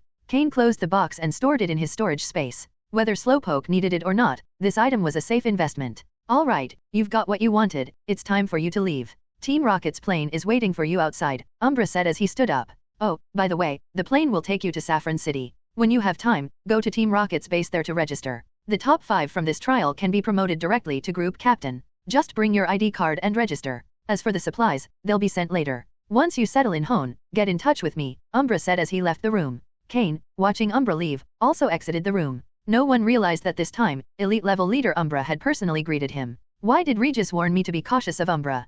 Cain thought to himself. After leaving the room, Umbra's Jengar reappeared from the shadows. Did you sense anything? Umbra asked. Kakik. Jengar shook its head. So, that elite-level Pokémon really has no connection to him? Viper and Sokka couldn't sense it clearly, but my Jengar knows that elite-level Pokémon is a ghost type. However, I can't help but feel it has something to do with that boy. Umbra laughed to himself and said, forget it. I don't think that boy has the ability to capture an elite-level Pokémon. It's probably just hiding. I'll leave it to Viper. But that boy, alongside Regis and the others, that's not good. Luckily, Regis won't be able to reach Hone, Umbra thought as he walked away, disappearing into the shadows of the house. Since Cain had spent some time talking with Umbra, by the time he reached the plane, almost everyone else was already on board. Even Regi, a powerful trainer, was seated, waiting in boredom. This plane resembled a luxurious business lounge, with seats arranged like mobile dining tables. Waiters in impeccable tailcoats moved among the passengers, carrying trays of drinks and food. Sky, Alec, and the others eagerly waited near the boarding gate for Cain's arrival. Back in the room where they had been earlier, they were offered the chance to join the team of an officer for better benefits. However, all of them, including Alec, declined the offer. Following an ordinary officer didn't offer as promising a future as following Cain. At the very least, with Cain's potential, he wouldn't remain just an officer for Team Rocket. As he grew, the benefits for them would grow as well. Joining Cain now was akin to offering help in a time of need rather than simply jumping on the bandwagon later. Cain found an empty round table and sat down. At his gesture, Alec and the others joined him. The final trial had been extremely dangerous. Originally, Cain's faction had 12 members, but now only 6 of them, including Cain, were seated at this table. The survivors were Alec, Sky, Fox, Kai, and a young man named Rand. These were the only ones who made it to the end. According to the final point rankings, Cain placed first. Alec, despite trying to gather points near the end, failed to make the top 10, finishing in 13th place. Sky, on the other hand, had hidden from the beginning, gradually collecting points and defeating weaker opponents. Surprisingly, he secured the 10th spot, an unexpected outcome for Cain. Ranking 10th among the subordinates or soon-to-be subordinates of Team Rocket's officers was quite an accomplishment. However, in terms of sheer strength, Alec still far surpassed Sky. This showed that the rankings didn't always reflect skill, luck played a significant role as well. Was Cain stronger than Regi? If they fought, Cain estimated he'd have only a 20% chance of victory, and that was being optimistic. Fox and Kai placed in the 30s, while Rand played it extremely safe. Believing Cain would get him off the island, he hid in a very discreet spot, finishing 48th with just 2 points. He could be called the master of prudence. Cain wouldn't abandon him. After all, anyone who could survive for 3 months in this trial had some ability. However, something surprised Cain. Those he had marked as potential traitors in his system, those who had been intimidated by him, didn't survive. Looking at Sky, who seemed quite obedient, Cain suspected he might have dealt with them whenever an opportunity arose, given that Cain had made it clear before the trial began that he didn't favor them. For now, all of Cain's subordinates were completely loyal to him. Another individual, Miyamoto, had also expressed interest in joining Cain. However, Cain asked him to remain infiltrated in another group, as he was more valuable there. Surprisingly, Miyamoto had some luck, finishing in 7th place and earning a decent reward. Cain glanced at Regi across the room and saw Miyamoto discreetly gesture a sign of respect. However, as Cain shifted his gaze, he met Regi's eyes. Regi raised his glass toward Cain, hinting at their connection. Cain also raised his glass, showing he hadn't forgotten. Then, Regi smiled and turned away. Even though Cain had achieved first place, the reward wasn't as significant as expected. Much of the supplies allocated to him had been confiscated by higher-ranking leaders. In contrast, Regi gained more in terms of personnel. Many of the surviving participants without prior affiliations chose to join Regi, who had the strongest backing. Regi accepted everyone. After all, he needed to recruit subordinates, and those with good potential would be more useful in the long run. Orelia also did well, as Jasmine's presence in her team attracted many of Jasmine's subordinates. Together, they managed to bring 4 or 5 people off the island. These individuals had good potential. Only Glacis seemed out of place due to his personality. He sat near Regi, head down, reading a book while sipping coffee, clearly distinct from the rest of Team Rocket's members. Among the newcomers, few were truly incompetent. Most understood why they were there and what outcomes to expect, so they wisely chose to align with Regi, the biggest winner. Only the followers of the pseudo-executives refrained from joining either faction, showing some hostility toward Regi and the other 3. However, the gap between the 2 groups was already significant, and it would only grow over time. If those they supported faced a major defeat, their fate wouldn't be much different. Cain looked at the 5 men before him and asked with a smile, how did it go in the end? Who secured the captain position? This group would form his operational base in the future. Though they didn't seem remarkable now, with the system's help, Cain believed he could help them grow. Of course, that was as long as they stayed loyal enough. Sky glanced at the others before speaking. In the end, Alec and I secured the captain positions. It's said the top 5 in this trial received group captain ranks, and the top 15 earned captain ranks. The rest will start as grunts. Sky had been one of the first to join Cain. Though Alec was slightly better in terms of skill, that was because Alec initially had the backing of an officer. Now that they were on equal footing, it was better for Sky, who had joined earlier, to speak first. The 2 had discussed this privately before Cain returned. However, Alec didn't mention Miyamoto's involvement to Sky without Cain's permission, to avoid disrupting the plan. Then, you 2 apply to join my team when the opportunity arises. I'll speak with the higher UPS to approve it, and you 3 will be integrated under Sky's command since you've spent more time together. As for any vacant positions, we'll fill them as we stabilize, Cain said. Yes, the 5 replied respectfully. When we reach Saffron City, everyone will disembark. Take care of your affairs and then head to the Hone region together. Alec, you'll oversee this. I might arrive a bit later, but I expect a stable setup when I get there, Cain said with a serious expression, as this would affect his future plans. Yes, sir. Don't worry, Alec replied. It was clear that Alec was now fully committed to Cain's vision. Cain's growth would determine his own future. Finally, after more than 5 hours of flight, the plane reached the airspace of Saffron City in the Kanto region. It landed at Team Rocket's private airport. That's right, Team Rocket has its own private airport in Saffron City. While they don't openly display the Team Rocket emblem, it's still an impressive setup. That's how bold they are? After deboarding, the group, led by Team Rocket members, entered Team Rocket's base in Saffron City. Although Cain had been to Saffron City several times before, this was his first time arriving here in this life. The staff swiftly registered their identification cards. From this point onward, they were all official members of Team Rocket. As for Cain, already holding the rank of Team Rocket squad captain, he received special treatment, including personal assistance. After Sky and Alec were registered as Team Rocket captains, they applied to join Cain's unit. Following a series of formalities, they officially became his subordinates. As for Miyamoto, he also wanted to join directly, but since Cain hadn't given him permission yet, he remained under the radar. However, Cain instructed him to go directly to Hone and contact Alec after some time. Before departing, they exchanged contact information. The pill Cain had given Miyamoto had a maximum effect duration of 1 month, so Miyamoto would have to seek Cain in Hone. Once all registrations were complete, Cain left the Team Rocket base on his own. Dressed in his familiar League outfit and wearing his human skin mask, Cain reappeared on the streets of Saffron City as a League trainer. While walking through the streets, his Slowpoke invisibly emanated an aura that kept strangers at bay, so no one dared approach Cain. Slowpoke, tone it down a bit. We're no longer on the trial island, there's no need to be so tense, Cain said with mild frustration. The prolonged survival training and battles had affected his Pokémon. Fortunately, Cain's League trainer attire caused those who feared Slowpoke's aura to regard Cain with admiration instead. He must be a very strong trainer, most thought. To avoid unnecessary trouble, Cain hailed a taxi and headed to a well-known luxury hotel in Saffron City. As for the Pokémon Center, given the number of Pokémon he had and his current identity, it was best to steer clear of that place. After leaving the trial island, Cain decided to gradually separate his different identities. This way, whether in the League or Team Rocket, he could operate more comfortably. For now, the only people aware of his League identity were Umbra and perhaps some higher UPS. This didn't pose a threat to Cain. He checked into the most luxurious room in the hotel. After so much time in the wilderness without a proper bath, Cain settled into his room, ensured it was secure, released all his Pokémon, and took a long, thorough shower, finally feeling comfortable. Dressed in a bathrobe, he plugged his phone into the charger and lay on the bed to rest. It had been a while since he'd slept in such a soft, comfortable bed. Now that he was there, he didn't want to get up. When he turned on his phone, he saw several messages.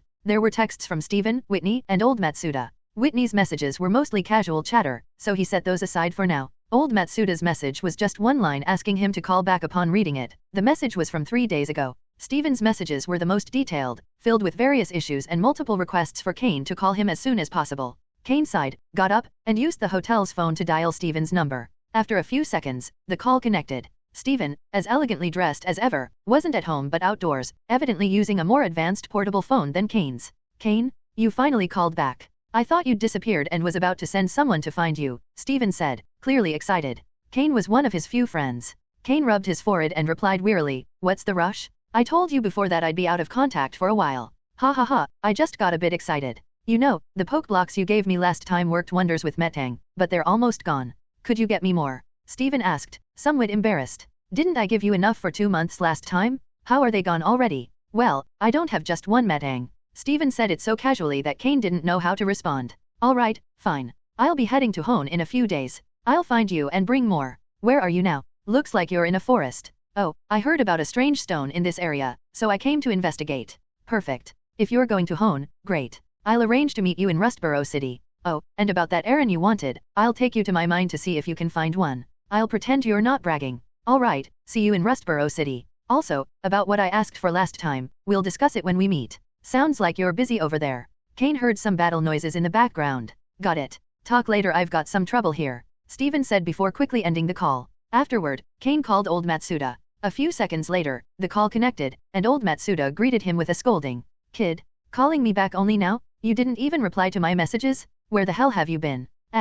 Master, calm down. Haha, I was training in the wilderness. As soon as I got back, I called you. Did something important happen? Cain scratched his head, genuinely respecting old Matsuda. You brat, always causing trouble. Matsuda grumbled before raising his voice. Even though I agreed to let you focus on being a trainer, you can't neglect your studies as a breeder. Your knowledge is fine, but you need to organize it better. I've prepared an outline and summary of the key points you need to learn. I'll send it to you now. Next time we meet, I'll test you, and you'd better pass. Haha, master. Don't worry, I'll study hard. You'd better. Goodbye. Old Matsuda grumbled before hanging up. Cain felt warmth in his heart. Though he was partly leveraging the relationship, he couldn't deny that old Matsuda was an excellent teacher. After finishing the call, Cain received the information old Matsuda had sent him. He immediately stored it in the system without reviewing it, trusting the system to automatically organize it. However, the amount of data exceeded his expectations. Unconcerned, he went straight to bed. He slept until nightfall before finally getting up. Then, he left the hotel and headed to Saffron City's black market. Although it had been some time since his last visit, the black market remained the same, unchanged. He went straight to the Pokémon sales section, where he sold the light blue quality Golduck he had captured from Vexer, along with 3 Meowths he had caught on the challenge island, to a shop. When the employee learned that the visitor was selling a light blue quality Pokémon, they even alerted the store manager. The manager personally came out to handle the transaction. For them, a light blue quality Pokémon represented the entry level of a higher tier. Finding one in an entire month was rare, making this a very important customer. After some negotiation, Cain received 10 million Poke dollars. In reality, if properly valued, that Golduck could have fetched a bit more, but since its origins weren't entirely legal, Cain didn't want complications and sold it quickly. Generally, a green quality Pokemon is worth less than 1 million, while dark green quality ones can range between 1 to 5 or 6 million. However, when the quality reaches blue, the price increases significantly. This particular Golduck should have been worth over 10 million, but the manager suspected it originally belonged to someone else, so they hesitated to raise the price. Cain wanted to dispose of the Pokemon quickly to avoid the possibility of anyone tracing it back to him. Additionally, Cain was in need of money and hadn't given any to his subordinates. They should be able to grow on their own, without fully relying on the Pokemon he provided them. Upon arriving at the Hunters Guild, cloaked as usual, he noticed that Rosa and the Sun Badge wielder who had chased him were no longer there, likely reassigned to another branch. Cain went directly to the Pokemon exchange section and opened the trade list. Cain's primary objective for visiting the black market this time was simple, to see if he could find a Pokemon that suited his current plans. Poliwag, a common Pokemon in the Kanto region, but one Cain needed for his current strategy. This Pokemon was tied to one of his upcoming goals. Although he had devised this plan after his calls with Steven and old Matsuda that same day, Cain considered it highly feasible. The plan was to become a gym trainer in the Hone region. First, set a small goal, become a gym leader. It might sound amusing, a member of Team Rocket wanting to become a league gym trainer or even a gym leader, but it was actually plausible. At least, Cain saw it as highly viable. First, he had a very influential friend in the Hone region, Steven Stone, the future president of Hone's largest company, Devon Corporation, whose status far surpassed that of an average gym leader. With Steven's support, there wouldn't be much local opposition in Hone. Then, there was Cain's master, a renowned high-level breeder and elite-level trainer, Matsuda Takashi, an almost legendary figure in the league. Even Drake treated him as a peer. Therefore, as long as Cain's Team Rocket identity remained hidden, he could be considered a legitimate league trainer, even though he hadn't received one of the league's starter Pokemon. Considering this, Cain wondered if it would be possible to ask old Matsuda to help him obtain a league starter Pokemon. A Mudkip, perhaps? It was a possibility. Thus, from this perspective, Cain's plan to become a gym trainer in Hone wasn't far-fetched. The only limitations now were his strength and the Pokemon he owned. Everyone knows that while not all gym trainers specialize in one type of Pokemon, many assume gym leaders focus on a specific type. Therefore, Cain had to decide what type to represent. Even if he didn't fully specialize, he at least needed to appear to. Hone's major cities already had gyms, with some even hosting more than one. Opening a gym in one of these cities would be difficult and risk offending existing gym leaders, not worth the trouble. Furthermore, with his current strength, Cain wasn't a match for those veteran gym leaders. Establishing a gym in a major city also required significant funds. However, opening a gym in a small or less developed town could even receive league support. After all, the league wanted to expand its influence in other regions, and the best way to do that was by establishing as many gyms as possible in towns and villages. A gym leader could represent the league in that location, acting almost like a mayor or town chief but with greater trust from trainers. Thus, becoming a gym leader would allow Cain to have more control over a town and conceal his underground activities. This would benefit both his growth within the league and his development in the underworld. So, becoming a gym leader in the Hone region was Cain's first goal. Once achieved, he could involve himself in power struggles within the underworld. Now, Cain needed to choose a Pokemon type to represent. The Pokemon he had publicly revealed were Slowpoke, Miltank, Haunter, Gyarados, and Tropius. As for other Pokemon, he hadn't shown them much, so there wasn't an issue. If circumstances allowed, Cain would choose Dragon-type Pokemon, but they were hard to obtain and slow to develop, which didn't suit his current needs. Therefore, Cain opted for the Water-type, as it was the most represented in his team. Thus, his first target was one of Kanto's most common water Pokemon, Poliwag. Although Poliwag was common, most people only knew about its final evolution, Poliwrath, achieved with a Water Stone. However, few knew there was another evolutionary path. Politoed? This is the alternative evolution of Poliwhirl, though its evolution conditions are quite strict. In the Pokémon world, no one should yet know how it evolves or from which Pokémon it originates. But Cain knew. Politoed evolves when Poliwhirl uses the item King's Rock. King's Rock? In the Pokémon world, only two Pokémon evolve using King's Rock. One is Slowpoke, which evolves into Slowking, and the other is Politoed. According to some of Cain's memories, one of Kanto's Elite Four members, Lorelei, the Ice-type trainer, had a Politoed with the hidden ability Drizzle. The reason Cain considered Politoed was precisely because of its hidden ability, Drizzle, making it one of the key Pokemon for a rain-based team and a core for this type of strategy. Of course, Cain currently owned a King's Rock, but if Slowpoke decided to use it to evolve into Slowking, there wouldn't be another one available. Even so, it wasn't a big problem, as Poliwhirl's hidden ability is Swift Swim, making it an excellent candidate for a rain team. Either way, it remained an exceptional Pokemon. If Slowpoke ended up using the King's Rock, Cain would need to shift the rain team's core to another Pokemon. Pelipper? This Pokemon also had the Drizzle ability. In the Pokemon world, only two Pokemon with the Drizzle ability were widely known. Well, technically, there was a third Kyogre. but that Pokémon couldn't be captured, so the commonly known and used options were Pelipper or Politoed, like Lorelei's Ice-type Politoed. Cain preferred to focus on Politoed. As a pure Water-type Pokémon, Politoed had better resistances and stats than Pelipper. After looking up Poliwhirl's identification code on the computer, Cain went with his hunter's card to the Pokémon exchange room at the Hunters Guild. Following the signs, he arrived before a massive tank filled with Water-type Pokémon. Most of the water Pokémon owned by the Saffron City Hunters Guild were likely housed in this tank. He even spotted a Squirtle swimming calmly in the tank. Many other Pokémon avoided getting too close to it, probably because it was the leader of the area. However, after reviewing the data on that Squirtle, Cain showed little interest. Its potential was green. If Cain had just returned from Judgment Island, he might have considered buying it. But now, he had become picky. Pokémon with potential below light blue no longer piqued his interest. In his search for a Poliwag, Cain focused on those with light blue potential and, preferably, the hidden ability Swift Swim. He ignored the Goldeen, Seeking, and Magikarp without giving them a second glance. Using his system to scan, he reviewed all the information on the Poliwag in the tank. Poliwag was by far the most common Pokémon in the tank, holding a relatively low status, only slightly above Magikarp. One by one, data sheets appeared before Cain. System, filter all Poliwag with light blue potential or higher, Cain ordered. Though many Poliwag had been captured for sale, none had potential below light green. However, setting the light blue potential as the filter eliminated over 95% of the Poliwag. In the end, 3 data entries remained in front of Cain. With a quick glance, he noticed that 2 of them had the hidden ability Swift Swim. The probability of finding hidden abilities was already low, so having 2 of the 3 Poliwag possess it was a stroke of luck. The data for the 2 Poliwag were as follows. Pokémon, Poliwag, light blue. Gender, male. Level, 12. Type, water. Ability, Swift Swim. Held item, none. Egg moves, Water Pulse, Refresh, Bubble Beam. Basic moves, Water Sport, Water Gun, Hypnosis, Bubble. Learned moves, Snore. TM moves, none. Dash. Pokémon, Poliwag, light blue. Gender, male. Level, 20. Type, water. Ability, Swift Swim. Held item, none. Egg moves, Refresh, Endure, Mud Shot. Basic moves, Water Sport, Water Gun, Hypnosis, Bubble, Double Slap, Rain Dance. Learned moves, Water Pulse, Snore. TM moves, none. At first glance, there wasn't much difference between the moves and potential of the 2 Poliwag, except for their level difference.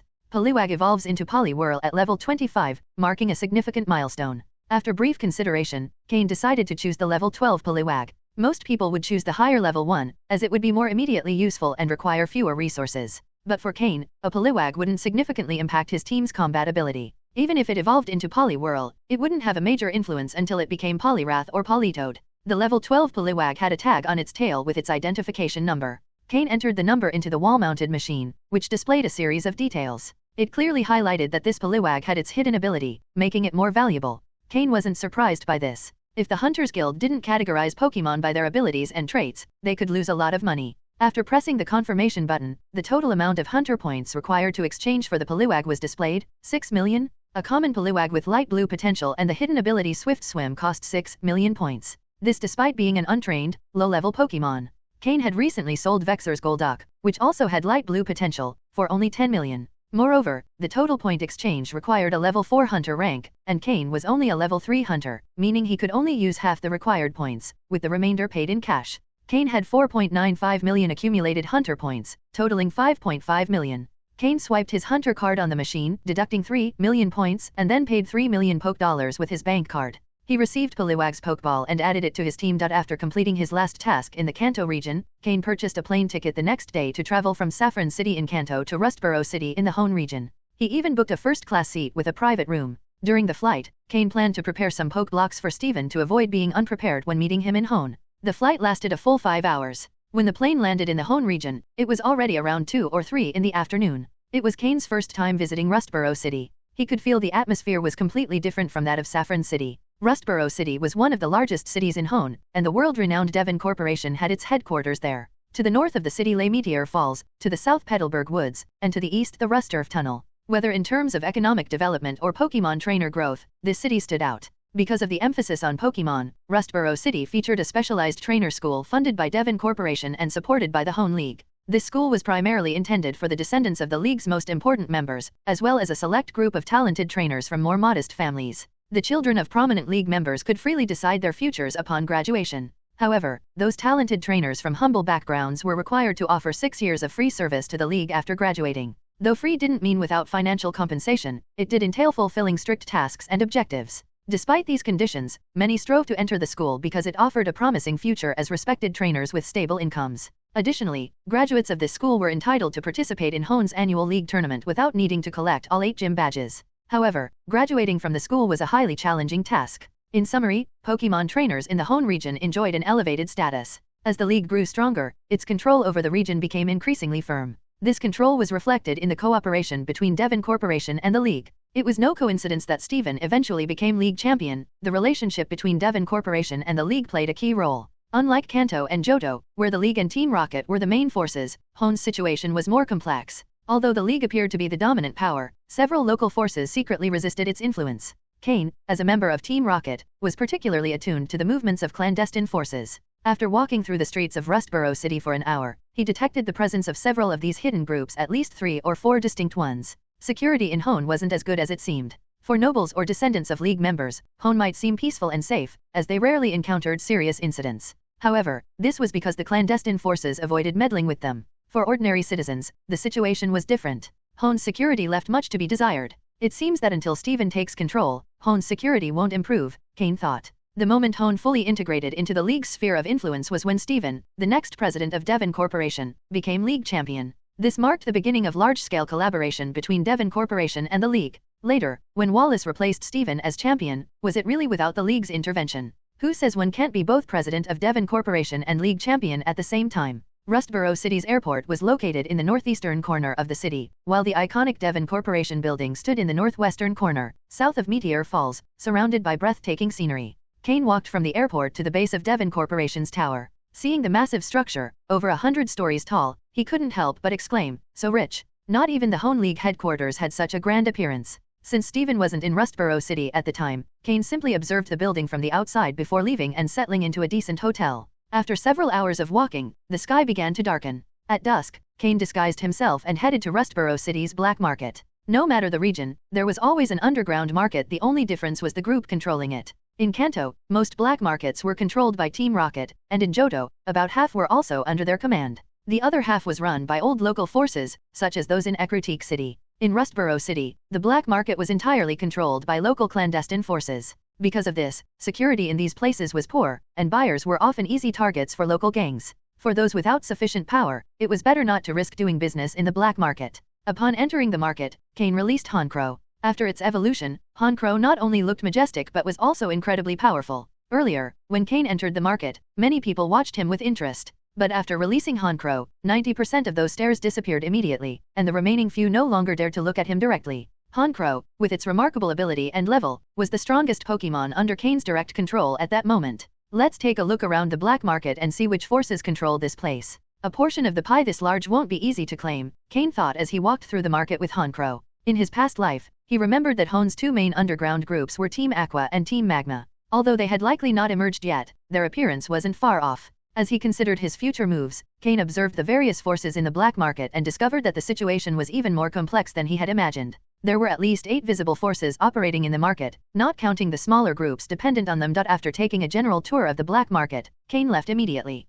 He had already understood the dynamics of power in the Hoenn region and had a preliminary idea of the forces in Rustboro City. There were 8 major factions, with smaller groups clinging to these larger ones. Meanwhile, the League, Devon Corporation, and Rustboro City's wealthy elite remained separate from these groups, maintaining a superior position. Given the complexity of Rustboro City, Cain knew he wasn't in a position to get involved just yet. After leaving the black market, he returned to the hotel and had a peaceful night's sleep. The next morning, Cain received a message from Steven, informing him that he was back in Rustboro City. After having breakfast, Cain headed directly to the Devon Corporation building. Since he had chosen a hotel near the Devon Corporation building, it only took him 5 minutes to walk there. At that moment, he saw Steven arriving in a luxurious limousine, dressed in a formal suit. Cain couldn't help but think sarcastically, "What a rich guy." Steven spotted him and broke into a wide smile as he walked over. "Cain, I just told you I was back, and you're already here," Steven said, patting him on the shoulder. "I got here yesterday. Since I didn't have much to do, I took a walk around Rustboro City and stayed at a nearby hotel," Cain replied, shrugging.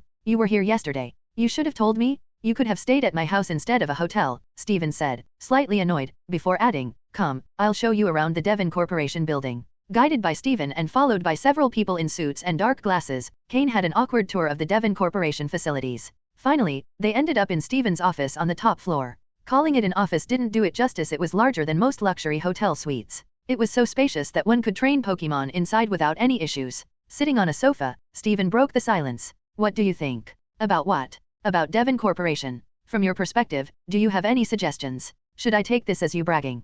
Cain asked resignedly, knowing he didn't have much useful advice as an outsider. Steven was left speechless. He genuinely wanted to hear Cain's opinion. Although Devon Corporation was the largest in Hone, as its heir, Steven knew he needed to earn respect by achieving his own accomplishments. He hoped to get some fresh ideas from Cain but didn't expect it to come across as boasting. Relax, I'm just kidding. Honestly, a corporation as big as Devon is beyond my expertise. Though, I'd say the work environment seems excellent, but the pace of work feels intense. Maybe adding some recreational facilities or more team activities could improve efficiency, Cain suggested casually. Steven's eyes lit up. Go on, tell me more. Although Cain lacked personal experience, he had read about such topics in his past life. Recalling the management practices of large corporations on Earth, he started sharing some of those ideas. Steven listened attentively, enthusiastically taking notes. Although Devon Corporation was enormous, this was a world where most people dedicated their time to Pokémon, so few focused on business management. On Earth, however, corporations had developed various management strategies to optimize operations, and Cain was now presenting those ideas.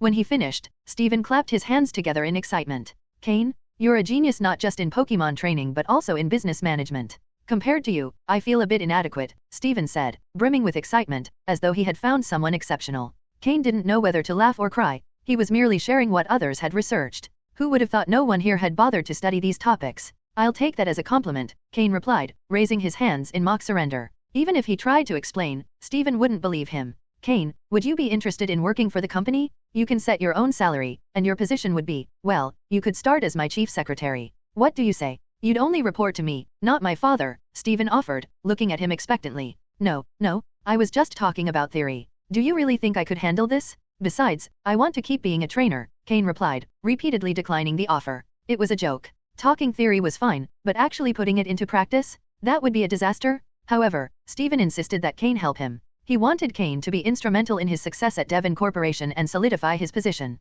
Eventually, Cain relented and agreed to become the chief advisor to the president of Devon Corporation, which could also be considered Steven's personal consultant. As for the salary, they settled on 10 million Poké a year. Cain wouldn't need to go to the office daily. He only had to share ideas when he had them and provide inspiration for Steven. Additionally, he'd have access to Devon Corporation's resources and products at a 30% discount. With those conditions, Cain couldn't resist. He wouldn't have to work much, would earn a generous salary, and gain access to valuable resources. It was an offer he couldn't refuse. So, he accepted with a smile. Once again, he had managed to gain an advantage. However, Steven seemed even happier than Cain. In fact, he got so excited about business management that he postponed their Pokémon discussion to continue talking about management ideas. Cain started feeling a bit annoyed, but remembering his new salary, he decided to hold back his frustration. Only when Steven's secretary interrupted to remind them it was time for lunch did the conversation end, and Cain breathed a sigh of relief. Finally, it was over. He decided that, in the future, he would avoid the Devon Corporation building unless absolutely necessary.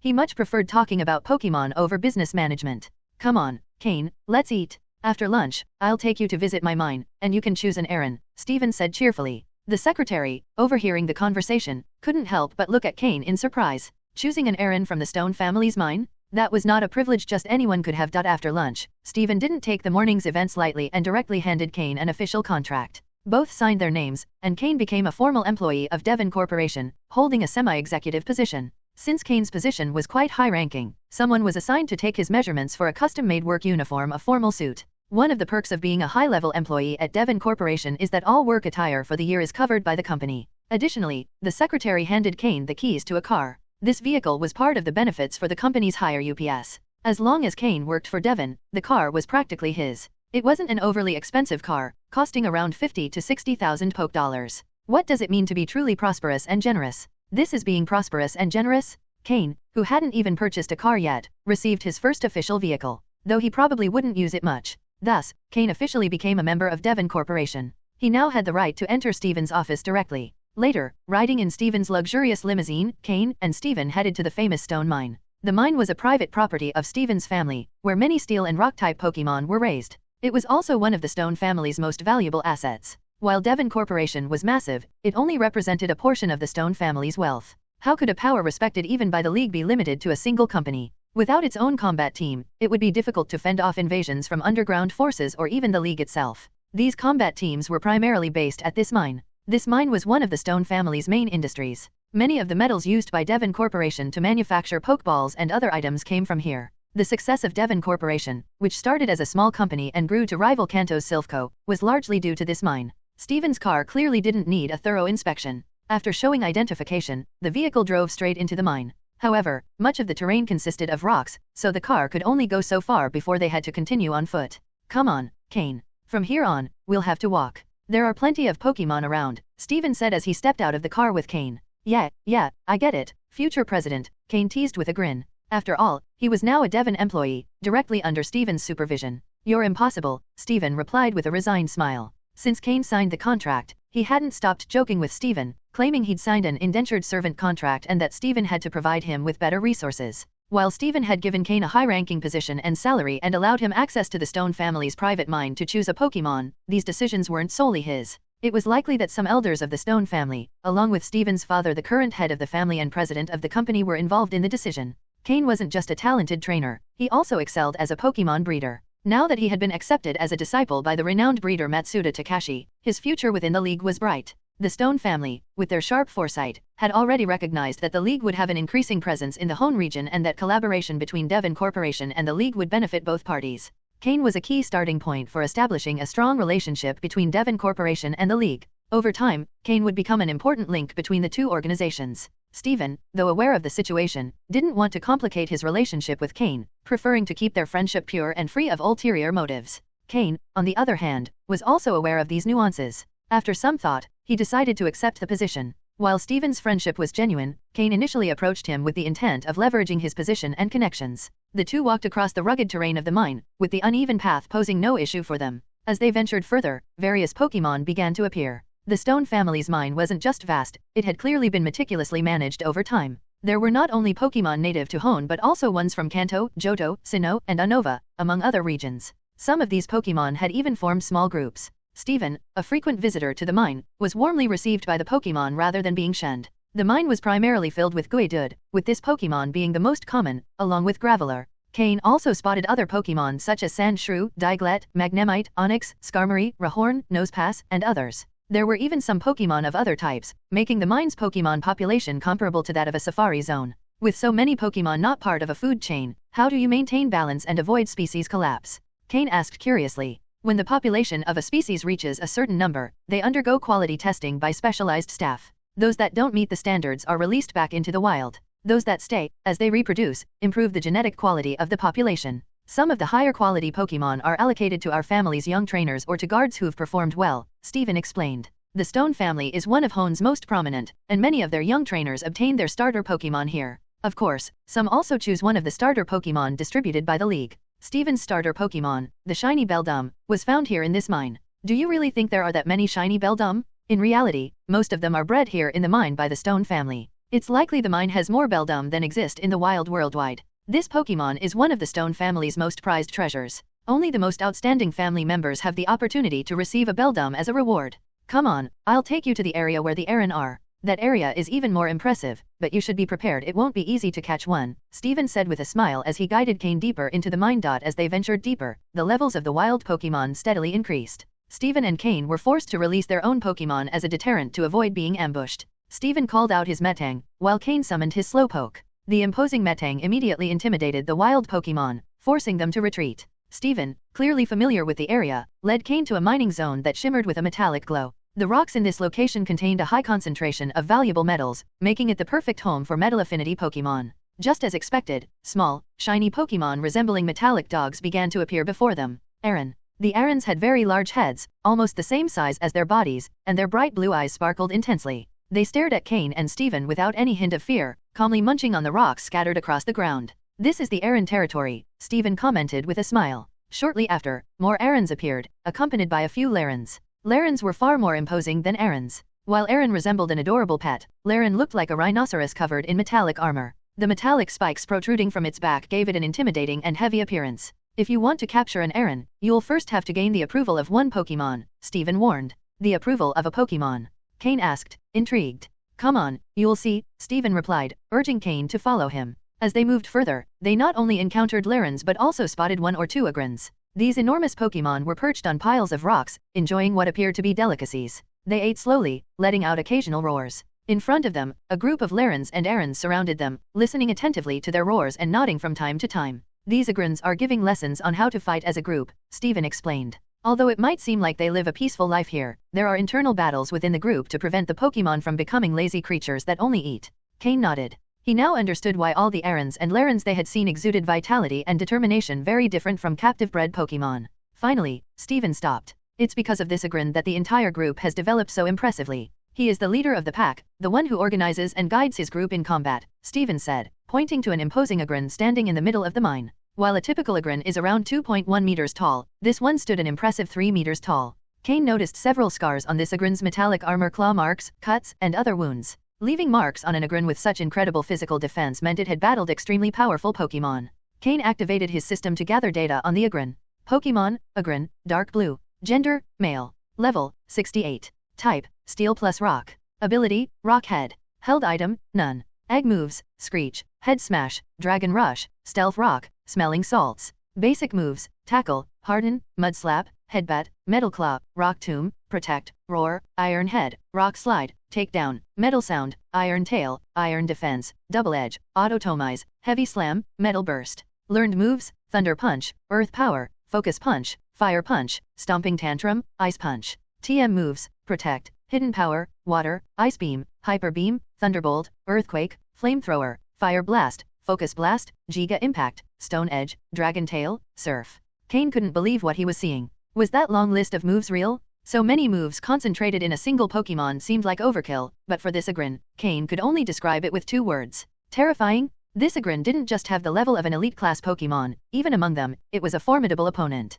This was a true elite level Pokémon. The Mismagius Cain had captured on Trial Island was nothing more than a pseudo-elite. But facing this Agron, everything about it was top-notch, its abilities, level, and combat talent. No wonder this group of Arons, despite living a peaceful life, hadn't lost their desire to fight. It was all thanks to this terrifying beast before them. Could a pseudo-legendary Pokémon even stand a chance against it? Even at the same level, a battle would be the only way to find out. Noticing Cain's gaze, the Agron turned its head and stared directly at him. Roar. The intimidating aura of an elite-level Pokémon unleashed in full force, making Cain feel insignificant and vulnerable. The slowpoke accompanying him collapsed to the ground, unable even to resist. The difference in power was overwhelming. Hey, big guy, come down. He's my friend. Steven quickly exclaimed. With complete familiarity, Steven approached the Agron and patted one of its enormous legs. Compared to the Agron's size, Steven looked like a child. At Steven's words, the Agron withdrew its intimidating aura and narrowed its sharp eyes, showing a contented expression as it let out a soft growl in Steven's direction. All right, big guy.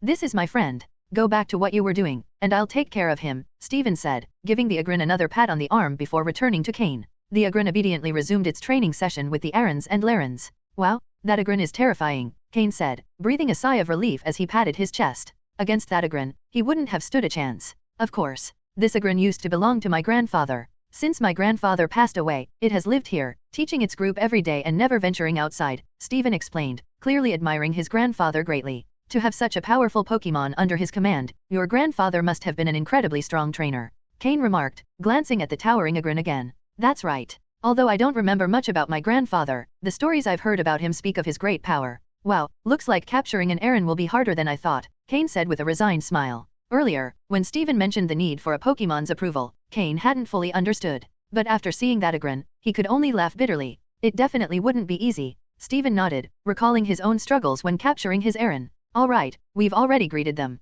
Now go find an Aron you like, Steven said, waving a hand toward Agron. It turns out capturing an Aron involves several steps. Cain followed Steven as they walked through the mining area. There was no denying that the Stone family was incredibly wealthy. Using his system to assess the quality of the Pokémon, Cain noticed that not a single Aron had a quality rating below light green. If all the Pokémon in this mining zone were like this, it was truly impressive. If they were to sell them all, it would probably add another substantial asset to the Devon Corporation. No wonder people say the Devon Corporation is just one of the Stone family's many industries. It really is. Amazing? Compared to the Multank farm in Goldenrod City, Johto, the Stone family could probably outclass dozens of those farms. After all, while Multank farms have many Pokémon, their quality isn't as remarkable. Moreover, Multank isn't particularly suited for battle, whereas the Pokémon in this mining zone are different. They can really hold their own in a fight. It's no surprise the Stone family has stationed so many guards here. If poachers were to take even a portion of this mine, the losses would be unimaginable. However, if any poachers did come across an Aron like the one they'd just seen, they'd likely be wiped out. It's a double-layered safety net. With that in mind, Cain felt at ease searching through all the Arons. Having the system gave Cain an innate advantage in selecting Pokémon. Once Aron evolves into Aron, Cain believed the most useful ability would be Rock Head. However, the sturdy ability wasn't bad either. So when choosing, Cain didn't fixate too much on the ability. The main priority was quality, followed by inherited and taught moves. Thanks to the system, he could see detailed information about Aron's development and physical growth. Eventually, Cain focused his attention on an Aron quietly eating rocks among a pile of minerals. It seemed a bit out of place, as even while eating, the other Arons were usually accompanied by companions, chatting as they munched. But this Aron had been silently eating ever since Cain arrived, something he'd noticed right away. It hadn't stopped eating for a moment. It was as if it wasn't eating out of hunger but out of sheer determination. Steven, what about this Aron? Cain asked, pointing to the Pokémon. You like that one? Steven's expression turned peculiar. Why? Cain was curious. Steven's reaction was odd. Oh, nothing. It's just that this Aron has a complicated past, and because of that, it's not very sociable. The other Arons don't usually play with it because, aside from eating, it spends all its time fighting frantically. When it doesn't have anyone to fight, it goes deeper into the mind to battle Pokémon from other groups and always comes back exhausted, Steven explained. Hearing this, Cain's eyes lit up. Why? Steven's expression grew even stranger. Because its goal is to defeat the Aron you saw earlier. The Aron from before? A Pokémon of elite level strength? Steven continued, this Aron, strictly speaking, is the grandson of that Aron. But, its parents died in battle, and it wants to leave to avenge them. However, Aron stopped it, and it seems they made some kind of promise. I don't know all the details, but it's something like that. Its parents died in battle. You know, the Arons here don't mind becoming a trainer's Pokémon and going off to fight. In battles, accidents can always happen. Its parents died fighting against another faction, and it's been wanting to take on that underground organization to get revenge. But at its current level, it's far from capable, so it's always been held back. Instead, it spends its time eating and fighting, trying to grow as quickly as possible. Perfect? It'll be him. Cain's eyes sparkled with excitement. A love for fighting was ideal? So this Aron was the grandson of the elite level Aron. No wonder it was so talented. Pokémon, Aron, dark blue. Gender, male. Level, 16. Type, steel plus rock. Ability, rock head. Held item, none. Egg moves, Dragon Rush, Head Smash, Stealth Rock, Screech, Body Slam. Basic moves, Tackle, Harden, Mud Slap, Headbutt, Metal Claw, Rock Tomb, Protect. Learned moves, Iron Head, Earth Power, Iron Tail, Snore. TM moves, none. Examining Aron's abilities revealed traces of dragon-like traits, which explained how it could learn so many powerful dragon-type moves. And this Aron was one of the few in the mine to inherit Dragon Rush. Its quality was exceptional. Even in a mine filled with Pokémon of remarkable quality, Cain hadn't seen any with a blue quality rating. It seemed dark green was the limit. However, even with the Stone family's wealth, they wouldn't leave a blue quality Pokémon in the mine for just anyone to pick. At most, someone like Steven would have access to such Pokémon. After all, Steven's Metang was only of dark blue quality. Although Cain suspected Steven now had two Metang, one of which might be of even higher quality. Are you sure? Steven asked, still wearing that odd expression. I'm sure, Cain replied without hesitation. Having such an outstanding Pokémon was an opportunity he couldn't pass up. Clearly, Steven didn't know the exact details about Aron. He could only guess that it had notable talent. But the important thing was that this Aron was Aron's grandson. The reason it hadn't been allowed to leave wasn't because it wasn't valued, but to protect it. Wait here, Steven said before heading off to find Aron. Meanwhile, Cain approached the Aron, which continued munching on rocks without pause. Cain crouched down and said, just eating these things won't help you grow any faster, no matter how much you eat. But Aron didn't pay him any attention, continuing its meal. Crunch, crunch. Even the hardest rocks and metals seemed like simple biscuits in its mouth, and it ate with gusto. Cain wasn't bothered, smiling as he pulled out a poke block prepared for Steven's Metang and placed it in front of Aron. Car. Finally, Aron stopped eating and fixed its large blue eyes on the poke block in Cain's hand. As a steel-type Pokémon, it could sense the energy contained within. Try eating it, Cain said with a smile, placing a poke block in front of Aron. Aron sniffed it lightly, and after observing Cain's smiling expression, hesitated for a moment before swallowing the poke block in one gulp.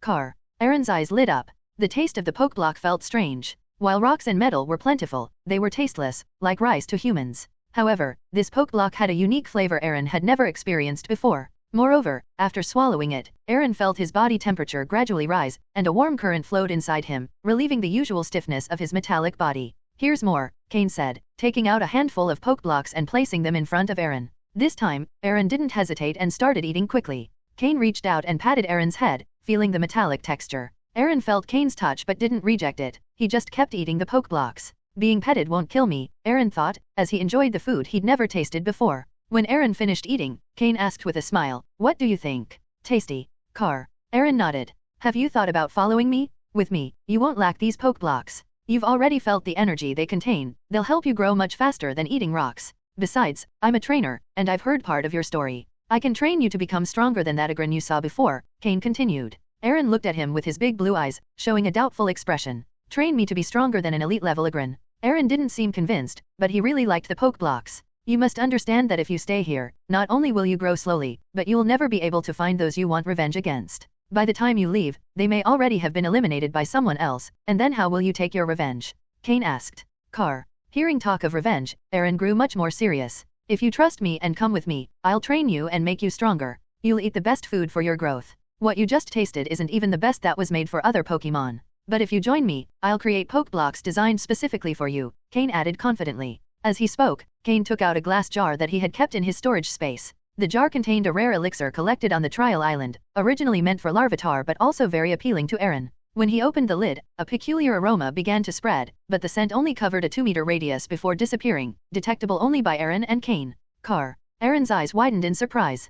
Cain took out a poke block tool and extracted a small drop of the elixir, giving it to Aron. Then, he closed the jar. "What do you think? This is unprocessed geocentric cleansing milk. If you join me, I'll mix it with poke blocks and create ones perfectly suited for you. I'll also train you to fight and make the most of your body in battle," Cain said confidently. Aron was undecided. At that moment, loud footsteps were heard. Steven appeared alongside Agrin, approaching Cain. Seeing Cain talking with Aron, a spark of surprise crossed Agrin's eyes. He knew Aron hadn't spoken to other Pokémon in a long time, and when he did, it was always through battles. "Cain, Agrin is here. If you want to capture Aron, you'll first need his approval," Steven said. Gore. Car. Agrin didn't look at Cain but began communicating directly with Aron. Gradually, the conversation between the two Pokémon became more intense, and the tone accelerated, as if they had touched on a sensitive topic. Gore. In the end, Agrin roared at Cain and walked away without looking back. Cain, surprised, looked at Steven, as if asking, "What just happened?" Steven smiled and patted Cain on the shoulder. "Not bad, Cain.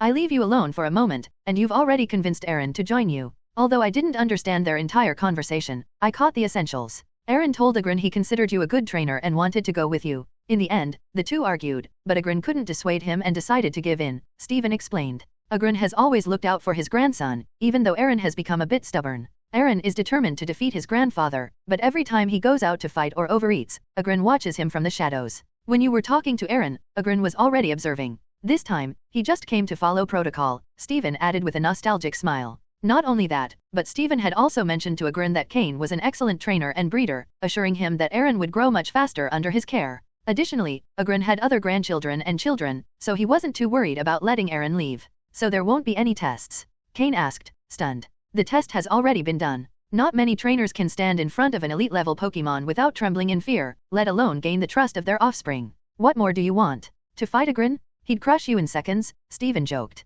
Cain let out a bitter smile. So that was the test. Squatting down, Cain patted Aron's head and took out a super ball. "Come with me. I'll help you grow," he said. Aron touched the button on the super ball with his head and was absorbed by the red light. "Congratulations, Cain, on capturing such an extraordinary Aron." "Thanks." Cain knew Steven had done a lot to make capturing Aron easier. The two didn't linger in the mining area. After capturing Aron, they left immediately. During their time there, Cain didn't see a single Beldum. It was clear that, although the Stone family was immensely wealthy, they still guarded pseudo-legendary Pokémon like Beldum very closely. With Aron successfully captured, Cain now officially had 9 main Pokémon for battle. However, if Miltank, who served as support, wasn't counted, the number was 8. Additionally, if he managed to hatch the Larvitar egg, he would have a total of 10 Pokémon. The burden of training so many Pokémon increased drastically more than Cain had anticipated. After all, both Aron and Larvitar were known for being capable of devouring entire mountains. Suddenly, the pressure on Cain doubled. However, where there's great effort, there are also great rewards. The Pokémon Cain had recently captured had superior aptitudes, surpassing the light blue level. With proper training, their strength would increase exponentially. They left the mining area and got into Steven's stretched car, heading to his house. "Cain, you said last time that when we met again, we'd have a battle." Steven had a slightly teasing expression. Although Cain had improved rapidly, it had only been less than 2 months since their last meeting, making it hard to imagine that Cain had reached Steven's level in such a short time. Thinking about Steven's metang, Cain felt a small headache. Initially, he had thought their next meeting would be in a few months, and by then, even if he couldn't win, he wouldn't lose so overwhelmingly. However, given the current situation, it was certain this battle would result in a tough defeat. After all, Cain still didn't have any Pokemon specialized in countering steel types. He didn't even have Pokemon that could go head-to-head with that type. Shaking his head in resignation, Cain said, I know I'm not your match, but a promise is a promise. Still, you wouldn't want a completely one-sided battle, would you? Steven, a few years older than Cain and with the backing of his family, was naturally ahead in power. Cain, since his rebirth, had barely had 3 months to train. The fact that he had reached his current level was undoubtedly remarkable. It's worth noting that in his previous life, Cain didn't reach the captain level until a year later.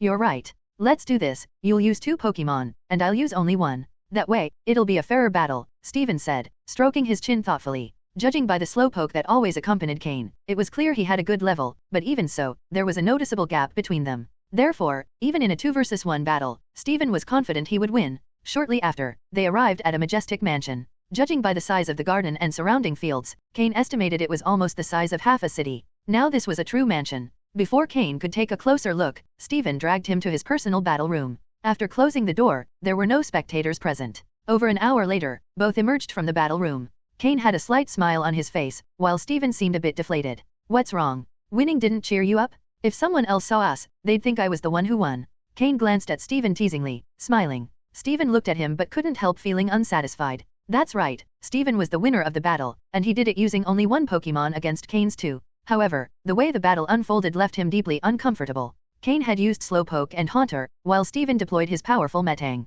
Instead of a direct fight, Cain opted for a guerrilla tactic, having his Pokemon use their speed to stay out of Metang's reach, gradually wearing down its energy. If not for Metang's high defenses and its advantage in level and aptitude, it might have been defeated by Slowpoke and Haunter's war of attrition. Fortunately for Steven, Haunter's poison-type moves weren't effective against Metang, otherwise, it would have been a different story. The entire battle consisted of enduring attacks. After almost an hour of fighting, Cain decided that Slowpoke and Haunter's energy was running low and chose to withdraw, acknowledging defeat. Had he not done so, the battle could have continued indefinitely. This is why, when they came out, Steven didn't feel completely satisfied. Even though Metang also had psychic abilities, Haunter was barely affected by Slowpoke's skills. This is pointless. Next time, when you've grown stronger, let's have a 1-on-1 or 2-on-2 battle. Your Pokemon have impressive synchronization, and their training is excellent. I now understand why, with so much talent as a breeder, you also decided to become a trainer, Steven commented with admiration. Steven not only admired Cain's talent but also his dedication. He had seen many talented people, but very few with talent who also worked as hard as Cain. You're no slouch yourself. With everything you have to learn to manage a company, plus your passion for collecting stones and training Pokemon, you're truly terrifying, Cain replied, acknowledging Steven's impressive potential, who already showed signs of being a future champion. Although Metang was strong, after an hour of intense combat, even it began to feel the strain. But Steven maintained control, managing the situation flawlessly. Ha ha ha, alright, enough mutual praise. Come on, let's relax a bit, Steven said, shaking off the discomfort from the battle and patting Cain's shoulder with a hearty laugh. It was time to get serious. He couldn't let Cain surpass him in their next encounter. The two headed to Steven's personal library. Have you read all these books? Cain asked, looking at the endless shelves filled with books on Pokemon, stones, and business management. More or less, I've read most of them. My father assigned them as homework. When I have free time, I read, Steven replied, pouring tea for Cain. That's incredible. Cain couldn't help but exclaim in amazement. Reading all those books and remembering so much. It was clear that Steven's success wasn't solely due to the backing of Devon Corporation. I haven't had much time to read lately. Later, I'll take you to see the stones I've been collecting. That's really interesting, Steven commented. His dark eyes gleamed with a passion only a rock enthusiast could understand. Cain briefly inspected Steven's study before sitting down. He took out a box from the storage space, which contained the Pokeblocks needed for Steven's 2 Metang. Here are enough Pokeblocks for 4 months, sufficient for both of your Metang to eat for 2 months. If you run out, come find me directly, Cain said. Steven's eyes lit up, and without even opening the box, he stored it away immediately. Then, he asked curiously, come find you directly? Yes, I think I'll settle in the Hone region for a while, Cain nodded. Really? Will you settle in Rustboro City? You could work directly at Devon Corporation. Do you want me to pick a house for you? Steven sounded somewhat excited. If Cain moved to Rustboro City, he'd have a good friend nearby. No, Rustboro City isn't suitable for me, and I can't afford to relax right now. Training my Pokemon is the most important thing I need to do, Cain declined immediately. Hearing this, Steven nodded in agreement. It made sense. If Cain stopped striving to grow stronger and settled in Rustboro City, it wouldn't align with his personality. So, which city will you move to? Movely City? The battle environment there is quite good. No, I'm not going to Movely City, but I'll be nearby, in Leafy Town, between Movely City and Verdanturf Town. I plan to develop myself there. Leafy Town. Steven frowned slightly. He had heard of Leafy Town, a small town in the Hone region. Not only was it small, but it also had poor infrastructure. There wasn't even a Pokémon Center, which showed how little attention the league paid to the area. Yes, Leafy Town. Although it's a small place with underdeveloped facilities, it suits me for now. I can train my Pokémon without disturbing anyone, and there are some small businesses I can develop there, Cain explained, nodding. Well, if you've already thought it through, I don't have much to say. Besides, the distance between Rustboro City and Leafy Town isn't too great by car, it'll only take a few hours. I'll come challenge you to a battle as soon as you're settled. Between Rustboro City and Verdanturf Town, there was a tunnel, making driving very convenient. The distance between Verdanturf Town and Leafy Town wasn't far, and a flying Pokémon could cover it in no time. If you need help, just let me know. After all, you're already part of Devon Corporation, and a high-ranking executive at that, Steven said. Cain thought for a moment before saying, actually, there's something I'll need your help with, or rather, Devon Corporation's help. He continued, I plan to develop in Leafy Town and will likely apply to open a gym there. Although my strength isn't enough yet, I should be ready in time. So, I hope you can help establish some commercial areas in Leafy Town to help the locality grow. Steven was about to respond, but Cain interrupted him. Let me finish first. I know you'll agree, but now isn't the right time. When I'm settled in Leafy Town and ready to apply for the gym with the league, I'll let you know so you can conduct market research. We're friends, but I don't want to put you in a difficult position. Although Cain and Steven were friends, openly taking advantage of him might not bother Steven personally since he would see it as a favor between friends. However, other directors of Devon Corporation and members of the Stone family might view it as a blatant attempt to exploit Steven. This could affect their friendship in the future. After all, the wealthy need to be exploited gradually. Steven nodded, recognizing the logic. Although he had the authority to agree immediately, and with Devon Corporation's support, business could develop even in a place as underdeveloped as Leafy Town, it wasn't the right way to handle things.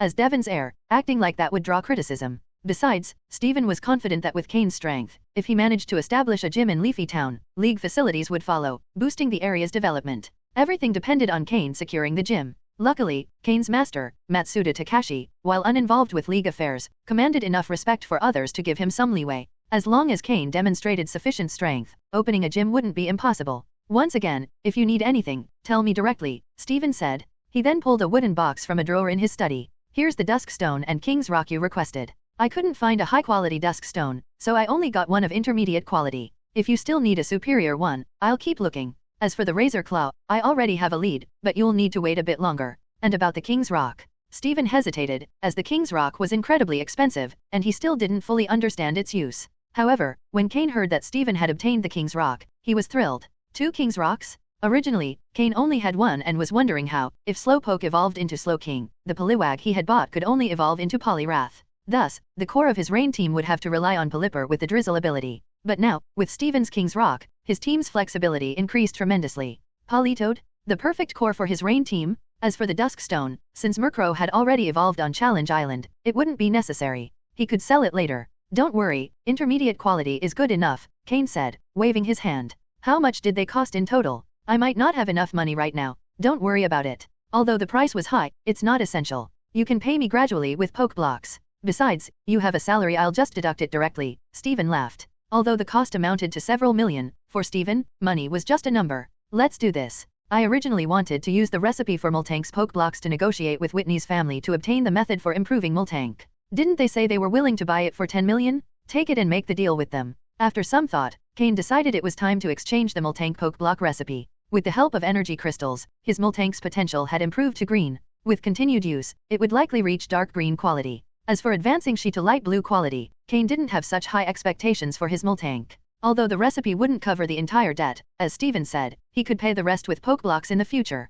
Cain no longer held back with Steven. If there's a chance to exploit it. After all, it's not his own money. The next day, after spending a night at Steven's mansion, Cain got into his new car and left Rustboro City. However, before leaving Saffron City, he had sent Alec and Sky to Leafy Town to investigate the situation. Alec had lived in the Hone region for a while, so he was quite familiar with local customs. Additionally, Alec's uncle owned property in Leafy Town, which meant entering the area unannounced wouldn't raise unnecessary suspicion. The purpose of his subordinates was to help Cain handle those tasks that, while necessary, were tedious and didn't offer any tangible benefits. After briefly observing Rustboro City, Cain learned about the situation of the underground forces in the Hone region. Since there wasn't a single power capable of commanding respect across the entire region, no one obeyed anyone, and every group was vying to become the strongest. It was utter chaos. He hoped that a small town like Leafy Town would be somewhat better, otherwise, there would be too many issues to resolve. The car was new and high value, so it traveled at high speed. In the world of Pokémon, such vehicles weren't very popular, so it was rare to encounter another car on the road.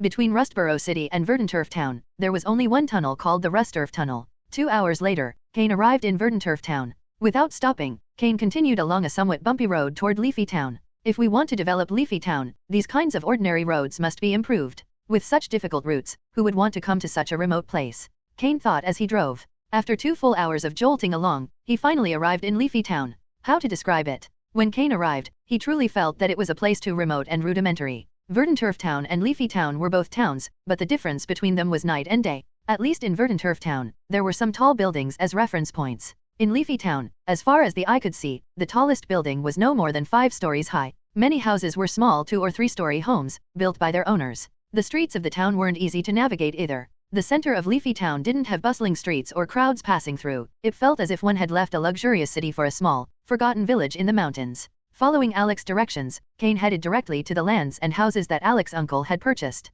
Half an hour later, Cain finally reached the site. Seeing 6 people waiting at the entrance, Cain got out of the car immediately. Mr. Cain, the 6 greeted him respectfully. There was no need to worry about being seen since there were almost no people around. The house was quite unique, 5 stories high, consisting of a front and rear building connected together. Behind the house was a massive empty area, with mountains in the background. As for the front and surroundings of the house, there were several kilometers of vacant land. According to Alec, the entire area belonged to his uncle, purchased at a very low price due to its remoteness. Let's talk inside, Cain said, nodding and entering first. Alec followed behind, giving Cain a brief explanation of the house's layout and the use of each room. First, the first floor was a large, open living area with no furniture. The second floor had a large meeting room equipped with a massive conference table and some necessary tools. Other rooms on the second floor served as offices for the team. The third floor housed a training room, a kitchen, and a dining area, all spacious and well-equipped. The fourth floor had a library and a rest area. Alec's uncle had been quite meticulous when designing the house.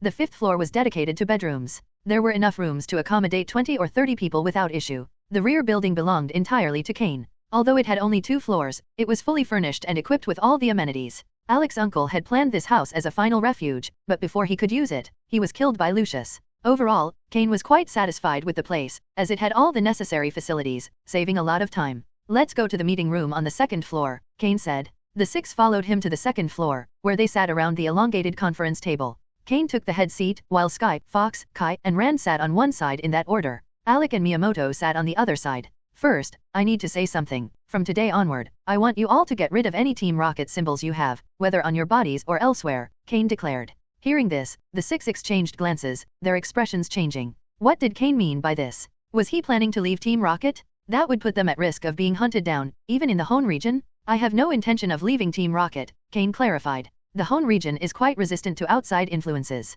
If people find out we're from Team Rocket, do you think they won't hunt us down immediately? Although Hone's underground forces are fragmented, all it would take is external pressure for a leader to emerge and unify them. After all, nobody likes foreign forces. So it's absolutely essential to remove any symbols or references to Team Rocket, Cain concluded. The others breathed a sigh of relief, realizing he wasn't planning to leave the organization. Now, I'll talk about what we need to do moving forward. First, tomorrow, everyone must register as hunters with the Hunter Guild. If you don't know how, you can ask Miyamoto, who is familiar with the process. Second, regardless of the current state of Leafy Town's underground forces, we must bring them under our control and establish absolute dominance. Third, I'm going to establish a gym in Leafy Town to give us a public, respected identity. Those are the 3 main tasks we must accomplish in the near future. Of course, everything must be done step by step, and I will assign tasks to each of you accordingly. Upon hearing Cain's 3 objectives, everyone was stunned. Registering with the Hunter Guild was fine. Catching Pokémon and earning some money would allow everyone to improve their skills more quickly. Taking control of Leafy Town's underground forces would be difficult, but if this was Team Rocket's starting point in Hone, it made sense for Cain to take charge of those forces. Though challenging, they were willing to do it. But a gym? They were from Team Rocket, they didn't even have an official identity within the Pokémon League? Let alone establish a gym, something only trusted League members could do. How could that be possible? As for the matter of opening the gym, don't worry. I'll handle it. Your main focus should be on the first 2 tasks, Cain said, aware of his team's surprise. If they knew that one of Cain's closest friends was the only son of the Devon Corporation president and that his mentor was a veteran breeder associated with the League, they might not see it as such a tall order. After all, even though he started late, he had already become an ally of the League. However, a Team Rocket member opening a gym. So far, no one had managed to do it without reaching at least the elite level. Cain continued, now, how is the investigation I asked you to conduct going? Allow me to report. In these past 2 days since arriving in Leafy Town, we conducted a preliminary investigation. We discovered that not only are the visible forces here weak, but the underground forces aren't particularly impressive either. The most powerful man on the surface is the mayor's son, who is around 30 years old and equivalent in strength to a Team Rocket captain. He is currently the town's chief of police, responsible for maintaining order, Alec explained.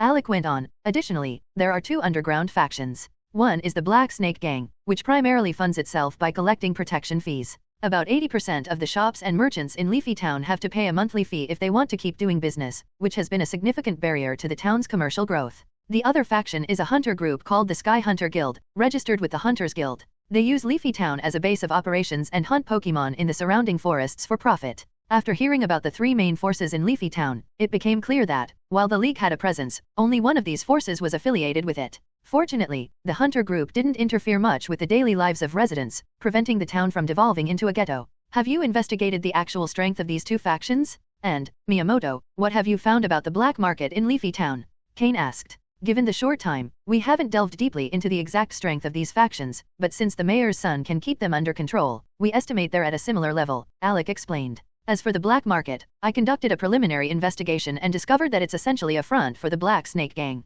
It's in a very fragile state, and calling it a black market would be generous. Additionally, Leafy Town doesn't get many outside visitors, so it doesn't have much real impact, Miyamoto added. Among Cain's subordinates, Miyamoto was the only one experienced in handling matters related to black markets. Neither Sky nor Alec had specific knowledge of these areas, as their initial training was on Trial Island. Even though Alec had spent some time with his uncle, that period focused more on learning about Pokémon and preparing to survive on the island. Today, your task is simple. All of you will infiltrate the town and assess the true size and power of the Black Snake Gang. Find out the strength of their leaders, and with that information, we'll decide how to handle them, Cain ordered, assigning the day's task. Understood, the 6 responded energetically as they stood up.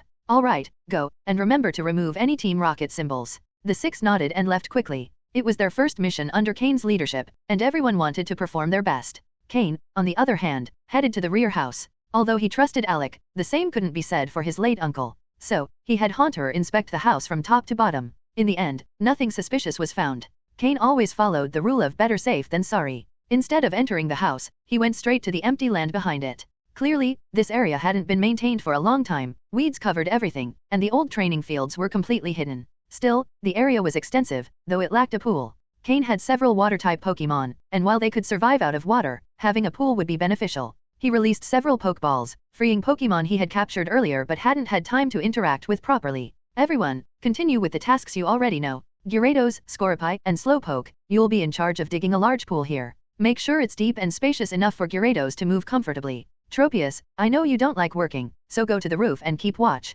If anyone tries to enter, stop them. If someone attempts to force their way in, chase them off. If you let anyone in, you'll go without food for 3 days, Cain instructed. The Pokémon were well acquainted with this type of work, having done it before in Movely City, so they adapted quickly. While his Pokémon worked, Cain took out 3 more Pokeballs. Inside were Torchic, Poliwag, and Aron. He released the 3. Although Poliwag needed water to move properly, it quickly dug a small puddle and settled in. Torchic, I believe this is the first time we're meeting. My name is Cain, and from now on, we'll be working together, Cain said, placing some high-quality Pokeblocks in front of Torchic. At first, Torchic seemed a bit proud, but as soon as it saw the Pokeblocks, it forgot its attitude. It was still young and couldn't resist food, especially at this stage of its growth. Poliwag, I know what you've been through before. I promise you'll never go back to that place. Follow me, and I'll make you stronger, Cain told Poliwag.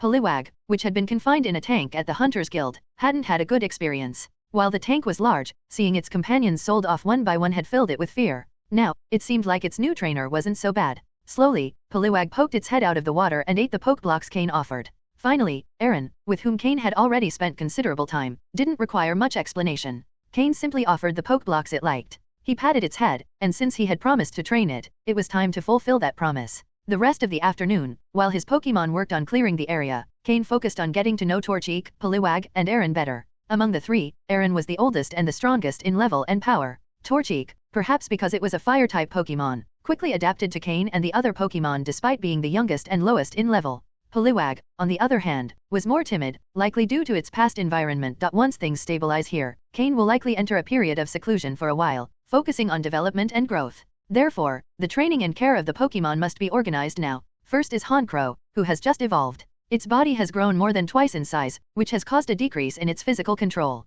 Additionally, due to the level increase on Trial Island, it will need more time to adapt. As it's a change in physical form, the weight Honchkrow carried before has now become irrelevant. For this reason, Cain adjusted Honchkrow's weight load to 75 kilograms. Even so, Honchkrow is managing it well. The weight shouldn't be increased too much at once, but once it adapts, it will be gradually raised. In addition, Honchkrow has learned a new flying-type move, Sky Attack. While powerful, it requires significant charging time, slowing down its offense. Reducing the charge time is something Cain will need to address. Honchkrow also changed its ability from Prankster to Moxie, which requires adjustments to its combat rhythm and style. Previously, its role was support and distraction, but now it could become a main attacker or a finisher. Moxie is a highly potent ability when enough consecutive victories are achieved. Next is Slowpoke.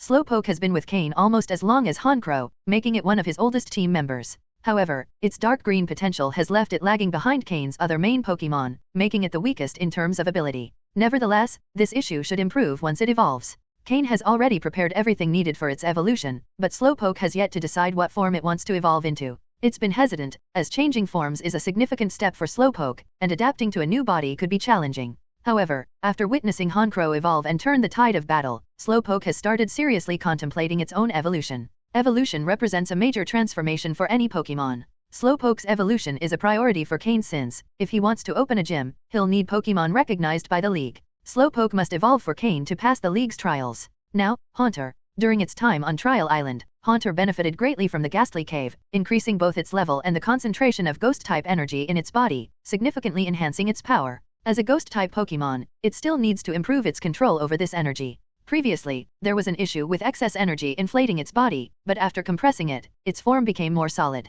This brings it closer to a Jengar-like constitution, though it still has a way to go. Sneasel. Sneasel went relatively unnoticed on Trial Island, as there weren't many suitable rivals for it, and its strength wasn't enough to turn the tide of battle. Its control over Ice-type energy has improved, but now it needs to level up and gain more battle experience. In the upcoming tasks to stabilize Leafy Town, Sneasel will be one of Cain's key Pokémon working in the shadows. It's crucial that Sneasel doesn't fall behind the main team in terms of level. Then there's Scoropie. Its level has reached an awkward position within Cain's team. While it's stronger than newcomers like Aron, it still has a considerable gap compared to the main team. As the first Pokémon Cain hatched, he has high expectations for Scoropie. It hasn't had many opportunities so far, but in this upcoming period, Cain plans to develop its Poison-type abilities. If suitable enemies appear, Scoropie and Sneasel will be key players in Cain's battles. As for Moltank, despite her improved potential to green, Cain has decided she won't be a main battle Pokémon since Moltank isn't fond of fighting. She will likely be relegated to the support team, acting as a caretaker for Aron and other Pokémon. Moltank's milk and nurturing nature make she the perfect nanny for growing Pokémon. With its milk, Aron and the others will grow stronger and healthier, as Scoropie is a good example of this. Cain's main team is temporarily organized this way. Now, about the three newcomers. Aron is the least concerning for Cain. As long as it has enough food, it will train on its own without being asked. However, if Cain doesn't earn money quickly, Aron might drain his resources. Despite its small size, its appetite is voracious, far greater than a large Pokémon like Tropius. When it has nothing to do, it follows Cain's instructions for training or challenges other Pokémon like Scoropie. Torchic is Cain's biggest concern. It's in an abnormal condition that Cain has been trying to resolve. Tonight, a new solution might emerge, and Cain hopes it will have a high success rate. If Torchic's situation isn't resolved, Cain won't be able to train it intensively and will have to stick to light physical training. Lastly, Poliwag. The pond is still under construction, so its movement space is limited. Despite its short life in a tank with other Pokémon, Poliwag has developed an unusual maturity for its size, making it very popular with Aron and Torchic. In summary, Cain's Pokémon are progressing well, and their growth path has already been meticulously planned. In time, Cain will see a significant leap in his strength. That will be the moment Cain sets all his plans into motion. By nightfall, the work in the backyard was almost complete. All the weeds were removed, clearing some pre-existing training areas. The space was now large enough for all of Cain's Pokémon to train. In the future, Cain planned to add some more specialized equipment. The pond had also been preliminarily dug. Although it still didn't meet Cain's requirements, it was expected that the Pokémon could finish the excavation by the next day. Once it's ready, both Poliwag and Shelder will be able to live in the water. Slowpoke and Gyarados could also rest in the pond. If Cain decided to expand his rain team in the future, this pond would be further enlarged. Additionally, he had plans to develop the mountain behind the yard. With Aron and the soon-to-hatch Larvitar, devouring a mountain wouldn't be a problem for them. They might even run out of mountains to eat. At night, Cain and his team, led by Sky, gathered once again in the conference room on the second floor. "Tell me, what did you find out?" Cain asked. The three looked at each other, and finally, Alec decided to report, as he was the most familiar with the area. "We disguised ourselves and split up to gather information in different places. We went to the police station, shops paying for protection, and bribed some members of the Black Snake Gang, and all reports match. The Black Snake Gang is led by 3 people. The boss, known as Black Snake, is probably at a captain level, as it's said he fought the mayor's son for nearly an hour without a clear winner. That's why the police station can't get rid of them and merely tolerates their presence. The deputy leader is a woman nicknamed Green Snake, supposedly the boss's lover. Her abilities aren't remarkable, but thanks to her relationship with him, she's risen to the position of second in command. The third leader is someone nicknamed Viper, whose abilities are second only to the boss. It's said he's at captain level as well. He doesn't get along with Green Snake, and their rivalry is quite obvious, so we might be able to exploit this enmity. The Black Snake Gang has about 50 members with highly varied skills and abilities. They have no real standards for recruitment, making them seem more like a third-rate gang than a serious organization. In Leafy Town, which isn't a place with great resources, these are the ones controlling the situation. Alec finished recounting their findings. Cain nodded, pondering the situation. Although Leafy Town was just a small village, it seemed odd that the Black Snake Gang had grown so much without intervention from the League. Generally, the Pokémon League acted quickly when its authority was threatened, no matter how small the town or city. Unless the situation hadn't been reported to the League. Since the gang wasn't causing major harm to Leafy Town, only collecting protection fees albeit frequently and at high rates, the citizens likely endured it silently. Additionally, Leafy Town had neither a Pokémon Center nor an official Pokémon store. The League's authority in the town rested entirely with the police station. Could it be that the Black Snake Gang and the police station were colluding? It wasn't a far-fetched possibility. If that were the case, Cain saw it as an advantage, as he could eliminate all factions and take full control of Leafy Town. Have you distributed the Pokémon left behind by Daishi? Cain asked Miyamoto. Miyamoto quickly nodded. Yes, I've distributed them. Sky and Alec each received 2, and I kept 1. As for Fox and the others, they're not ready to handle any yet. The distribution seemed logical. Daishi's Pokémon were strong and of high level, and Fox and the others weren't yet capable of handling them. Even Sky, the first to join Cain, barely received his share, but Miyamoto decided to give him 2 due to his loyalty. Alec, having lost almost everything on Judgment Island and with little time to catch Pokémon, also received 2. Miyamoto, who specialized in fighting-type Pokémon, wasn't particularly interested in Daishi's rock types but needed to cover his gaps, so he kept 1. With this distribution, the 3 now had the power of a captain, Miyamoto leading, followed by Alec and Sky. The other 3 were still far from reaching that level. Prepare tonight, especially with medicines and healing potions. Fox and the others, follow Sky's orders. Miyamoto and Alec, you'll act independently. I'll handle the 3 leaders. We'll wipe out the entire Black Snake Gang tonight, Cain said decisively. To Cain, the gang was just a minor obstacle, and in his past life, he had dealt with many similar groups. The others responded enthusiastically. Even Alec and the others seemed a bit nervous. They were excited. This would be their first battle, and also the first step in their expansion throughout the Hone region. It had to be a flawless victory. Cain was beginning to show his true leadership. In the future, he wouldn't just be a Team Rocket captain.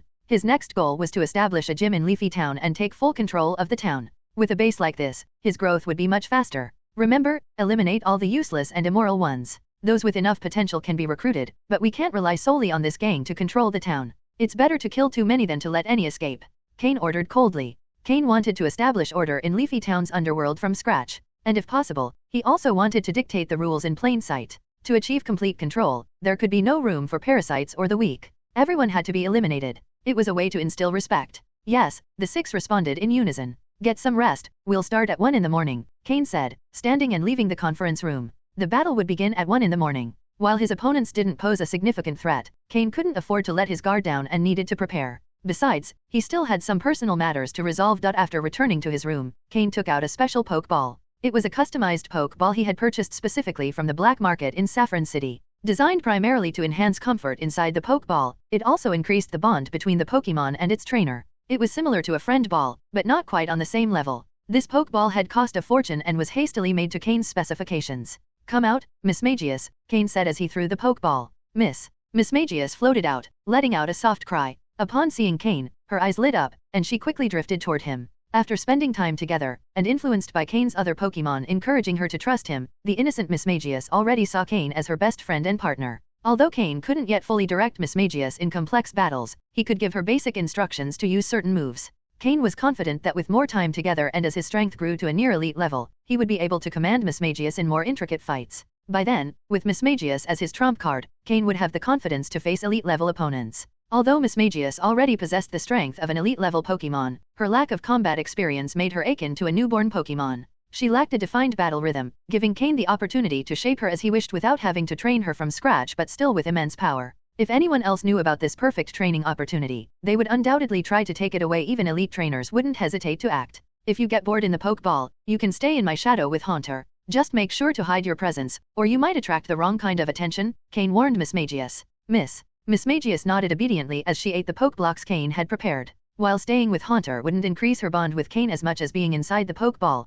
Haunter, as one of Cain's oldest Pokemon, would foster trust and obedience in Mismagius toward him. This could even accelerate the time it would take for Cain to fully utilize Mismagius in battle. Leaving Mismagius in the room, Cain began studying the system's proposal for correcting Torchique's anomalous condition. First, he needed to address Torchique's internal issues. However, after closely monitoring its interactions with Aron and the other Pokemon, Cain noticed that Torchique was gradually improving its mental state. Thus, Cain wasn't overly concerned about Torchique's emotional condition. Regarding its physical state, the system had provided a formula to create special Pokeblocks. With consistent use, these would gradually enhance Torchique's physical condition. According to the system's analysis, there was a 70% chance that, once Torchique's anomaly was resolved, its overall quality would rise to a higher level. This probability exceeded Cain's expectations. If, with a 70% chance, Torchique didn't improve, it would mean its potential was inherently limited, and it would be better to let it grow more peacefully. However, regardless of everything, Torchique's speed boost ability guaranteed a hidden boost to its quality. This meant that as long as Torchique successfully evolved into Blaziken, its quality would automatically increase. In addition to Torchique, Aron and the recently added Poliwag also required special Pokeblocks. For Aron, Cain could adapt the formula he had created for Steven by adding geocentric cleansing milk, further enhancing Aron's talents as a rock type. In the long term, this would make Aron, once evolved into a Grin, an unstoppable beast with unbreakable defenses and devastating attack power, even capable of wielding dragon-type moves effectively. Poliwag, as a water-type Pokemon, was simpler to care for, and adding energy crystals to its Pokeblocks would complete the formula. Currently, Cain added a small amount of energy crystal powder to all the Pokeblocks he made for his Pokemon. While this didn't enhance their quality, it helped his Pokemon grow faster without any side effects. Mismagius played cheerfully in the room, entertained even by a simple vase, while Cain crafted the Pokeblocks. Mismagius was considerate enough not to disturb him, creating a harmonious atmosphere for work. Cain knew that the time he spent each night strengthening his bond with Mismagius would be crucial when the time came for them to fight together, a synergy greater than the sum of its parts. As the clock approached 1 a.m., Cain put away the tools and Pokeblocks he had finished. "Let's go, Mismagius. Do you prefer staying in the Pokeball or accompanying Haunter in my shadow?" Cain asked with a smile. Mismagius quickly responded, vanishing into Cain's shadow to play with Haunter. Smiling with satisfaction, Cain noted how his relationship with Mismagius was growing stronger day by day. Cain donned a black hooded cloak. At this moment, it didn't matter whether he was part of Team Rocket or the League, it was best not to reveal any of his identities to avoid unnecessary attention. He called out Honchkrow and Sneasel. For this mission, they were the most suitable. In the meeting room, Alec and the others were already prepared. They all wore black stealth suits, some with hoods and others with black masks to obscure their identities. Remember, tonight's goal is to completely eradicate the Black Serpent Gang. Only those deemed useful should be captured, the rest, eliminate them, Cain said coldly from the shadows of his hood. Yes. Everyone who had emerged from Judgment Island carried a murderous aura with them. A group of people, all dressed in black cloaks, moved through the night. If it weren't for the poor security in Leafy Town and the lack of people at this hour, someone might have called the police upon seeing them. The Black Serpent Gang's headquarters was in the northwest corner of the town, while Cain's house was in the southwest corner, both on the western side. Each member rode their Pokemon, moving along the muddy paths, while Cain waited in his room. Slowpoke had marked all 6 of them with psychic coordinates. Given Leafy Town's small size, Cain could teleport at any moment. He only needed to wait until the 6 reached the Black Serpent Gang's hideout to join them. Soon, half an hour later, at the speed their Pokemon were moving, they arrived at the entrance to the hideout. Due to the town's economic stagnation, there weren't many recreational activities. Even an underground group like the Black Serpent Gang spent their nights at their base, entertaining themselves. When Alec and the others reached the gate, there was no battle as they had expected because the 2 guards were already fast asleep. As the village's self-proclaimed rulers, the Black Serpent guards didn't anticipate anyone attacking their hideout in the middle of the night. They were used to relaxing and dozing off after midnight. Thus, they failed to notice Alec and the others' ambush. "Kill them," Alec ordered with a frown, thinking the Black Serpent Gang was even more pathetic than he had imagined. Following his command, Fox and 3 others released their Pokemon, who eliminated the sleeping guards before they could awaken from their sweet dreams. Suddenly, a psychic wave slightly distorted the space. Thanks to Slowpoke's teleport, Cain appeared beside the 6.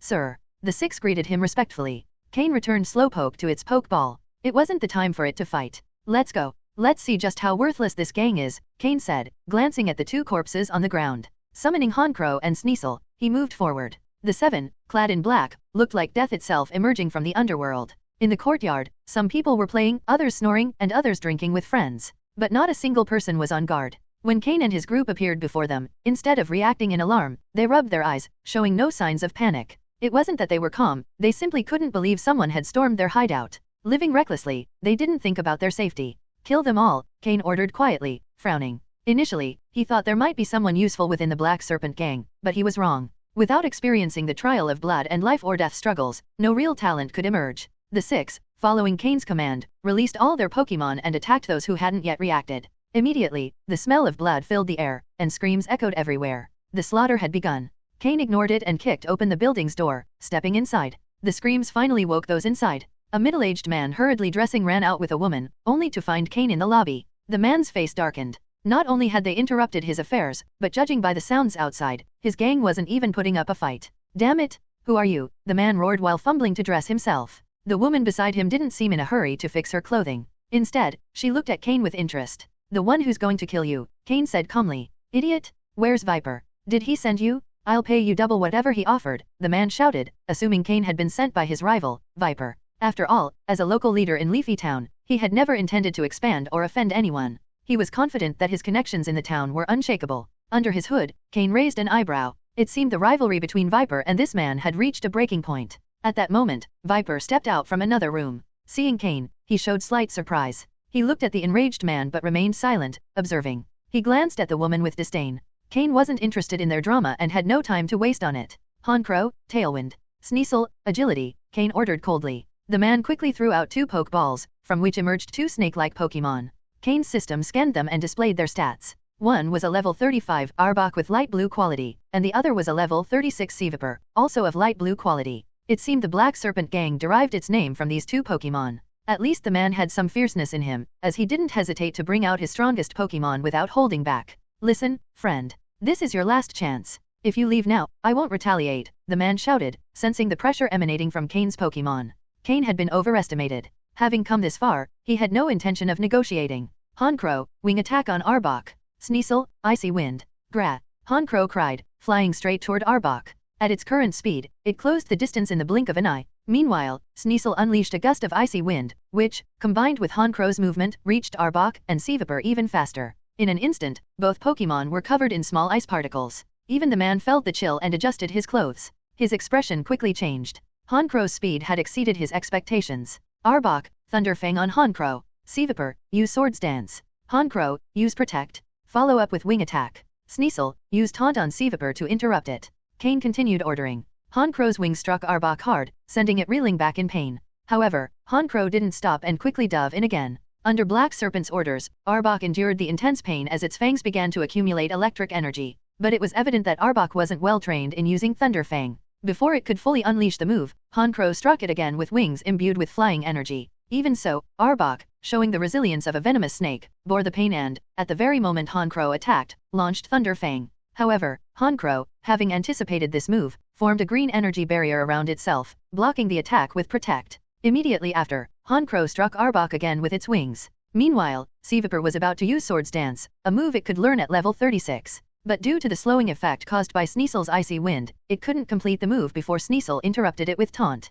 Damn it! Arbok, use Thunderfang again. Seavapor, use Poison Jab on Sneasel. Black Serpent's face was as dark as his nickname. At the same time, he slowly reached for 2 other Pokeballs on his back, ready to throw them if things didn't go well. Cain noticed the movement but didn't react. In fact, he was hoping Black Serpent would summon more Pokemon. Both Honchkrow and Sneasel desperately needed a fight, one to solidify its current strength, and the other to enhance its combat abilities. Let's finish this. Honchkrow, use Dark Pulse. Sneasel, Ice Beam on Seavapor. Dark energy quickly gathered around Honchkrow, emanating strong malice. The Dark Pulse move formed in an instant and was launched at Arbok, who, weakened by repeated attacks, couldn't withstand it. Meanwhile, Sneasel crossed its claws and launched Ice Beam toward the fast-moving Seavapor, which was still slowed down. The Ice Beam hit Seavapor hard, reducing its speed even further. Meanwhile, Sneasel, boosted by Tailwind and its own agility, easily dodged Seavapor's Poison Jab, toying with it in a battle of attrition. Come out, my Taina. Use Thunderfang on Honchkrow. Nuzleaf, use Leaf Blade. Finally, Black Serpent couldn't hold back any longer and threw his last 2 Pokeballs, bringing out his main Pokemon. What are you waiting for? Attack 2, or you're finished. Black Serpent shouted at Green Serpent, who was still watching from the sidelines. Green Serpent, realizing their fates were intertwined, hesitated for a moment before preparing her Pokeball. But before she could act, Viper, with a murderous glare, pulled out a knife and placed it at Green Serpent's neck. In a cold voice, he whispered, "You'd better not move. If you do, your beauty will be gone forever." Feeling the cold steel of the knife against her skin, Green Serpent raised her hands, showing Viper she had no intention of resisting. Black Serpent's face turned red with rage. "Viper, I've treated you well, and now you're siding with strangers to kill me? When I'm done with him, you're next," he shouted furiously. Viper spat on the ground and said with disdain, "Please, do you really think you'd be where you are without my help? I'm sick of you and your way of letting a woman walk all over me." Cain merely observed the scene, unbothered. Han Crow's dark pulse struck Arbok directly, knocking it out without any surprises. Han Crow's Moxie ability activated, increasing its power. Meanwhile, Seviper, still struggling against Sneasel, was severely injured by the continuous attacks. Despite its resilience, the multiple cuts on its body and the damage from the icy shards left it in bad shape. Han Crow, use Sky Attack on Nuzleaf, then finish my Taina. Sneasel, use Icicle Crash. Han Crow, soaring through the air, surrounded itself with a bluish flame as it charged Sky Attack. Sneasel, meanwhile, manipulated icy energy, forming two large icicles and hurling them at Seviper, who, due to its reduced speed, couldn't dodge. As Black Serpent turned, he saw Han Crow, surrounded by blue fire, diving toward Nuzleaf, who had no chance to evade. The attack was devastating, and Nuzleaf was knocked out, triggering Han Crow's Moxie ability again. Seviper was also struck by one of the icy spears, piercing its weak spot and pinning it to the ground, unable to move. In an instant, Black Serpent was left with only my Taina. "Wait, I'll pay you," Black Serpent shouted, his face now pale and desperate after losing 3 of his main Pokémon. But neither Han Crow nor Cain were willing to listen. "Kill him," Cain ordered coldly. With a sharp cry, Han Crow charged Sky Attack, striking my Taina with force and finishing it off. Han Crow took down my Taina with a single blow. With its superior level, the power build-up from its Moxie ability, and its powerful Sky Attack move, it was no challenge for Han Crow to defeat an ordinary my Taina. Under Cain's watchful eye, Sneasel leveled up, reaching level 32. Sneasel had already accumulated enough experience, and after defeating a Seviper 6 levels higher, as well as assisting Han Crow in taking down the other 3 Pokémon, the experience gained was sufficient to raise its level again. Cain slowly approached, watching the pale face of Black Snake, who stared in shock at the 4 defeated Pokémon on the ground. He knew he was finished. Even if he managed to survive, at his age, it would be nearly impossible to regain the power he once had. However, he preferred life over death. A dark glint flashed in his eyes, but he quickly hid it as he raised his head and forced a smile. Just as he was about to speak, Han Crow's sharp claws appeared in front of him, finishing him off instantly. In his final moments, Black Snake clutched at his throat as if trying to say something, but no words came out. He collapsed in a pool of blood, his face frozen in disbelief. Behind him, Green Snake and Viper stared at the scene in shock. Green Snake's eyes widened as she tried to scream, but as soon as she attempted to move her throat, she felt the blade of the dagger against her neck and froze.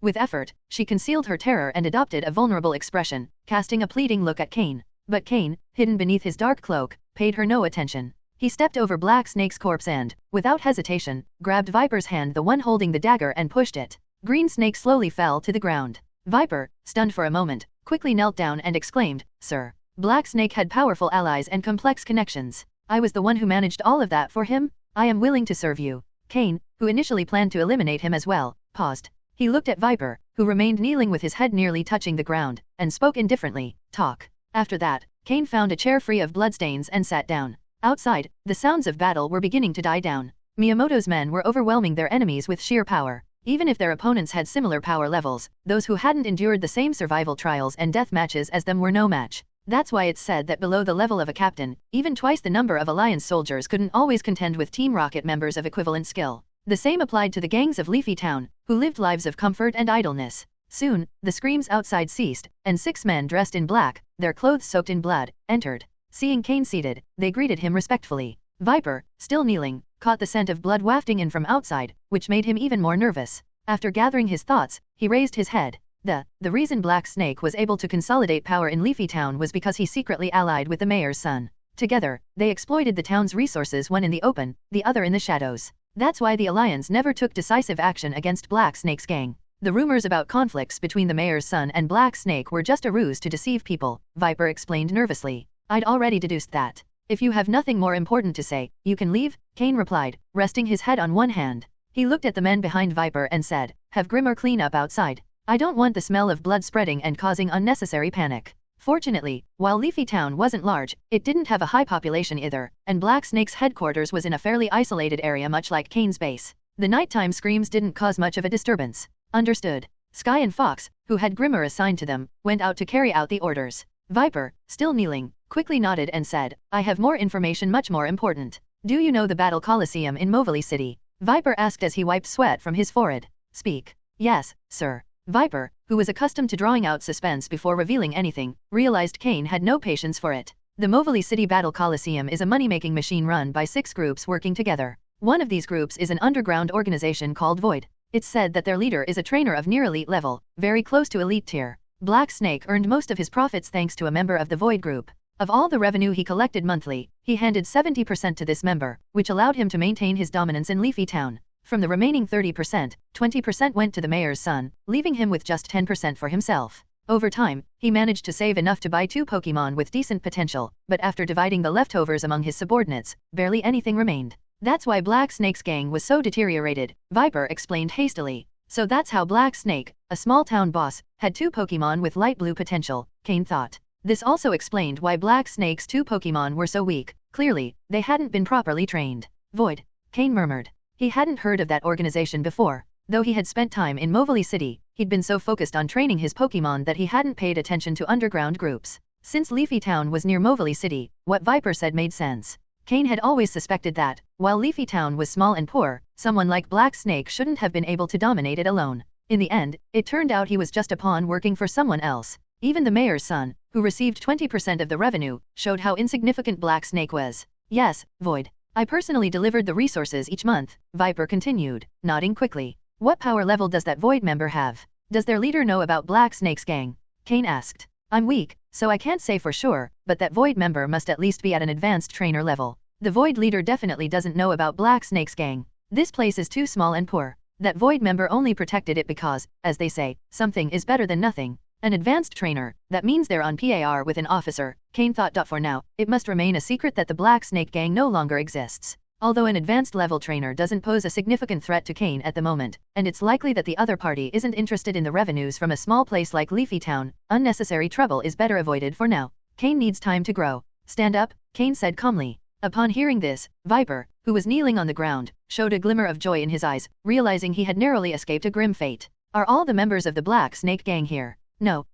There are only about 30 people here, most of whom are idle individuals with nothing useful to do. They aren't deeply involved in actual battles. Their main role is to wave the Black Snake gang banner and collect some fees in Leafy Town. The real fighters are usually at home or in a specialized training area of the gang. They form the gang's main core, while the rest are just people with 1 or 2 low-quality Pokémon trying to scrape by for a slightly better life, Viper explained. Hearing this, Cain began to understand. Delegating trivial, unnecessary tasks to idle people to save time and money for others to improve their strength first is a strategy that allows a gang to grow steadily. No wonder the outsiders seemed as weak as chickens and paper tigers, easily wiped out by Alec and the others. Can you gather them? Yes, I usually train these core fighters myself. While their strength is average compared to great masters, they are much better than the outsiders. Also, not all of them are here just to enjoy life, some genuinely desire to improve. It seemed Viper had a significant role in the Black Snake gang, which explained his growing dissatisfaction when the gang leader allowed a woman to take leadership. If that woman had been strong enough, it would have been a different story, but she clearly wasn't. Moreover, much of the gang's administrative work was managed by Viper. If he had been stronger than Black Snake, he likely would have eliminated him to take control. But he didn't dare, as both the mayor's son and the Void group member were beyond his reach. Take this pill and gather those people. Cain tossed a red pill to Viper, the same one he had given to Alec and Miyamoto. Although Cain trusted Miyamoto and Alec more now, he hadn't yet given them the antidote. The tasks he had assigned them were becoming more critical, and even if Cain gave them the antidote now, they wouldn't accept it. Trust had only recently been built and needed time to solidify. Without the pills restrained, there was no guarantee that small treacherous thoughts wouldn't emerge in their minds. Though such minor thoughts wouldn't be decisive, once they decided to follow Cain, believing he would lead them to a better future, they would give him their all. So far, Cain had not let them down. Viper hesitated for a moment but ultimately swallowed the red pill. Cain hadn't explained the pill's effects, but as a member of an underground force, Viper understood its implications. Leaving after taking a pill without a specific purpose would be suspicious even to himself. He quickly ran out to gather the true fighters of the Black Snake gang in Leafy Town. Cain sat in the main seat, watching as Sky and the others cleaned up the corpses and bloodstains from the outer yard and inner hall. Since Cain didn't want to alarm the townsfolk, everything had to be cleaned up without leaving a trace of blood. Fortunately, these problems posed no challenge for Grimmer. Soon, Viper hurried back with about a dozen people to the hall. Judging by their expressions, it was clear Viper had already informed them of what had happened. Initially, some were dissatisfied, thinking Black Snake's strength couldn't have been defeated so easily. But upon seeing Cain seated in the hall's main chair, For some reason, everyone felt a faint tension, and their movements became more cautious. Sir, these are the main fighters of the former Black Snake Gang. They're responsible for the gang's battles and dealing with wild Pokémon that suddenly infiltrate, Viper said, pointing to the 12 men behind him. Cain observed the energy and spirit of the 14 people present, noting that they were indeed much better than the weaklings from the courtyard earlier. Just by looking at their aura, one could see they barely qualified as trainers. At least they weren't just pleasure seekers. They understood the importance of strength. I understand that you were members of the Black Snake Gang, but the gang no longer exists. From now on, you won't work for the Black Snake Gang but for me. If anyone has objections, you can leave immediately, Cain said coldly from his chair. A dozen people exchanged glances and then looked at Viper, who stood at the front with a respectful expression. To them, Viper was somewhat of a guide in their journey as trainers, often providing guidance during training. However, not all respected Viper, some were loyal followers of Black Snake, not the gang itself. Two of them hesitated, slowly stepping away from the group. After slightly bowing to Cain, they prepared to leave. Just as they were about to exit, a Might Hyena and a Primeape jumped on them, killing them instantly. The sound of bodies hitting the ground was the only noise. Viper quickly wiped the sweat from his forehead, knowing that some here were loyal to Black Snake, and they had just been swiftly eliminated. The remaining 12 were paralyzed with fear, not daring to move.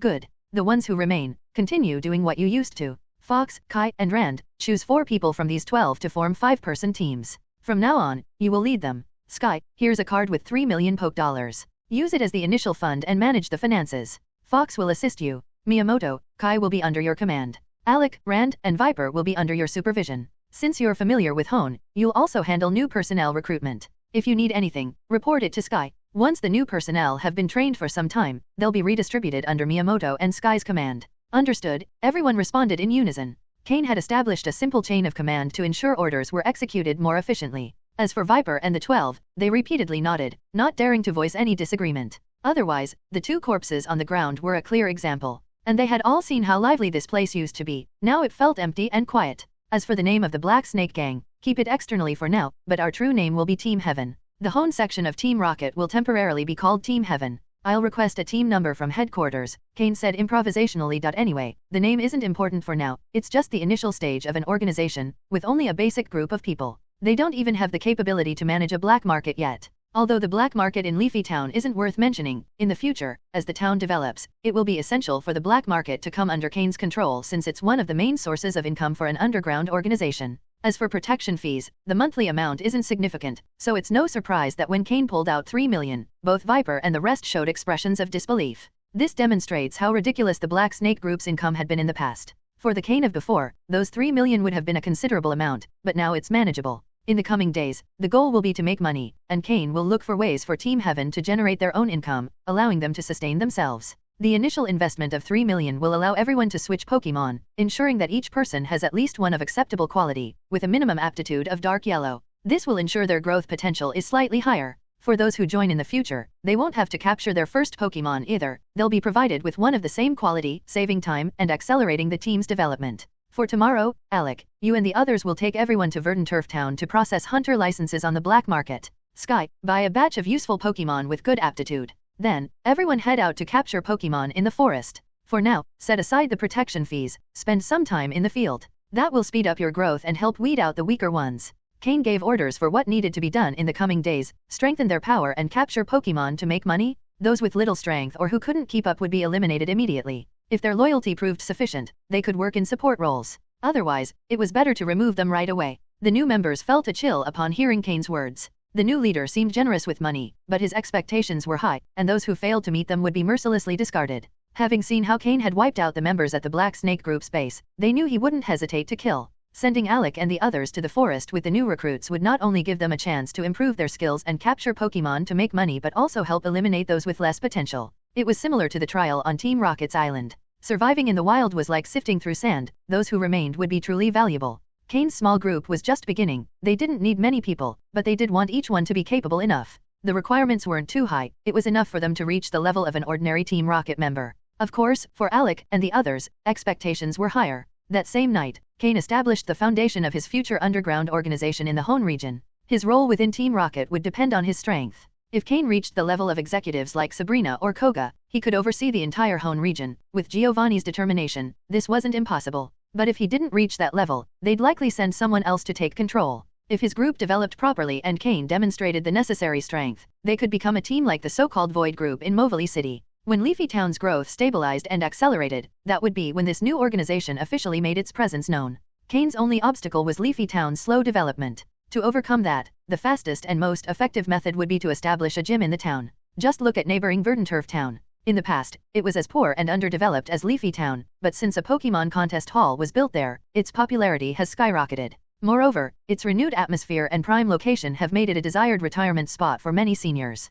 Soon after, a gym was established in Verdanturf Town, added by the author. Please don't criticize. Although the gym isn't very famous, the combination of the contest hall and the gym has caused the town to grow rapidly. It's said that the mayor of Verdanturf Town even considered renaming the town to Verdanturf City, though the lack of support has halted the initiative. This shows the level of development Verdanturf Town has achieved. Cain doesn't intend to immediately reach that level, but he can replicate their development strategy. With the support of Devon Corporation and some recommendations from old Matsuda in the league, Leafy Town's development shouldn't be a problem. Once the town prospers, all of Cain's forces will grow quickly, whether it's the underground organization known as Team Heaven or the surface-level gym. Leafy Town will be Cain's true point of origin. Of course, this is all just a plan. He's only taken the first step and still faces significant challenges. After assigning all tasks, Cain left with Honchkrow and Sneasel. Given Honkrow's current size and strength, flying with Cain isn't a problem. Cain climbed onto its back, returning directly to his residence. For now, it wasn't convenient for Cain to reveal his identity to these people, whether his real appearance or his status as a league member.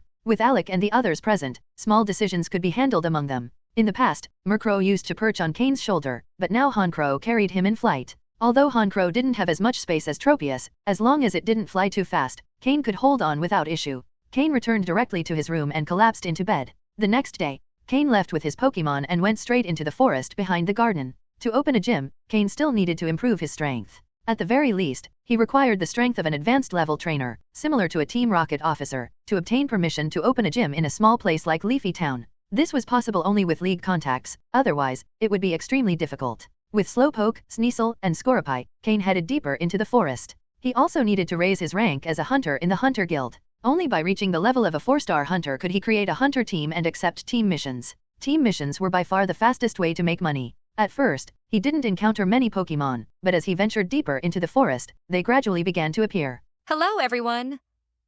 As we wrap up this video, I want to share a quick note. I have a Patreon account. If you'd like to support me and enjoy on-demand audiobooks, you can become a Patreon member. Alternatively, you can check out my Google Drive link, which has 500+ novel audiobooks available through my Ko-fi or Patreon shop. I appreciate your support.